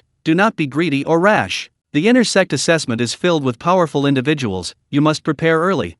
This disciple will remember the dean's teachings, Mo Chen said solemnly. Su Zhe was not surprised by this and nodded slightly. Thank you for conveying the message, young friend Chu. Chenner, the opportunity is yours, whether you seize it is up to you. This disciple will do my utmost and will never let down master and the dean's expectations, Mo Chen said resolutely. Chapter 51 The storm is coming. After finishing his business, Chu Tian's tone lightened somewhat. Also, there's something else, something I'm personally curious about. Senior, are you aware of a strange incident that occurred in the Imperial City after last night's auction at the Treasure Pavilion? Oh, what strange incident? Su Zhe asked cooperatively. The 10,000-year ice soul that fetched a staggering 7 million spirit stones its winner, the mysterious VIP in box number 3 of the heavenly rank is said to have given it away after the auction to a young lady surnamed Ya who desperately needed it to save someone. Chu Tian's eyes held a mixture of inquiry and admiration. 7 million spirit stones, given away without batting an eye. Such generosity and magnanimity are now legendary in the Imperial City. Everyone is speculating about the identity of that mysterious expert. As he spoke, his gaze again subtly swept over Su Zhe. Box number 3 of the heavenly rank, a mysterious expert, his style seemed quite similar to that of the senior Su before him. Upon hearing this, Su Zhe merely smiled faintly, neither confirming nor denying, and instead asked, "How is the situation at Miss Ye's home?" Seeing Su Zhe change the subject, Chu Tianj understood and readily replied, "I heard her father's injuries have temporarily stabilized, but it seems the root cause hasn't been eliminated. The Ye family remains closed to visitors, and outsiders don't know the specifics. However, the 10,000-year ice soul played a crucial role in temporarily suppressing that icy poison. That senior has essentially saved the entire Ye family." Su Zhe nodded, saying nothing more. Chu Tianj, also understanding the situation, cupped his hands and said, "The message has been delivered. This junior will not disturb senior and fellow disciples' cultivation any longer. Farewell. Xiaoer, see senior brother Chu out for me," Su Zhe instructed. "Yes." Ling Yunxiao rose and saw Chu Tianj out. After Chu Tianj left, the courtyard returned to tranquility. Gu Yunzhou asked curiously, "Master, was that kind person who delivered the ice soul really you?" Su Zhe smiled without speaking, tacitly agreeing. Mo Chen clenched his fist, his eyes resolute. "Master, this disciple will definitely stand out in the intersect assessment." The threat from the Blackwater sect and the pressure of the intersect assessment only fueled his fighting spirit. Very good. Su Zhe's gaze swept over his 3 disciples. The Blackwater sect's counterattack was expected. The intersect assessment is also an opportunity. For the next 3 days, Xiaoer, Yunzhou, you two will practice sparring to quickly familiarize yourselves with your new powers and magical artifacts. Chenner, concentrate your mind, adjust your state, and prepare for foundation establishment. Yes, Master. Just as Su Zhe and his disciples were actively preparing for battle, the undercurrents within the Imperial City grew increasingly turbulent. Blackwater Sect, Netherworld Hall. The atmosphere was as oppressive as the deathly silence before a storm. Sect Master Yukinju's body was surrounded by violently churning black mist. The terrifying pressure of his nascent soul stage caused the kneeling elders below to tremble. Investigate. Investigate for me. Who destroyed the stronghold guarded by the corpse demon? Who took the things from there? Yukinju's voice was icy cold, filled with boundless rage. And that's Su Zhe. Where did he go yesterday? Is he related to the destruction of the stronghold? I want concrete evidence. Sect Master, please calm your anger, an elder said in a trembling voice. The stronghold was completely destroyed, and the residual energy at the scene is chaotic and difficult to track. As for Su Zhe, his whereabouts are elusive, and our people simply cannot keep up. However, yesterday, Mo Chen, an outer disciple of Tianyang Academy, experienced a surge in cultivation, reportedly reaching the great perfection of qi refining, and was exceptionally allowed to participate in the intersect assessment. This matter might be related to this. Mo Chen, it's that little bastard with the chaotic spiritual root again. Yu Qinju's eyes flashed with killing intent. And that Su Zhe, he has repeatedly opposed our sect. Does he really think I dare not touch him? Another elder cautiously said, Sect Master, Su Zhe's strength is unfathomable, possibly at the nascent soul stage, and he has an ambiguous relationship with Tianyang Academy. A direct confrontation might. Nascent soul? So what? Yu Qinju sneered, my netherworld blood fiend technique is about to reach its peak, and I will personally confront him then. As for now, since he values those disciples so much, let's collect some interest from them first. A cruel glint flashed in his eyes. Aren't they going to participate in the intersect assessment? Very well, during the assessment, let them disappear completely. Let everyone know the consequences of offending my Blackwater sect. Pass down the order, the hidden agents can be activated. For the intersect assessment, I want to see the corpses of those 3 brats. Make it clean, make it look like an accident. Yes. Sect Master. The elder below also flashed a ruthless glint in his eyes, accepting the order and leaving. Yukinju sat alone in the main hall, black mist swirling around him, muttering to himself, Su Zhe, no matter your background, anyone who dares to block my path must die, and that ancient corpse, the holy sect's plan cannot be delayed. The Imperial Preceptor's Mansion. Lu Changfeng also learned of the destruction of the Black Wind Mountain Range stronghold and the change of ownership of the 10,000-year ice soul, his face so gloomy it could drip water. Useless. Yukinju is useless too. He can't even guard a single stronghold. He cursed under his breath, a sense of unease creeping into his heart. The Black Wind Mountains plan was of paramount importance. If anything went wrong, his Imperial Preceptor's mansion would be implicated. And that Su Zhe, he actually gave the ice soul to that girl from the Ye family. What is he trying to do? Win over the Ye family? Lu Changfeng paced back and forth, deep in thought. That stubborn fellow Ye Qingtian has refused to submit to me. If he recovers. A sinister glint flashed in his eyes. No, I absolutely cannot let him recover. And that Su Zhe, we must eliminate him as soon as possible. He pondered for a moment, then said to someone in the shadows, Go, send a message to the palace, saying I have urgent business to discuss with His Majesty. In the Imperial City, a storm was brewing. The gazes of all factions were subtly cast towards the seemingly tranquil Qinjia Inn. Inside the inn's courtyard, Su Zhe watched Ling Yunxiao and Gu Yunzhou practicing diligently, and Mo Chen calmly adjusting his state, his gaze deep. The storm was brewing. In the elegant courtyard, all restrictions were lifted, and spiritual energy swirled. Mo Chen sat cross-legged in the center of the courtyard, eyes closed, his expression solemn. His aura was perfectly balanced and full. Having reached the pinnacle of the qi refining stage, he was just one step away from opening the gate to the foundation establishment path. Ling Yunxiao and Gu Yunzhou stood on either side, their expressions tense yet expectant, protecting their third junior brother. Su Zhe stood with his hands behind his back before Mo Chen, calmly looking at him. The Dao of Chaos encompasses everything and evolves in countless ways. Foundation building is not simply about condensing a foundation, it's the beginning of establishing your future path. Whether fierce or gentle, swift or profound, you must guard your true heart, comprehend the true meaning of chaos, guide your spiritual power, and build your own Chaos Dao foundation.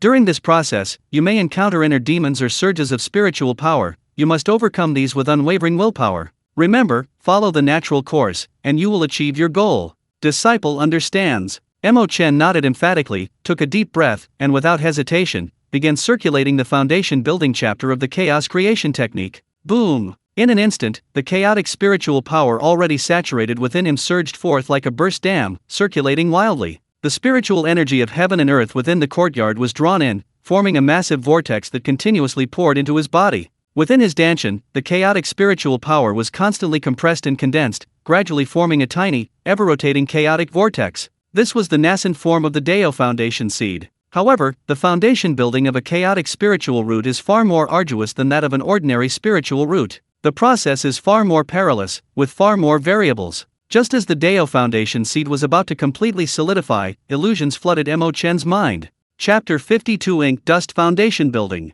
The images of his parents' brutal deaths at the hands of the men in black, the village engulfed in flames, and the wailing of his clansmen, old grudges transformed into the most ferocious inner demons, relentlessly assaulting his consciousness. No. Father. Mother. Veins bulged on Mo Chen's forehead, his face instantly turned deathly pale, his body trembled violently, and even the vortex of spiritual energy around him became unstable. Guard your spiritual platform. The past is gone, only the Dao is eternal.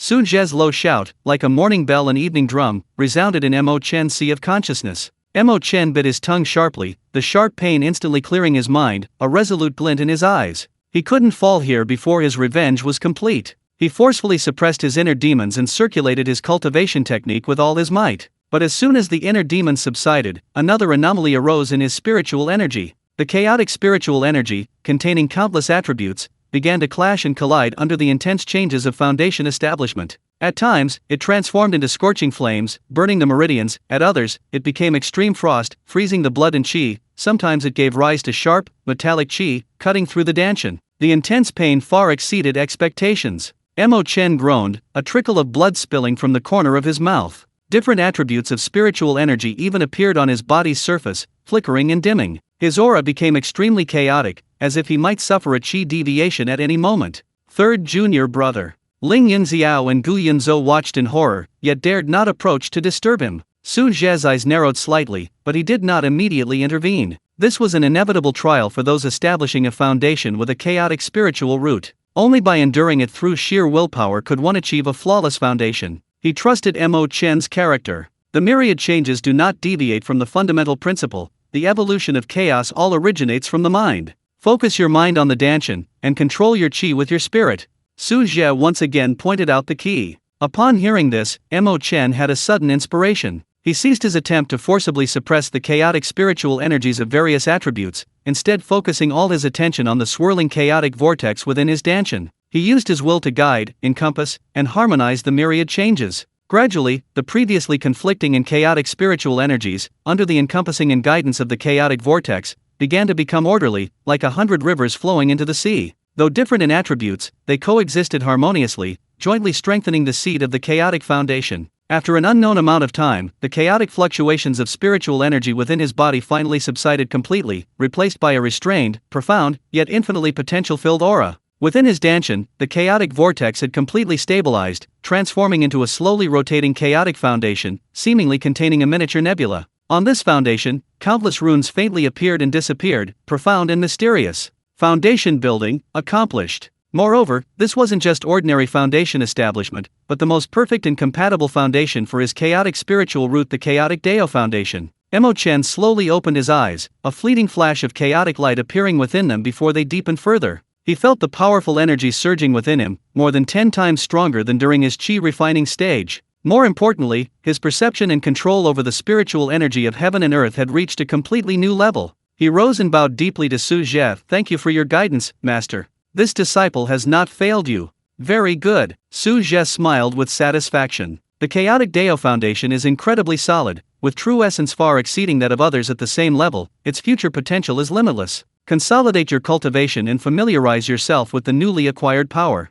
"Yes, Master," Mo Chen replied excitedly. Ling Yunxiao and Gu Yunzhou also gathered around, sincerely congratulating them. "Congratulations on your successful foundation establishment, third junior brother." The three brothers smiled at each other, their bond deepening with each shared experience. Just as Mo Chen successfully established his foundation, his aura soaring into the sky. Throughout the imperial city, many highly skilled cultivators sensed it. Deep within the Tianyan Academy, in a secluded courtyard, Dean Qin Wenchen was playing chess with an elderly woman with white hair. Suddenly, his hand holding the chess piece paused slightly, his gaze turning with slight surprise towards the direction of Qinja residence. Such strange foundation establishment fluctuations, seemingly possessing countless variations, yet returning to a unified chaos. What kind of spiritual root is this, to possess such a grandeur? The old woman opposite him also raised her eyelids, a glint of shrewdness flashing in her cloudy eyes. "It seems that little fellow named Su Zhe has stirred up quite a commotion again." Chu Tianj was right, this man is unfathomable. Qin Wenchen placed a chess piece, smiling slightly. "The waters of the imperial city are becoming increasingly interesting."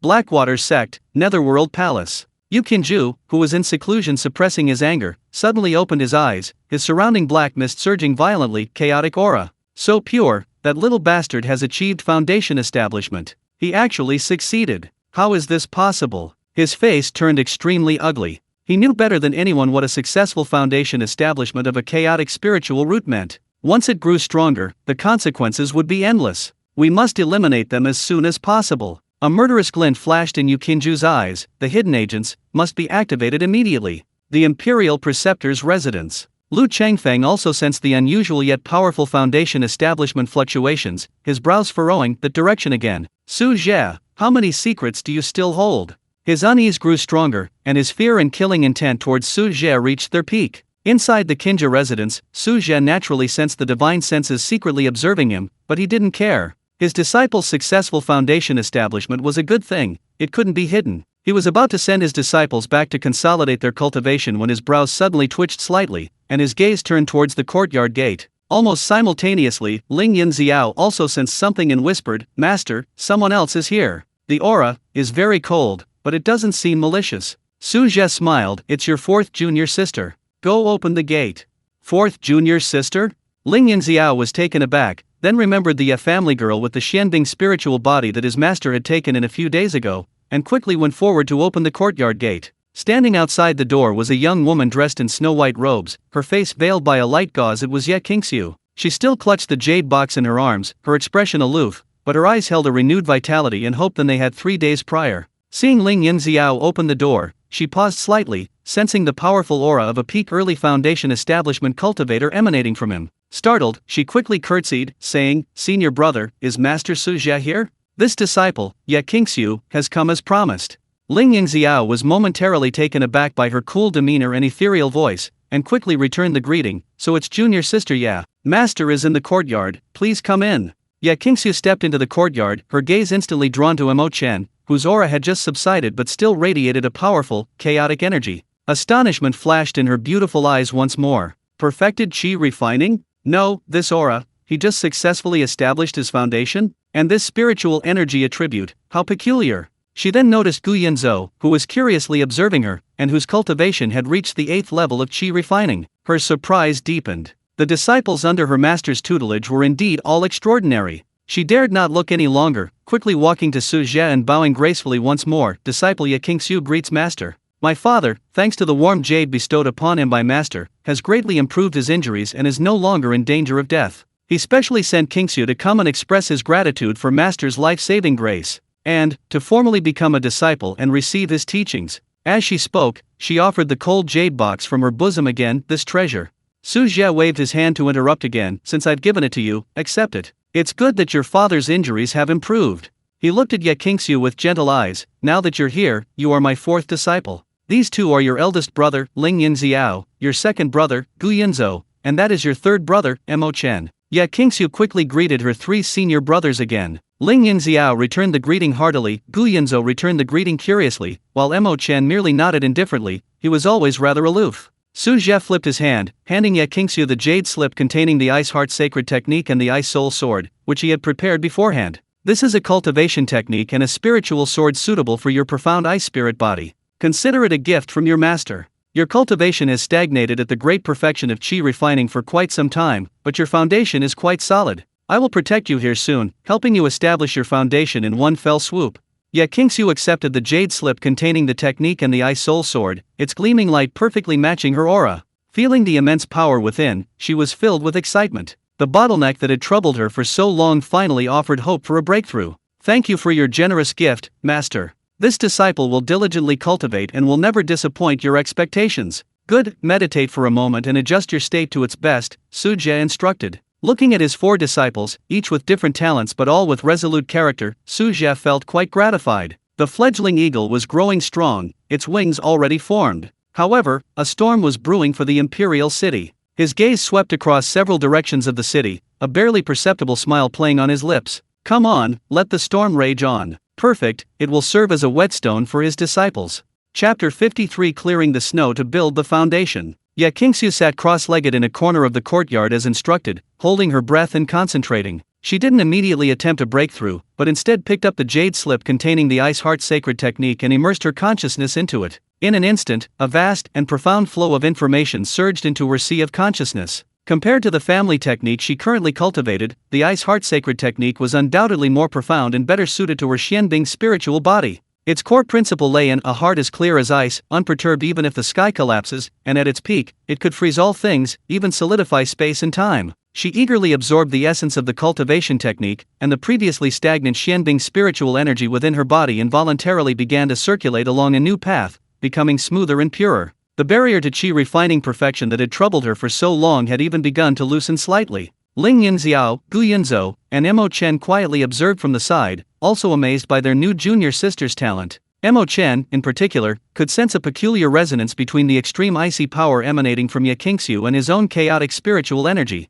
About an hour later, Ye Qingxiu slowly opened her eyes. A flash of azure light appeared in her pupils, and her aura became even more serene and clear, like a flawless piece of cold jade. "Master, this disciple is ready," she said respectfully to Su Zhe as she rose. Su Zhe nodded. "The foundation establishment of the profound ice spirit body is different from that of ordinary cultivators. You need to draw extreme cold energy into your body to temper your meridians and condense your ice heart Dao foundation. The process may be painful, but for you, it is also an excellent opportunity to temper your spirit body. Go ahead and do your best. Your master is here." "Yes." Ye Qingxiu nodded emphatically and sat down cross-legged again. She first placed the 10,000-year-old warm jade close to her body, and a gentle power instantly spread out, protecting her heart and main meridians, enough to offset most of the pain from the backlash of the cold poison. Then, she took a deep breath, formed hand seals, and activated the Ice Heart Sacred technique at full power. Buzz! Instantly, a layer of white frost formed on the ground beneath her, rapidly spreading outwards. Moisture in the air froze instantly, turning into tiny ice crystals that swirled around her. A chilling power, far more intense and pure than that of Mo Chen during his foundation establishment stage, erupted from her body. The temperature in the courtyard plummeted, as if plunged into the depths of winter. Ling Yunxiao couldn't help but shiver, quickly circulating his lightning spiritual power to dispel the cold. Gu Yunzhou's body also rippled with water, dispelling the chill. Only Mo Chen, with a slight circulation of chaotic spiritual power, easily absorbed and dissolved the cold, finding it quite comfortable. Within Ye Qingxiu's Danshan, pure Xianbing spiritual power frantically gathered and compressed, gradually forming a Dao foundation seed like an ice crystal. At the same time, she deliberately guided the wisps of pure cold energy emanating from the 10,000-year-old ice spirit, as well as the omnipresent cold energy of heaven and earth, flowing into her body like rivers flowing into the sea, cleansing her meridians and refining her spiritual power. Crack, crack. The extreme cold quickly covered her body with a thin layer of ice, icicles formed on her eyebrows and hair ends, and her meridians felt as if they were about to crack from the cold.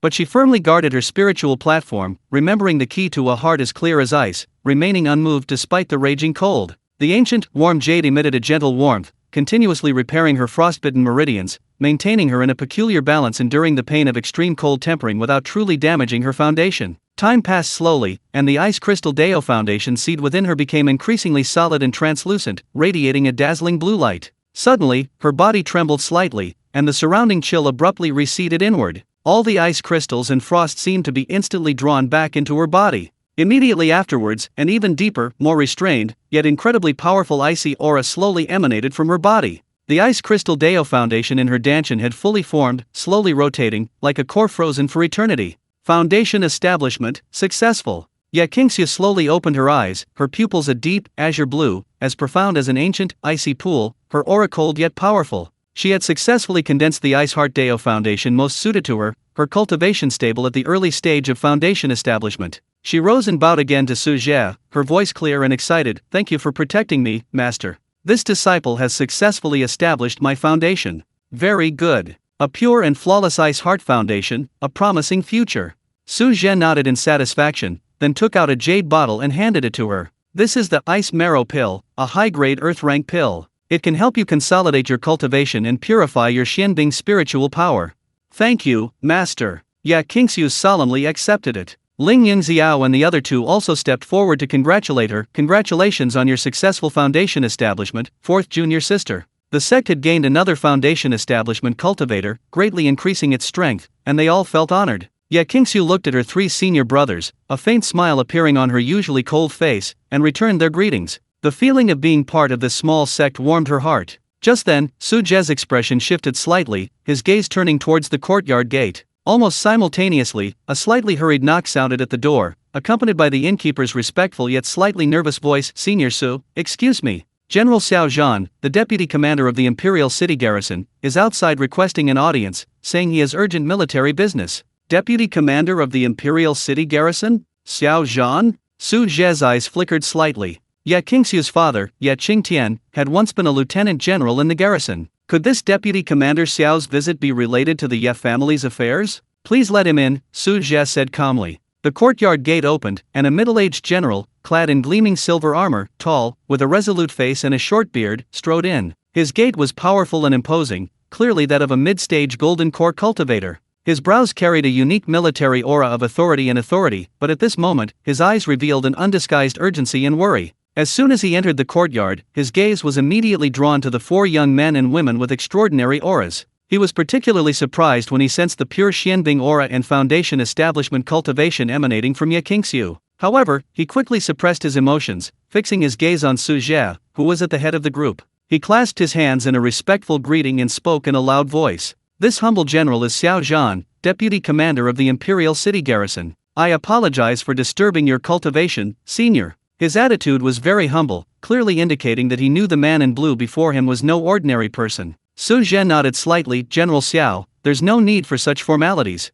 May I ask what brings you here, General?" Xiao Zhan glanced at Ye Qingxiu beside him and said in a deep voice, "This humble general has come for 2 reasons. First, to visit my former subordinate, Ye Qingtian's daughter, my niece Qingxiu. Second," his tone became serious, "there is indeed a thorny and urgent military matter that I would like to request your assistance, senior." Upon hearing that it was one of her father's former subordinates, Ye Qingxiu quickly stepped forward and bowed. "Qingxiu greets Uncle Xiao. Niece Qingxiu, there's no need for such formalities." Xiao Zhan looked at Ye Qingxiu, a hint of relief and complexity in his eyes. "I didn't expect you to have successfully established your foundation. If Brother Ye knew, he would surely be pleased." "Your father."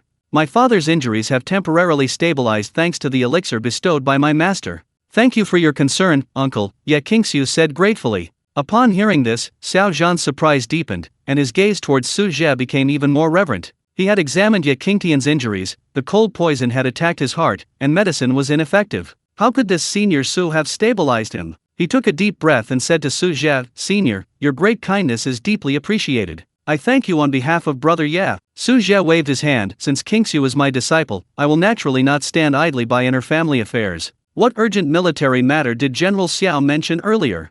Xiao Zhan's expression turned serious, and he said in a heavy tone, "I dare not conceal anything from you, senior. Recently, several villages have been attacked and people have gone missing around the capital. The methods are extremely cruel, and it is suspected that they are the work of evil cultivators or demonic beasts. I was ordered to investigate, and yesterday I tracked a group of suspicious men in black to the mass grave in the west of the city, but we were ambushed. The other side is strange and highly skilled. My elite squad of soldiers was completely wiped out. Only I managed to escape with serious injuries thanks to a protective magic item." As he spoke, his eyes reddened and his fists clenched, clearly filled with grief and indignation. "When I fled back, I vaguely heard them mention sacrificial offerings, grand formation, and Blackwater. This matter is likely inextricably linked to the Blackwater sect. They seem to be brewing some enormous conspiracy.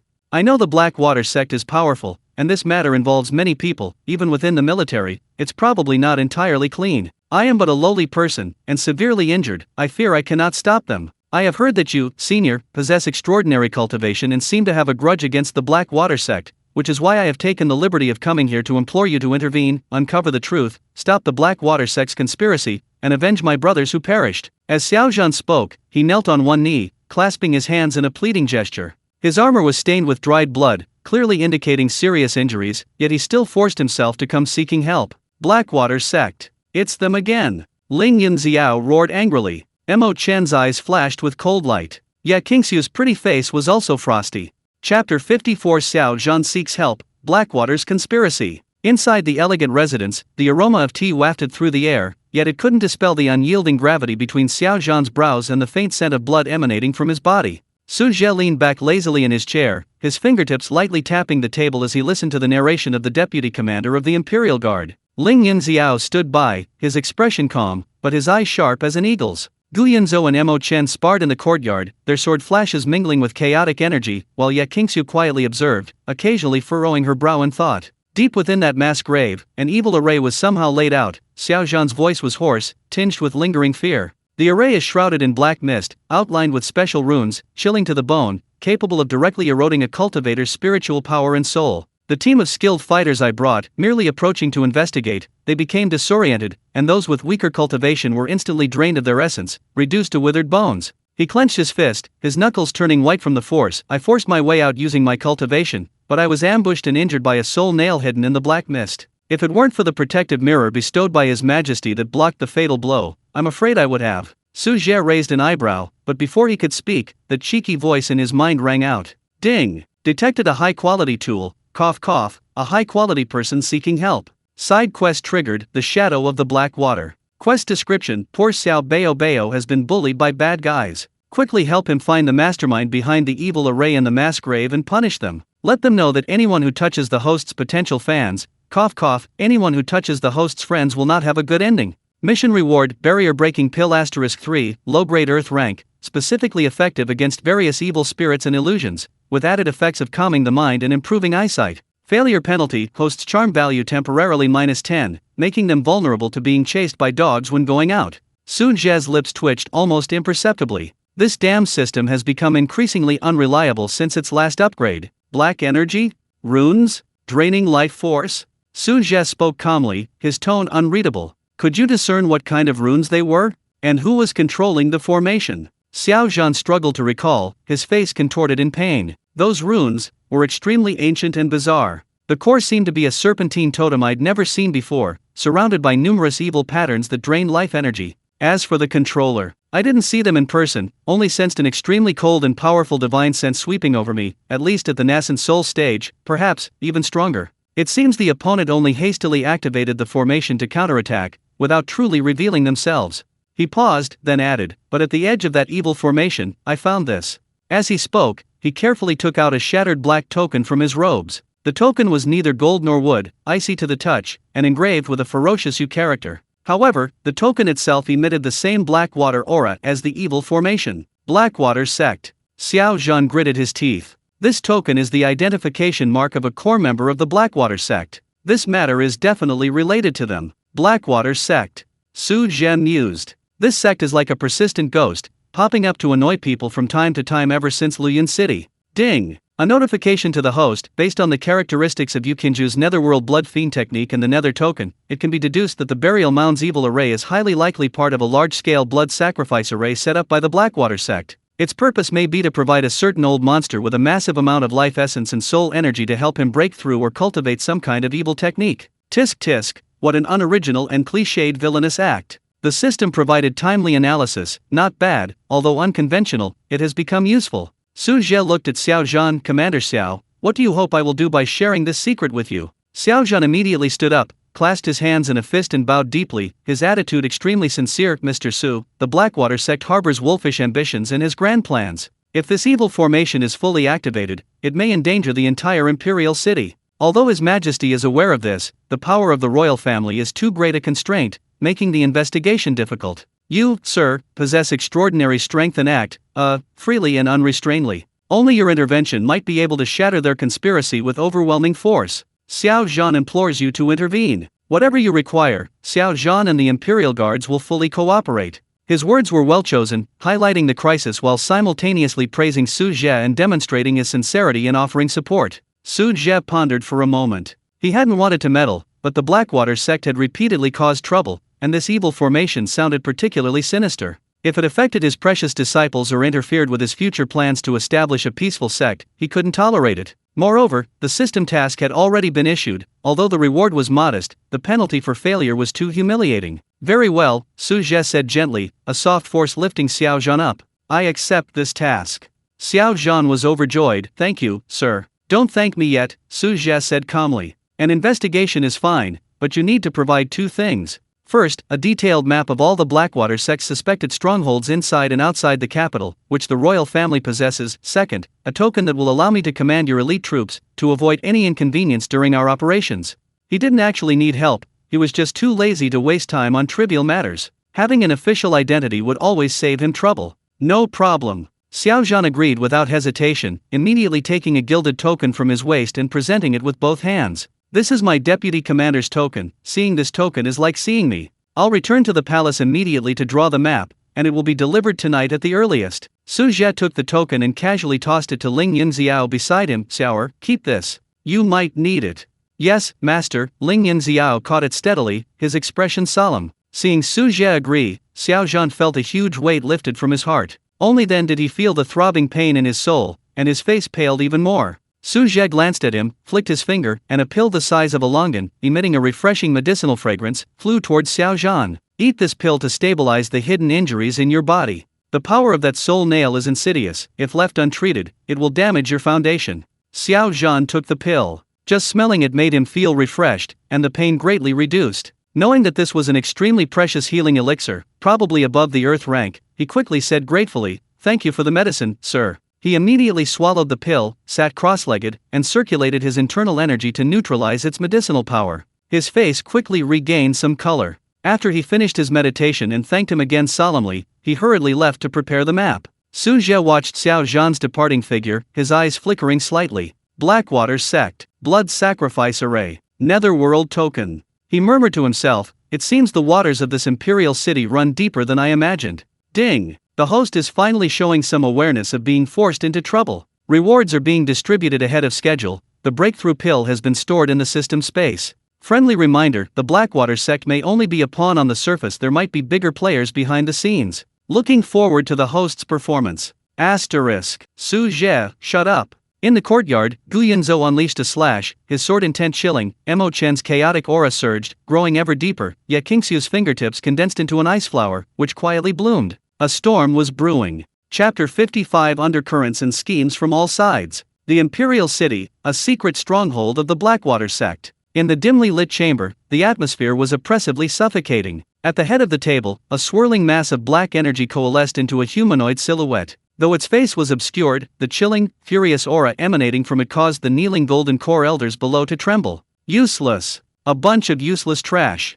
A chilling voice, like a howling wind from the depths of hell, carried a terrifying pressure that sent shivers down one's spine. A mere mass grave outpost was discovered by a nascent Soul Stage Imperial Guard commander, and he escaped alive? He might even have attracted that Su fellow. Sect Master, please calm down, an elder replied, forcing a smile. That Xiao Zhan is a mid-nascent soul cultivator, he must possess a royal treasure. Furthermore, that formation wasn't fully formed, its power less than a tenth or a twelfth of its full potential, which is why he was so lucky. Lucky? The voice of Yu Qinju's divine sense projection within the black mist grew even colder. This is no excuse. If the plan is exposed, alarming the royal family and those old fogies of the Tianyan sect, ruining the Holy Lord's grand plan, you will all be condemned to death. Upon hearing the words Holy Lord, all the elders lowered their heads even further, their bodies trembling like leaves. Yu Qinju remained silent for a moment, his killing intent slightly subsiding, but his tone remained icy. Things have come to this point, further words are useless. The spy plan must be accelerated.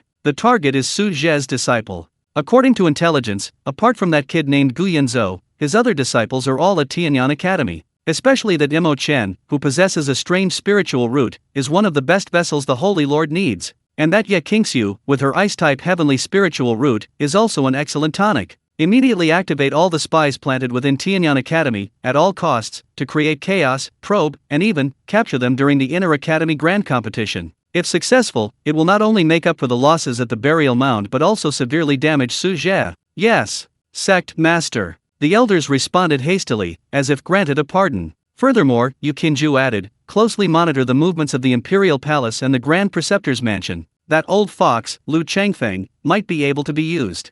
Understood. After the elders withdrew, the black mist that Yu Qinju had transformed into slowly dissipated, leaving only a somber muttering echoing in the secret chamber. Su Zhe, no matter your origins, anyone who obstructs my holy sect's grand plan will be reduced to ashes. At the same time, inside the magnificent Grand Preceptor's mansion, the current Grand Preceptor, Lu Changfeng, was leisurely playing with a jade-green spirit bird in a cage. After listening to his trusted subordinates' reports about Xiao Zhan's visit to Qinja residence and the unusual activity at the burial mound, a profound and enigmatic smile appeared on his well-maintained face. The Blackwater sect has finally lost its patience? Good, the muddier the waters, the easier it is to fish. He put down the bird seed and gently wiped his fingers. That Su Zhe is quite a fine knife, sharp and uncontrollable. Xiao Zhan going to him was a good move. It's a good opportunity to use him to test the Blackwater sect's strength. Grand Preceptor, then what about us? His confidant asked in a low voice. Us? Lu Changfeng smiled slightly. We are naturally loyal to the Emperor and patriotic, dedicated to maintaining the stability of the capital. Issue the order to closely monitor all known strongholds of the Blackwater sect, but, without my command, no one is to act without authorization. Furthermore, inadvertently revealed to several court officials and princes who are not on good terms with the Ye family the news that Ye Qingtian's injuries are gradually healing and that his daughter has a close relationship with Su Zhe. A knowing glint flashed in the confidant's eyes. Yes, Grand Preceptor. Then, what about His Majesty? I will handle His Majesty's situation. A glint of light flashed in Lu Qinfeng's eyes. The matter of the mass grave could be a minor or major issue. On a minor level, it could be the work of an evil sect. On a major level, perhaps it could be related to certain generals colluding with foreign enemies? The confidant immediately lowered his head, daring not to say another word. Tianyan Academy, Inner Sect Examination Registration Office. A bustling crowd of outer sect disciples eagerly awaited their turn, hoping to pass the examination and leap over the Dragon Gate. Mo Chen's appearance immediately attracted attention. His striking long, gray-white hair, his quiet yet slightly sinister aura, and the recent rumors of his exceptional admission by an elder all made him the center of attention. Tisk, isn't this our backdoor junior brother Mo? What, here for the inner sect assessment too? Aren't you afraid of being eliminated in the first round and making a fool of yourself? A sarcastic voice rang out. Several students, clearly from aristocratic families, blocked Mo Chen's path. The leader, with an arrogant face and early foundation establishment cultivation, stood before him. Mo Chen didn't even raise an eyebrow, walking straight ahead. "Stop! I'm talking to you." Feeling ignored and humiliated, the aristocratic student reached out to grab Mo Chen's shoulder. Just as his hand was about to touch Mo Chen, an invisible chaotic aura rippled slightly around him. The young nobleman, as if struck by a heavy blow, groaned and staggered back several steps, his entire arm aching and numb, a look of horror on his face. He hadn't even seen how his opponent had attacked. The surroundings fell silent instantly. Mo Chen slowly raised his eyes, his dark pupils as calm as still water, merely glancing at the man indifferently. "Make way." His gaze was calm, yet carried a cold indifference as if looking at an inanimate object, sending a chill down the young nobleman's spine, and he instinctively stepped aside. Mo Chen walked unimpeded to the registration elder, handing over his identity token. The elder in charge of registration gave him a deep look, then took the jade token. Cultivation level. Early foundation establishment stage, Mo Chen answered calmly. He didn't hide it, but he also didn't fully reveal the strangeness of his chaos foundation and the stable realm he had just broken through to. His voice wasn't loud, but it was enough for those nearby to hear clearly. Early foundation establishment stage. Wasn't he at Qi refining level 6? How did he reach foundation establishment? No wonder he was admitted despite the exception. The faces of the young noble families who had provoked him earlier were even more unsightly. The registration elder nodded, made a note of it, and handed a test jade token to Mo Chen. "Meet at Trial Valley tomorrow at Qinshi, 7 to 9 a.m.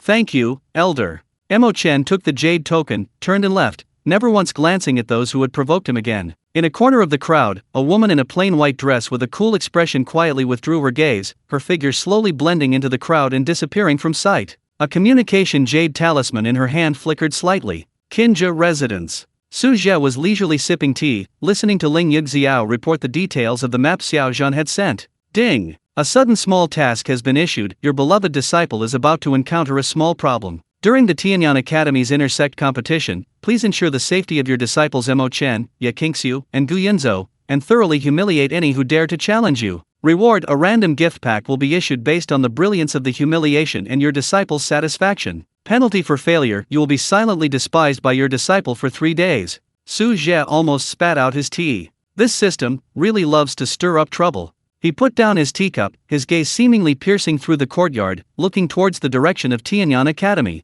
Trouble? Ha, my disciples, Su Zhe's disciples? Do you think just any Tom, Dick, or Harry can cause trouble for me? A cold, protective sneer appeared on his lips. The wind, though seemingly insignificant, was stirring. The undercurrents of the imperial city began to accelerate, gradually converging on several key figures and locations. And the eye of the storm always seemed to revolve around the seemingly lazy, yet invincible Mr. Su, and his exceptionally talented disciples. Chapter 56: Nighttime Investigation of the Mass Grave. As night fell, the lights of the imperial city gradually went out, leaving only the clanging of armor from the night patrol echoing through the silent streets. In the quiet courtyard of Qinja residence, the lights shone brightly, but the atmosphere was heavy. The map Xiao Zhan had brought was spread out on the stone table, marked in vermilion ink with several suspicious locations around the imperial city. The mass grave in the west of the city was heavily circled, with annotations such as Core of the Evil Array, Dense Black Energy, and Suspected Nascent Soul Cultivator guarding it. Ling Yunxiao pointed to the map and said in a deep voice, "Master, Commander Xiao's intelligence indicates that there is a simple maze array and warning talismans around the mass grave. The core area is shrouded in black mist,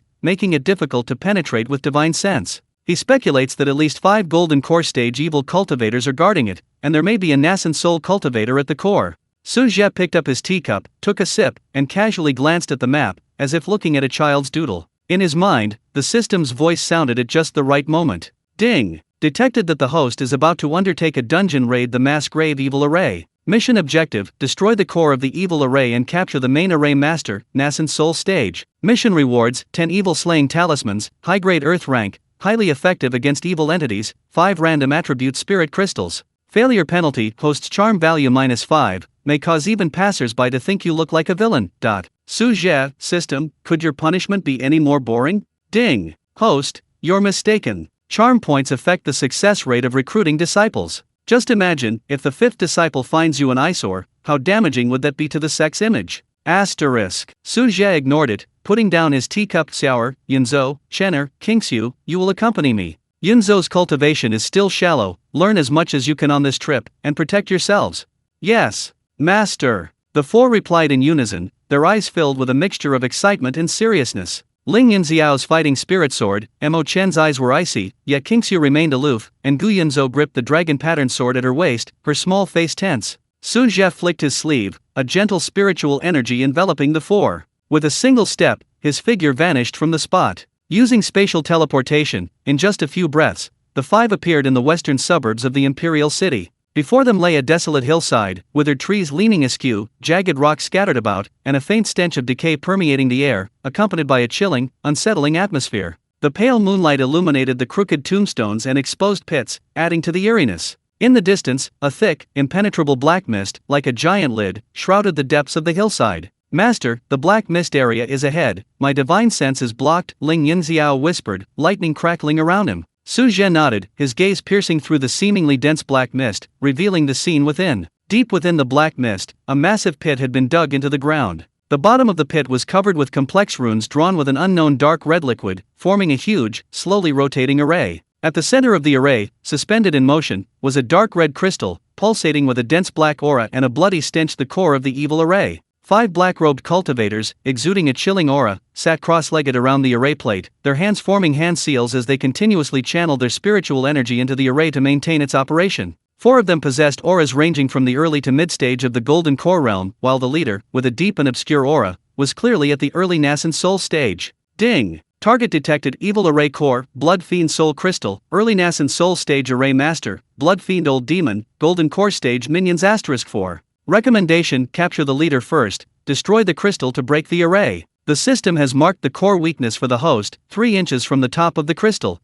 Su Zhe's lips curled slightly as he said to his disciples, "Watch closely." Before his words even finished, his figure vanished like a ghost, reappearing silently at the edge of the churning black mist. He didn't even glance at the 5 evil cultivators, simply raising his right hand and flicking his finger towards the center of the massive crater. The movement was effortless, as if brushing dust off his clothes. However, the instant his fingertip flicked out, buzz! A subtle, almost imperceptible chaotic wind of energy silently pierced through the black mist, ignoring the seemingly powerful defensive array, and struck the top 3 inches of the dark red crystal with perfect precision. Crack! A crisp cracking sound pierced the silent mass grave. The Blood Fiend Soul Crystal, radiating a terrifying aura, trembled violently like a punctured balloon, its surface instantly covered with spiderweb-like cracks. Then, with a deafening bang, the crystal shattered. The dense black mist and blood-red light erupted like a runaway volcano. A violent shockwave instantly swept across the entire crater. Poof! Ah! The 5 evil cultivators maintaining the formation were the first to be hit.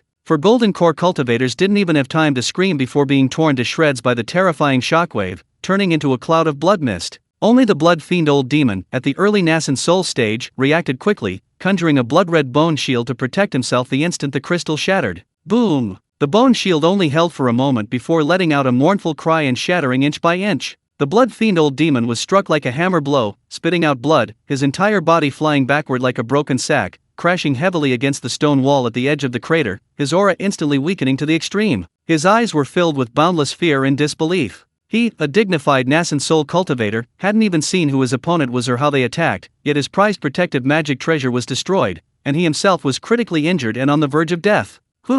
Who is it? The Blood Fiend Demon struggled and roared, his voice hoarse and desperate. The black mist was mostly dispersed by the shockwave of the explosion, and moonlight shone again. Su Zhe's figure appeared clearly at the edge of the crater, his green robes fluttering, spotless. "It's you!" The Blood Fiend Demon's pupils contracted sharply upon seeing the newcomer. He recognized the green-robed man who had recently stirred up trouble in the imperial city. A chill instantly shot from the solace of his feet to the top of his head. Su Zhe didn't answer him, only glancing indifferently at the completely collapsed array plate with its dimmed runes and the pervasive stench of blood. He took a step forward and appeared before the Blood Fiend Demon.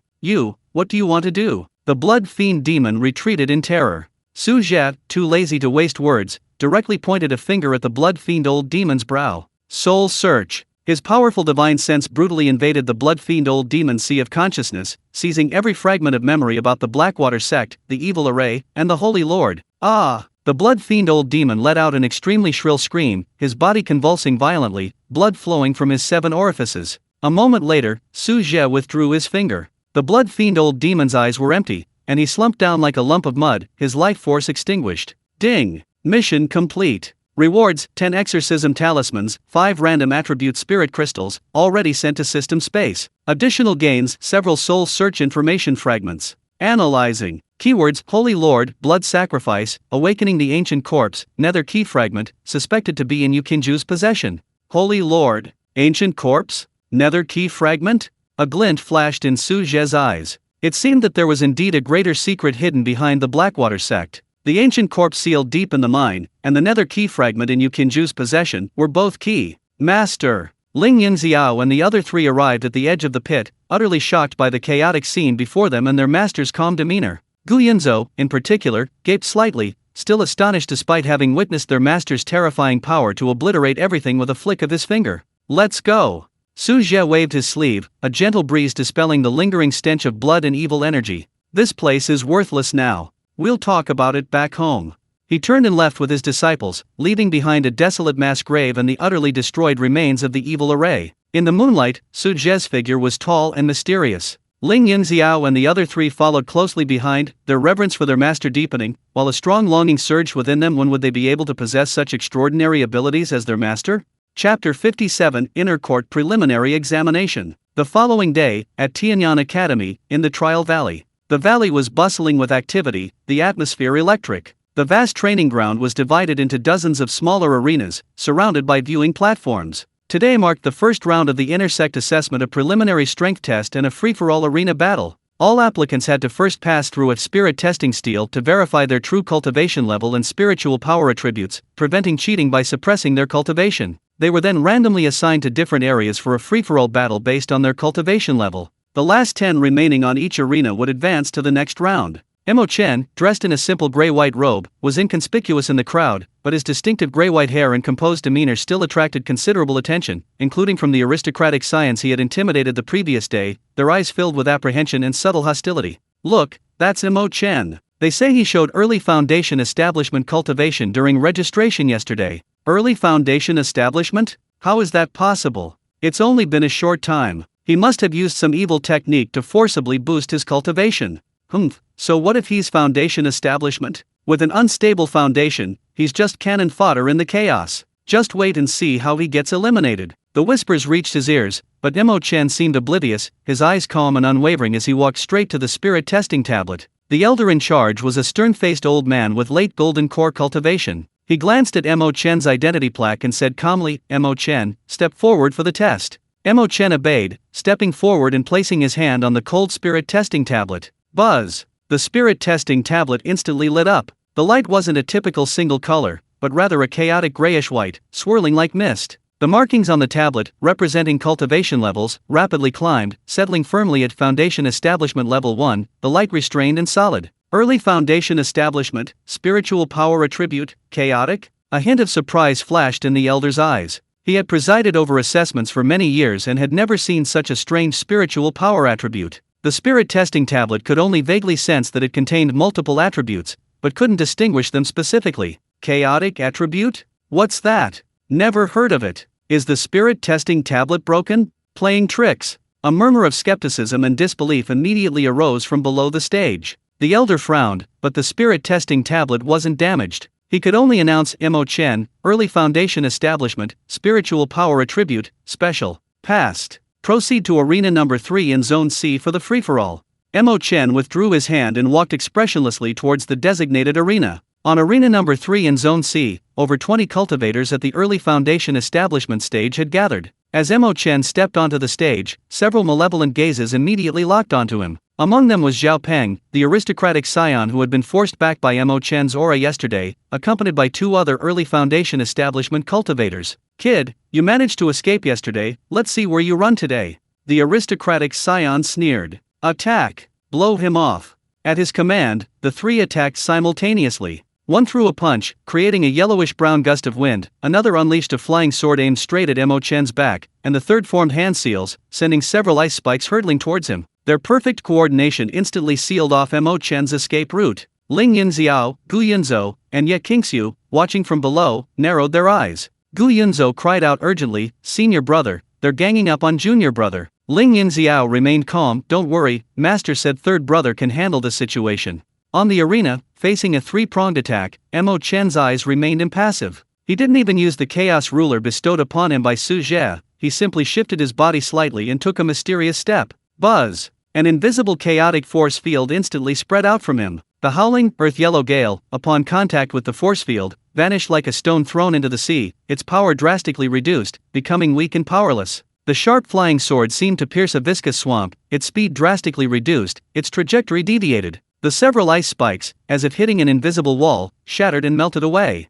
What? Zhao Peng and the other two's expressions changed drastically, feeling their spiritual energy circulation inexplicably interfered with and suppressed. In that moment of shock and disbelief, Mo Chen moved. His figure moved like a ghost, closing in on the cultivator on his left who was throwing a punch. His right hand, fingers forming a sword shape, a wisp of chaotic light swirling around the tip, struck the cultivator's Danshan acupoint with lightning speed. The cultivator was struck as if by a heavy blow, his spiritual energy instantly dissipated, and he groaned as he collapsed to the ground. Immediately afterward, Mo Chen's figure blurred, dodging the sluggish flying sword. With a flick of his left finger, a subtle wisp of chaotic wind struck the wrist of the cultivator, controlling the flying sword with pinpoint accuracy. Ah! The cultivator's wrist throbbed with pain, and the flying sword plummeted out of control. Finally, Mo Chen's gaze shifted to Zhao Peng, his body remaining still, but his eyes narrowed. An invisible, chaotic pressure crashed down like a mountain. Zhao Peng felt his breath catch in his throat, as if the air in the entire arena had frozen. A fear originating from the depths of his soul instantly gripped him. His spiritual energy seemed frozen solid, he couldn't even move a finger. He could only watch helplessly as Mo Chen slowly walked towards him. Mo Chen didn't attack, merely looking at him calmly. His gaze was serene, yet it made Zhao Peng feel as insignificant as an ant. "Get off!" Mo Chen's voice wasn't loud, but it clearly reached Zhao Peng's ears. Zhao Peng trembled, his face turning deathly pale. He scrambled off the arena, not daring to look back. His two companions, already terrified, followed him down. The entire arena fell silent instantly. Everyone stared in stunned disbelief at this scene. The combined attack of three early Foundation establishment cultivators was so effortlessly neutralized by Mo Chen, he barely even made a move. That strange force field, that precise acupoint striking, the terrifying pressure, this really was early Foundation establishment. Chaotic attribute, so strangely powerful? A knowledgeable disciple below the stage gasped. So strong. What kind of footwork was that? What kind of finger technique? That pressure, it's terrifying. I felt like my spiritual energy would freeze if he just glanced at me. The other contestants on the stage looked at Mo Chen with instant awe and fear. No one dared to challenge him again. Mo Chen stood alone in a corner of the stage, as if everything that had just happened was irrelevant to him. His gaze calmly swept across the stage, and no one dared to meet his eyes. The chaotic battle continued, but the area where Mo Chen stood seemed to have become an invisible forbidden zone. The other contestants tacitly avoided him, continuing their fight. In the end, Mo Chen didn't even need to make a single move, easily becoming one of the 10 remaining on the arena and advancing smoothly. High above the viewing platform, several academy elders also noticed Mo Chen's performance. This child, his spiritual energy attribute is strange, but his application of it is far beyond his peers. His footwork and finger techniques, seemingly simple, contain the essence of the great Dao simplicity. They are definitely not ordinary techniques. A white-bearded elder stroked his beard and said, excellent combat awareness, calm temperament, a promising talent. No wonder he was chosen by that senior Su. Another middle-aged female elder nodded. Further away, in an inconspicuous corner, a maid dressed in plain white with a cold expression quietly watched Mo Chen standing calmly on the arena, a glint of surprise in her eyes. The chaotic aura, so pure, to be able to cultivate such a foundation in the lower realm, this child's potential is probably even greater than misestimated. She murmured to herself, a communication jade talisman in her hand glowing faintly once more. Mo Chen's preliminary test ended in a stunning manner. For the first time, the name Chaos left a deep impression on the inner disciples of Tianyan Academy. And that mysterious master in blue robes once again became the focus of everyone's discussion. Chapter 58 Jin San Niang's Deal. In the quiet courtyard of Kinja residence, the morning light was soft. The news of Mo Chen's successful passing of the intersex preliminary test didn't cause much of a stir. In the eyes of Su Zhe and his disciple, it was simply a matter of course. Ling Yunxiao, Gu Yunzhou, and Ye Qingxiu were each cultivating in the courtyard, consolidating their gains. Mo Chen, on the other hand, sat quietly, adjusting his breathing, familiarizing himself with the power after foundation establishment. His chaotic aura was restrained, yet even more profound. Su Zhe sat by the stone table, his fingertips toying with a warm, smooth jade slip. Inside were fragmented pieces of information extracted from the blood fiend old demon's memories the previous night. The clues about Holy Lord, ancient corpse, and blood sacrifice were still vague, but the direction was stronger. The Blackwater sect's core objective seemed closely related to the terrifying ancient corpse sealed deep within the mind. Ding! Detected a high-quality patron. cough cough, a high-quality partner is approaching. Side quest triggered, Wan Beila's olive branch. Quest description: the shrewd and wealthy Jin Sunyang is about to visit, intending to reach a certain deal with the host. Please display your superior demeanor and strive to maximize your benefits. Remember, Wan Beila's intelligence network is very valuable. Task reward: based on transaction satisfaction and potential for future cooperation, a business partner gift pack will be issued, containing random discount coupons, priority purchasing rights, etc. Failure penalty: Jin San Niang will silently label you as difficult to deal with, and future shopping discounts may be denied. Su Zhe, system, your focus is always so peculiar.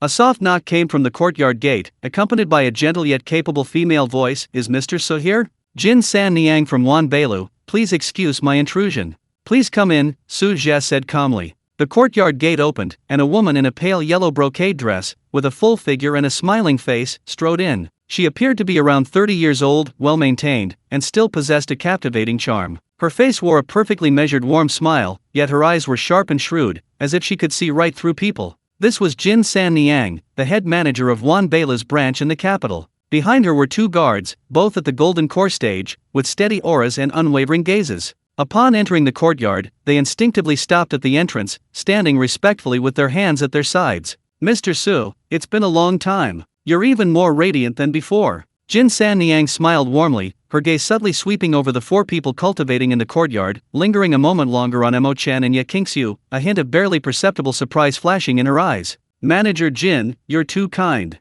Please have a seat. May I ask what brings you to the capital? Su Zhe gestured to the stone bench opposite him. I am the head manager of the Imperial City branch. I was merely inspecting Luyun City earlier.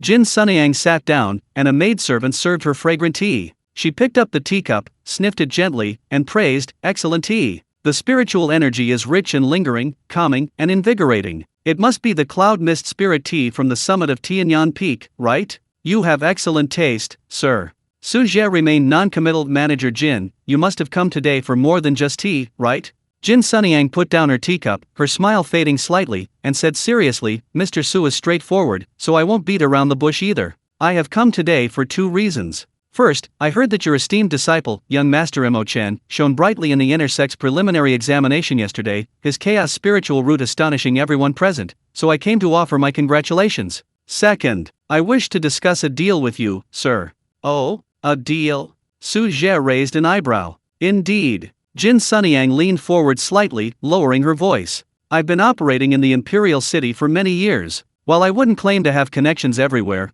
my information network is quite extensive. I've heard a little about the friction between you and the Blackwater sect, and your interest in certain things underground in the Imperial City. She paused, observing Su Zhe's expression. Seeing that he remained calm, she continued, the Blackwater sect acts mysteriously and has a deep foundation. Its sect leader, Yu Qinju, is unfathomable. Although you are exceptionally strong, it's easy to dodge a spear in the open, but difficult to guard against a hidden arrow. If you need information about the Blackwater sect's core strongholds, recent personnel changes, or even its secret dealings with the royal family and the Imperial Preceptor's mansion, Wan Beila can provide it to you. A flicker of interest crossed Su Zhe's eyes. The information about Wan Beila must be incredibly valuable, right? Jin Sunyang smiled sweetly. To others, it's priceless. But to you, Mr. Su, Sunyang is willing to treat you with sincerity. Wan Beila will not take a single penny from this transaction. Consider it merely a gesture of goodwill. Conditions? Su Zhe didn't believe in free lunches. Jin Sunyang's smile remained unchanged, but her eyes became serious. Sunyang only hopes that at some point in the future, when Wan Beila encounters a major, intractable event and faces imminent collapse, you, sir, will extend a helping hand out of consideration for our past relationship. Of course, this matter will not violate your principles of morality and will certainly be within your capabilities. She added, as a token of sincerity, third sister can present the first gift today. She took out a jade slip and pushed it in front of Su Zhe. This is a detailed map of the Panlong ancient ruins beneath the Imperial City, marking several known entrances, restricted nodes, and the patrol routes of the Imperial Guards. As far as third sister knows, the Blackwater sect's target is likely deep within one of the sealed ruins. Su Zhe picked up the jade slip and scanned it with his divine sense. The map was extremely detailed, far surpassing the simplified version provided by Xiao Zhan, even marking several hidden passages and weak points in the formations that even the Imperial family might have overlooked. The value of this map was indeed considerable. Ding! Detected key intelligence item, Panlong Ancient Ruins Map. Analyzing. Map accuracy 95%, extremely high value. Host, this is a great deal. Third Sister Jin is very sincere. Su Zhe put down the jade slip and looked at Third Sister Jin. Manager Jin, you're very generous. This map is enough to compensate for several times your assistance. Jin Sunyang shook her head. The map is just a stepping stone. What I seek is a promise for the future. Wanbeilu is spread across the continent, a large tree catches the wind, and it's inevitable that it will face storms. You, sir, are the pillar of stability I've chosen.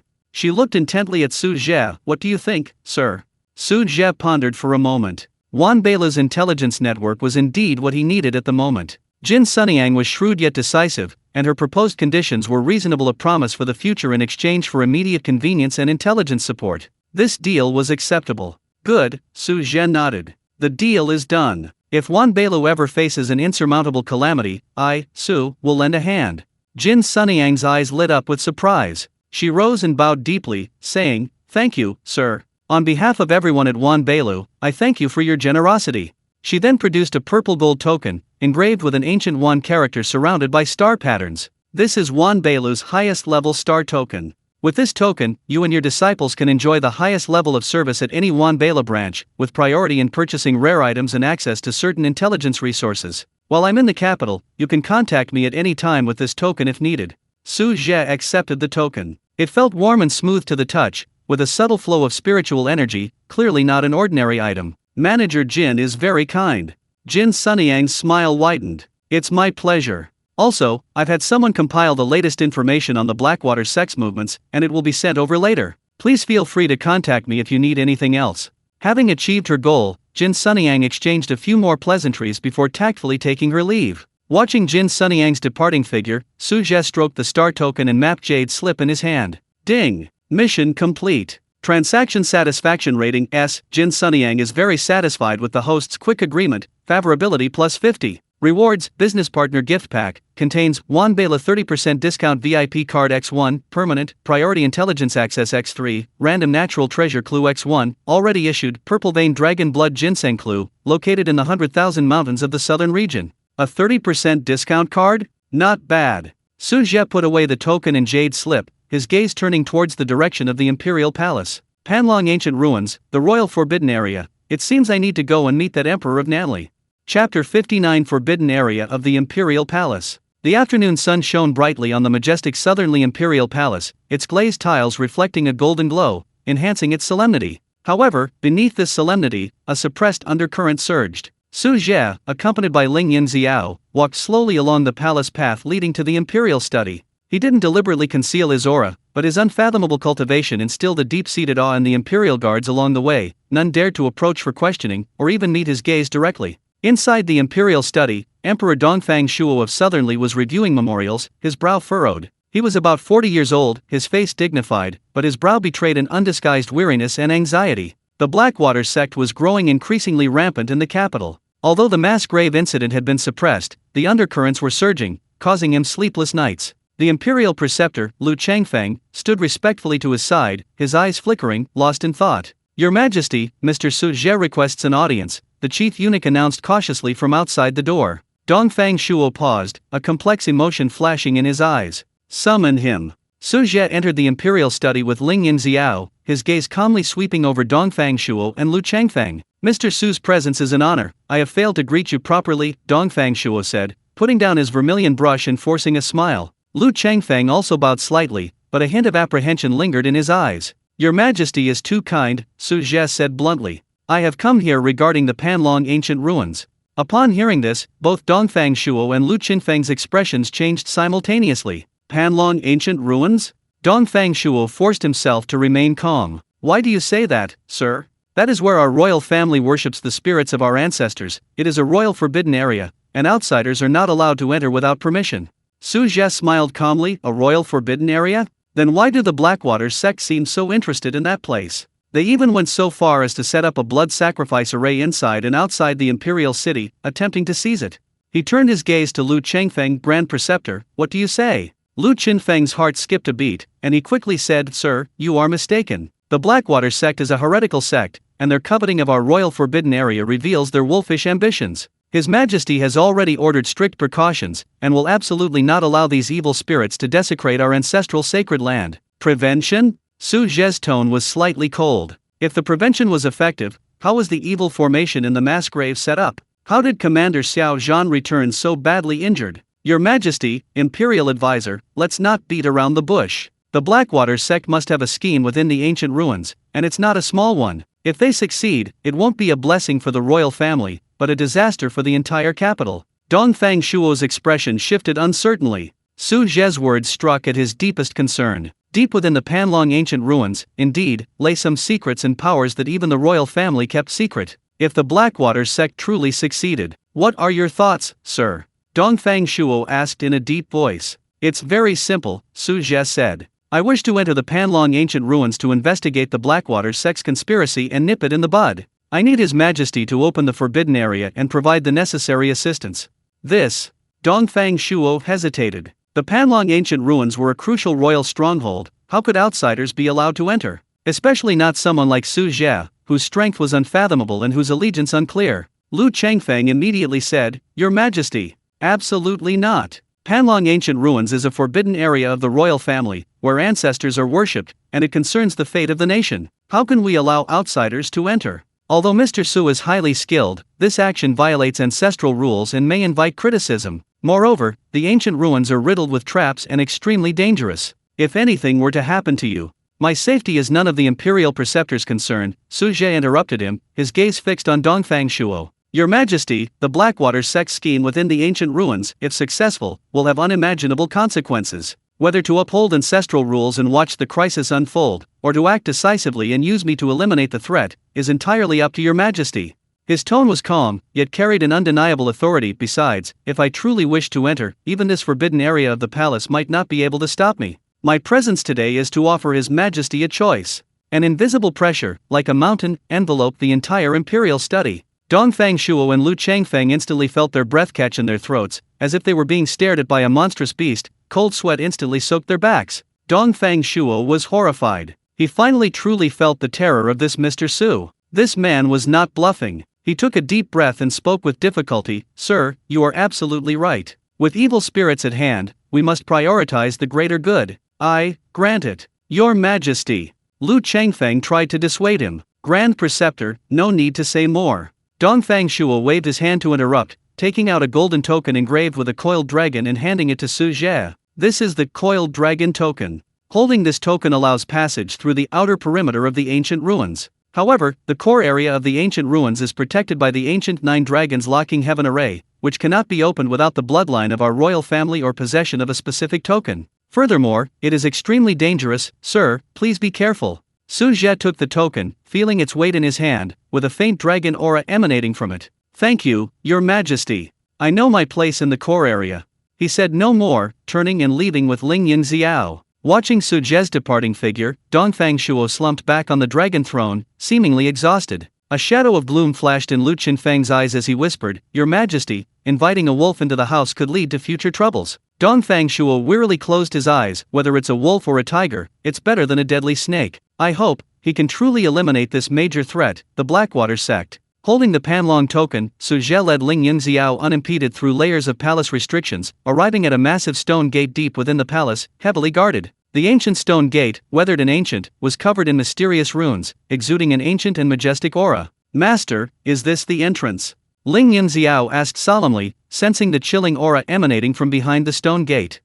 Su Zhe nodded, pressing the Panlong token into the groove in the center of the stone door. Buzz! The runes on the stone door lit up one by one, emitting a low buzzing sound. The heavy stone door slowly slid open to both sides, revealing a dark stone staircase extending downwards, its depths unfathomable. A more intense aura, mixed with decay and chill, rushed towards them. Follow me closely. Su Zhe stepped onto the stone staircase first. The staircase was long and steep, with fluorite embedded in the stone walls on both sides, emitting a faint glow and barely illuminating the path ahead. The further down they went, the colder and damper the air became, the more chaotic and mixed the spiritual energy became, with a faint aura of malevolence permeating the air. Ding! High concentration of yin energy detected. Weak spatial fluctuations detected. Residual multiple restrictions detected. Warning, the magnetic field here is chaotic, divine sense detection range is limited. The system notification sounded in his mind. Su Zhe remained calm, his steps steady. Ling Yunxiao followed closely behind, his lightning spiritual power flowing through his body, dispelling the invading yin energy, vigilantly observing his surroundings. After walking for an unknown amount of time, the view suddenly opened up ahead. A huge underground cavern appeared before them. Countless stalactites hung from the cavern's ceiling, the ground was jagged with strange rocks, and a turbid underground river flowed slowly, making a gurgling sound. In the center of the cavern stood a massive, ancient altar supported by 9 coiled dragon stone pillars. Around the altar, some broken array flags and dim spirit stones were scattered, and the air still held obvious spiritual energy fluctuations and the stench of blood. "Master, there are signs of a struggle here." And it didn't happen long. Ling Yunxiao pointed to several obvious sword and knife wounds and dried dark red bloodstains on the edge of the altar. Su Zhe's gaze swept across the altar, finally settling on a dark, forcibly broken open entrance in the center, leading to a deeper, more sinister cave. The rocks at the edge of the entrance were irregularly torn, retaining a strong aura of black water. "It seems the Blackwater sect has already gone in first," Su Zhe said, his eyes turning cold. "And they forcibly broke through the restrictions here." He walked to the edge of the cave entrance and looked down. The cave entrance was bottomless, with only an even denser darkness and chilling aura emanating from it, as if connecting to the 9 netherworlds. Faintly, a strange fluctuation, extremely weak yet resonating with the fragment of the nether key within Su Zhe's body, emanated from below. Ding! Strong fluctuation of the nether key fragment detected. Location, directly below, deep within. Distance, extremely close. Warning, violent energy reaction below, indicating a powerful seal and reaction from an unknown life form. It really is here. A glint flashed in Su Zhe's eyes. "Xiaoer, after you go down, stay close to your master. Don't stray too far." "Yes, master." Ling Yunxiao gripped the thunderclap sword tightly, lightning leaping across its blade. Su Zhe no longer hesitated, stepping into the bottomless cave entrance, his figure instantly swallowed by the darkness. Ling Yunxiao followed without hesitation. The core secrets of Panlong ancient ruins, and the Blackwater sect's ultimate scheme, lie at the end of this darkness. Chapter 60 Blood Sacrifice Core. Passing through the forcibly torn opening, an even denser, more viscous aura of yin energy rushed out, carrying a pungent stench of blood and a nauseating smell of decay. The air seemed to solidify, heavy and suffocating. The stone steps beneath their feet were steep and slippery, stretching into the endless depths of darkness. Su Zhe was enveloped in an invisible force field, isolating him from the foul aura, and walked with composure. Ling Yunxiao followed closely behind, lightning crackling on his thunderclap sword, emitting a soft hissing sound, illuminating the surrounding area and dispelling the chilling aura that attempted to erode him. Even so, he could feel the bone-chilling cold and the yin energy eroding his protective spiritual power, forcing him to exert all his strength in his cultivation technique to resist.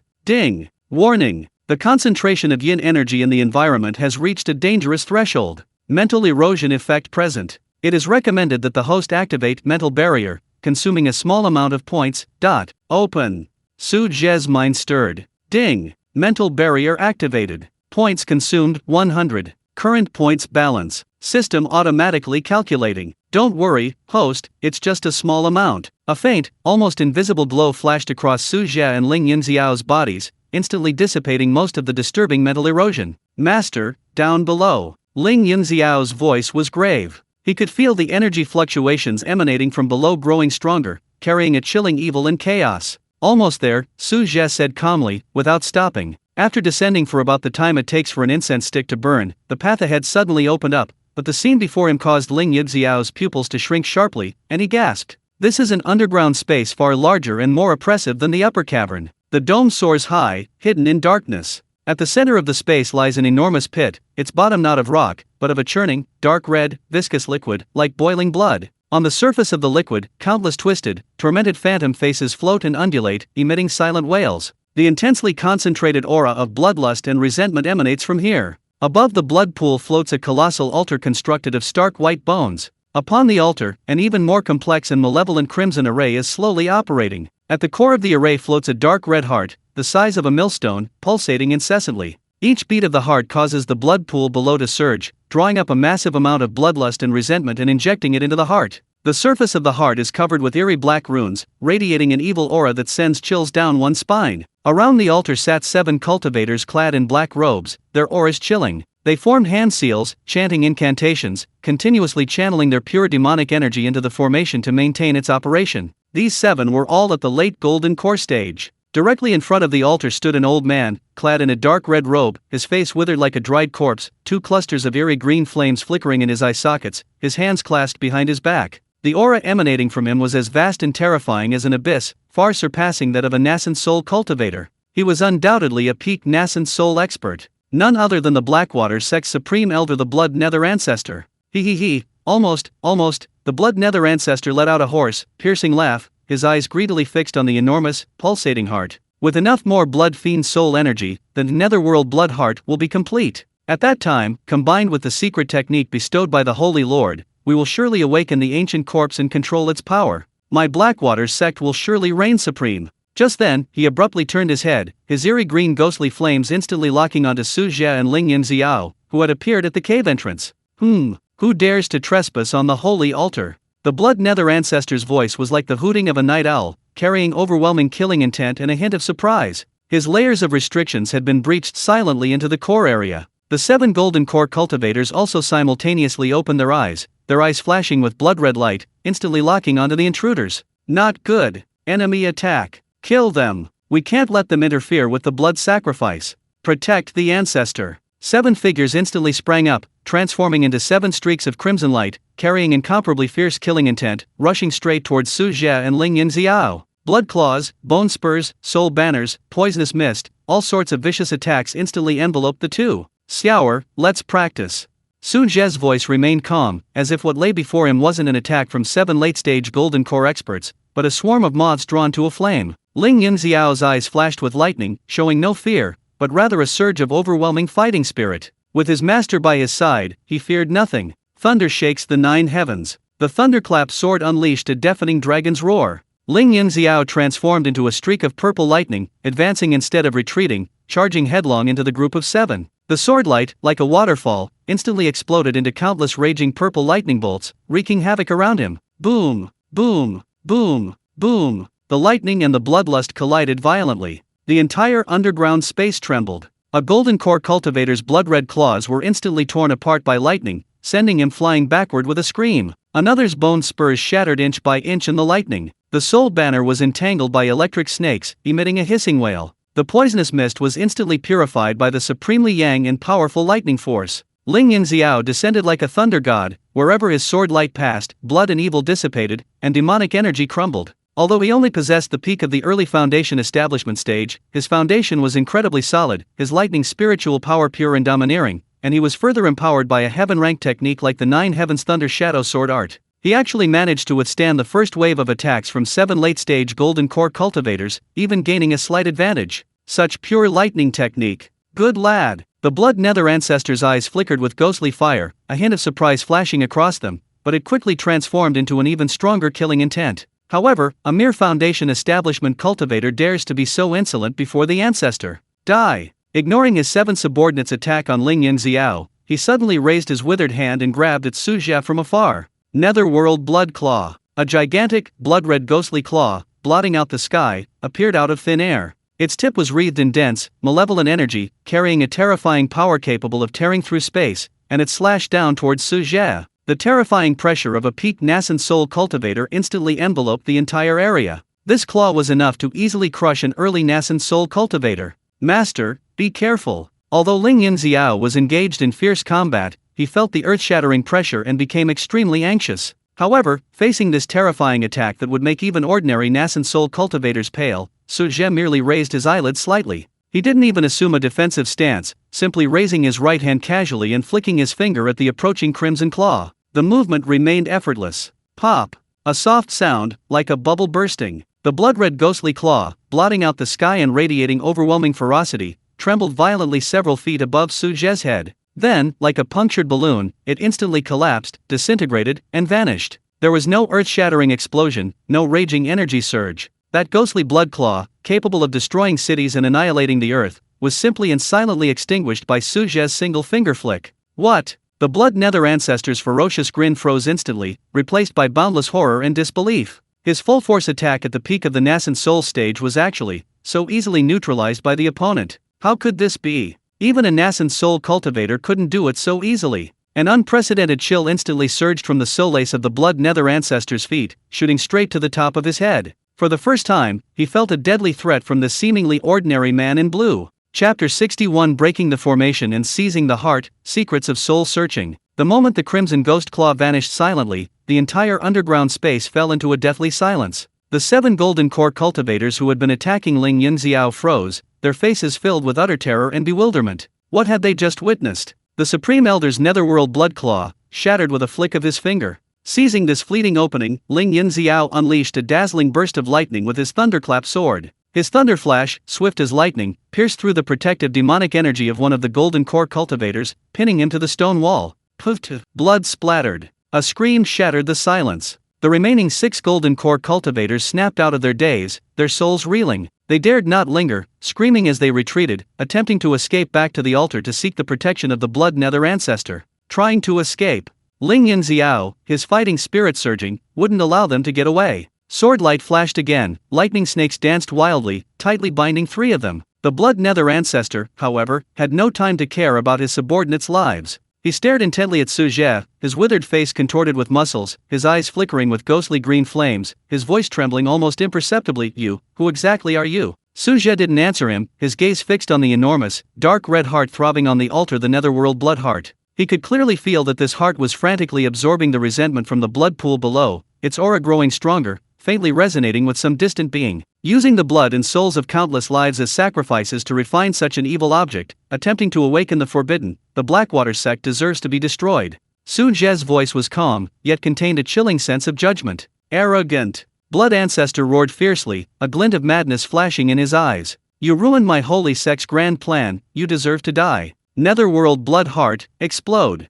He swiftly formed hand seals, spitting out a mouthful of blood essence, which he then channeled into the altar's array. He intended to detonate the still developing netherworld blood heart, dragging Su Zhe down with him. Even if he couldn't kill him, he would severely injure him and disrupt his plans. Buzz! The crimson array on the altar suddenly blazed with blinding light. The enormous netherworld blood heart trembled violently, its surface runes flashing wildly. A terrifying, destructive energy, enough to level the entire underground space, was brewing within. Master! Ling Yunxiao's expression changed drastically upon sensing the world-destroying aura. Ding! Warning! High-energy self-destruction detected. Target, netherworld blood heart. Power assessment can severely injure an early-stage nascent soul cultivator. Recommendation: stop it immediately, or consume 10,000 points to activate absolute defense. Stop? No need. Su Zhe's eyes turned cold. He took a step forward, his figure appearing above the altar as if by teleportation, ignoring the violent energy fluctuations and the blood ancestor's ferocious expression. He extended his right hand and gently pressed it against the violently pulsating, about to explode netherworld blood heart. Suppress. The simple word suppress seemed to contain the ultimate truth of heaven and earth. An invisible, vast, star-sea-like power descended with a deafening roar. The previously raging, destructive energy, poised to erupt, was abruptly suppressed by an invisible hand. It subsided instantly. It solidified. The violently trembling netherworld blood heart, as if paused, abruptly stopped in midair, its surface runes dimming, even its pulse ceasing. The entire altar formation fell into a deathly silence. No! The blood nether ancestor roared in despair, his eyes wide with rage. His last trump card had been so easily suppressed. What kind of technique was this? Su Zhe clenched his fist, and the enormous netherworld blood heart shrank slowly like a docile lamb, falling into his palm and being stored in his system space. Ding! Obtain special item netherworld blood heart, unfinished item, containing immense bloodthirsty soul energy, can be refined or used for special purposes. Warning: this item harbors deep resentment, prolonged possession may affect one's temperament. The blood nether ancestor, seeing his blood heart taken, went completely mad.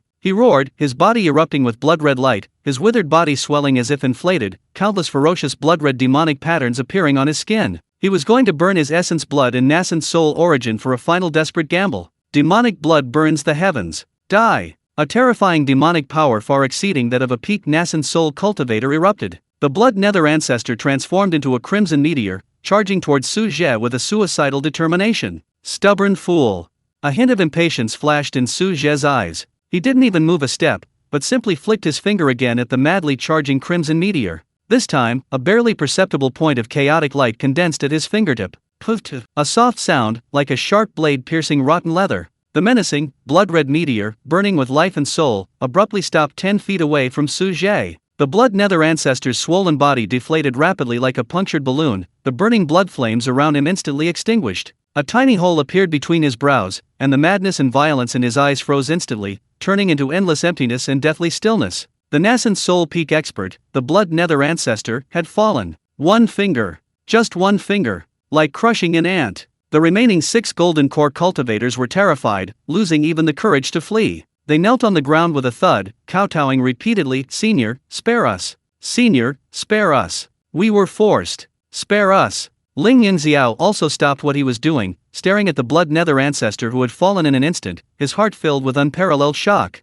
Was this his master's true power? Peak nascent soul, annihilated with a flick of the finger. Su Zhe ignored the begging golden core cultivators, his gaze fixed on the blood nether ancestor's corpse. With a wave of his hand, the fragments of the blood nether ancestor's remnant soul were forcibly bound to him. Soul search. A powerful divine sense brutally invaded the fragmented soul, seizing all memories related to the Blackwater sect, the Holy Lord, the ancient corpse, and the fragments of the Nether Key. Ding! Soul search in progress. Information fragment integration in progress. Key information extracted. 1. Yu Qinju, the sect leader of the Blackwater sect, is indeed an envoy under the Holy Lord. His true cultivation level is suspected to be at the peak of the mid-stage of the nascent soul realm. He has reached a bottleneck in cultivating the netherworld blood fiend technique and urgently needs to awaken the ancient corpse to obtain its source power for a breakthrough. 2. Awakening the ancient corpse requires 3 conditions: A. A vast and pure blood fiend soul energy, netherworld blood heart. B. A specific time, the night of the 9 stars alignment, 3 days later. C. The core key, a fragment of the netherworld key, indeed in Yu Qinju's hands.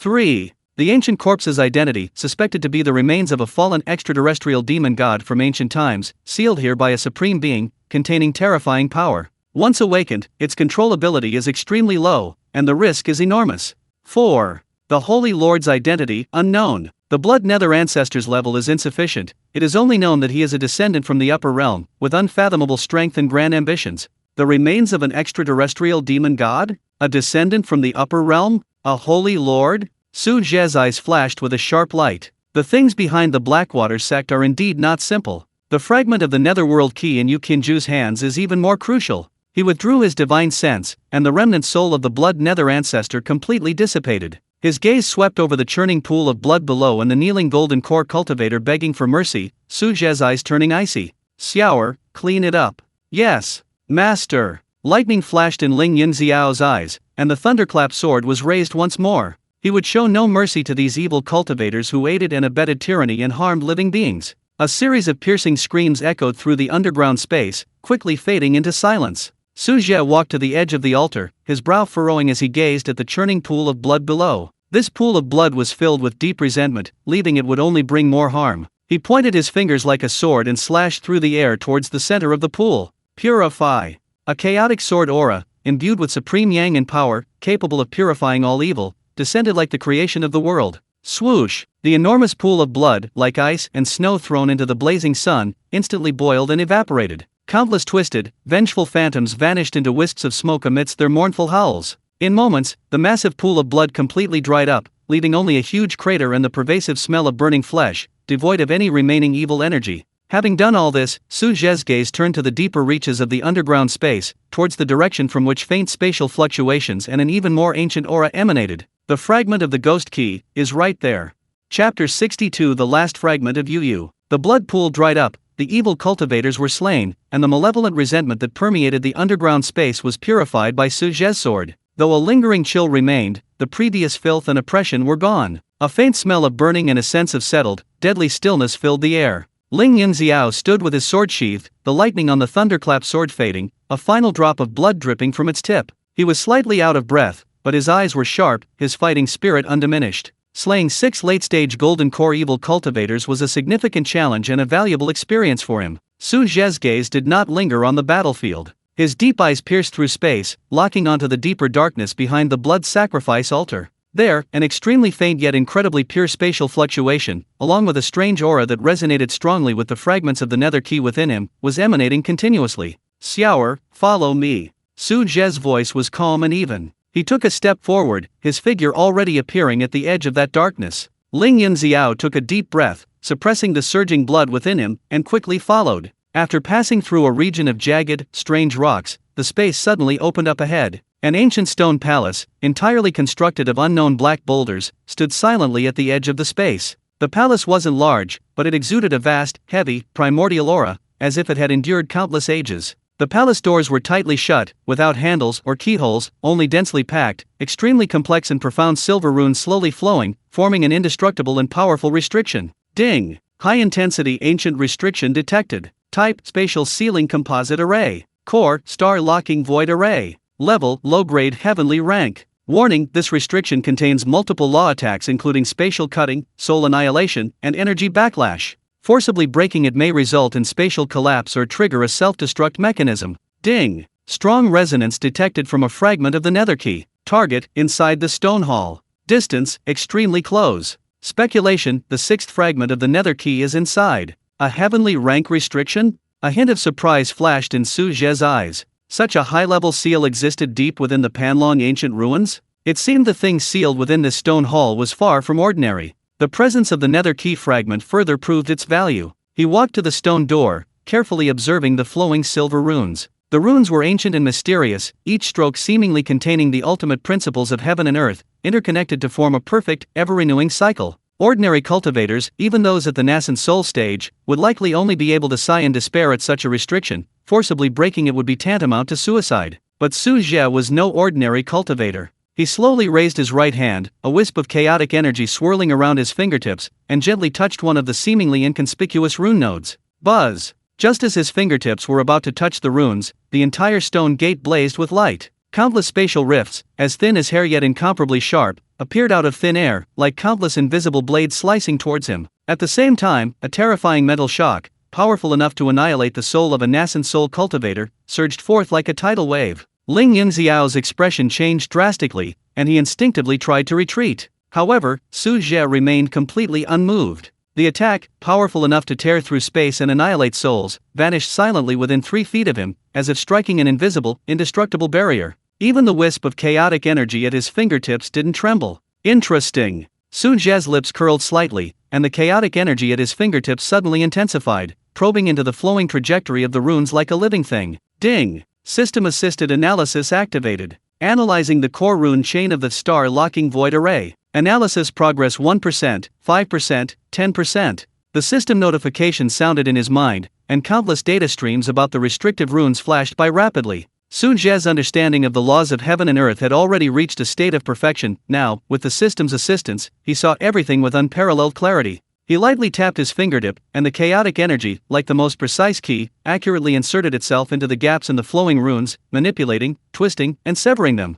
Crack, crack. A series of subtle, shattering sounds, like glass breaking, rang out. The ever-flowing, flawless silver rune chain, under Su Zhe's fingertips, began to show signs of disorder and breakage. The light of the entire restriction began to flicker. The stone hall seemed to sense the threat and trembled violently. An even more powerful spatial storm and mental shock attempted to retaliate, but the chaotic aura at Su Zhe's fingertips remained as steady as a rock. Each strike precisely dismantled a key node, like a master butcher effortlessly dissecting an ox. Analysis progress 50%, 70%, 90%, 100%. Core rune chain analysis complete. Weakness located Qian position, rune node 3751. Su Zhe's eyes narrowed. The chaotic aura at his fingertips suddenly condensed into a needle, and he gently pierced the extremely hidden, yet crucial, rune node located by the system. Break! A soft shout. Buzz! The silver runes on the entire stone door suddenly froze, then, as if all power had been drained, their light instantly dimmed.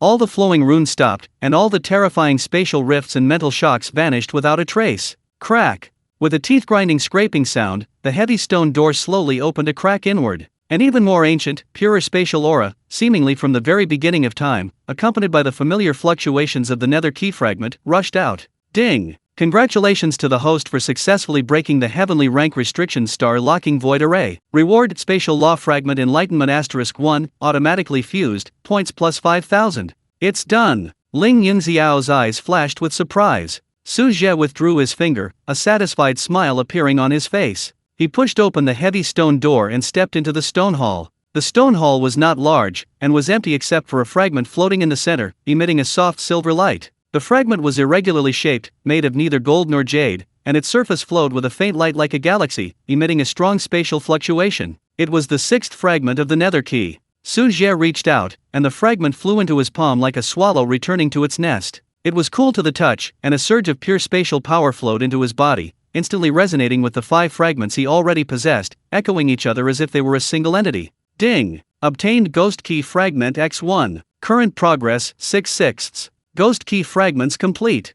Ding! Main quest collect the nether keys completed. Rewards: Immortal Mountain Coordinates Map, transmitted to host's consciousness, Sect Construction Gift Pack, containing Mountain Protection Array Core Plate X1, Sect Main Hall Design Blueprint X1, Spirit Vein Guiding Talisman 3, Random Spirit Beast Egg X1, points plus 10,000.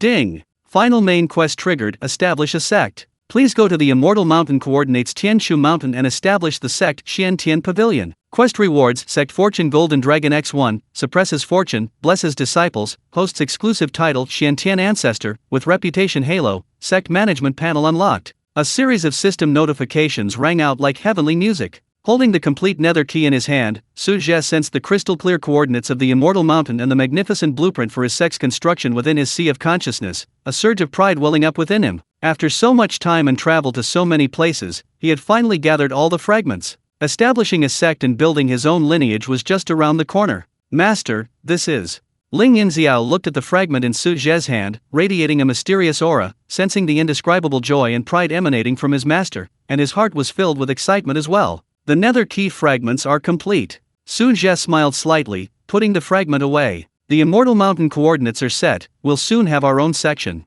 Excellent! Ling Yunxiao was overjoyed. Su Zhe surveyed the empty stone hall, confirming there was nothing else of value, then turned and left with Ling Yunxiao. The purpose of this trip had been achieved, and they had even dealt a heavy blow to the Blackwater sect's conspiracy, reaping considerable rewards. However, the moment they stepped out of the stone hall, Su Zhe's brow furrowed almost imperceptibly. A faint fluctuation emanated from the wisp of divine thought he had left within the Tianyan Academy. It was Mo Chen's aura, seemingly encountering some kind of intense impact. Chapter 63: The Dark Agent's Murderous Intent. Tianyan Academy, Intersect Competition, Second Round, Arena Elimination Tournament. The atmosphere in the martial arts arena was intense, with fierce battles raging on dozens of arenas. The arena where Mo Chen was located, however, was currently attracting the most attention. His opponent was a burly man with a cold, hard face, wielding a massive mountain-splitting axe, named Shilei. This man's cultivation had reached the peak of the mid-foundation establishment stage, his spiritual power immense, and his style was characterized by powerful, sweeping strikes, capable of splitting mountains.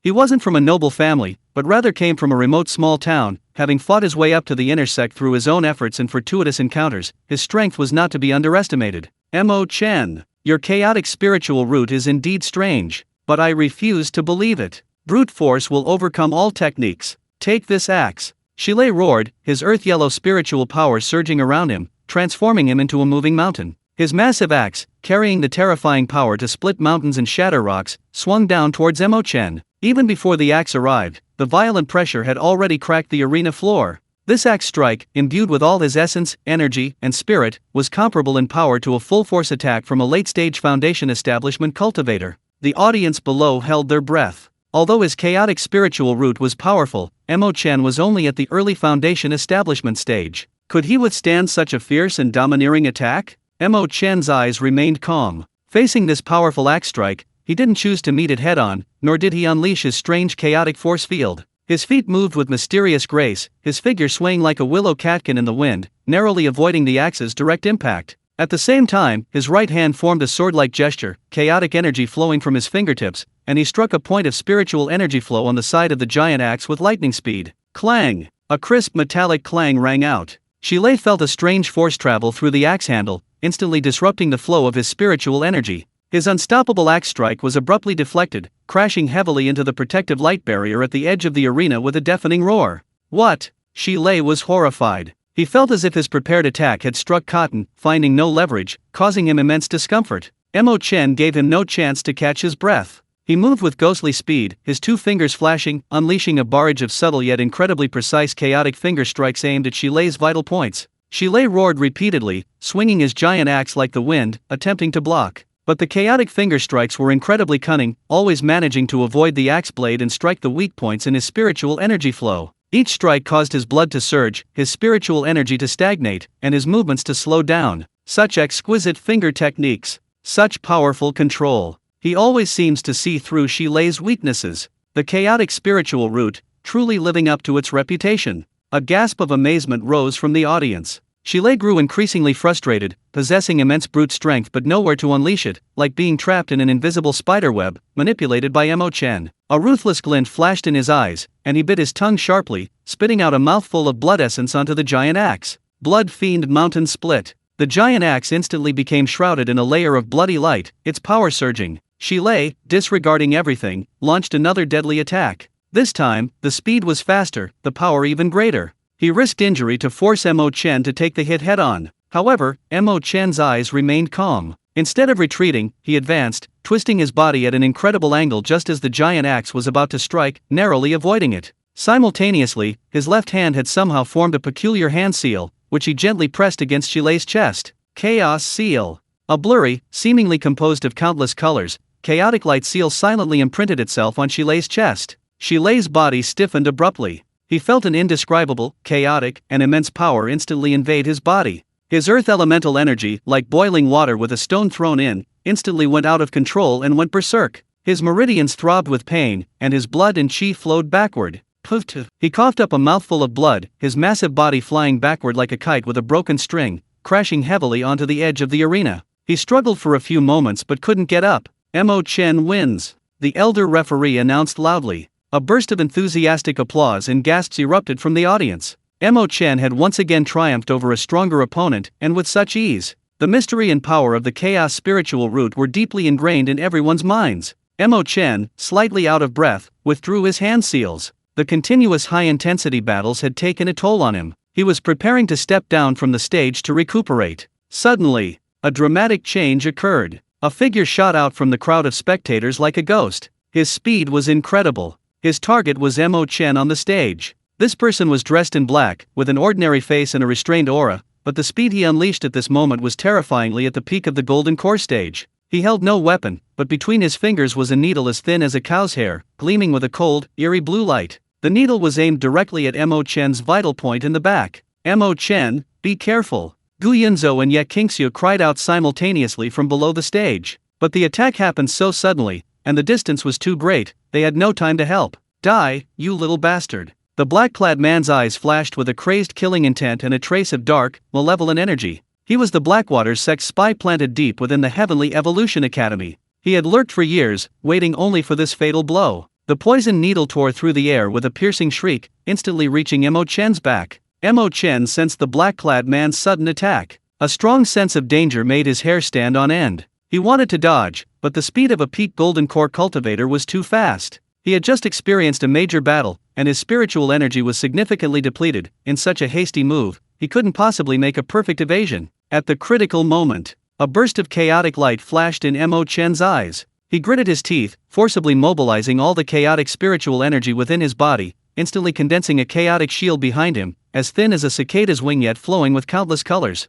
Chaotic barrier. Thud! The azure poison needle pierced fiercely into the chaotic shield. The shield trembled violently, its light dimming instantly. The terrifying penetrating power and deadly poison contained in the needle were frantically eroding the chaotic spiritual energy. The shield held on for less than half a breath before shattering, but that half-breath bought Mo Chen a sliver of life. Using the recoil from the shattering shield, he lunged forward, forcefully twisting his body. Sizzle! The poison needle grazed his ribs, leaving a trail of blood. A chilling and vicious poison instantly invaded his body. Ugh! Mo Chen groaned, his face turning deathly pale. He staggered and half-knelt on the ground. The deadly poison, like a leech, relentlessly eroded his meridians and spiritual power, leaving half his body numb. Not dead. A flicker of surprise crossed the black-clad man's eyes, quickly turning into even stronger killing intent. Without hesitation, he lunged again, his 5 fingers forming a claw, carrying a sharp gust of wind, aiming straight for Mo Chen's crown, determined to kill him instantly.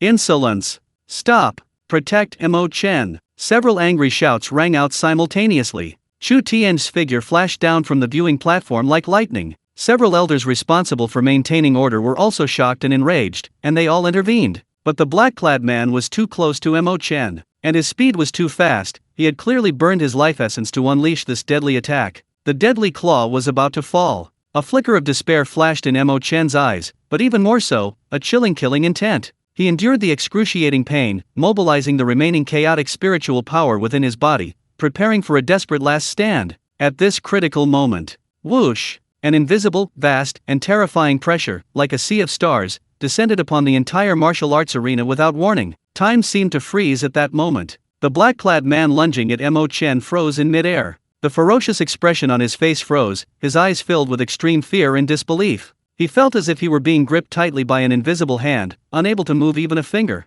The spiritual power within his body seemed frozen. The claw that was reaching for Mo Chen's crown was only 3 inches away from its target, yet it could not advance an inch further. The entire arena fell silent. Everyone was stunned into immobility by this sudden, incomprehensible, terrifying pressure. Even breathing became difficult. A calm yet supremely authoritative voice, like a thunderclap from the heavens, resounded throughout the martial arts arena. To harm my disciple, Su Zhe's disciple? Who gave you the audacity?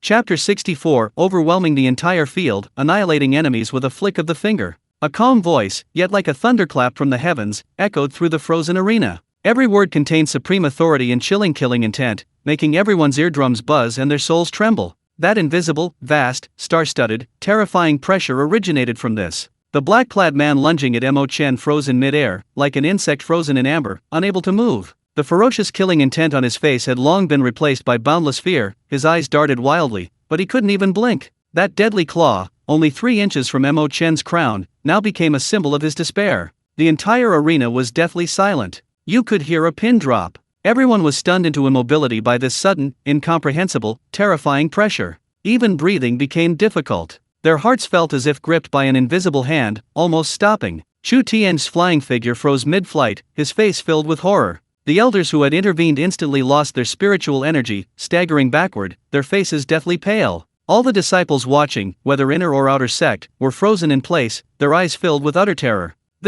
What kind of power is this? Just a single word, a single pressure, and time seemed to stand still in the entire martial arts arena. Even a peak golden core expert was instantly immobilized. Su Zhe's figure appeared silently on the arena, like a ghost, standing before Mo Chen. He was still dressed in immaculate blue robes, his expression calm as if he had merely performed a trivial task. He didn't even glance at the black-clad man frozen in mid-air. His gaze fell upon Mo Chen, who was kneeling on the ground, his face pale, blood trickling from the corner of his mouth. Seeing the eerie blue wound on Mo Chen's ribs, which was steadily eroding his chaotic spiritual energy, Su Zhe's eyes instantly turned as cold as ice. Master!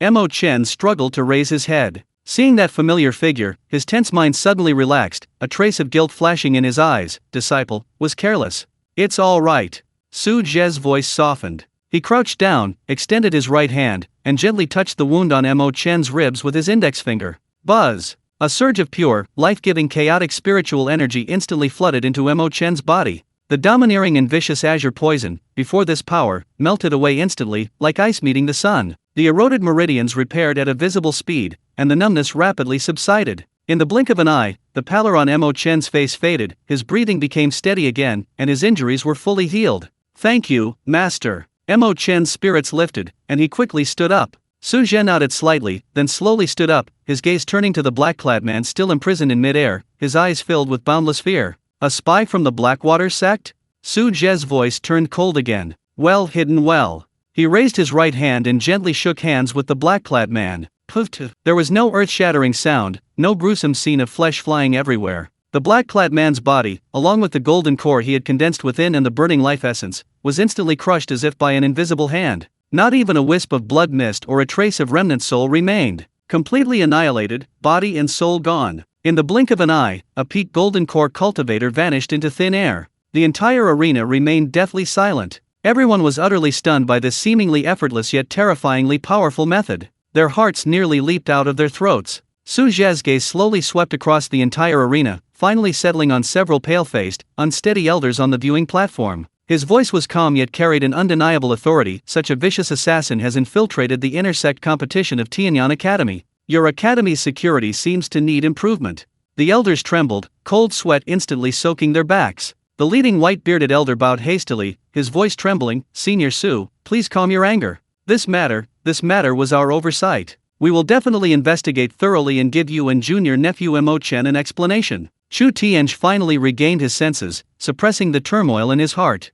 He stepped forward and bowed deeply. Senior Su, the academy bears the responsibility for this matter. I guarantee with my life that I will find all the hidden agents and punish them severely. I will never allow such an incident to happen again. Su Zhe glanced at them indifferently, without being overly critical. He naturally knew that with the Blackwater sex methods, it would be difficult for the academy to completely prevent the planting of several assassin-level agents. I hope so. He withdrew his gaze, no longer paying attention to the academy members. He turned to Mo Chen, his tone gentle. How are you feeling? Reporting to Master, I'm much better now, Mo Chen replied respectfully, his eyes filled with gratitude and reverence. Su Zhe nodded. Today's competition ends here. Come back with me. Yes, Mo Chen responded. Su Zhe glanced at Ling Yunxiao, Gu Yunzhou, and Ye Qingxiu. The three immediately understood and leaped onto the arena. Su Zhe flicked his sleeve, a gentle spiritual energy enveloping his four disciples. With a single step, his figure vanished from the spot, as if he had never been there. Only when the terrifying pressure completely dissipated did the stagnant air in the arena begin to flow again. Huff, huff. My God, what was that just now? That's terrifying. Was that Mo Chen's master? He's practically a god. A flick of the finger annihilates a peak golden core cultivator. What level is that? The Blackwater sect is finished. They've provoked such an existence. The survivors erupted in a deafening chorus of discussions and gasps of shock. Fear, awe, shock, lingering dread, a complex mix of emotions. Chu Tianj and the elders exchanged glances, all seeing the bitterness and deep apprehension in each other's eyes. They knew that Tianyang Academy, and indeed the entire imperial city, had been completely altered by the presence of this senior Su. Immediately seal off the scene. Thoroughly investigate all participating disciples and spectators. Dig 3 feet into the ground, and find all the Blackwater sect spies. The white-bearded elder ordered sharply, his voice tinged with exasperation. A massive purge sweeping across the entire Tianyang Academy was about to begin. Kinja Residence Courtyard. Su Zhe and his 4 disciples returned safely. Third junior brother, are you all right? Ling Yunxiao asked with concern. I'm fine, Master has healed me. Mo Chen shook his head. Those bastards. How dare they launch a sneak attack? Gu Yunzhou's face turned red with anger. Although Ye Qingxiu remained silent, her cool eyes held a mixture of concern and a hint of chill. Su Zhe sat calmly at the stone table. The Blackwater sect's desperate measures are not surprising. They should quiet down for a while after this incident. However, the real trouble is yet to come. He looked at Mo Chen. Chenner, you performed well today. You have a basic grasp of the characteristics of the chaotic spiritual root. Your use of the chaotic barrier and chaotic seal was just right. However, you must be even more vigilant in battle and not let your guard down because of a temporary advantage. Disciple will remember Master's teachings. Mo Chen bowed. Su Zhe nodded, his gaze sweeping over his 4 disciples. Today's events have also served as a reminder. The path of cultivation is fraught with thorns. It's easy to dodge a spear in the open, but difficult to guard against a hidden arrow. Improving strength is fundamental, but temperament, vigilance, and even the ability to anticipate danger are equally important. Yes, Master. The 4 replied in unison. Chapter 65, Immortal Mountain Coordinates. Ding. Detected that the host has successfully resolved the disciples' crisis and displayed the sect's prestige in a perfect way, crossed out. Reward, Master-Disciple Unity Aura, Beginner, X1, Effect, slightly increases the disciples' synergy and combined attack power, points plus 2000. Additional reward, given that the host's protective behavior is deeply rooted in the system's essence, a sect location selection star positioning disc X1 is hereby awarded, a one-time use item that can accurately locate the core area of the Immortal Mountain. Su Zhe, system, your last sentence is the key point, isn't it?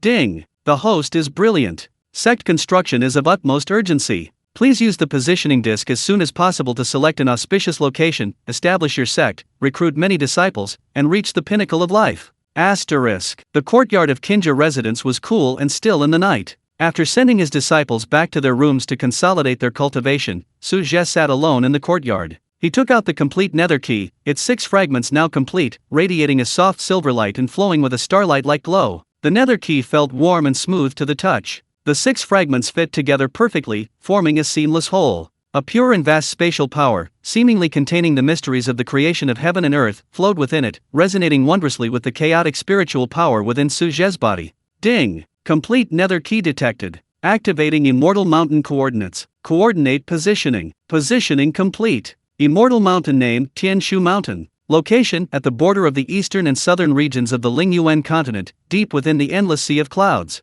Specific coordinates have been transmitted to the host's consciousness. A crystal-clear 3D map instantly unfolded in Su Zhe's mind. The outline of the continent, mountains and rivers, and sea boundaries were all vividly displayed. In the vast area where the eastern and southern regions met, in a misty zone marked endless sea of clouds, a dazzling point of light shone brightly the location of Tianshu Mountain. Tianshu Mountain. Su Zhe murmured to himself, a hint of anticipation flashing in his eyes. Ding! Final main quest triggered, establish a sect. Please travel to the coordinates of the Immortal Mountain, Tianshu Mountain, and establish the sect Xian Tiange. Quest rewards: Sect Fortune Golden Dragon *1, suppresses fortune, blesses disciples, host exclusive title Xian Tian Ancestor, with a reputation halo, and access to the sect management panel. Ding! The sect construction gift pack has been sent to your system space. It contains 1 core array plate for the mountain protection array, high-grade heaven rank, 1 blueprint for the sect main hall, with multiple functions including spirit gathering, defense, and martial arts training, 3 spirit vein guiding talismans, can guide the convergence of earth veins, and 1 random spirit beast egg, can hatch into a guardian spirit beast.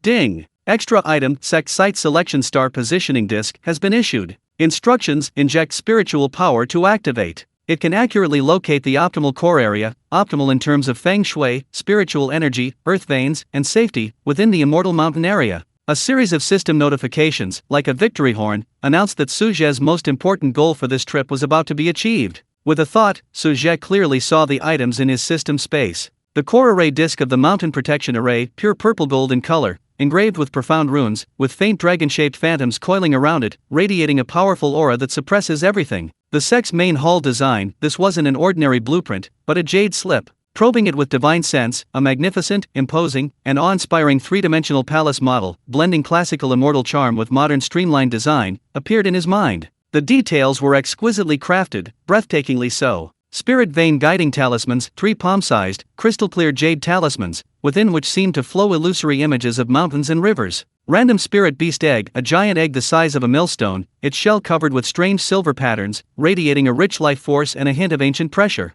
Star positioning compass, a palm-sized bronze compass, inlaid with a dazzling star gem at its center, its pointer made of some kind of transparent crystal. Mountain protecting array, sect's main hall, spirit vein guiding, guardian spirit beast. The system has prepared everything perfectly.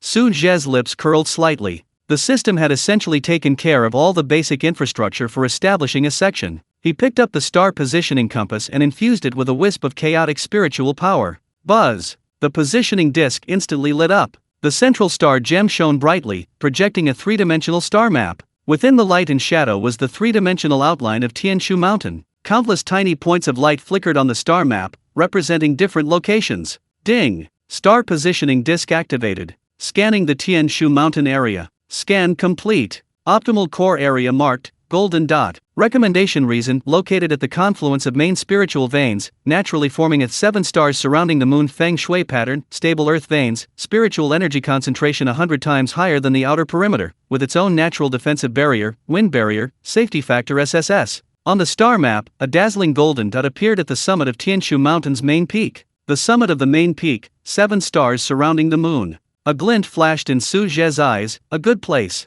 This is it. Having confirmed the core location, Su Zhe felt much more at ease. He put away the positioning disc and the nether key, his gaze turning south. Mount Tianshu, an endless sea of clouds. He murmured to himself: Xiaoer, Yunzhou, Chen'er, Qingxiu, disciples are here. Sensing the summons, the 4 immediately emerged from the room. Prepare yourselves.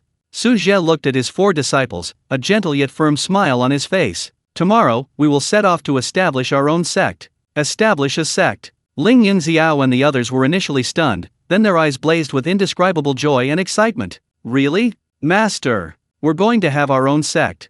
Gu Yunzhou jumped up excitedly. That's wonderful. Ling Yunxiao clenched his fist, his eyes flashing with lightning. Mo Chen and Ye Qingxiu remained silent, but their eyes were also filled with anticipation and longing. Yes. Su Zhe nodded. The sect's name is Xiantian Pavilion. Profound and mysterious, the gate to all wonders. Heaven is supreme. Xiantian Pavilion is the starting point for our pursuit of the Great Dao and our ascent to the pinnacle. Xiantian Pavilion, the 4 murmured, repeating the name, their eyes growing brighter. Master, what do we need to do now? Ling Yunxiao asked impatiently. Xiaoer, you're in charge of packing and ensuring sufficient supplies. Yunzhou, you assist Xiaoer in inventorying pills, talismans, and other consumables. Chen'er, Qingxiu, you two continue to consolidate your cultivation, especially Chen'er, you just broke through to the foundation establishment stage and need to stabilize your realm and familiarize yourself with the Chaos Dao Foundation as soon as possible. Su Zhe arranged everything methodically. Yes, Master. The 4 replied in unison, full of enthusiasm. Watching his disciples' excited and busy figures, Su Zhe felt a surge of pride. From finding Ling Yunxiao in the mass grave of Luyan City to now gathering the nether keys, choosing the Immortal Mountain, and about to establish a sect, the journey had been fraught with twists and turns, but the gains were immense. Xiantian Pavilion. Su Zhe gazed at the deep southern night sky, his eyes profound. This Lingyuan Continent, and even the 9 heavens, will ultimately bear witness to the legend of my Xiantian lineage. The storms of the imperial city, the threats of the Blackwater sect, would all become fleeting clouds the moment Xiantian Pavilion was established. Chapter 66, Tian Shu Immortal Mountain. The next morning, as dawn broke, the courtyard of Qinjia residence had been tidied up. Ling Yunxiao and Gu Yunzhou stored the prepared supplies in their storage rings, most of which were spirit stones and materials that Su Zhe had plundered from the demon blood sect's treasury, as well as various daily necessities and cultivation resources purchased along the way. Mo Chen and Ye Qingxiu had also finished their meditation, their auras calm and focused, ready for their long journey. Su Zhe didn't choose to rent a flying boat or teleportation array. With a flick of his sleeve, a gentle yet powerful surge of chaotic spiritual energy enveloped his 4 disciples.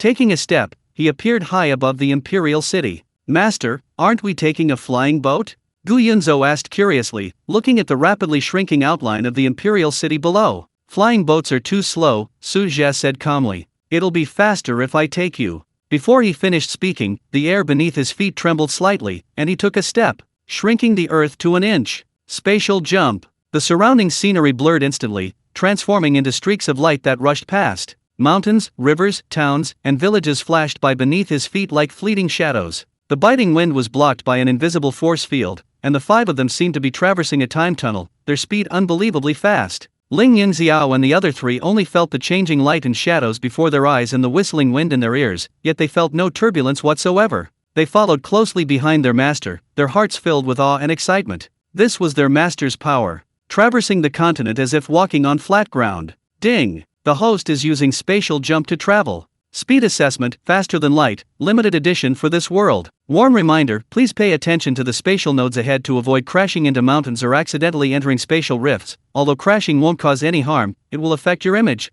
Su Zhe, shut up. After about half a day, the scenery ahead suddenly changed. The once clear outline of the land disappeared, replaced by a vast, boundless, ever-churning sea of white clouds. The sea of clouds stretched endlessly, seemingly connecting the ends of heaven and earth. Sunlight shone upon it, refracting countless golden rays, magnificent and mysterious. This was the natural barrier separating the eastern and southern regions, the endless sea of clouds. "We've arrived." Su Zhe stopped, hovering at the edge of the sea of clouds. He took out the star positioning disc and channeled spiritual energy into it. Buzz! The star gem at the center of the positioning disc shone brightly, projecting a clear 3-dimensional star map. At the core of the star map, a dazzling golden point shone brightly, indicating the direction of the core area of Tianshu Mountain. "Follow me closely," Su Zhe instructed, taking the lead into the sea of clouds. Upon entering the sea of clouds, the surroundings instantly became a vast expanse of white, visibility plummeting. Dense clouds carried moist air, mixed with chaotic spiritual energy currents and occasional violent gales powerful enough to tear apart even a golden core cultivator. Ding! Entering the endless sea of clouds. High concentration of chaotic spiritual energy detected. Spatial turbulence trap present. Bone-corroding gales present. Illusory cloud miasma present. Warning, the magnetic field here is disordered. Divine sense detection range is limited to 100 miles. It is recommended that the host activate navigation mode, consuming 500 points/hour. Activate.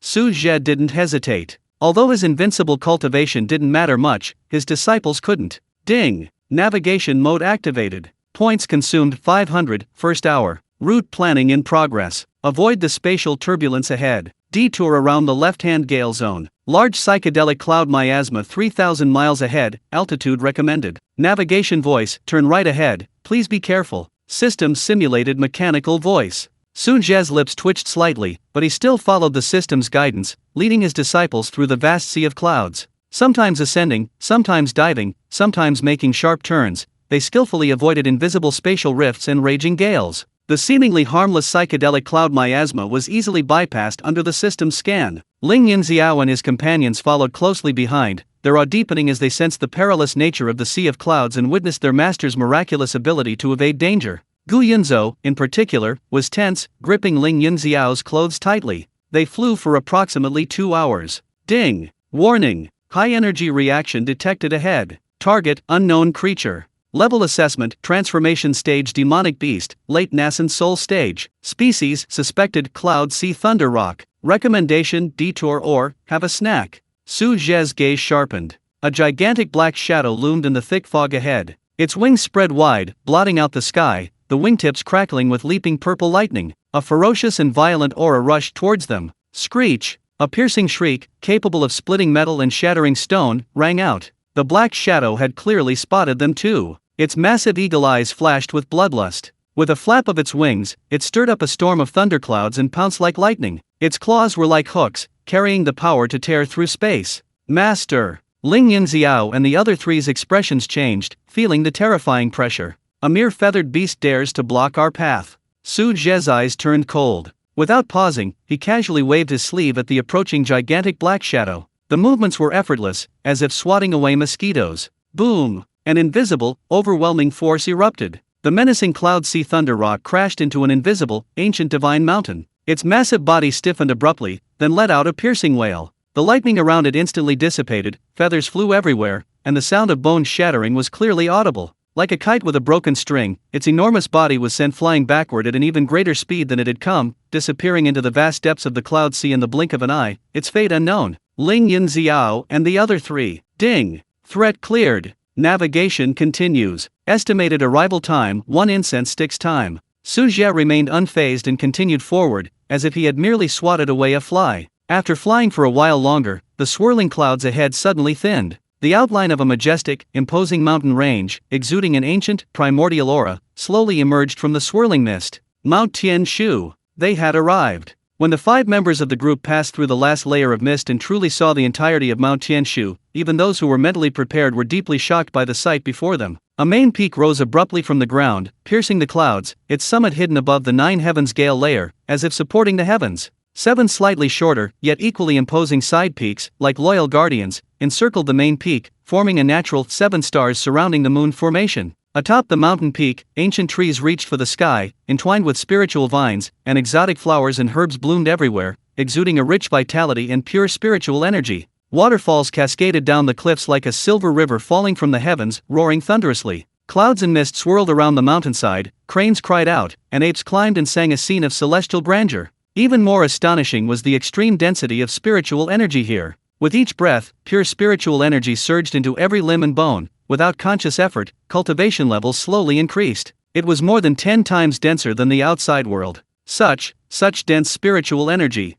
Gu Yunzhou couldn't help but take a deep breath, her face filled with rapture. 7 stars surrounding the moon, a natural spirit-gathering array. Mo Chen's eyes gleamed with chaotic light, discerning the profound mystery of the Feng Shui layout. This place is truly a blessed land. Ling Yunxiao exclaimed sincerely. A hint of amazement also flashed in Ye Qingxiu's cool eyes. Su Zhe felt the intense resonance of the golden light from the star positioning disk in his sea of consciousness, his gaze falling on the flat area atop the main peak, shrouded in 7-colored light and shrouded in mist. That is the foundation of our Xian Tian Pavilion. Su Zhe pointed to the summit, his voice carrying a barely perceptible excitement. Ding! Arrived at destination, core area of Tianshu Mountain. Spiritual energy concentration detected, superior. Feng Shui pattern, 7 stars surrounding the moon, perfect. Earth vein stability, SSS. Natural defensive barrier, 9 heavens gale layer, can withstand attacks from nascent soul stage cultivators. Overall rating, SSS level immortal mountain blessed land.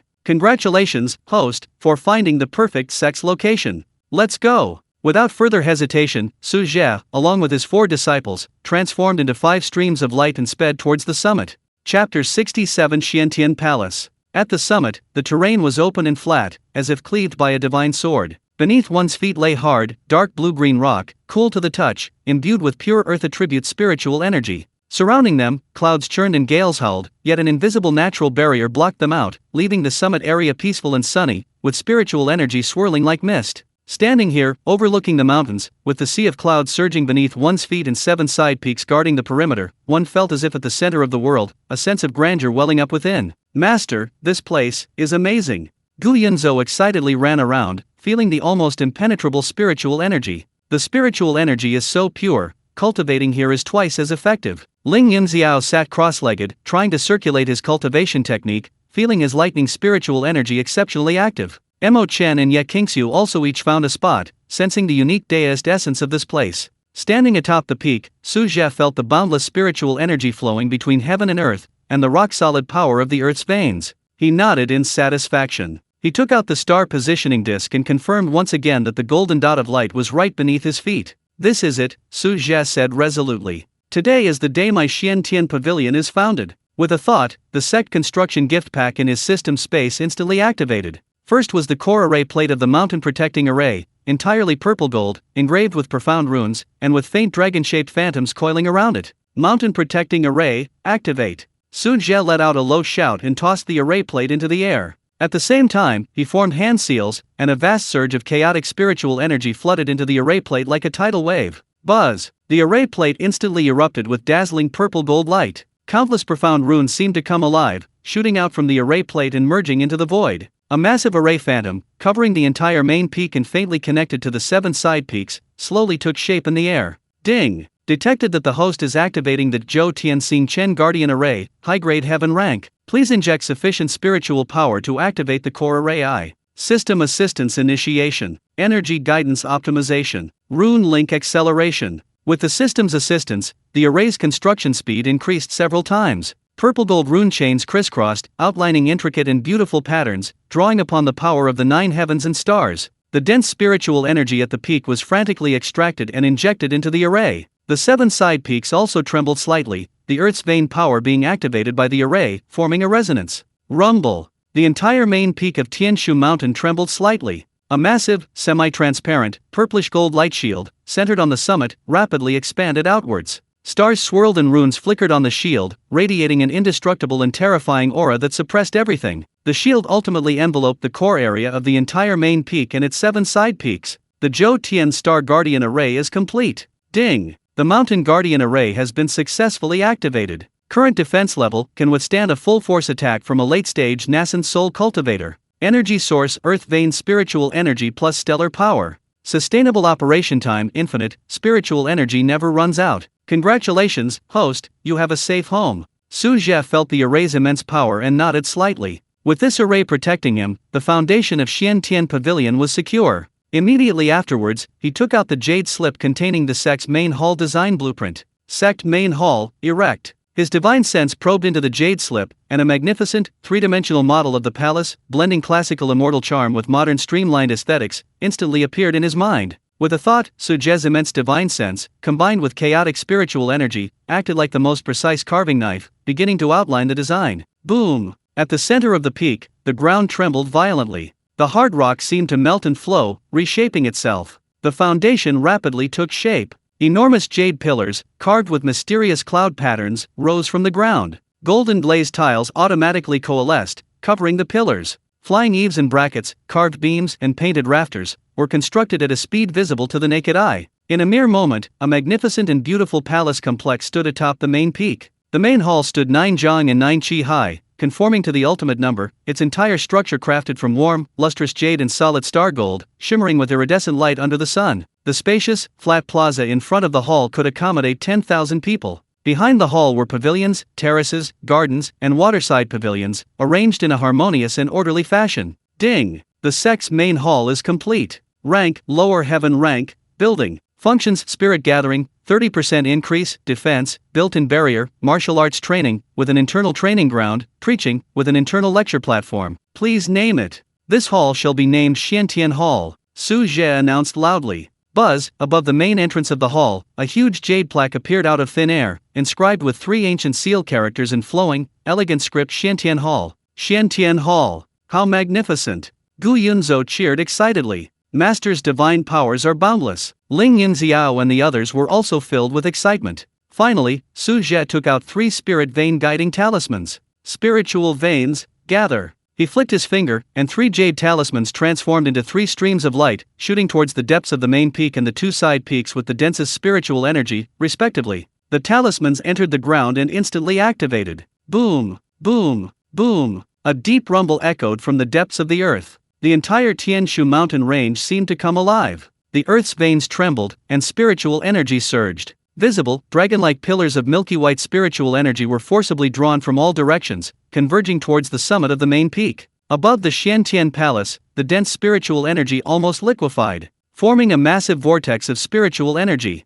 7 colored rays of light swirled, and celestial music drifted. The abundant spiritual energy poured down like sweet rain, nourishing the entire peak. The vegetation visibly grew greener, and spiritual flowers bloomed instantly. Ding! Spiritual vein connection successful. Main peak spiritual energy concentration increased by 300%. Side peak spiritual energy concentration increased by 150%, forming a three dragons gathering spiritual vein pattern. Sect spiritual energy environment superior. A dense spiritual energy rushed towards them, and Ling Yunxiao and the other three felt every pore on their bodies open up, their cultivation bottleneck showing signs of loosening. This cultivation environment was simply a fairyland. Wow! So comfortable. Gu Yunzhou opened his arms, bathing in the rain of spiritual energy. Cultivating here, I'm confident I can break through to the mid-foundation establishment stage within a month. Ling Yunxiao said confidently. Mo Chen and Ye Qingxiu also sat cross-legged, greedily absorbing the pure spiritual energy. Su Zhe looked at the sect's headquarters, which was beginning to take shape, and felt a surge of pride. The protective mountain array ensured safety, the Xiantian Hall served as the core, and the convergence of spiritual veins provided endless spiritual energy. The foundation of the Xiantian Pavilion had been laid. Finally, he retrieved the random spirit beast egg, about the size of a millstone, its shell covered in strange silver patterns. Guardian spirit beast, it's up to your destiny. Su Zhe gently placed the spirit beast egg in the spirit beast garden behind the Xiantian Palace, a place with the densest spiritual energy and covered in soft spiritual herbs. As soon as the spirit beast egg landed, it greedily absorbed the surrounding spiritual energy. The silver patterns on its surface glowed slightly, emitting a soft light and an ancient life force. Ding! Random spirit beast egg placed. Incubating while absorbing spiritual energy. Hatching progress 0.1%. Estimated hatching time unknown, please wait patiently, host. Hint, this egg has extraordinary bloodline and immense potential, please nurture it carefully. Having done all this, Su Zhe stood with his hands behind his back before the Xiantian Palace, overlooking the rolling sea of clouds below and the 7 surrounding peaks, his robes fluttering, like an immortal descending to earth. Xiantian Pavilion, established today. His voice wasn't booming, yet it resonated like the voice of the great Dao, clearly echoing in the hearts of every disciple, seemingly piercing through the clouds, proclaiming the birth of a new sect. Ling Yunxiao, Gu Yunzhou, Mo Chen, and Ye Qingxiu stood together behind Su Zhe, gazing at the magnificent sect headquarters before them, their eyes filled with excitement, pride, and boundless anticipation. Their era, the era of Xiantian Pavilion, had officially begun. At this thrilling moment, the patterns on the surface of the giant silver egg placed in the spirit beast garden suddenly flickered violently, emitting an extremely subtle yet clearly audible sound. Crack! Chapter 68 Mountain Guardian Beast Silver Lightning. That faint yet clear crack sound, like a stone thrown into a calm lake, instantly drew everyone's attention. Su Zhe and his 4 disciples all turned their gazes in unison toward the spirit beast garden. He saw that the giant egg, about the size of a millstone and covered in silver patterns, had a tiny crack on its surface. Immediately, the gap spread rapidly like a spiderweb. A powerful and ancient life force, accompanied by leaping silver lightning, surged forth from the fissure. It's about to hatch. Gu Yunzhou shouted excitedly. Buzz! Above the spirit beast park, dense spiritual energy seemed to be pulled in, wildly converging toward the giant egg. A massive vortex of spiritual energy formed. At the center of the vortex, lightning flickered, and faint sounds of wind and thunder could be heard. Crack! Crack! The cracks are increasing in dense. A dazzling silver light shot out from the crack. Finally! Bang! A muffled thud. The top of the eggshell was pushed open from the inside by a force. A small head, wet and covered in fine silver fur, struggled to poke out. The little one's eyes hadn't fully opened yet, but they shimmered with lively silver light. It let out a childish yet piercing cry. Screech! With that clear scream, the spiritual vortex in the sky suddenly contracted, transforming into a thick silver pillar of light that thunderously poured into the little creature's body. The little one's body expands and grows at a speed visible to the naked eye. The damp fuzz quickly becomes fluffy and smooth, shimmering with a metallic sheen. Its size expanded from the size of a fledgling to about a jong in the blink of an eye. A pair of massive wings, covered in silver feathers and edged with tiny lightning flashes, suddenly unfurled. Boom! A powerful pressure instantly spread out. He had astonishingly reached the early nascent soul stage. The little one completely broke free from the eggshell's grip. It spread its wings and howled toward the sky. Silver feathers gleam brilliantly in the sunlight, lightning dances and flows between the wings, truly magnificent and extraordinary. A noble and majestic aura derived from their bloodline, accompanied by a raging thunderous force, swept across the entire peak. Ding! Congratulations, host! The mountain protection spirit beast hatched successfully. Type, Silverwing Thunder Rock, Ancient Variant. Level, Early Nascent Soul, Juvenile. Innate Divine Powers, Thundercloud Storm, Skyrifting Thunder Flash, Silverwing Guardian. Potential Assessment, SSS Level. Can grow to the level of a celestial beast. Please complete the Master Recognition ceremony as soon as possible. Silverwing Thunder Rock. A trace of surprise and satisfaction flashed in Su Zhe's eyes. This is the legendary ancient mutant species, born to control thunder and storms, with speed unmatched among peers and boundless potential. The spirit beast egg the system gave this time was truly extraordinary. Ling Yunxiao sensed the same source of thunderous energy, his eyes blazing with intense light. What a powerful thunder pang! This aura, even purer and more domineering than my thunder spirit power. Mo Chen and Ye Qingxiu also showed expressions of surprise. This newly born spirit beast actually possesses the strength of an early nascent soul stage. Little Lipan still seemed a bit confused. It shook its head, shook off the egg liquid from its body, and curiously observed its surroundings. When its gaze fell on Su Zhe, those silver eyes instantly lit up. It felt a closeness and awe that came from deep within its bloodline. It flapped its wings, wobbled as it flew in front of Su Zhe, lowered its proud head, let out a gentle meow, and gently rubbed its head against the hem of Su Zhe's clothes. Little one, you sure have some intelligence.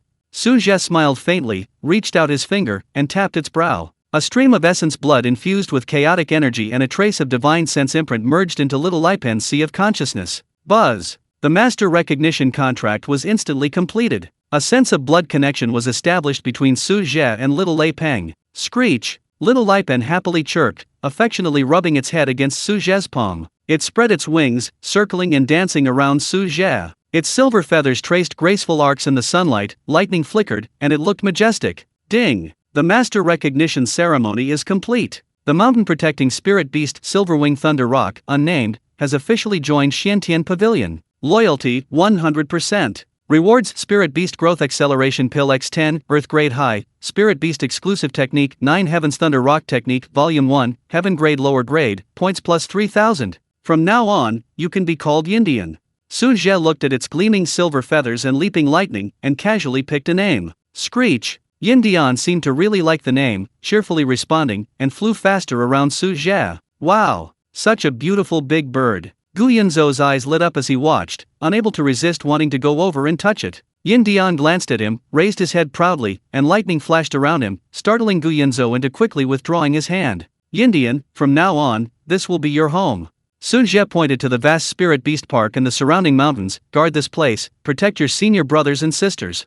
Screech! Yindian nodded vigorously, his silver eyes sweeping over Ling Yunxiao and the other three, carrying a hint of scrutiny, but even more so, a firm sense of protection. Alright, Yindian, show us our sex territory. Su Zhe said with a smile. Screech! Silver lightning let out an excited long cry, flapped its wings, and instantly transformed into a streak of silver lightning, soaring into the sky. Its speed was unbelievable, leaving a long silver streak in the air. Su Zhe led his 4 disciples and leapt onto Yindian's broad back. Hold on tight, Su Zhe reminded him. Silver lightning suddenly flapped his wings. Boom! The sound of wind and thunder roared. The silver figure shot up into the sky like lightning tearing through the sky. His speed far surpassed the escape light of an ordinary nascent soul cultivator. So fast! Ling Yunxiao exclaimed, feeling the incoming fierce wind easily blocked by the lightning barrier surrounding the silver lightning. Silver lightning carried 5 people, circling and soaring above Xiantian Pavilion. Looking down, the purple-gold light shield formed by the mountain-protecting formation resembled an inverted giant bowl, enveloping the core areas of the main peak and 7 side peaks. Stars swirled, runes flickered, and an indestructible aura radiated from it. At the summit of the main peak, Xiantian Hall stands majestically, its glazed and golden tiles gleaming in the sunlight, surrounded by colorful clouds, exuding a vibrant immortal aura. The square in front of the hall is spacious, the rear garden is exquisite, and spiritual springs flow. The 7 side peaks stand like 7 sharp swords guarding the main peak. Spiritual energy surges at the summit, faintly suggesting that the area could be opened up for each hall or disciples' cave residence in the future. Farther away, there was an endless surging sea of clouds, fierce winds howling, yet unable to shake the mountain-protecting formation in the slightest. Within the sea of clouds, powerful flying beasts occasionally swept by, but feeling the terrifying aura emitted by the silver lightning and the pressure of the mountain-protecting formation, they all kept their distance. It's spectacular! Gu Yunzou lay on Yindian's back, excitedly looking down. With this mountain gate, why worry about the Great Way not being established? Reaching the clouds with boundless ambition. Mo Chen and Ye Qingxiu's eyes were filled with a sense of belonging and pride. Yindian seemed to sense his master's joy as well, letting out a long, gold-shattering howl that shook the heavens, announcing that this immortal mountain and blessed land have a new owner.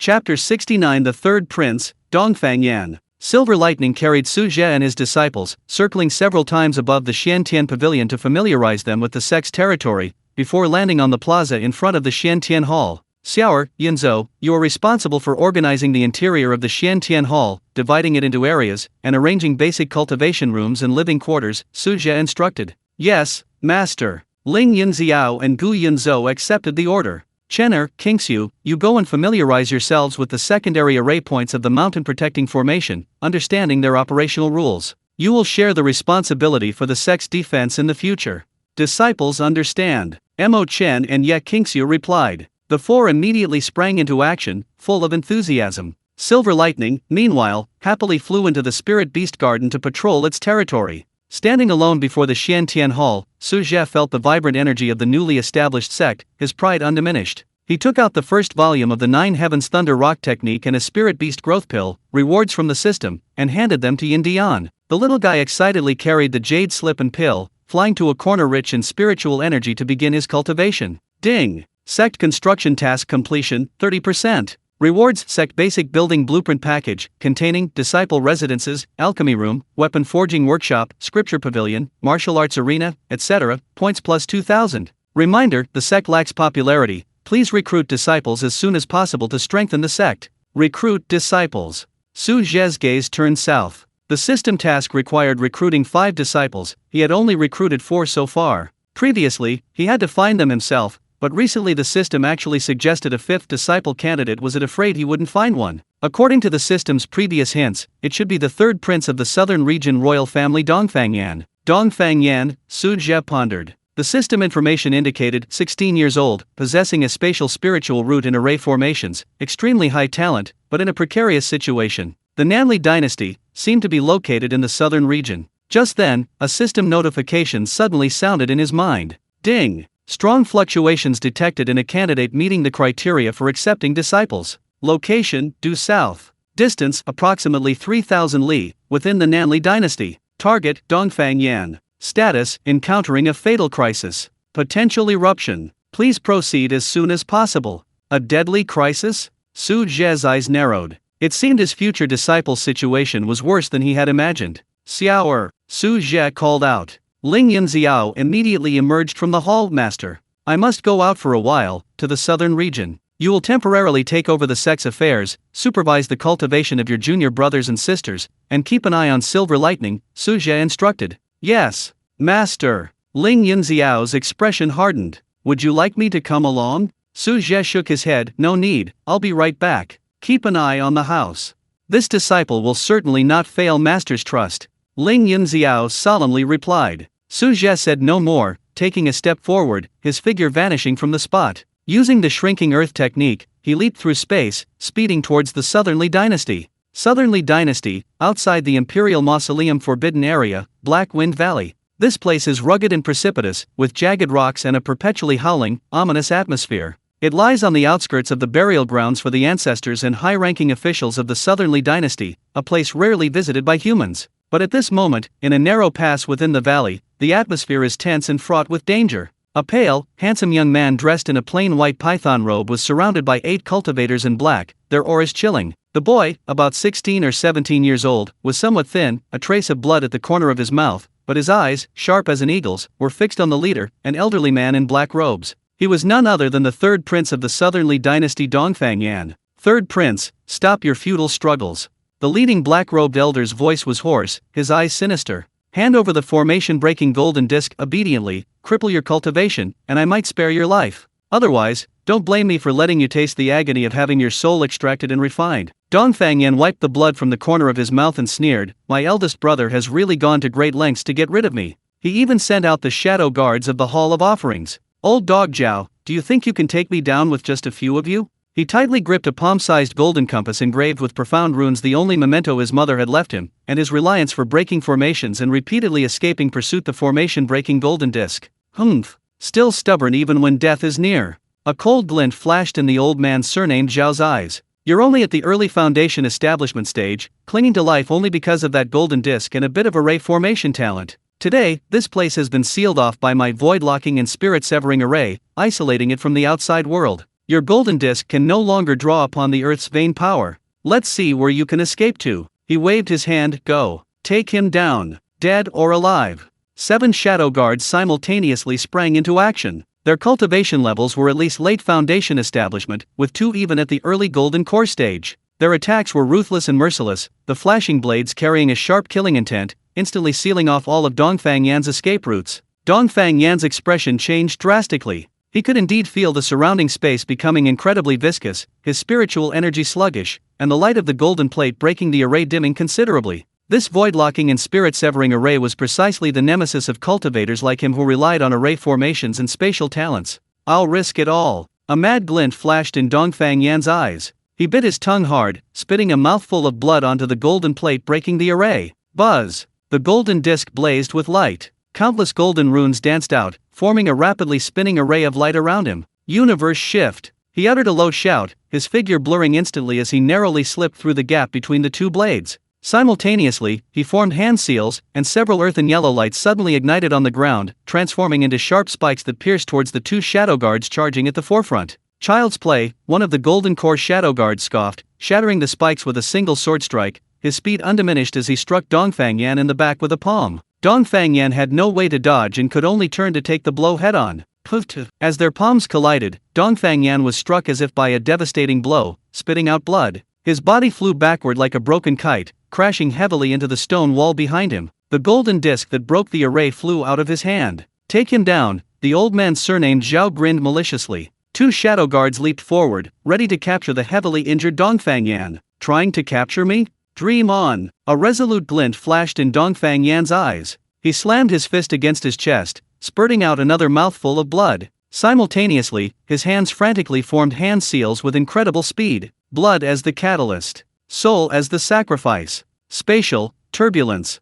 Buzz. A highly unstable spatial fluctuation, brimming with destructive energy, suddenly erupted from his center. The surrounding space twisted and rippled violently like water. Tiny, pitch-black spatial rifts appeared out of nowhere, radiating a chilling, devouring power. Not good. He's going to take us all down with him. Retreat! The old man surnamed Zhao's expression changed drastically. The 2 shadow guards who rushed towards Dongfang Yan were the first to be hit. They were horrified to find their bodies being pulled and torn apart by the distorted spatial force. Their protective aura shattered like paper. Ah! With a piercing scream, the 2 shadow guards' bodies were instantly sliced and devoured by several spatial rifts. Not even a trace remained. The other shadow guards were terrified out of their wits, retreating frantically. Chapter 70 Becoming an Apprentice of the Xiantian Pavilion. Dongfang Yan paid a heavy price for using this technique. His face was ashen, his breath extremely weak, and blood seeped from his 7 orifices. His body swayed precariously, held together only by sheer willpower.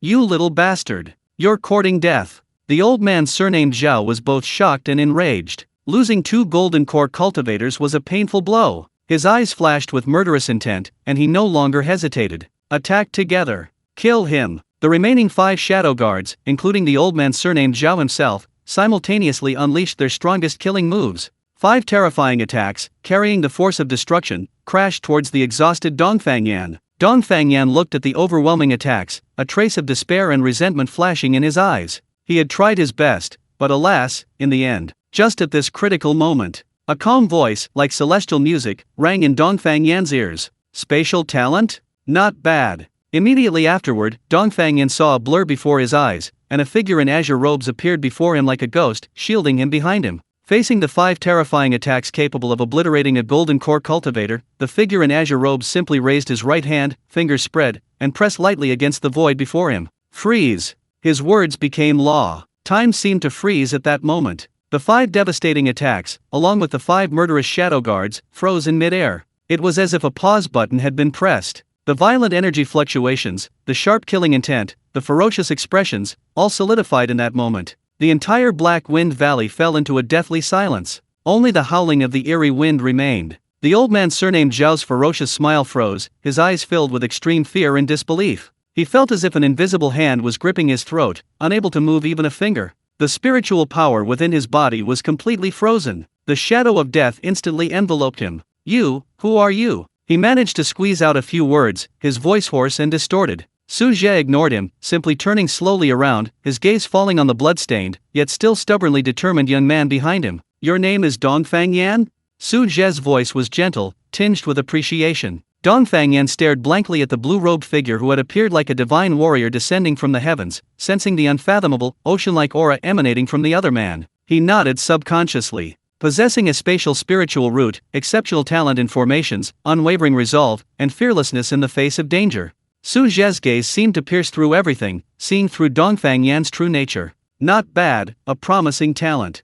He paused, a faint smile curving his lips. Would you be willing to become my disciple and join my Xian Tian pavilion? The calm voice exploded in Dongfang Yan's ears like a thunderclap. He stared blankly at the blue-robed man before him, who seemed like a god descending to earth, having immobilized 5 golden core experts with a flick of his finger. Become a disciple? Xian Tian Pavilion? He had never heard of this sect, but the strength displayed by the man before him had already exceeded the limits of his understanding. Even Zhao Logu, a peaked nascent soul cultivator, couldn't even move an inch in front of him. Why would such a being appear in this desolate imperial mausoleum forbidden area? And why would he want to take him as a disciple? You, who are you? Dongfang Yan's voice was hoarse, tinged with wariness and disbelief. I am Su Zhe, the man in blue said calmly, the master of the Xian Tian Pavilion. Su Zhe? Dongfang Yan's pupils contracted slightly. He had never heard of this name before. But the man's unfathomable aura and undeniable authority told him that this person was not speaking carelessly.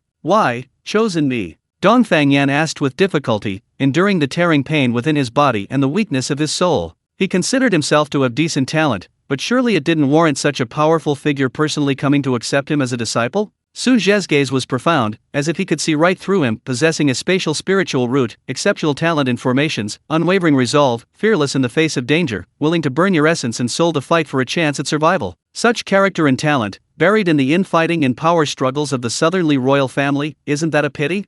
He paused, pointing to the elderly man surnamed Zhao and the others, frozen in midair, their faces filled with terror. Besides, without my intervention, you would already be a corpse. The grace of being saved, the opportunity to learn from you, why not become my disciple? Dongfang Yan's mind trembled violently. The other party had seen through his spatial spiritual root at a glance. He also knew his talent in formations. Even, he knew the secret technique of burning his essence and soul. An indescribable complex emotion welled up in his heart. It was shock, confusion, the relief of surviving a calamity, and even, an uncontrollable longing. He grew up amidst the infighting of the royal family, his mother died young, his father was suspicious, and his brothers fought amongst themselves. Despite his talent, he was envied and hated, seen as a thorn in the side by the eldest prince, who wanted him dead. This broken array golden plate, the only protective talisman his mother left him, had also become a death warrant. If it weren't for this person's appearance today, he would surely be dead. This senior Su before him possessed unfathomable and extraordinary strength. If he could become his disciple, not only would his life be safe, but he could also escape the suffocating cage and pursue the true path of immortality.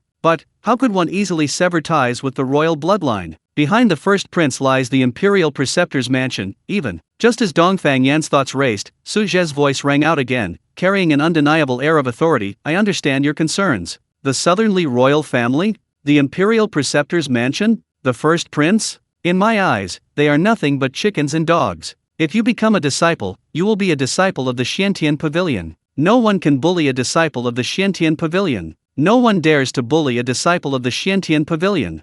No one can bully, no one dares to bully. Dongfang Yan murmured, repeating these 8 words, the confusion in his eyes fading, replaced by an unprecedented firmness and resolve. He struggled to his feet, ignoring the excruciating pain throughout his body, and bowed deeply to Su Zhe. His voice was strong and resolute, tinged with a sob and unwavering determination. Disciple Dongfang Yan wishes to become your disciple, senior. I beg you to accept me as your disciple. I will certainly study diligently, respect my teacher, and never betray my sect. Ding! Disciple recruitment task completed, 5/5. Rewards, Heaven Rank Cultivation Technique, Void Shadow Escape Technique X1, Heaven Rank Spiritual Weapon, Sky Splitting Shuttle X1. Rewards, Special Item, Spatial Crystal Core X1, can assist in the cultivation of spatial spiritual roots. Rewards, points plus 10,000. The system notification sounded in Su Zhe's mind. Good. Su Zhe smiled with satisfaction, gesturing to help him up. Now that you've joined my sect, you're my 5th personally taught disciple. Rise. A gentle force lifted Dongfang Yan. Su Zhe flicked his finger, and a pill radiating vibrant life force flew into his mouth. Take it to heal. The pill melted instantly upon entering his mouth, transforming into a warm current that swept through his entire body. Dongfang Yan felt his shattered meridians rapidly heal, his depleted spiritual energy quickly replenished, and even the weakness from burning his divine soul was greatly reduced. In just a moment, his pale face regained its rosy hue, and his breathing stabilized. Thank you, Master. Dongfang Yan felt the surging power within him, his heart filled with overwhelming shock. The efficacy of this pill was simply heaven-defying. Su Zhe nodded, his gaze turning to the 5 people, including the old man surnamed Zhao, who remained frozen in midair like statues. Master, they. A hint of hatred flashed in Dongfang Yan's eyes. Clowns, no need to bother with them. Su Zhe's tone was indifferent, as if he were referring to a few ants. He casually waved his sleeve. Asterisk puffed, asterisk. 5 soft sounds rang out almost simultaneously. The 5 golden core cultivators, along with the elder surnamed Zhao who was at the early nascent soul stage, were instantly crushed by an invisible force. They didn't even have time to scream before turning into 5 clouds of blood mist, completely dissipating into the world. Not even a trace of their souls remained. Completely annihilated, body and soul. Chapter 71 Void Escape Technique and the Void-Splitting Shuttle. Dongfang Yan gasped. 5 golden core cultivators and 1 nascent soul cultivator vanished in the blink of an eye. Just how powerful was his master? Let's go, Su Zhe said calmly. This place is not safe to linger. Follow me back to the Xian Tian Pavilion.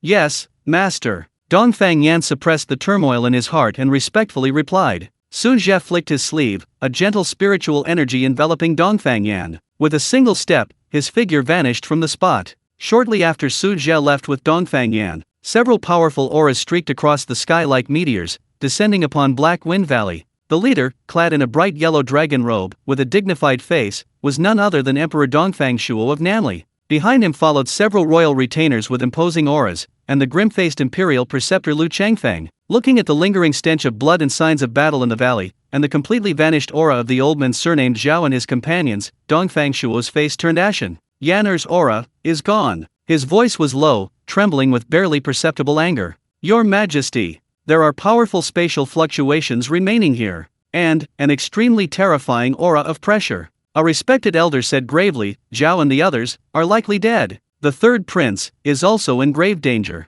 Gravely dead? A barely perceptible glint of joy flashed in Lu Qinfeng's eyes, then he feigned grief, saying, Your Majesty, please accept my condolences. The 3rd prince, alas. It must have been that old dog Zhao who colluded with foreign enemies to seize the golden disc of breaking the formation, thus harming the 3rd prince. I implore your Majesty to immediately issue an edict to arrest the remaining members of the Zhao family and avenge the 3rd prince. Dongfang Shuo's gaze swept across the valley, his eyes filled with complex emotions. He naturally knew of the feud between the 1st prince and Dongfang Yan, and he also knew that the old dog Zhao was the 1st prince's man, but Yanner was, after all, his son. Investigate. Dongfang Shuo's voice was icy. Investigate thoroughly. Find him alive or dead. And, find out the source of that terrifying aura. I want to know who dared to harm my son right under my nose. Yes, Your Majesty. Everyone responded in unison. Lu Changfeng lowered his head, a sinister glint of fear flashing in his eyes. That lingering pressure even made his heart tremble. Was Dongfang Yan dead, or taken away by some terrifying being? In the Nanli dynasty, the disappearance of the 3rd prince, Dongfang Yan, stirred up a huge uproar. Undercurrents surged. Above the endless sea of clouds, Su Zhe, carrying Dongfang Yan, used the shrinking earth technique to leap through space, speeding towards Tianshu Mountain. Gale force winds howled, clouds churned, but were kept at bay by an invisible force field. Standing beside Su Zhe, Dongfang Yan was still deeply shaken by the unimaginable speed and his master's unfathomable abilities. He secretly observed his mysterious and powerful master, while curiously watching the magnificent sea of clouds rushing past below. Yanner, Su Zhe's voice rang out. Disciple is here. Dongfang Yan quickly composed himself and respectfully replied. You possess a spatial spiritual root, a rare talent. This is the Void Shadow Escape Technique, a supreme method in the realm of space, perfectly suited for your cultivation. Su Zhe flicked his finger, and a jade slip emitting a faint silver light flew into Dongfang Yan's hand. Dongfang Yan accepted the jade slip and probed it with his divine sense. He was immediately awestruck by the profound and unfathomable spatial laws and exquisite escape techniques within. This cultivation method was 100 times more profound and mysterious than any technique in his royal family's secret collection. Thank you for your generous gift, Master. Dongfang Yan exclaimed excitedly. And this too.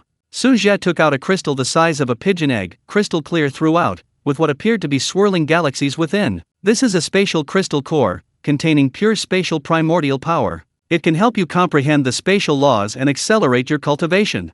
Thank you, Master. Dongfang Yan solemnly put away the crystal core. Finally, there's this sky-splitting shuttle. Su Zhe took out a shuttle-shaped magical artifact, only 3 inches long, entirely silver-white, with a sleek design and its surface covered with profound spatial runes. This is a heaven-rank spiritual artifact, combining offense and defense, and can even tear through space, covering thousands of miles in an instant. Your cultivation is still shallow, and you cannot fully control it yet, but you can drip blood to bind it to you and begin refining it, using it for protection and travel.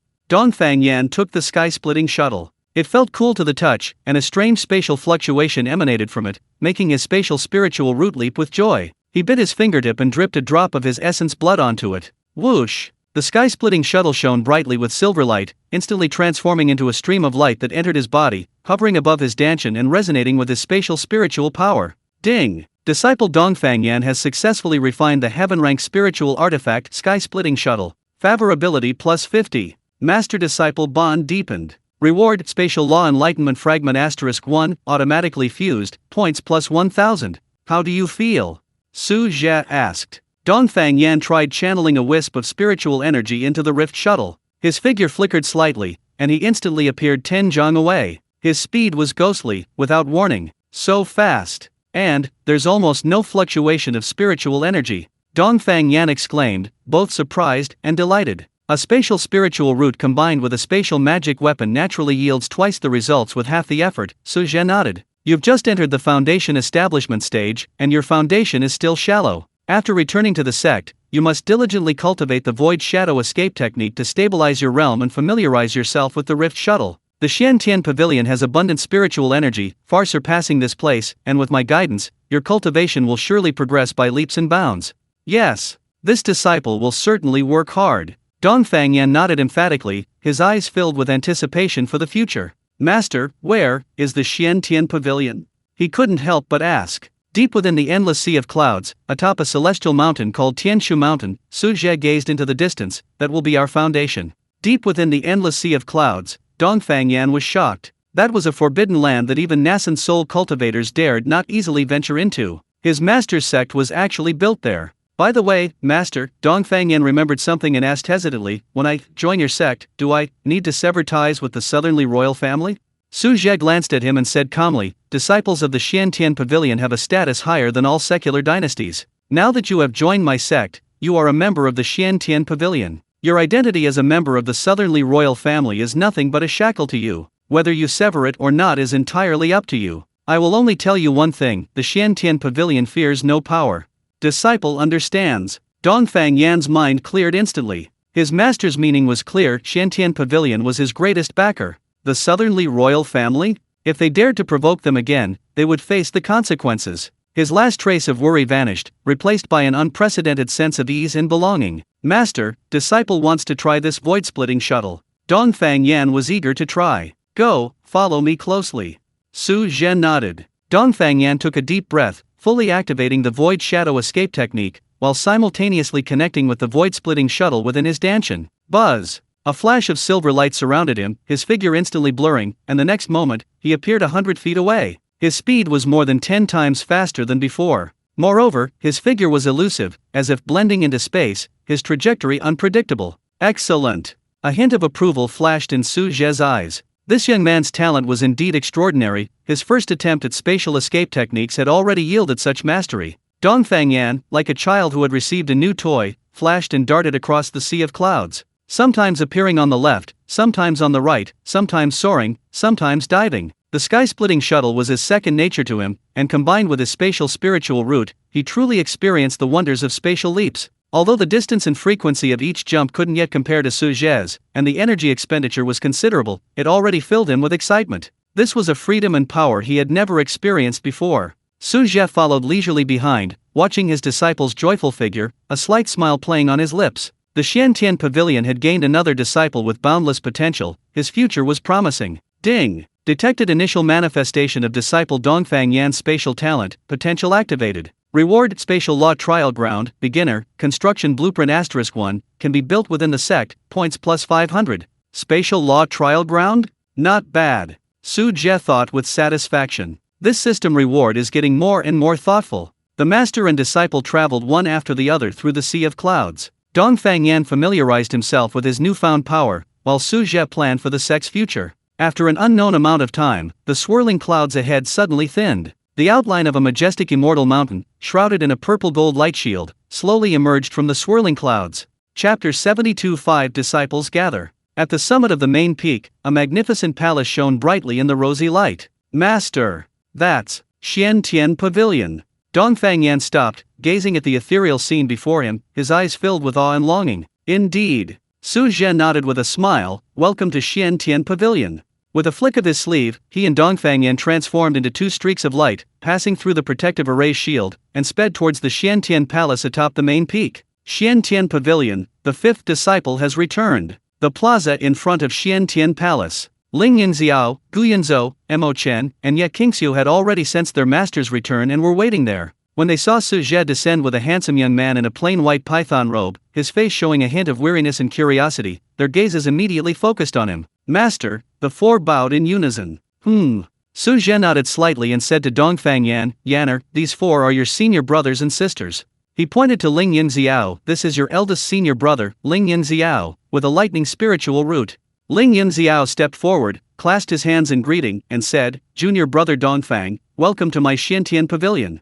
His aura was steady, his eyes sharp as lightning, and lightning crackled around him, revealing his peak early foundation establishment cultivation. Eldest senior brother. Dongfang Yan quickly returned the greeting, feeling a surge of surprise at the pure and domineering lightning spiritual aura emanating from him. Su Zhe then pointed to Gu Yunzhou, this is your second senior brother, Gu Yunzhou, with a water spiritual root.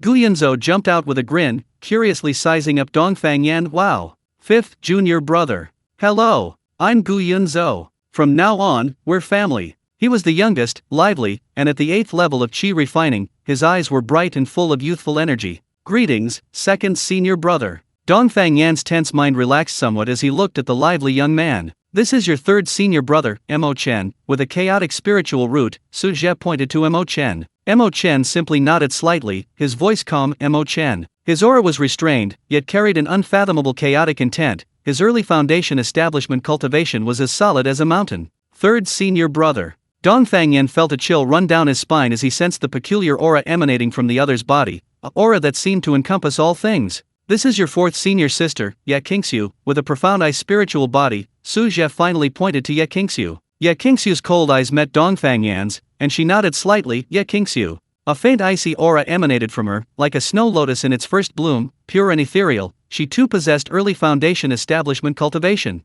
Fourth senior sister. Dongfang Yan bowed respectfully. Alright, everyone's introduced themselves. Su Zhe looked at his 5 disciples, each with their own unique characteristics, with satisfaction. Yanner is new here, and his cultivation is still shallow. As his senior brothers and sisters, you must take good care of him and help him progress together. Yes, master, the 4 replied in unison. Don't worry, senior brother. I will definitely take good care of 5th junior brother. Gu Yunzhou patted his chest and promised. Junior brother Yan, if you have any questions about cultivation, you can ask me anytime, Ling Yunxiao said calmly. Mo Chen and Ye Qingxiu didn't say much, but they nodded in agreement. Looking at the 4 senior brothers and sisters before him, each with a distinct temperament yet possessing extraordinary strength, Dongfang Yan felt a surge of warmth in his heart, sensing their sincere kindness. This Xiantian Pavilion was indeed completely different from the cold and cruel royal family. Thank you, senior brothers and sisters. Dongfang Yan bowed solemnly again. Screech! A clear, resonant cry rang out. A silver lightning bolt ripped through the sky, landing on the plaza and transforming into a magnificent silver-winged thunder rock silver lightning. It tilted its head, its silver eyes curiously scrutinizing the newcomer, Dongfang Yan, with a hint of scrutiny and curiosity. This is Silver Lightning, the guardian spirit beast of Xiantian Pavilion, Su Zhe introduced. What a beautiful thunder rock. Gu Yunzhou immediately moved closer, wanting to touch it but not daring to. Silver Lightning gave him a haughty glance, its gaze settling on Dongfang Yan. Seemingly sensing the unique spatial fluctuations within him, it emitted a friendly soft chirp. Silver Lightning, this is your 5th senior brother, Dongfang Yan, Su Zhe said. Screech! Silver Lightning nodded, a gesture of greeting. Dongfang Yan, gazing at the powerful and magnificent silver-winged thunder rock, was even more awestruck. A guardian spirit beast at the early nascent soul stage. The foundation of the Xiantian Pavilion was truly unfathomable. Follow me in, Su Zhe said, turning and leading the way into the Xiantian Hall. The hall was spacious and bright, filled with a misty, ethereal spiritual energy. A high ceiling was adorned with patterns of celestial movement. The floor was paved with warm, lustrous spirit jade. In the center stood a large, long table made of sandalwood, surrounded by 7 exquisitely carved jade chairs, 1 for the head and 3 on each side. Su Zhe sat down in the head seat, gesturing for his 5 disciples to sit on either side. Silver Lightning obediently crouched to the side of the hall's entrance. Today marks the gathering of my 5 disciples at Xiantian Pavilion, the founding of our section. Su Zhe's gaze swept over his 5 disciples, his voice calm yet carrying an undeniable authority. Now that a sect is established, it must have rules, responsibilities, and goals. Xiao. Su Zhe looked at Ling Yunxiao. Disciple is here. Ling Yunxiao stood up. As the eldest disciple, you are calm and composed, your lightning magic fierce. You should be in charge of the sect's discipline and maintain order. I hereby appoint you as enforcement elder, to lead the enforcement hall, currently understaffed, to oversee sect rules and punish illegal activities. Disciple obeys. I will certainly not fail master's trust. Ling Yunxiao clasped his hands, a flash of lightning in his eyes, his aura imposing. Yunzhou. Disciple is here. Gu Yunzhou quickly stood up. You are quick-wit, diligent, and eager to learn, and you also cultivate alchemy. You are hereby appointed as the Elder of Alchemy and Weaponry, temporarily, in charge of the alchemy room and weapon refining workshop, to be built, responsible for the sect's production and distribution of pills and magical artifacts. Am I capable? Gu Yunzhou asked nervously. If I say you are capable, then you are capable, Su Zhe said calmly. Later, I will teach you the basics of the 9 Revolutions Alchemy Scripture and the 100 Refinements Weaponry Manual. Study them diligently. Yes. This disciple obeys. I will certainly work hard. Gu Yunzhou's face flushed red with excitement. Chen this disciple is here. Mo Chen stood up. You possess a chaotic spiritual root, extraordinary comprehension, and profound cultivation techniques. You are hereby appointed as the Elder of Transmission, in charge of the Scripture Pavilion, to be built, responsible for organizing and transmitting cultivation techniques, and guiding your fellow disciples in their cultivation. This disciple accepts the order. Mo Chen nodded, his eyes calm. King Xiu, disciple is here. Yeah, King Xiu stood up. You possess the Xianbing spiritual body, a cool and aloof nature, and are meticulous in your attention to detail. You are hereby appointed as the Elder of Internal Affairs, in charge of all internal affairs, including the sect's treasury, the Spirit Herb Garden, to be built, and the allocation of disciples' residences. Disciple obeys, yet King Xiu replied coolly. Finally, Su Zhe looked at Dongfang Yan. Yan disciple is here. Dongfang Yan quickly stood up. You possess a spatial spiritual root and exceptional talent in formations. You are hereby appointed Elder of the Formation Pavilion, responsible for maintaining the mountain protecting formation, arranging and repairing the sect's formations, and overseeing the future upgrades of the sect's protective formation and the construction of its defensive system. Disciple obeys. I will do my utmost. Dongfang Yan was thrilled, this was precisely his area of expertise. Silver Lightning. Su Zhe looked at the thunder rock at the hall entrance. Screech. Silver Lightning raised its head high. You are a guardian spirit beast, protecting the sect's safety, patrolling the territory, and driving away enemies. In the future, as the sect grows stronger, you may command the guardian spirit beast guard. Screech. Silver Lightning nodded vigorously, its silver wings fluttering, lightning flashing. Ding. The initial structure of the sect's management team is complete. Reward triggered. Sect Management Panel, Beginner, unlocked. Sect Management Panel, Beginner, functions. 1. Disciple Information Management, view disciple cultivation level, techniques, loyalty, etc. 2. Sect Building Management, view building status and upgrade requirements. 3. Resource Statistics, Spirit Stones, Materials, Pills, Magic Weapon Inventory. 4. Task Issuance System, not yet available. Reward Distribution, Sect Construction Acceleration Charm *3, shortens building construction time, points plus 3,000. A semi-transparent, light screen-like virtual panel instantly appeared in Su Zhe's mind, clearly listing the basic information and positions of his 5 disciples, as well as data on the sect's current buildings, Xiantian Hall, Spirit Beast Garden, and resources, Spirit Stones, materials. Su Zhe understood. With this management panel, the sect's operations would be much more efficient. Positions have been assigned, and responsibilities are clear. Su Zhe's gaze swept over everyone. The Xiantian Pavilion is newly established, and everything needs to be rebuilt. Xiao, you will be responsible for supervising the construction of the disciples' residences. Blueprints have been issued. Yunzhou will be in charge of site selection and planning for the alchemy and artifact departments. Chen will organize the existing cultivation manuals, system rewards and what you've collected. Kingxiu will inventory the warehouse supplies. Yanner will familiarize herself with the nodes and operation of the mountain protecting formation. Yindian will patrol the territory and guard all directions. Yes, Master. The 5 disciples and Yi Peng responded in unison, their eyes filled with enthusiasm and anticipation for the future. Chapter 73 Spatial Trial, Silver Lightning's Debut. Construction of the Xiantian Pavilion was proceeding at a rapid pace. At the summit of the main peak, behind the Xiantian Hall, a neatly planned area was being cleared. Under Ling Yunxiao's supervision, rows of disciples' residences, uniform in style and brimming with spiritual energy, were rising from the ground. Gu Yunzhou, holding blueprints, was intently gesturing the locations of the alchemy room and weapon refining workshop on the other side. Ye Qingxiu methodically inventoried the mountains of spirit stones, ores, and spirit herbs, categorizing them and storing them in the newly built warehouse. Mo Chen sat cross-legged in a side hall of the Xiantian Hall, various jade slips and animal hide scrolls piled before him, diligently organizing and summarizing cultivation techniques. Dongfang Yan was the busiest of them all. Holding the star positioning disc, guided by Su Zhe, he traversed the main peak, meticulously examining every key node, rune network, and energy flow path of the protective array, the Zhou Tian Star Guardian Array.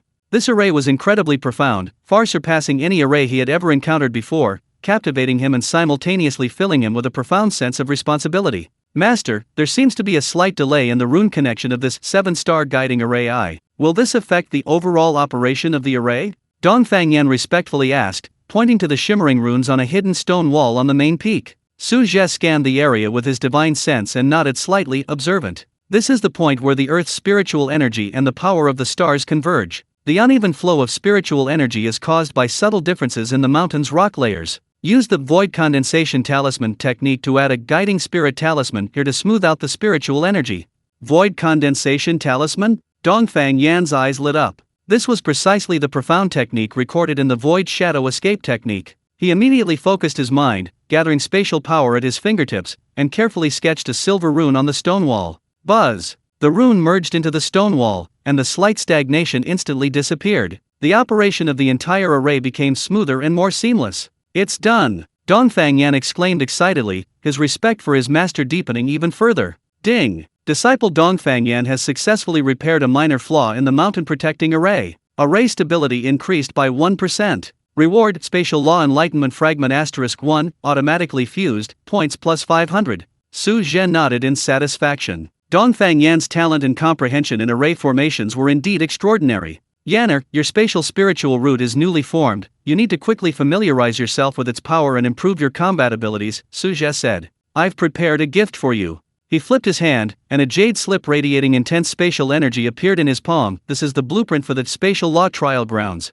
Place it in the training ground area to simulate various spatial environments, allowing you and your fellow disciples to cultivate spatial techniques, evade attacks, and traverse. Spatial Law Trial Grounds. Dongfang Yan took the jade slip, probing it with his divine sense. He was immediately awestruck by its exquisite design and the profound mysteries of spatial laws it contained. Thank you for your generous gift, Master. This disciple will complete it as soon as possible. Go! Su Zhe waved his hand. Dongfang Yan immediately took the blueprints and excitedly rushed towards the training grounds. The training grounds were located east of the Xiantian Hall, a vast, flat area. Dongfang Yan selected an area and began setting up the array bases according to the blueprints. He took out the spatial crystal core bestowed upon him by Su Zhe as his core energy source, and various array setting materials. Using his fingers as a brush, he sketched profound spatial runes on the ground. He was completely focused, his fingertips shimmering with silver light, his movements fluid and graceful, as if he had merged with space itself. Ding! Detected that disciple Dongfang Yan is constructing the spatial law trial ground, beginner. Construction progress, 10%, 30%, 50%, system-assisted optimization in progress, rune link enhancement, spatial stability improvement. With the system's covered assistance, the construction process went exceptionally smoothly. In less than half a day, a massive light array covering a radius of hundreds of feet, woven from countless silver runes, appeared on the training ground. At the center of the light array, the spatial crystal core floated, emitting gentle and stable spatial fluctuations. It's done! Dongfang Yan wiped the sweat from his brow, his eyes filled with a sense of accomplishment. This is the spatial trial ground. Ling Yunxiao, Gu Yunzhou, and the others were also drawn over, curiously watching the silver light-filled array. Fifth junior brother, what's the use of this formation? Gu Yunzhou asked curiously. Dongfang Yan explained, this formation can simulate different spatial environments, such as spatial turbulence, spatial folding, spatial confinement, and even short-distance spatial jump points. Being inside can train spatial perception, dodging techniques, and traversal abilities. It can even simulate the cutting force of spatial rifts for defensive training. That powerful. Gu Yunzhou's eyes widened. Can I go in and try it? Of course you can, Dongfang Yan smiled. But be careful, even the beginner mode has some dangers. I'll give it a try. Ling Yunxiao's eyes blazed with fighting spirit. He was quite confident in his lightning escape technique. Me too, Gu Yunzhou eagerly agreed. Mo Chen and Ye Qingxiu also showed interest. Dongfang Yan activated the array, and the light array lit up. He set it to beginner difficulty random spatial fluctuation interference. The four stepped into the array. Instantly, the surrounding space seemed to come alive. Invisible spatial ripples spread out, sometimes generating suction, sometimes repulsion, and sometimes distorting space, making them unsteady. Ha! Ling Yunxiao swayed, almost being pushed away by a sudden spatial repulsion. He quickly circulated his lightning spiritual power to stabilize himself, but his movements became noticeably sluggish. Gu Yunzhou was even more flustered, being knocked off balance by several spatial ripples. Mo Chen's body circulated chaotic energy, attempting to neutralize the spatial fluctuations, but the effect was limited, and he also staggered. Ye Qingxiu, however, managed to freeze a section of space with her Xianbing spiritual power, barely stabilizing herself, but her speed was greatly reduced. This is so difficult. Gu Yunzhou exclaimed, it feels like walking through a mud pit. This spatial fluctuation is truly bizarre. Ling Yunxiao's expression turned grave. Just then, a silver figure rushed into the formation like lightning. It was Silver Lightning. Screech! Silver Lightning let out an excited howl. Its wings flapped, and lightning flashed all around it. An astonishing speed exploded forth. To everyone's astonishment, Silver Lightning's massive body moved with the agility of a fish through the distorted space. It would suddenly dodge unexpected spatial folds with a sharp turn, it would accelerate abruptly, traversing brief spatial passages, and it would flap its wings, unleashing bursts of lightning to forcefully disperse the oncoming spatial turbulence. Even basic spatial interference was child's play in the face of its terrifying speed and keen spatial perception. It even deliberately weaved and frolicked through the spatial ripples, thoroughly enjoying itself. This is too exaggerated, Gu Yunzhou exclaimed, dumbfounded. Such speed, such strong spatial adaptability. Ling Yunxiao exclaimed in amazement. A hint of seriousness flashed in Mo Chen and Ye Qingxiu's eyes as well. Dongfang Yan watched the silver lightning bolt darting freely through the formation, his eyes filled with surprise and fighting spirit. He took a deep breath and stepped into the formation. Buzz! The spatial fluctuations intensified instantly, but Dongfang Yan's figure became elusive. He moved with profound footwork, his body seemingly blending into space, each flash precisely appearing at the gaps in the spatial fluctuations. He formed hand seals, and tiny spatial barriers condensed before him, skillfully dissolving the incoming turbulence. He even attempted to guide some spatial power for short-distance teleportation. Although not as effortlessly as the silver lightning bolt and much slower, his composure and precision demonstrated his profound understanding and control of the laws of space. Fifth junior brother is amazing, Gu Yunzhou exclaimed sincerely. A spatial spiritual root, truly living up to its reputation. Ling Yunxiao nodded. Silver lightning seemed to have noticed Dongfang Yan as well. It let out a long howl and transformed into a bolt of silver lightning, charging towards Dongfang Yan. It seemed to want to test its new senior brother's strength. Dongfang Yan's eyes narrowed. Not daring to be careless, he fully activated the void shadow escape technique. His figure instantly vanished from his spot. Boom! Silver lightning missed its target, lightning scattering everywhere. Its silver eyes flashed, instantly locking onto Dongfang Yan's location dozens of feet away, and it transformed into lightning again to give chase. For a moment, within the training ground, silver light and silver lightning relentlessly pursued each other. Spatial ripples were constantly stirred, emitting bursts of buzzing. The man in the rock wielded the laws of space with unparalleled skill, leaving the three outside the formation dazzled and in awe. Su Zhe arrived at the training grounds unnoticed, a smile playing on his lips as he watched the chase between the man and the rock. Ding! Spatial Law Trial Ground, Beginner, completed. Function activated. Ding! Disciple Dongfang Yan and the Guardian Spirit Beast Yin Dian conducted their first spatial adaptation training. Teamwork +5. Understanding of spatial law deepened. Rewards: Trial Grounds Upgrade Material Pack *1, containing spatial crystals, void stones, etc. Points +1000.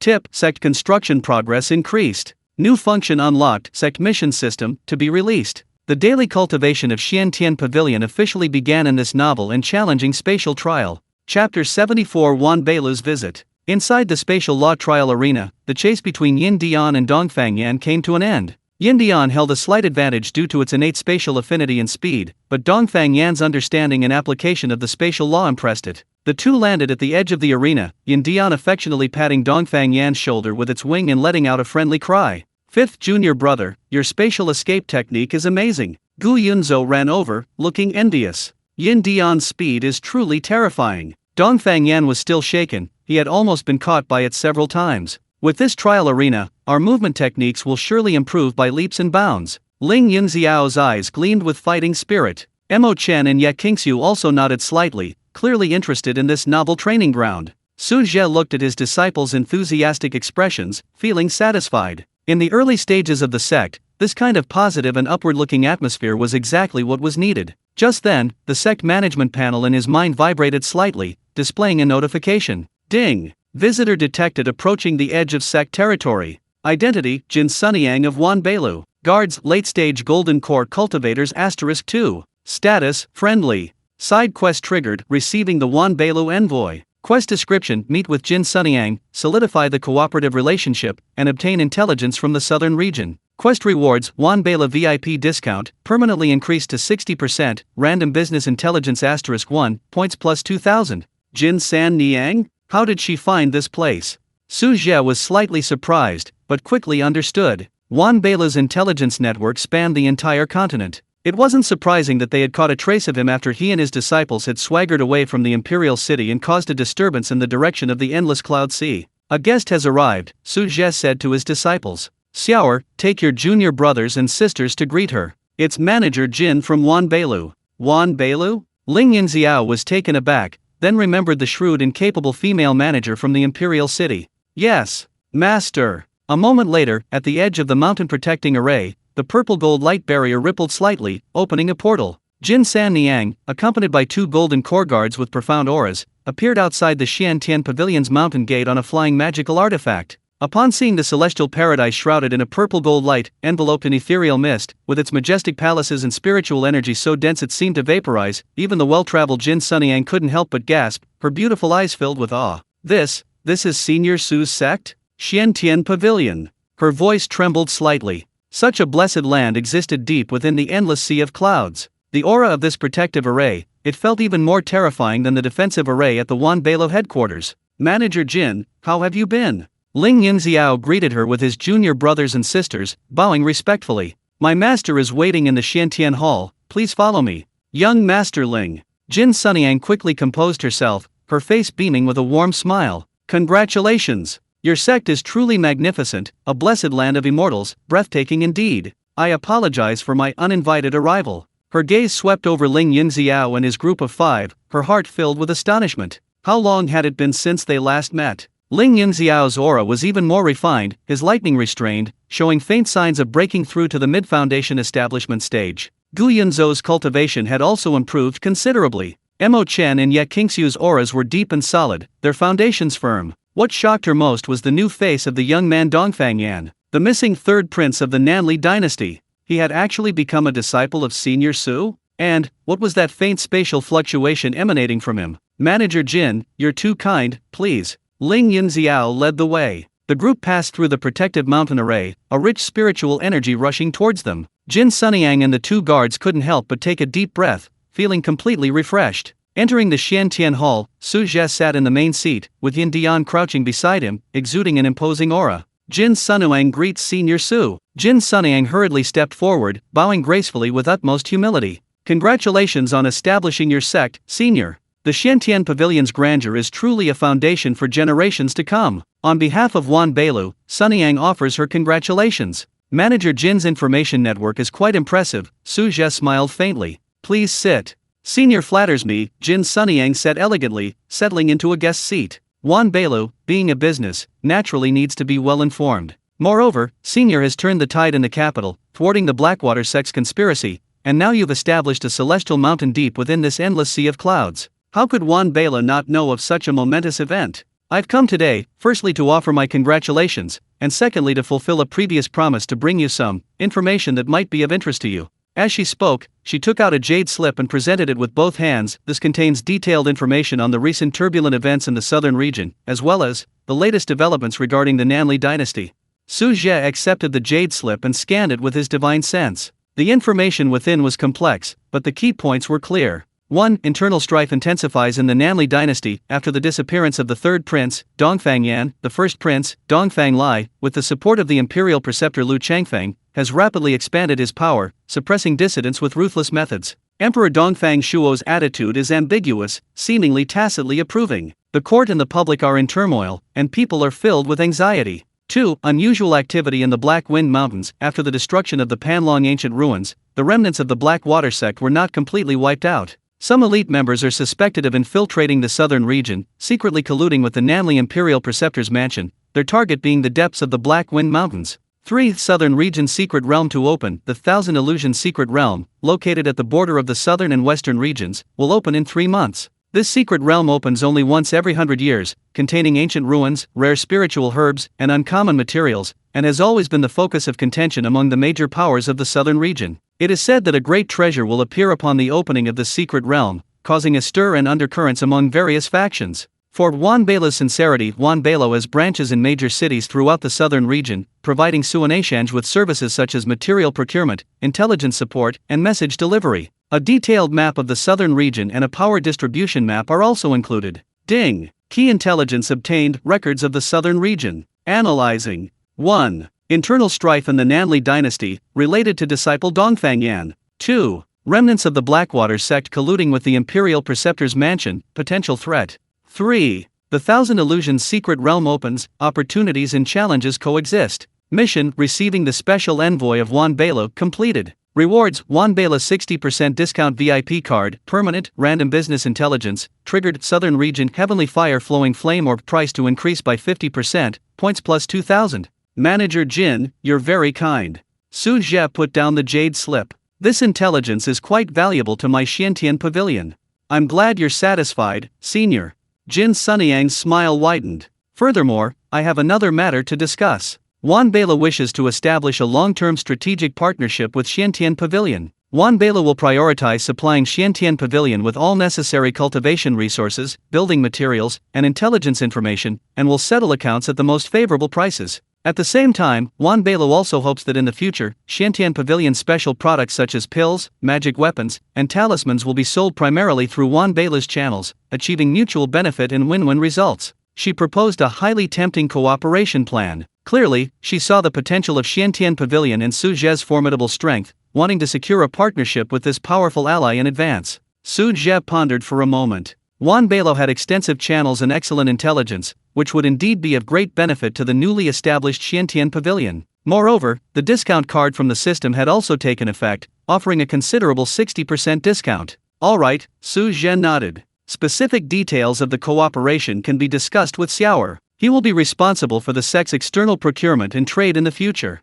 Yes, Master. Ling Yunxiao replied. Thank you for your trust, Senior. Jin Sunyang was overjoyed. Young Master Ling, please continue to take care of me in the future. She then looked at Dongfang Yan, her smile gentle. This must be my nephew Dongfang Yan, right? I've heard about the events in Nanli. It's truly a great fortune that you were able to become a disciple of Senior Su and escape that quagmire. If you ever need anything in the future, the Wanbeilo branch in Nanli will certainly provide full assistance. Dongfang Yan rose and bowed. Thank you, Manager Jin. Jin Sunyang exchanged a few more pleasantries with Su Zhe, presented him with a generous gift, including a large amount of spirit stones, rare materials, and spirit herb seeds, and then tactfully took her leave. Watching Jin Sunyang's departing figure, Su Zhe's gaze deepened. The situation in the southern region seemed more complex than he had imagined. The remnants of the Blackwater sect, the internal strife in Nanli, the Thousand Illusions Secret Realm, all of these would become whetstones for the Xiantian Pavilion disciples' growth. Yanner. Su Zhe looked at Dongfang Yan. Disciple is here.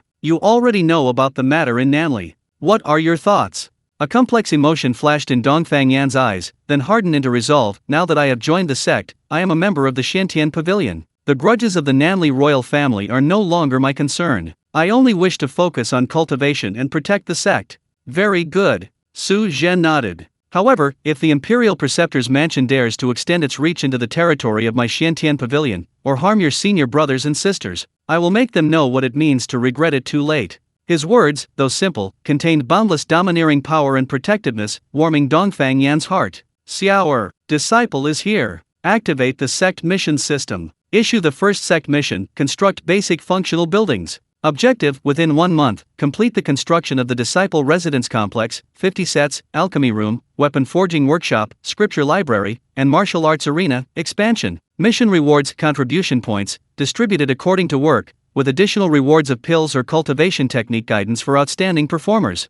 Yes, Master. Ling Yunxiao's spirits lifted. The Xiantian Pavilion sect construction officially entered a phase of rapid development. The winds of change in the southern region were also quietly spreading towards this newly born blessed land of immortals. Chapter 75, Sect Mission. With Su Zhe's order, the Xiantian Pavilion sect's mission system officially launched. Ling Yunxiao, as the senior disciple and enforcement elder, immediately summoned his fellow disciples for the first sect construction meeting in the Xiantian Hall. He detailed the mission objectives assigned by Su Zhe. Disciple Residence Cluster * construct 50 standard disciple residences, including meditation rooms, living rooms, and courtyards, requiring them to be sturdy, spiritually enriching, and comfortable. Responsible parties: Ling Yunxiao, General Coordination; Gu Yunzhou, Materials Allocation; Ye Qingxiu, Internal Affairs Planning. Alchemy Room * construct a fully functional alchemy room, including a ground fire activation array, herb processing area, furnace placement area, and storage room. Responsible parties: Gu Yunzhou, Lead; Dongfang Yan, Array Assistance. Weapon Forging Workshop * construct a fully functional weapon forging workshop, including a ground fire activation array, material smelting area, forging area, quenching pool, and storage room. Responsible parties: Gu Yunzhou, Lead; Dongfang Yan, Array Assistance. Scripture Repository * construct a 3-story scripture repository, including a cultivation technique area, a classic text area, a reading area, and a protective array. Person in charge: Mo Chen, Lead; Ye Qingxiu, Classification and Organization of Classic Texts. Martial Arts Arena Expansion * expand the existing martial arts arena to double its size, adding a protective barrier, a gravity adjustment area,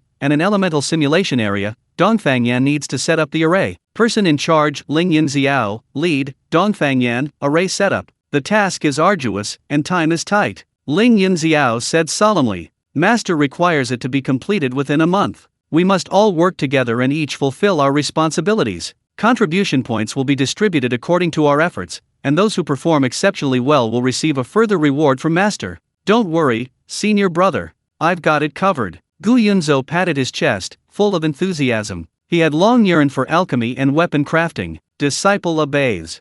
Mo Chen nodded. Organizing scriptures was his forte. Yes. Ye Qingxiu replied coolly. I will not fail you. Dongfang Yan's eyes gleamed with confidence. The meeting ended, and the 5 immediately sprang into action. The summit of the main peak instantly transformed into a massive construction site. Ling Yunxiao directed Gu Yunzhou to retrieve large quantities of stone, spirit wood, and metal ingots from the warehouse. He personally used lightning magic to cleave boulders and compact the ground with astonishing efficiency. Gu Yunzhou, meanwhile, carried blueprints, running around the planned areas, directing Mo Chen to shape the foundation with chaotic spiritual energy, while Ye Qingxiu precisely planned the layout. He then began studying the arrangement of the earth fire ignition array. Dongfang Yan shuttled between various locations, inscribing fire igniting and spirit gathering arrays in the alchemy and weapon refining areas, and planning gravity arrays and elemental simulation array bases in the martial arts arena, busy as a bee. Ye Qingxiu meticulously inventoried materials, recorded consumption, and planned the interior furnishings of the future disciples' residences and the transplantation of spirit herbs. Silver lightning wasn't idle either. It spread its enormous silver wings, circling and surveying the sky, occasionally letting out a clear, long howl, as if overseeing the work. Occasionally, it would spot a fallen rock or a large log that needed moving, swooping down and easily grabbing it with its sharp claws, delivering it to the designated location, eliciting cheers from Gu Yunzhou. Ding! Sect construction task: basic functional buildings in progress. Current progress: 5%, 10%, 15%. Disciples' enthusiasm for work has been detected. Efficiency increased. Reward for the host: sect construction acceleration talisman effect increased by 20%. Points plus 500, daily settlement. Su Zhe stood before the Xiantian Hall, watching his disciples busily working, a slight smile playing on his lips. This sense of cohesion and accomplishment from building their home together was an indispensable nutrient for the sect's growth. Screech! Suddenly, the silver lightning circling in the sky let out a sharp, warning screech. Its silver eyes sharply fixed on the southeast direction of the protective mountain array. Su Zhe raised an eyebrow, his divine sense instantly sweeping across the area. Outside the protective array's light barrier, about 10 miles away in the sea of clouds, 3 enormous, vulture-like, gray-black-feathered, red-eyed ferocious birds were stealthily spying on the Xiantian Pavilion. Their aura was ferocious. They were clearly mid-stage golden core demonic beasts, the corpse-bone vultures. These beasts fed on carrion, were greedy and savage, and instinctively coveted places rich in spiritual energy. It's a bone-rotting vulture. Ling Yunxiao noticed it too, stopping his work, his expression darkening. What do they want? Gu Yunzhou asked nervously. They're probably attracted by the spiritual energy here, Mo Chen said, his eyes turning cold. The mountain protecting array is activated, they can't get in, right? Yeah, King Su said. But they'll bring more trouble, Dongfang Yan frowned. Sure enough, the three bone-rotting vultures seemed to have identified their target, letting out a piercing screech, suddenly accelerating, and crashing fiercely into the light barrier of the mountain protecting array. Their sharp claws gleamed with a dark light, clearly intending to forcefully break through the array. You're courting death. Ling Yunxiao's eyes flashed with lightning, and he was about to attack. Wait, Su Zhe's voice rang out calmly, send silver lightning. Screech. Silver lightning, unable to contain itself any longer, let out an excited howl upon receiving its master's command. Its wings flapped violently, transforming into a silver lightning bolt that tore through the sky, instantly piercing the protective array's light barrier, heading straight for the three-headed bone-rotting vulture. Silver lightning. Be careful. Gu Yunzhou cried out in alarm. The three bone-rotting vultures' eyes blazed red as they saw silver lightning charging out. Sensing the pure thunder rock aura emanating from silver lightning, they felt no fear, only even greater greed. If they could devour this thunder rock with its extraordinary bloodline, their strength would surely surge. Caw! The three bone-rotting vultures screeched, spreading out and swooping down on silver lightning in a triangular formation. Their sharp claws, carrying a foul stench, aimed directly at silver lightning's wings and eyes. Facing the combined attack of three equally powerful demonic beasts, a hint of disdain flashed in silver lightning's eyes. It didn't even need to use its spatial talent. With a sudden twitch of its wings, it plummeted like a meteor, skillfully dodging the three bone vultures' attack. In the instant they brushed past each other, lightning flashed along the edge of its left wing, like a sharp lightning blade, slashing fiercely across the belly of one of the bone vultures. Sizzle! A teeth-grinding tearing sound rang out. The bone vulture let out a shrill scream as a deep, bone-revealing gash was ripped open in its abdomen, its internal organs spilling out. It plummeted downwards, howling in agony. The other two bone vultures were shocked and rushed back to its aid. Using its descent, silver lightning spread its wings again, spun sharply, and unleashed a violent gust of air. Its right claw shot out, 5 sharp claws crackling with purple lightning like 5 spears of thunder, aiming with pinpoint accuracy for the head of the other bone vulture. Splat! The bone vulture's head exploded like a watermelon. Red and white splattered everywhere. 2 instantly killed. The last bone vulture, terrified, let out a scream and turned to flee. Screech!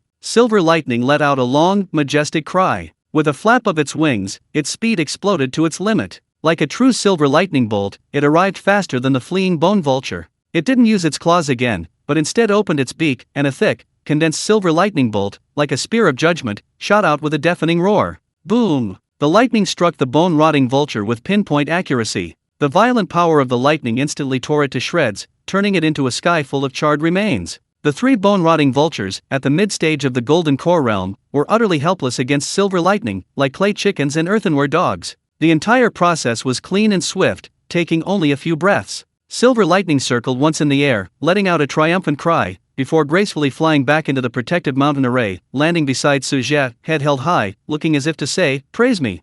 Wow! Silver lightning is amazing. Gu Yunzhou cheered excitedly. Such speed! Such powerful lightning magic! Ling Yunxiao exclaimed in admiration. An early-stage nascent soul cultivator against a mid-stage golden core cultivator is a complete rout, Mo Chen commented. A glint of surprise also flashed in Ye Qingxiu's eyes. Dongfang Yan pondered, Yin Dian seems to have become more adept at using space. That descent and spin just now, the trajectory was incredibly precise. Well done. Su Zhe patted Yin Dian's head and fed it a spirit beast growth pill. Yin Dian happily swallowed the pill and affectionately nuzzled Su Zhe's hand. Ding! The guardian spirit beast Yin Dian has achieved its first victory. Successfully driven out the intruders. Loyalty plus 10. Combat experience increased. Reward for the host, 100 servings of spirit beast food, special, points plus 1000. Notification, the sex territory has attracted outside attention. Please strengthen vigilance. Xiaoer. Su Zhe looked at Ling Yunxiao. Disciple is here. Strengthen sect patrols and vigilance, especially in the outer Cloud Sea area.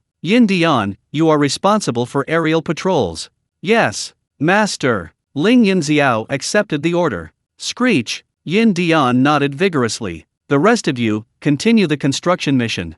Su Zhe's gaze swept over everyone. Remember, Xiantian Pavilion is our home. Building it and protecting it is the responsibility of each and every one of you. Yes, Master. The 5 replied in unison, their eyes filled with enthusiasm and determination to protect it. Xiantian Pavilion's first small-scale battle ended with Silver Lightning's perfect debut. This not only deterred potential observers but also greatly enhanced the cohesion and confidence of the entire sect. The passion for building their home, strengthened by the belief in protecting it, surged even higher. Chapter 76: The Initial Establishment of the Sect. At the summit of Xiantian Pavilion's main peak, rays of light and auspicious energy shone brightly. The 1-month deadline passed in the blink of an eye. Under Su Zhe's command and with the full cooperation of his 5 disciples, plus the mountain-guarding spirit beast, Silver Lightning, the infrastructure construction of Xiantian Pavilion was finally completed successfully. Looking around, the entire summit of the main peak was completely transformed. The Xiantian Hall, as the core of the sect, stood majestically, its glazed golden tiles gleaming in the sunlight, surrounded by colorful rays of light, exuding solemnity and grandeur. 50 courtyards of disciples, all with a unified style and brimming with spiritual energy, were neatly arranged to the west of the main hall. White walls and black tiles, small bridges and flowing water, spiritual plants adorning the rooms, and complete spirit-gathering arrays in the quiet chambers created a serene and elegant environment. The alchemy room, located to the east of the main hall, is entirely constructed of crimson flame stone, with shimmering fire-gathering and spirit-inducing array patterns on its roof. The internal earth fire activation array is activated, with a stable crimson flame burning fiercely beneath the alchemy furnace, generating waves of heat. It includes a medicinal herb processing area, an alchemy furnace storage area, and a storage room. Adjacent to the alchemy room is the weapon refining workshop, with a more rugged architectural style, crafted from black iron stone. Its earth fire activation array is also activated. The smelting furnace, forging table, and quenching pool exude a chilling aura, and various weapon refining tools are neatly arranged. The scripture pavilion, located behind the main hall, is an ancient 3-story tower. With its flying eaves, carved beams, and painted rafters, it exudes a scholarly and dais charm. The first floor is the classics area, covering miscellaneous studies, geography, history, etc. The second floor is the cultivation techniques area, containing some basic cultivation techniques provided by Su Zhe and those compiled by his disciples, and the third floor is the secret techniques area, currently empty. The protective restrictions personally set up by Mo Chen shimmer with iridescent light. Those without a token are not allowed to enter. The training ground has more than doubled in size. The ground is paved with solid Xian Gang stones. In addition to the original spatial law training ground, flowing with silver light, the following has been added. Gravity Adjustment Zone. Dongfangyan has set up a gravity array that can adjust the gravity by 1 to 10 times to hone the physical body and spiritual power control. Elemental Simulation Zone simulates basic elemental environments such as metal, wood, water, fire, earth, wind, thunder, and ice, allowing disciples to adapt to different combat scenarios. Protective Barrier. A powerful protective shield covers the entire area, ensuring the safety of disciples during sparring. Spiritual Herb Garden, located on the sunny southern slope of the main peak, meticulously planned by Ling Yunxiao. Several acres of spiritual fields have been cultivated, transplanting various spiritual herb seedlings purchased from Wan Balo and collected along the way, thriving with life. Furthermore, the spirit gathering array and spirit rain array set up by Gu Yunzhou constantly nourish the plants. Storehouse, managed by Ling Yunxiao, located on the first basement floor of the Xiantian Hall. Various spirit stones, ores, spiritual herbs, demon beast materials, finished pills, talismans, etc., are neatly categorized and arranged, with clear accounts. The entire sect's residence is so rich in spiritual energy that it almost transforms into spiritual rain, with cultivation levels slowly increasing with every breath. The mountain protecting array's purple gold light shield flows, and star runes flicker, guarding this newly born blessed land of immortals. Ding! Sect construction task. Basic functional buildings completed. Completion rate 100%. Rating perfect. Rewards distributed. 1. All participating disciples, contribution points plus 1,000, calculated based on contribution coefficient. Ling Yunxiao 1,200, Gu Yunzhou 1,100, Mo Chen 1,000, Ling Yunxiao 1,100, Dongfangyan 1,100. 2. Additional rewards.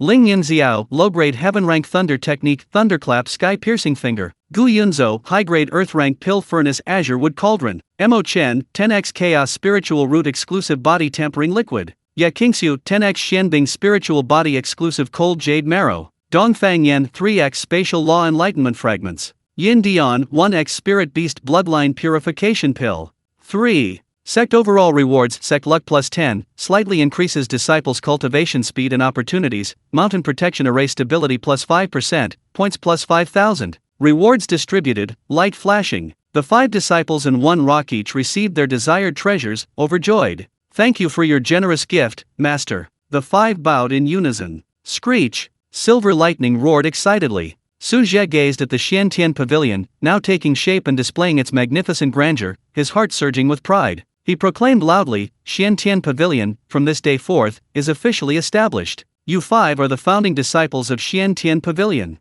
You must diligently cultivate and practice, protect the sect, and spread the fame of Xiantian. We will obey our master's teachings. We will spread the fame of Xiantian. The 5 voices resounded powerfully, echoing through the heavens. Ding! Main quest establishing a sect is initially completed. Rewards: Sect Fortune Golden Dragon, Prototype, *1. Host exclusive title Xiantian Ancestor, with Reputation Halo. Sect Management Panel, Beginner, upgraded to Intermediate. Sect's Golden Dragon of Fortune, Prototype already integrated into the sect's core, Xiantian Hall. It requires the host and disciples to continuously strengthen the sect to nourish its growth. Effects: slightly increases the sect's spiritual energy concentration, slightly improves disciples' comprehension, and slightly resists external evil invasion. Xiantian Ancestor title, after wearing, the host's reputation plus 100%, exerts a natural deterrent effect on low-level cultivators, and slightly increases the success rate of recruiting disciples. Sect Management Panel, intermediate new features, Disciple Contribution Point Shop, can be exchanged for cultivation techniques, pills, materials, etc. Sect Task Issuance System, officially open, automatic resource statistics, updated daily.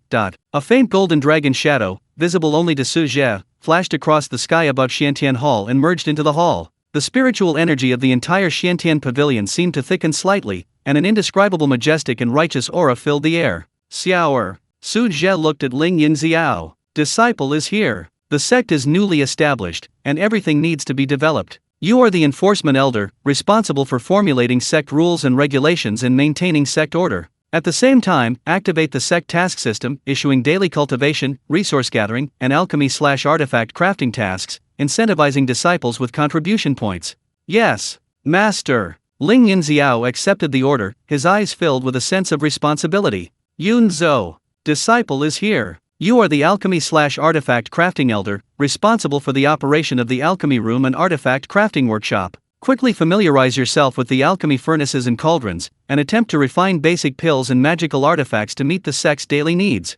Yes, Master. Disciple will certainly work hard.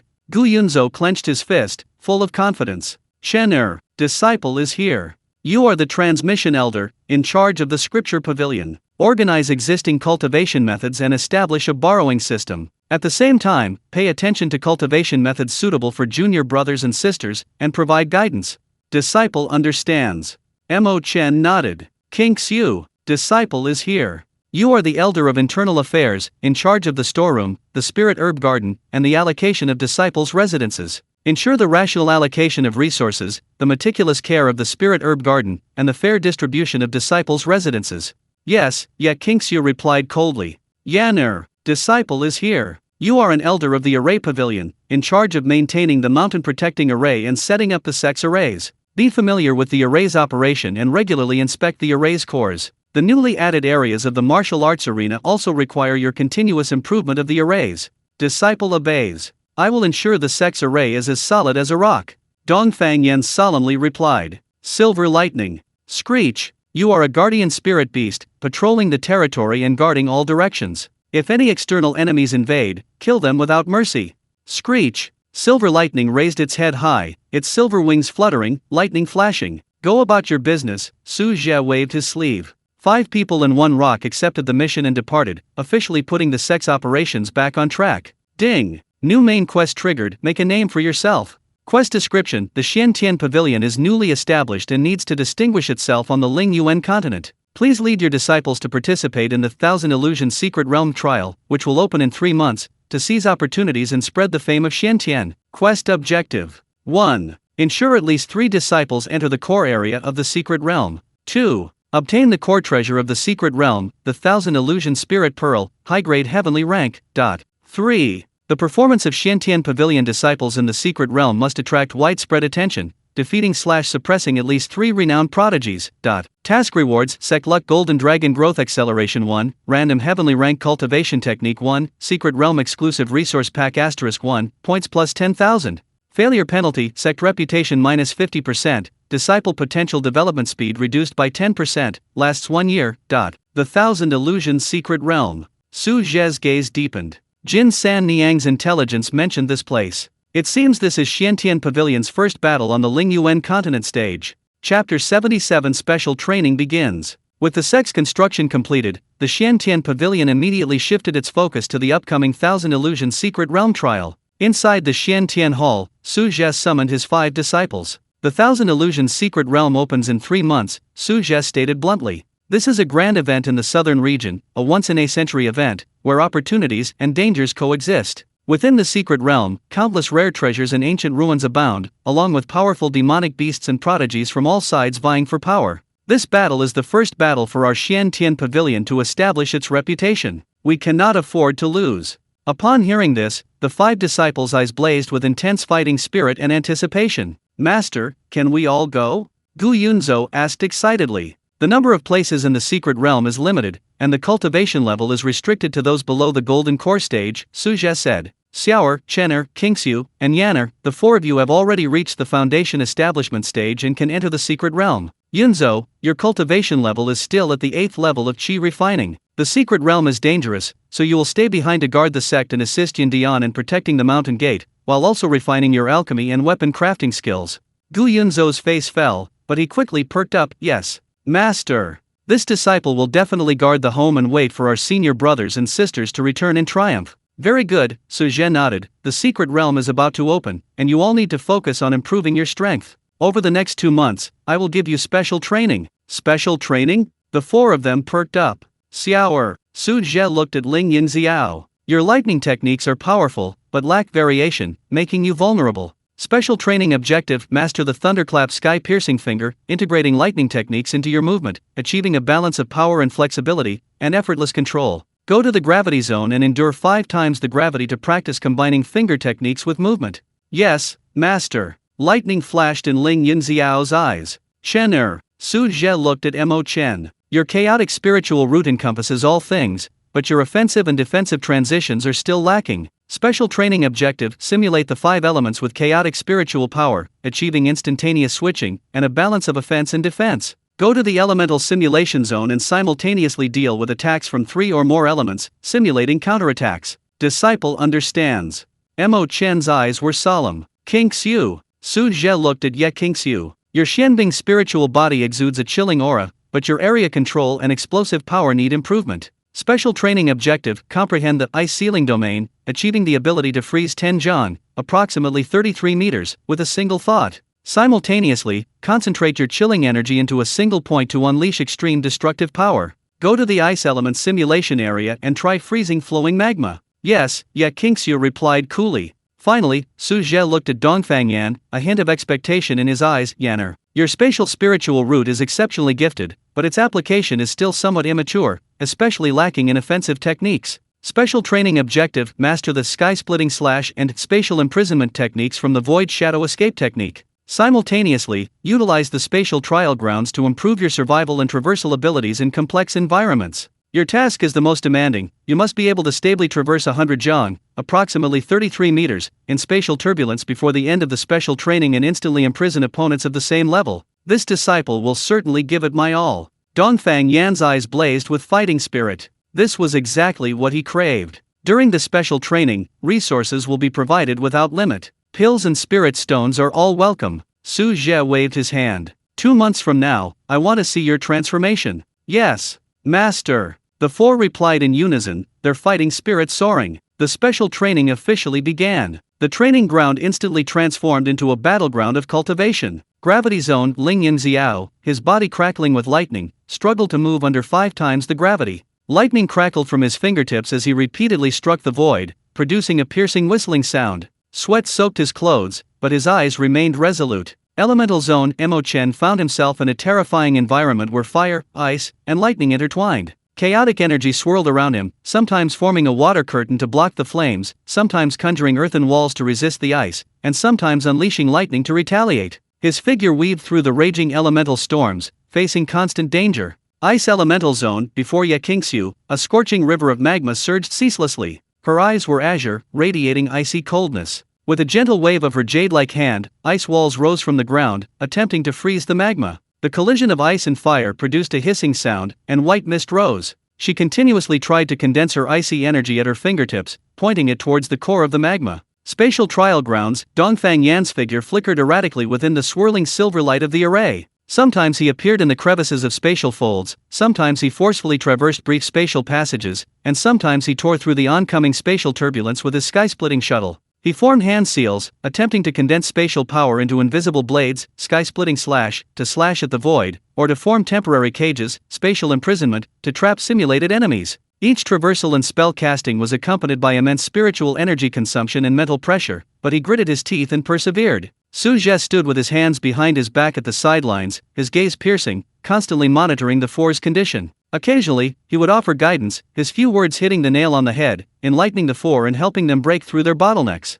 Silver Lightning wasn't idle either. Following Su Zhe's instructions, it patrolled the Sea of Clouds daily, using its keen spatial perception and terrifying speed to drive away several waves of approaching demonic beasts and unscrupulous cultivators, mostly spies from small sects in the southern region. Each battle refined its mastery of its own power and spatial talents. Gu Yunxiao, meanwhile, plunged into the alchemy room. He guarded the azurewood cauldron, attempting to refine the most basic qi-gathering pill according to the fundamental chapter of the 9 Revolutions alchemy scripture taught by Su Zhe. Furnace explosions were commonplace, but he remained undeterred, learning from each failure and steadily improving his alchemy skills. Time flew by amidst the intense training. A month passed in the blink of an eye. The 4 individuals' progress was nothing short of astonishing. Ling Yunxiao had already mastered the thunderclap sky-piercing finger, his finger strikes as swift as lightning, possessing astonishing penetrating power. Under 5 times the gravity, his movements had become even more agile, his offense and defense seamlessly transitioning amidst flashes of lightning. Mo Chen's simulation and switching of the 5 elements became increasingly proficient. His chaotic spiritual power was unpredictable, combining offense and defense, allowing him to handle attacks from all 3 elements with ease. Yet Qingxiu successfully comprehended the ice ceiling domain, where a chilling aura permeated a 10-zhang radius, capable of instantly freezing a mid-foundation establishment cultivator. Her ability to condense cold energy had also greatly improved. A single finger flash of cold light could pierce through black iron. Dongfang Yan's progress was the most astonishing. He had mastered the void shadow escape technique to perfection. In the spatial trial arena, he moved like a ghost, covering 100 zhang in an instant. His sky-splitting slash could now tear through the protective spiritual light of ordinary early-stage golden core cultivators. His spatial imprisonment could even briefly trap opponents of the same level for a single breath. This brief breath could be fatal in a life-or-death battle. Although Gu Yunxiao did not participate in the special training, Su Zhe provided guidance, and his strength also improved. Ding! Detected a significant increase in the disciple's strength. Ling Yunxiao, peak of early foundation establishment, rightward arrow mid-foundation establishment.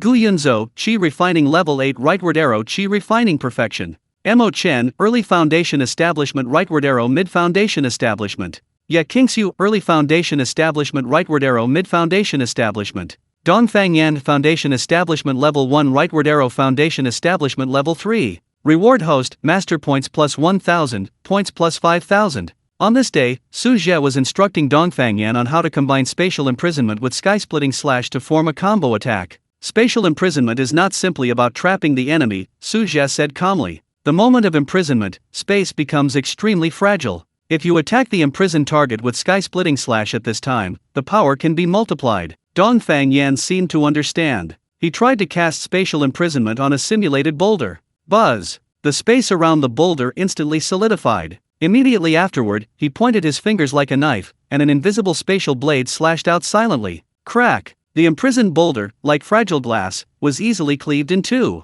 The cut was as smooth as a mirror. So that's how it is. A brilliant light flashed in Dongfang Yan's eyes. He had previously only used confinement and slashing techniques, never imagining that combining the 2 would produce such a miraculous effect. Thank you for your guidance, Master, he said excitedly. This is just the basics, Su Zhe said. The Dao of space is infinitely mysterious. Confinement can become a cage, or it can become shackles. Tearing through the space can slay enemies, or it can open a passage. The key lies in your imagination and control. Dongfang Yan nodded emphatically, his mind suddenly clear, his understanding of the laws of space deepening. Ding! Disciple Dongfang Yan has comprehended the spatial combo technique. His understanding of the laws of space has deepened. Reward, spatial law fragment *1, automatically fused, points plus 1,000. Just then, a communication talisman pierced through the air and landed in Su Zhe's hand. It was from Jin San Niang. Su Zhe scanned it with his divine sense, his brows slightly raised. Master, what is it? Dongfang Yan asked. Latest intelligence on the Thousand Illusions secret realm. Su Zhe shared the contents of the jade slip with his disciples. The entrance to the secret realm has been basically confirmed, located deep within the misty swamp of the southern region. The opening time has been moved up by half a month. It'll be in a month and a half. Furthermore, it said that the core area of this secret realm will contain the ruins of the Void Temple. The Thousand Illusion Spirit Pearl is very likely located within. However, the space around the ruins is extremely unstable, riddled with void rifts and spatial traps, making it exceptionally dangerous. The major forces of the southern region are already stirring. Tianyan Academy, Vidra Sect, Ice and Snow Temple, the Southerly Royal Family, even some geniuses from the western and northern regions have caught wind of this. The competition will be unprecedentedly fierce.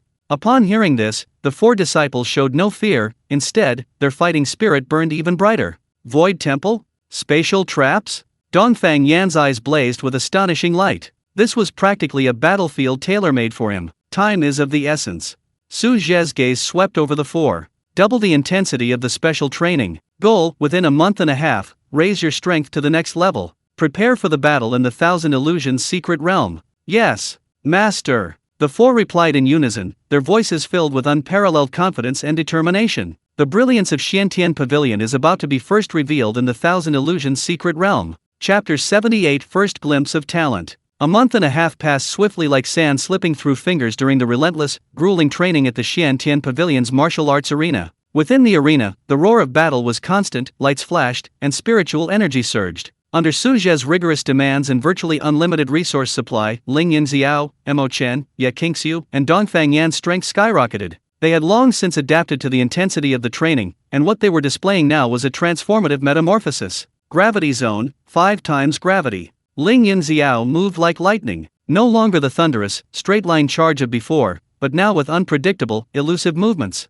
Lightning crackled beneath his feet, each step seemingly landing on a spatial node, leaving faint afterimages of lightning. Facing dozens of spiritual energy arrows simulated by an array, their angles treacherous, he swayed slightly, like a willow catkin in the wind, weaving freely through the rain of arrows. At times, he flicked his finger, a condensed, almost tangible, purple lightning bolt piercing the air, precisely shattering the core of an arrow. At other times, he suddenly accelerated, leaving a trail of lightning as he dodged the dense barrage. Power and agility were perfectly integrated within him. Thunderclap sky-piercing finger. With a low shout, Ling Yunxiao pointed his fingers like a sword, and a thin, hair-like purple lightning bolt, containing terrifying penetrating power, instantly pierced the core of a Xian Gang rock target 100 feet away, leaving a smooth hole, its edges charred black, but without a single crack. His control over power had reached a sublime level. Ding! Disciple Ling Yunxiao has successfully mastered the true meaning of the combination of strength and softness thunder technique. Minor success in Thunderclap sky-piercing finger. Cultivation, peak mid-foundation establishment.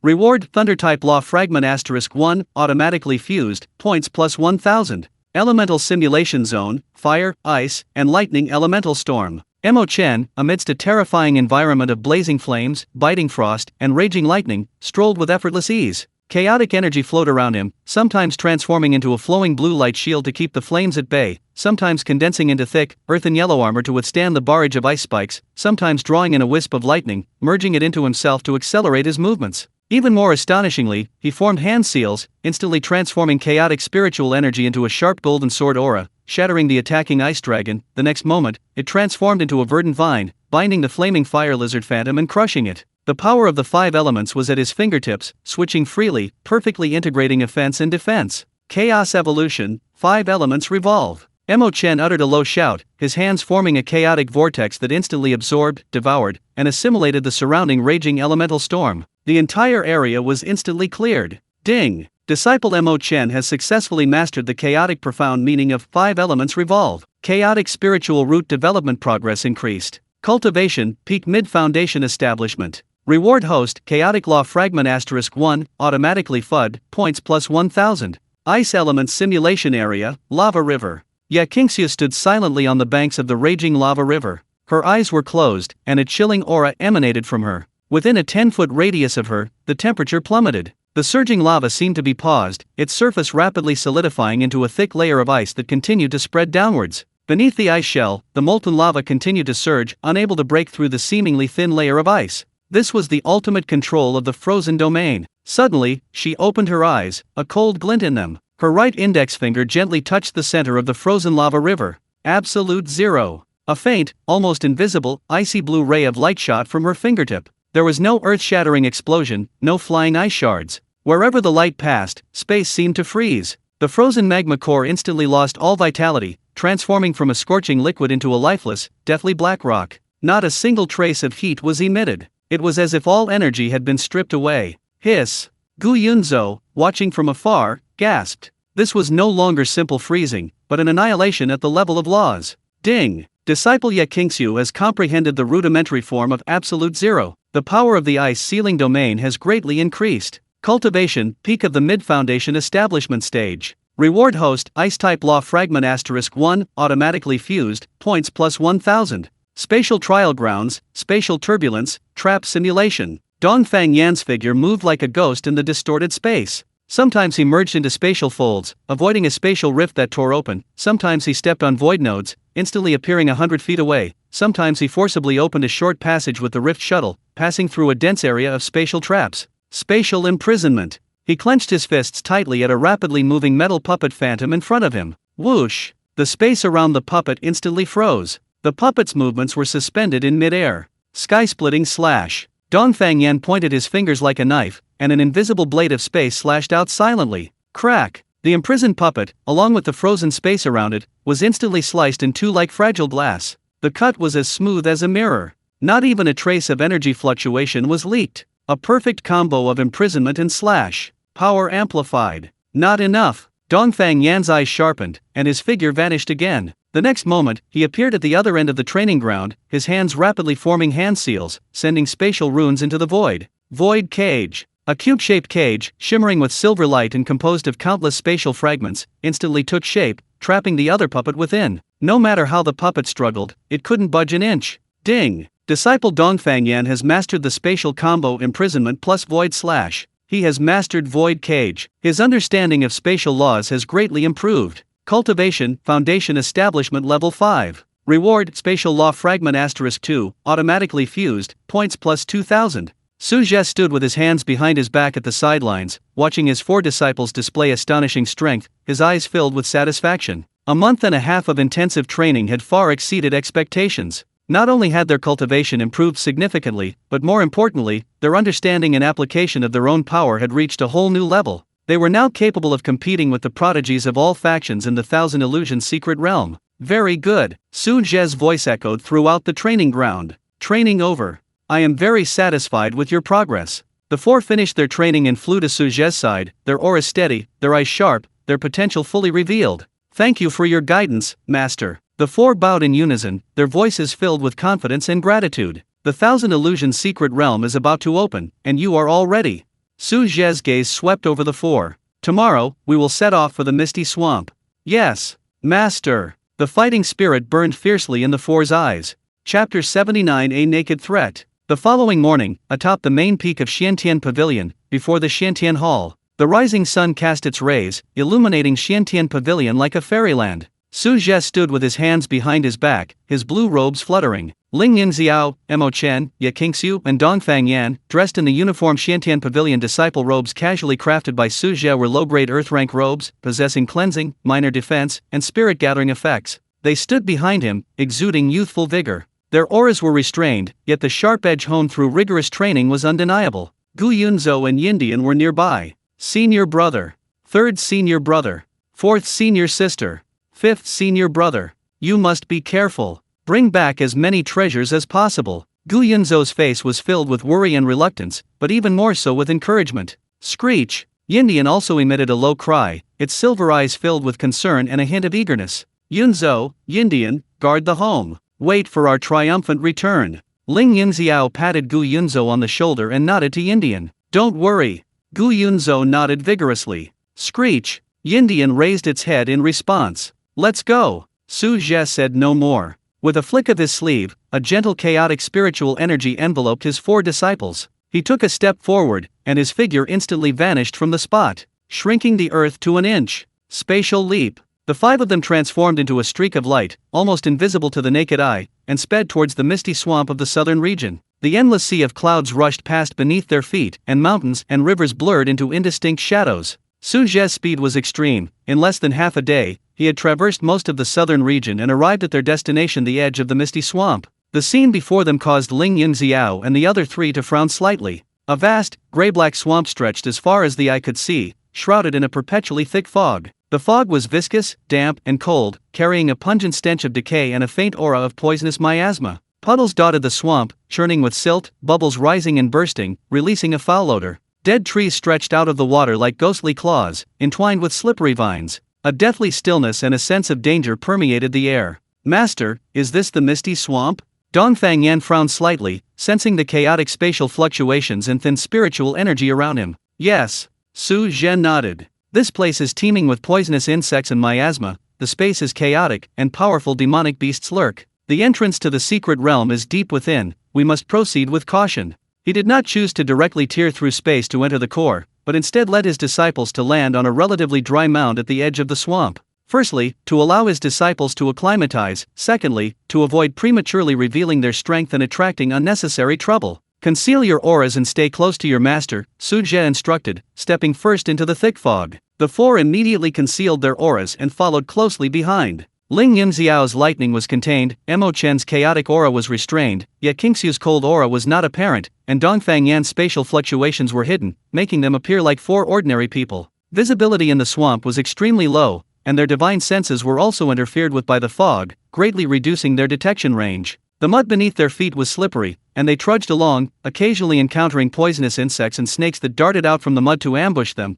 which the four easily dealt with. Watch out for the left. Dongfang Yan suddenly shouted, his spatial perception sharp, detecting a faint spatial fluctuation. Before the words were even finished, a gigantic, monstrous python, as thick as a bucket and covered in slime and bone spurs, suddenly leaped out of the mud on the left. Its massive jaws opened, a stench filling the air, its fangs gleaming with a ghostly blue venomous light. It was clearly a poisonous swamp anaconda at the early golden core stage. Seeking death. Ling Yunxiao coldly snorted, his body remaining still as he flicked his finger. Sizzle. A thin bolt of purple lightning struck first, precisely piercing the python's open jaws. Puff! The lightning exploded within the python's body. The python's massive body stiffened abruptly, then convulsed violently, its life force rapidly fading, before it crashed into the mud, splashing up a cloud of filth. The entire process was lightning fast and utterly silent. Not even a trace of superfluous spiritual energy was released. Senior brother's finger technique is incredibly fast. Dongfang Yan exclaimed. Ling Yunxiao calmly withdrew his hand, no big deal. Continuing onward, they encountered more and more powerful demonic beasts. There were armored crocodiles that suddenly sprang from the mud, swarms of poisonous winged bats that swooped down from the mist, and swamp toads that could spew corrosive venom. But the four cooperated seamlessly, each displaying their strengths. Mo Chen's chaotic spiritual energy transformed into an invisible barrier, easily blocking the venom and the bat swarm's onslaught. Yet Qingxiu exhaled a chilling breath, instantly freezing the attacking poisonous toad. Dongfang Yan's spatial perception issued a warning, and the sky-splitting shuttle silently sliced open the armored crocodile's throat. Ling Yunxiao's lightning strikes were swift, accurate, and ruthless, leaving no survivors. Along their journey, not a single demonic beast could hinder them for even a moment. They moved with the ease of slicing through melons and vegetables. The four's combat abilities and teamwork were perfectly tested in actual combat. Ding! The disciples' combat training has yielded significant results. Combat experience plus 100. Teamwork plus 20. Reward host Team Combat Aura, Beginner, *1, slightly increases team combined attack power, points plus 1,500. After venturing 100 miles deeper into the swamp, the fog thickened, and the spatial fluctuations became increasingly intense. Faint sounds of human voices and spiritual energy fluctuations could be heard ahead. There are people ahead, Dongfang Yan whispered. Su Zhe scanned the area with his divine sense, understanding immediately it's another team heading to the secret realm. Ignore them, continue forward.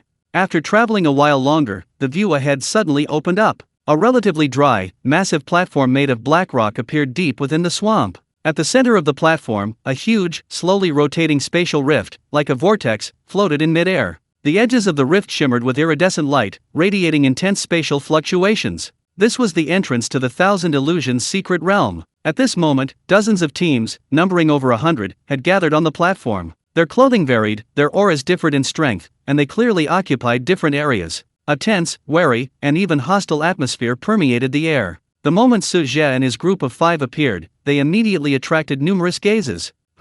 Another group? Judging by their clothes, I don't recognize them. Which minor sect are they from? The leader is a man in blue robes, his aura is unremarkable, the 4 behind him. All mid-foundation establishment stage? And one is at the 5th level of foundation establishment? This lineup is interesting.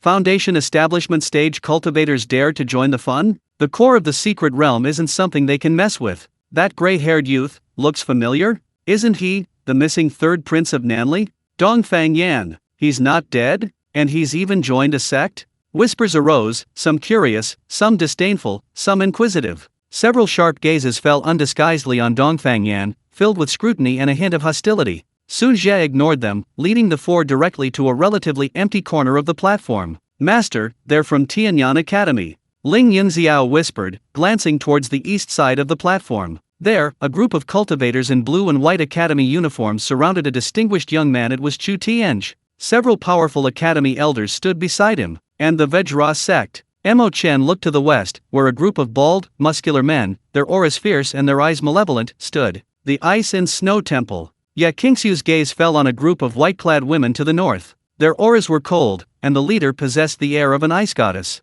The Southernly royal family. Dongfang Yan's eyes turned slightly cold as he looked towards the south side of the platform. A group of cultivators clad in crimson armor surrounded a young man in a python robe with an arrogant face. It was none other than the first prince, Dongfang Lai. Beside him, the imperial preceptor, Lu Changfeng, was also present. Both of them, upon seeing Dongfang Yan, flashed a hint of astonishment and sinister intent in their eyes. Ignore them, Su Zhe said calmly. Wait for the secret realm to open. The five found a place to sit cross-legged, closed their eyes to rest, and ignored the various gazes around them. However, the tree may wish to remain still, but the wind will not cease. Yo! Isn't this my missing third brother? A sarcastic voice rang out. The first prince, Dongfang Lai, accompanied by Lu Changfeng and several burly guards, swaggered over. He stared at Dongfang Yan with a mocking gaze, a sneer playing on his lips. What? Couldn't make it on the outside world? Found some unknown sect as your backer? And with a bunch of Foundation establishment stage bumpkins? The guards behind him burst into laughter. Dongfang Yan slowly opened his eyes, his gaze calm and unwavering, as if looking at a stranger. Dongfang Lai, my affairs are none of your business. Insolence! How dare you address my elder brother by his name? A guard shouted sharply. It's all right. Dongfang Lai waved his hand, feigning magnanimity, but his gaze shifted to Su Zhe. This is your master? He doesn't look like much. What? You think you can scavenge in the secret realm with just a few Foundation establishment disciples? I advise you to get lost now, lest you go in and lose your lives, bringing shame upon your sect. Lu Changfeng also spoke in a sinister tone. Third prince, the secret realm is extremely dangerous. Why don't you return to the palace with me? His Majesty is very concerned. As for your fellow disciples, it's best not to make a mistake. A blatant threat. Ling Yunxiao, Mo Chen, and Ye Qingxiu's eyes flashed coldly, but they didn't rise, only coldly staring at each other. Chapter 80 Spatial Turbulence. Su Zhe kept his eyes closed, seemingly oblivious. Dongfang Yan slowly stood up, his gaze fixed on Dongfang Lai and Lu Changfeng. His voice was calm, yet carried an invisible pressure. Dongfang Lai, Lu Changfeng. I, Dongfang Yan, am now a disciple of the Xiantian Pavilion. The affairs of the Xiantian Pavilion are none of your business. In the secret realm, each must rely on their own abilities. If you wish to make a move, then do so now. As his words fell, a subtle yet powerful spatial fluctuation quietly spread out from him. The surrounding air seemed to solidify slightly. Dongfang Lai and Lu Qinfeng's expressions changed slightly. They felt an invisible pressure. This kid seems different from before. Especially that spatial fluctuation, which made them vaguely feel a threat. Humph. Ungrateful. Dongfang Lai sneered, a murderous glint in his eyes. Since you insist on courting death, then don't blame this prince for disregarding brotherly affection. We'll see in the secret realm. He uttered these harsh words and led Lu Changfeng and the others away dejectedly. The surrounding crowd began to whisper amongst themselves. This Xiantian Pavilion, it's got guts. That Dongfang Yan seems to have improved a lot. Daring to challenge the first prince of Nanli, interesting. Su Zhe slowly opened his eyes, glanced at Dongfang Lai's departing figure, and a faint smile curved his lips. Yanner, well done, he said calmly. Remember, Xiantian Pavilion disciples don't cause trouble, but they are absolutely not afraid of trouble. In the secret realm, if anyone is blind, kill them without mercy. Disciple understands. Dongfang Yan nodded heavily, his eyes flashing coldly. Just then, the spatial rift in the center of the platform suddenly trembled violently. A dazzling seven-colored light shone brightly. A powerful suction force emanated from it. The entrance to the secret realm has opened. Someone exclaimed. The Thousand Illusions secret realm has officially opened. The battle for Xiantian Pavilion's fame has begun. In the center of the platform, the enormous spatial rift trembled violently, its seven-colored light surging forth like boiling water. A terrifyingly powerful suction force instantly enveloped the entire platform. The entrance to the secret realm has opened. Hurry in. Seize the opportunity. The platform instantly erupted in chaos. Dozens of teams raced forward, transforming into streaks of light, rushing towards the swirling seven-colored vortex, fearing that a single moment's hesitation would mean losing their chance to someone else. Go! Su Zhe shouted, his sleeves billowing, chaotic spiritual energy enveloping Ling Yunxiao and his companions. He took a step forward, instantly appearing at the edge of the vortex, following closely behind the first group of teams, disappearing into it. Buzz! The world spun. Space distorted. A powerful tearing force came from all directions. Before their eyes was a bizarre, rapidly spinning seven-colored light. In their ears was a howling spatial storm. Their bodies felt as if they were being torn to shreds. Keep your mind focused. Activate your cultivation technique to protect your body. Su Zhe's voice resonated in the four's minds, carrying a reassuring calming power. Ling Yunxiao's body crackled with lightning, forming a purple protective shield. Mo Chen's chaotic aura flowed, transforming into an invisible barrier. Ye Qingxiu's chilling aura condensed into an ice crystal armor. Dongfang Yan was the most composed, his spatial spiritual roots stirred slightly, his body seemingly merging with the surrounding spatial storm, experiencing the least tearing force. Ah! Help! Stay calm! Screams echoed throughout the passage. Some weaker cultivators, unprepared, had their protective auras instantly torn apart, their bodies shredded into blood mist by the raging spatial forces. Even worse, some were swept into suddenly appearing spatial turbulence and vanished without a trace. This was the perilous nature of the spatial passage. Only those possessing strength, talent, and willpower could pass safely. The 5 members of the Xiantian Pavilion, protected by Su Zhe, stood firm like reefs in a raging sea. Su Zhe's chaotic spiritual power acted like the sturdiest hull of a ship, minimizing the impact of the spatial storm. The protective techniques of Ling Yunxiao and the other 3 were also remarkably robust, firmly protecting themselves. Master! Spatial turbulence ahead! Dongfang Yan suddenly warned. His spatial perception was exceptionally sharp, instantly detecting a distorted and violent area ahead. It's all right. Su Zhe's tone was calm, he didn't even change direction, charging straight ahead. Boom! The raging spatial turbulence, like countless invisible blades, slammed into the chaotic spiritual energy shield. The shield rippled slightly, yet remained as firm as a rock. The turbulence was forcibly parted, roaring past on both sides. So powerful. Ling Yunxiao and the others were secretly shocked. If they had faced it alone, they would probably have been torn apart instantly. Left side. Spatial trap. Dongfang Yan warned again. On the left side of the passage, a seemingly calm seven-colored light curtain actually concealed deadly danger. Once touched, it would trigger a chain reaction of spatial collapse. Su Zhe still didn't dodge, but simply flicked his finger. A subtle chaotic finger gust shot out, precisely striking the weak point of the light curtain. Buzz! The light screen trembled slightly, then stabilized instantly. The trap was silently neutralized. Right side. Spatial fold. Dongfang Yan's voice was urgent. The right side passage suddenly collapsed inward, forming a terrifying vortex that threatened to suck them into an unknown dimensional space. Humph! Su Zhe snorted coldly, pressing his palm down. An invisible spatial force spread out, and the collapsed space was forcibly smoothed out as if by a giant hand, instantly returning to its original state. Dongfang Yan was mesmerized. His master's control over space was simply inconceivable. Every move was precise and efficient, like a master butcher dissecting an ox, treating the dangers of the spatial passage as nothing. Yanner, watch closely.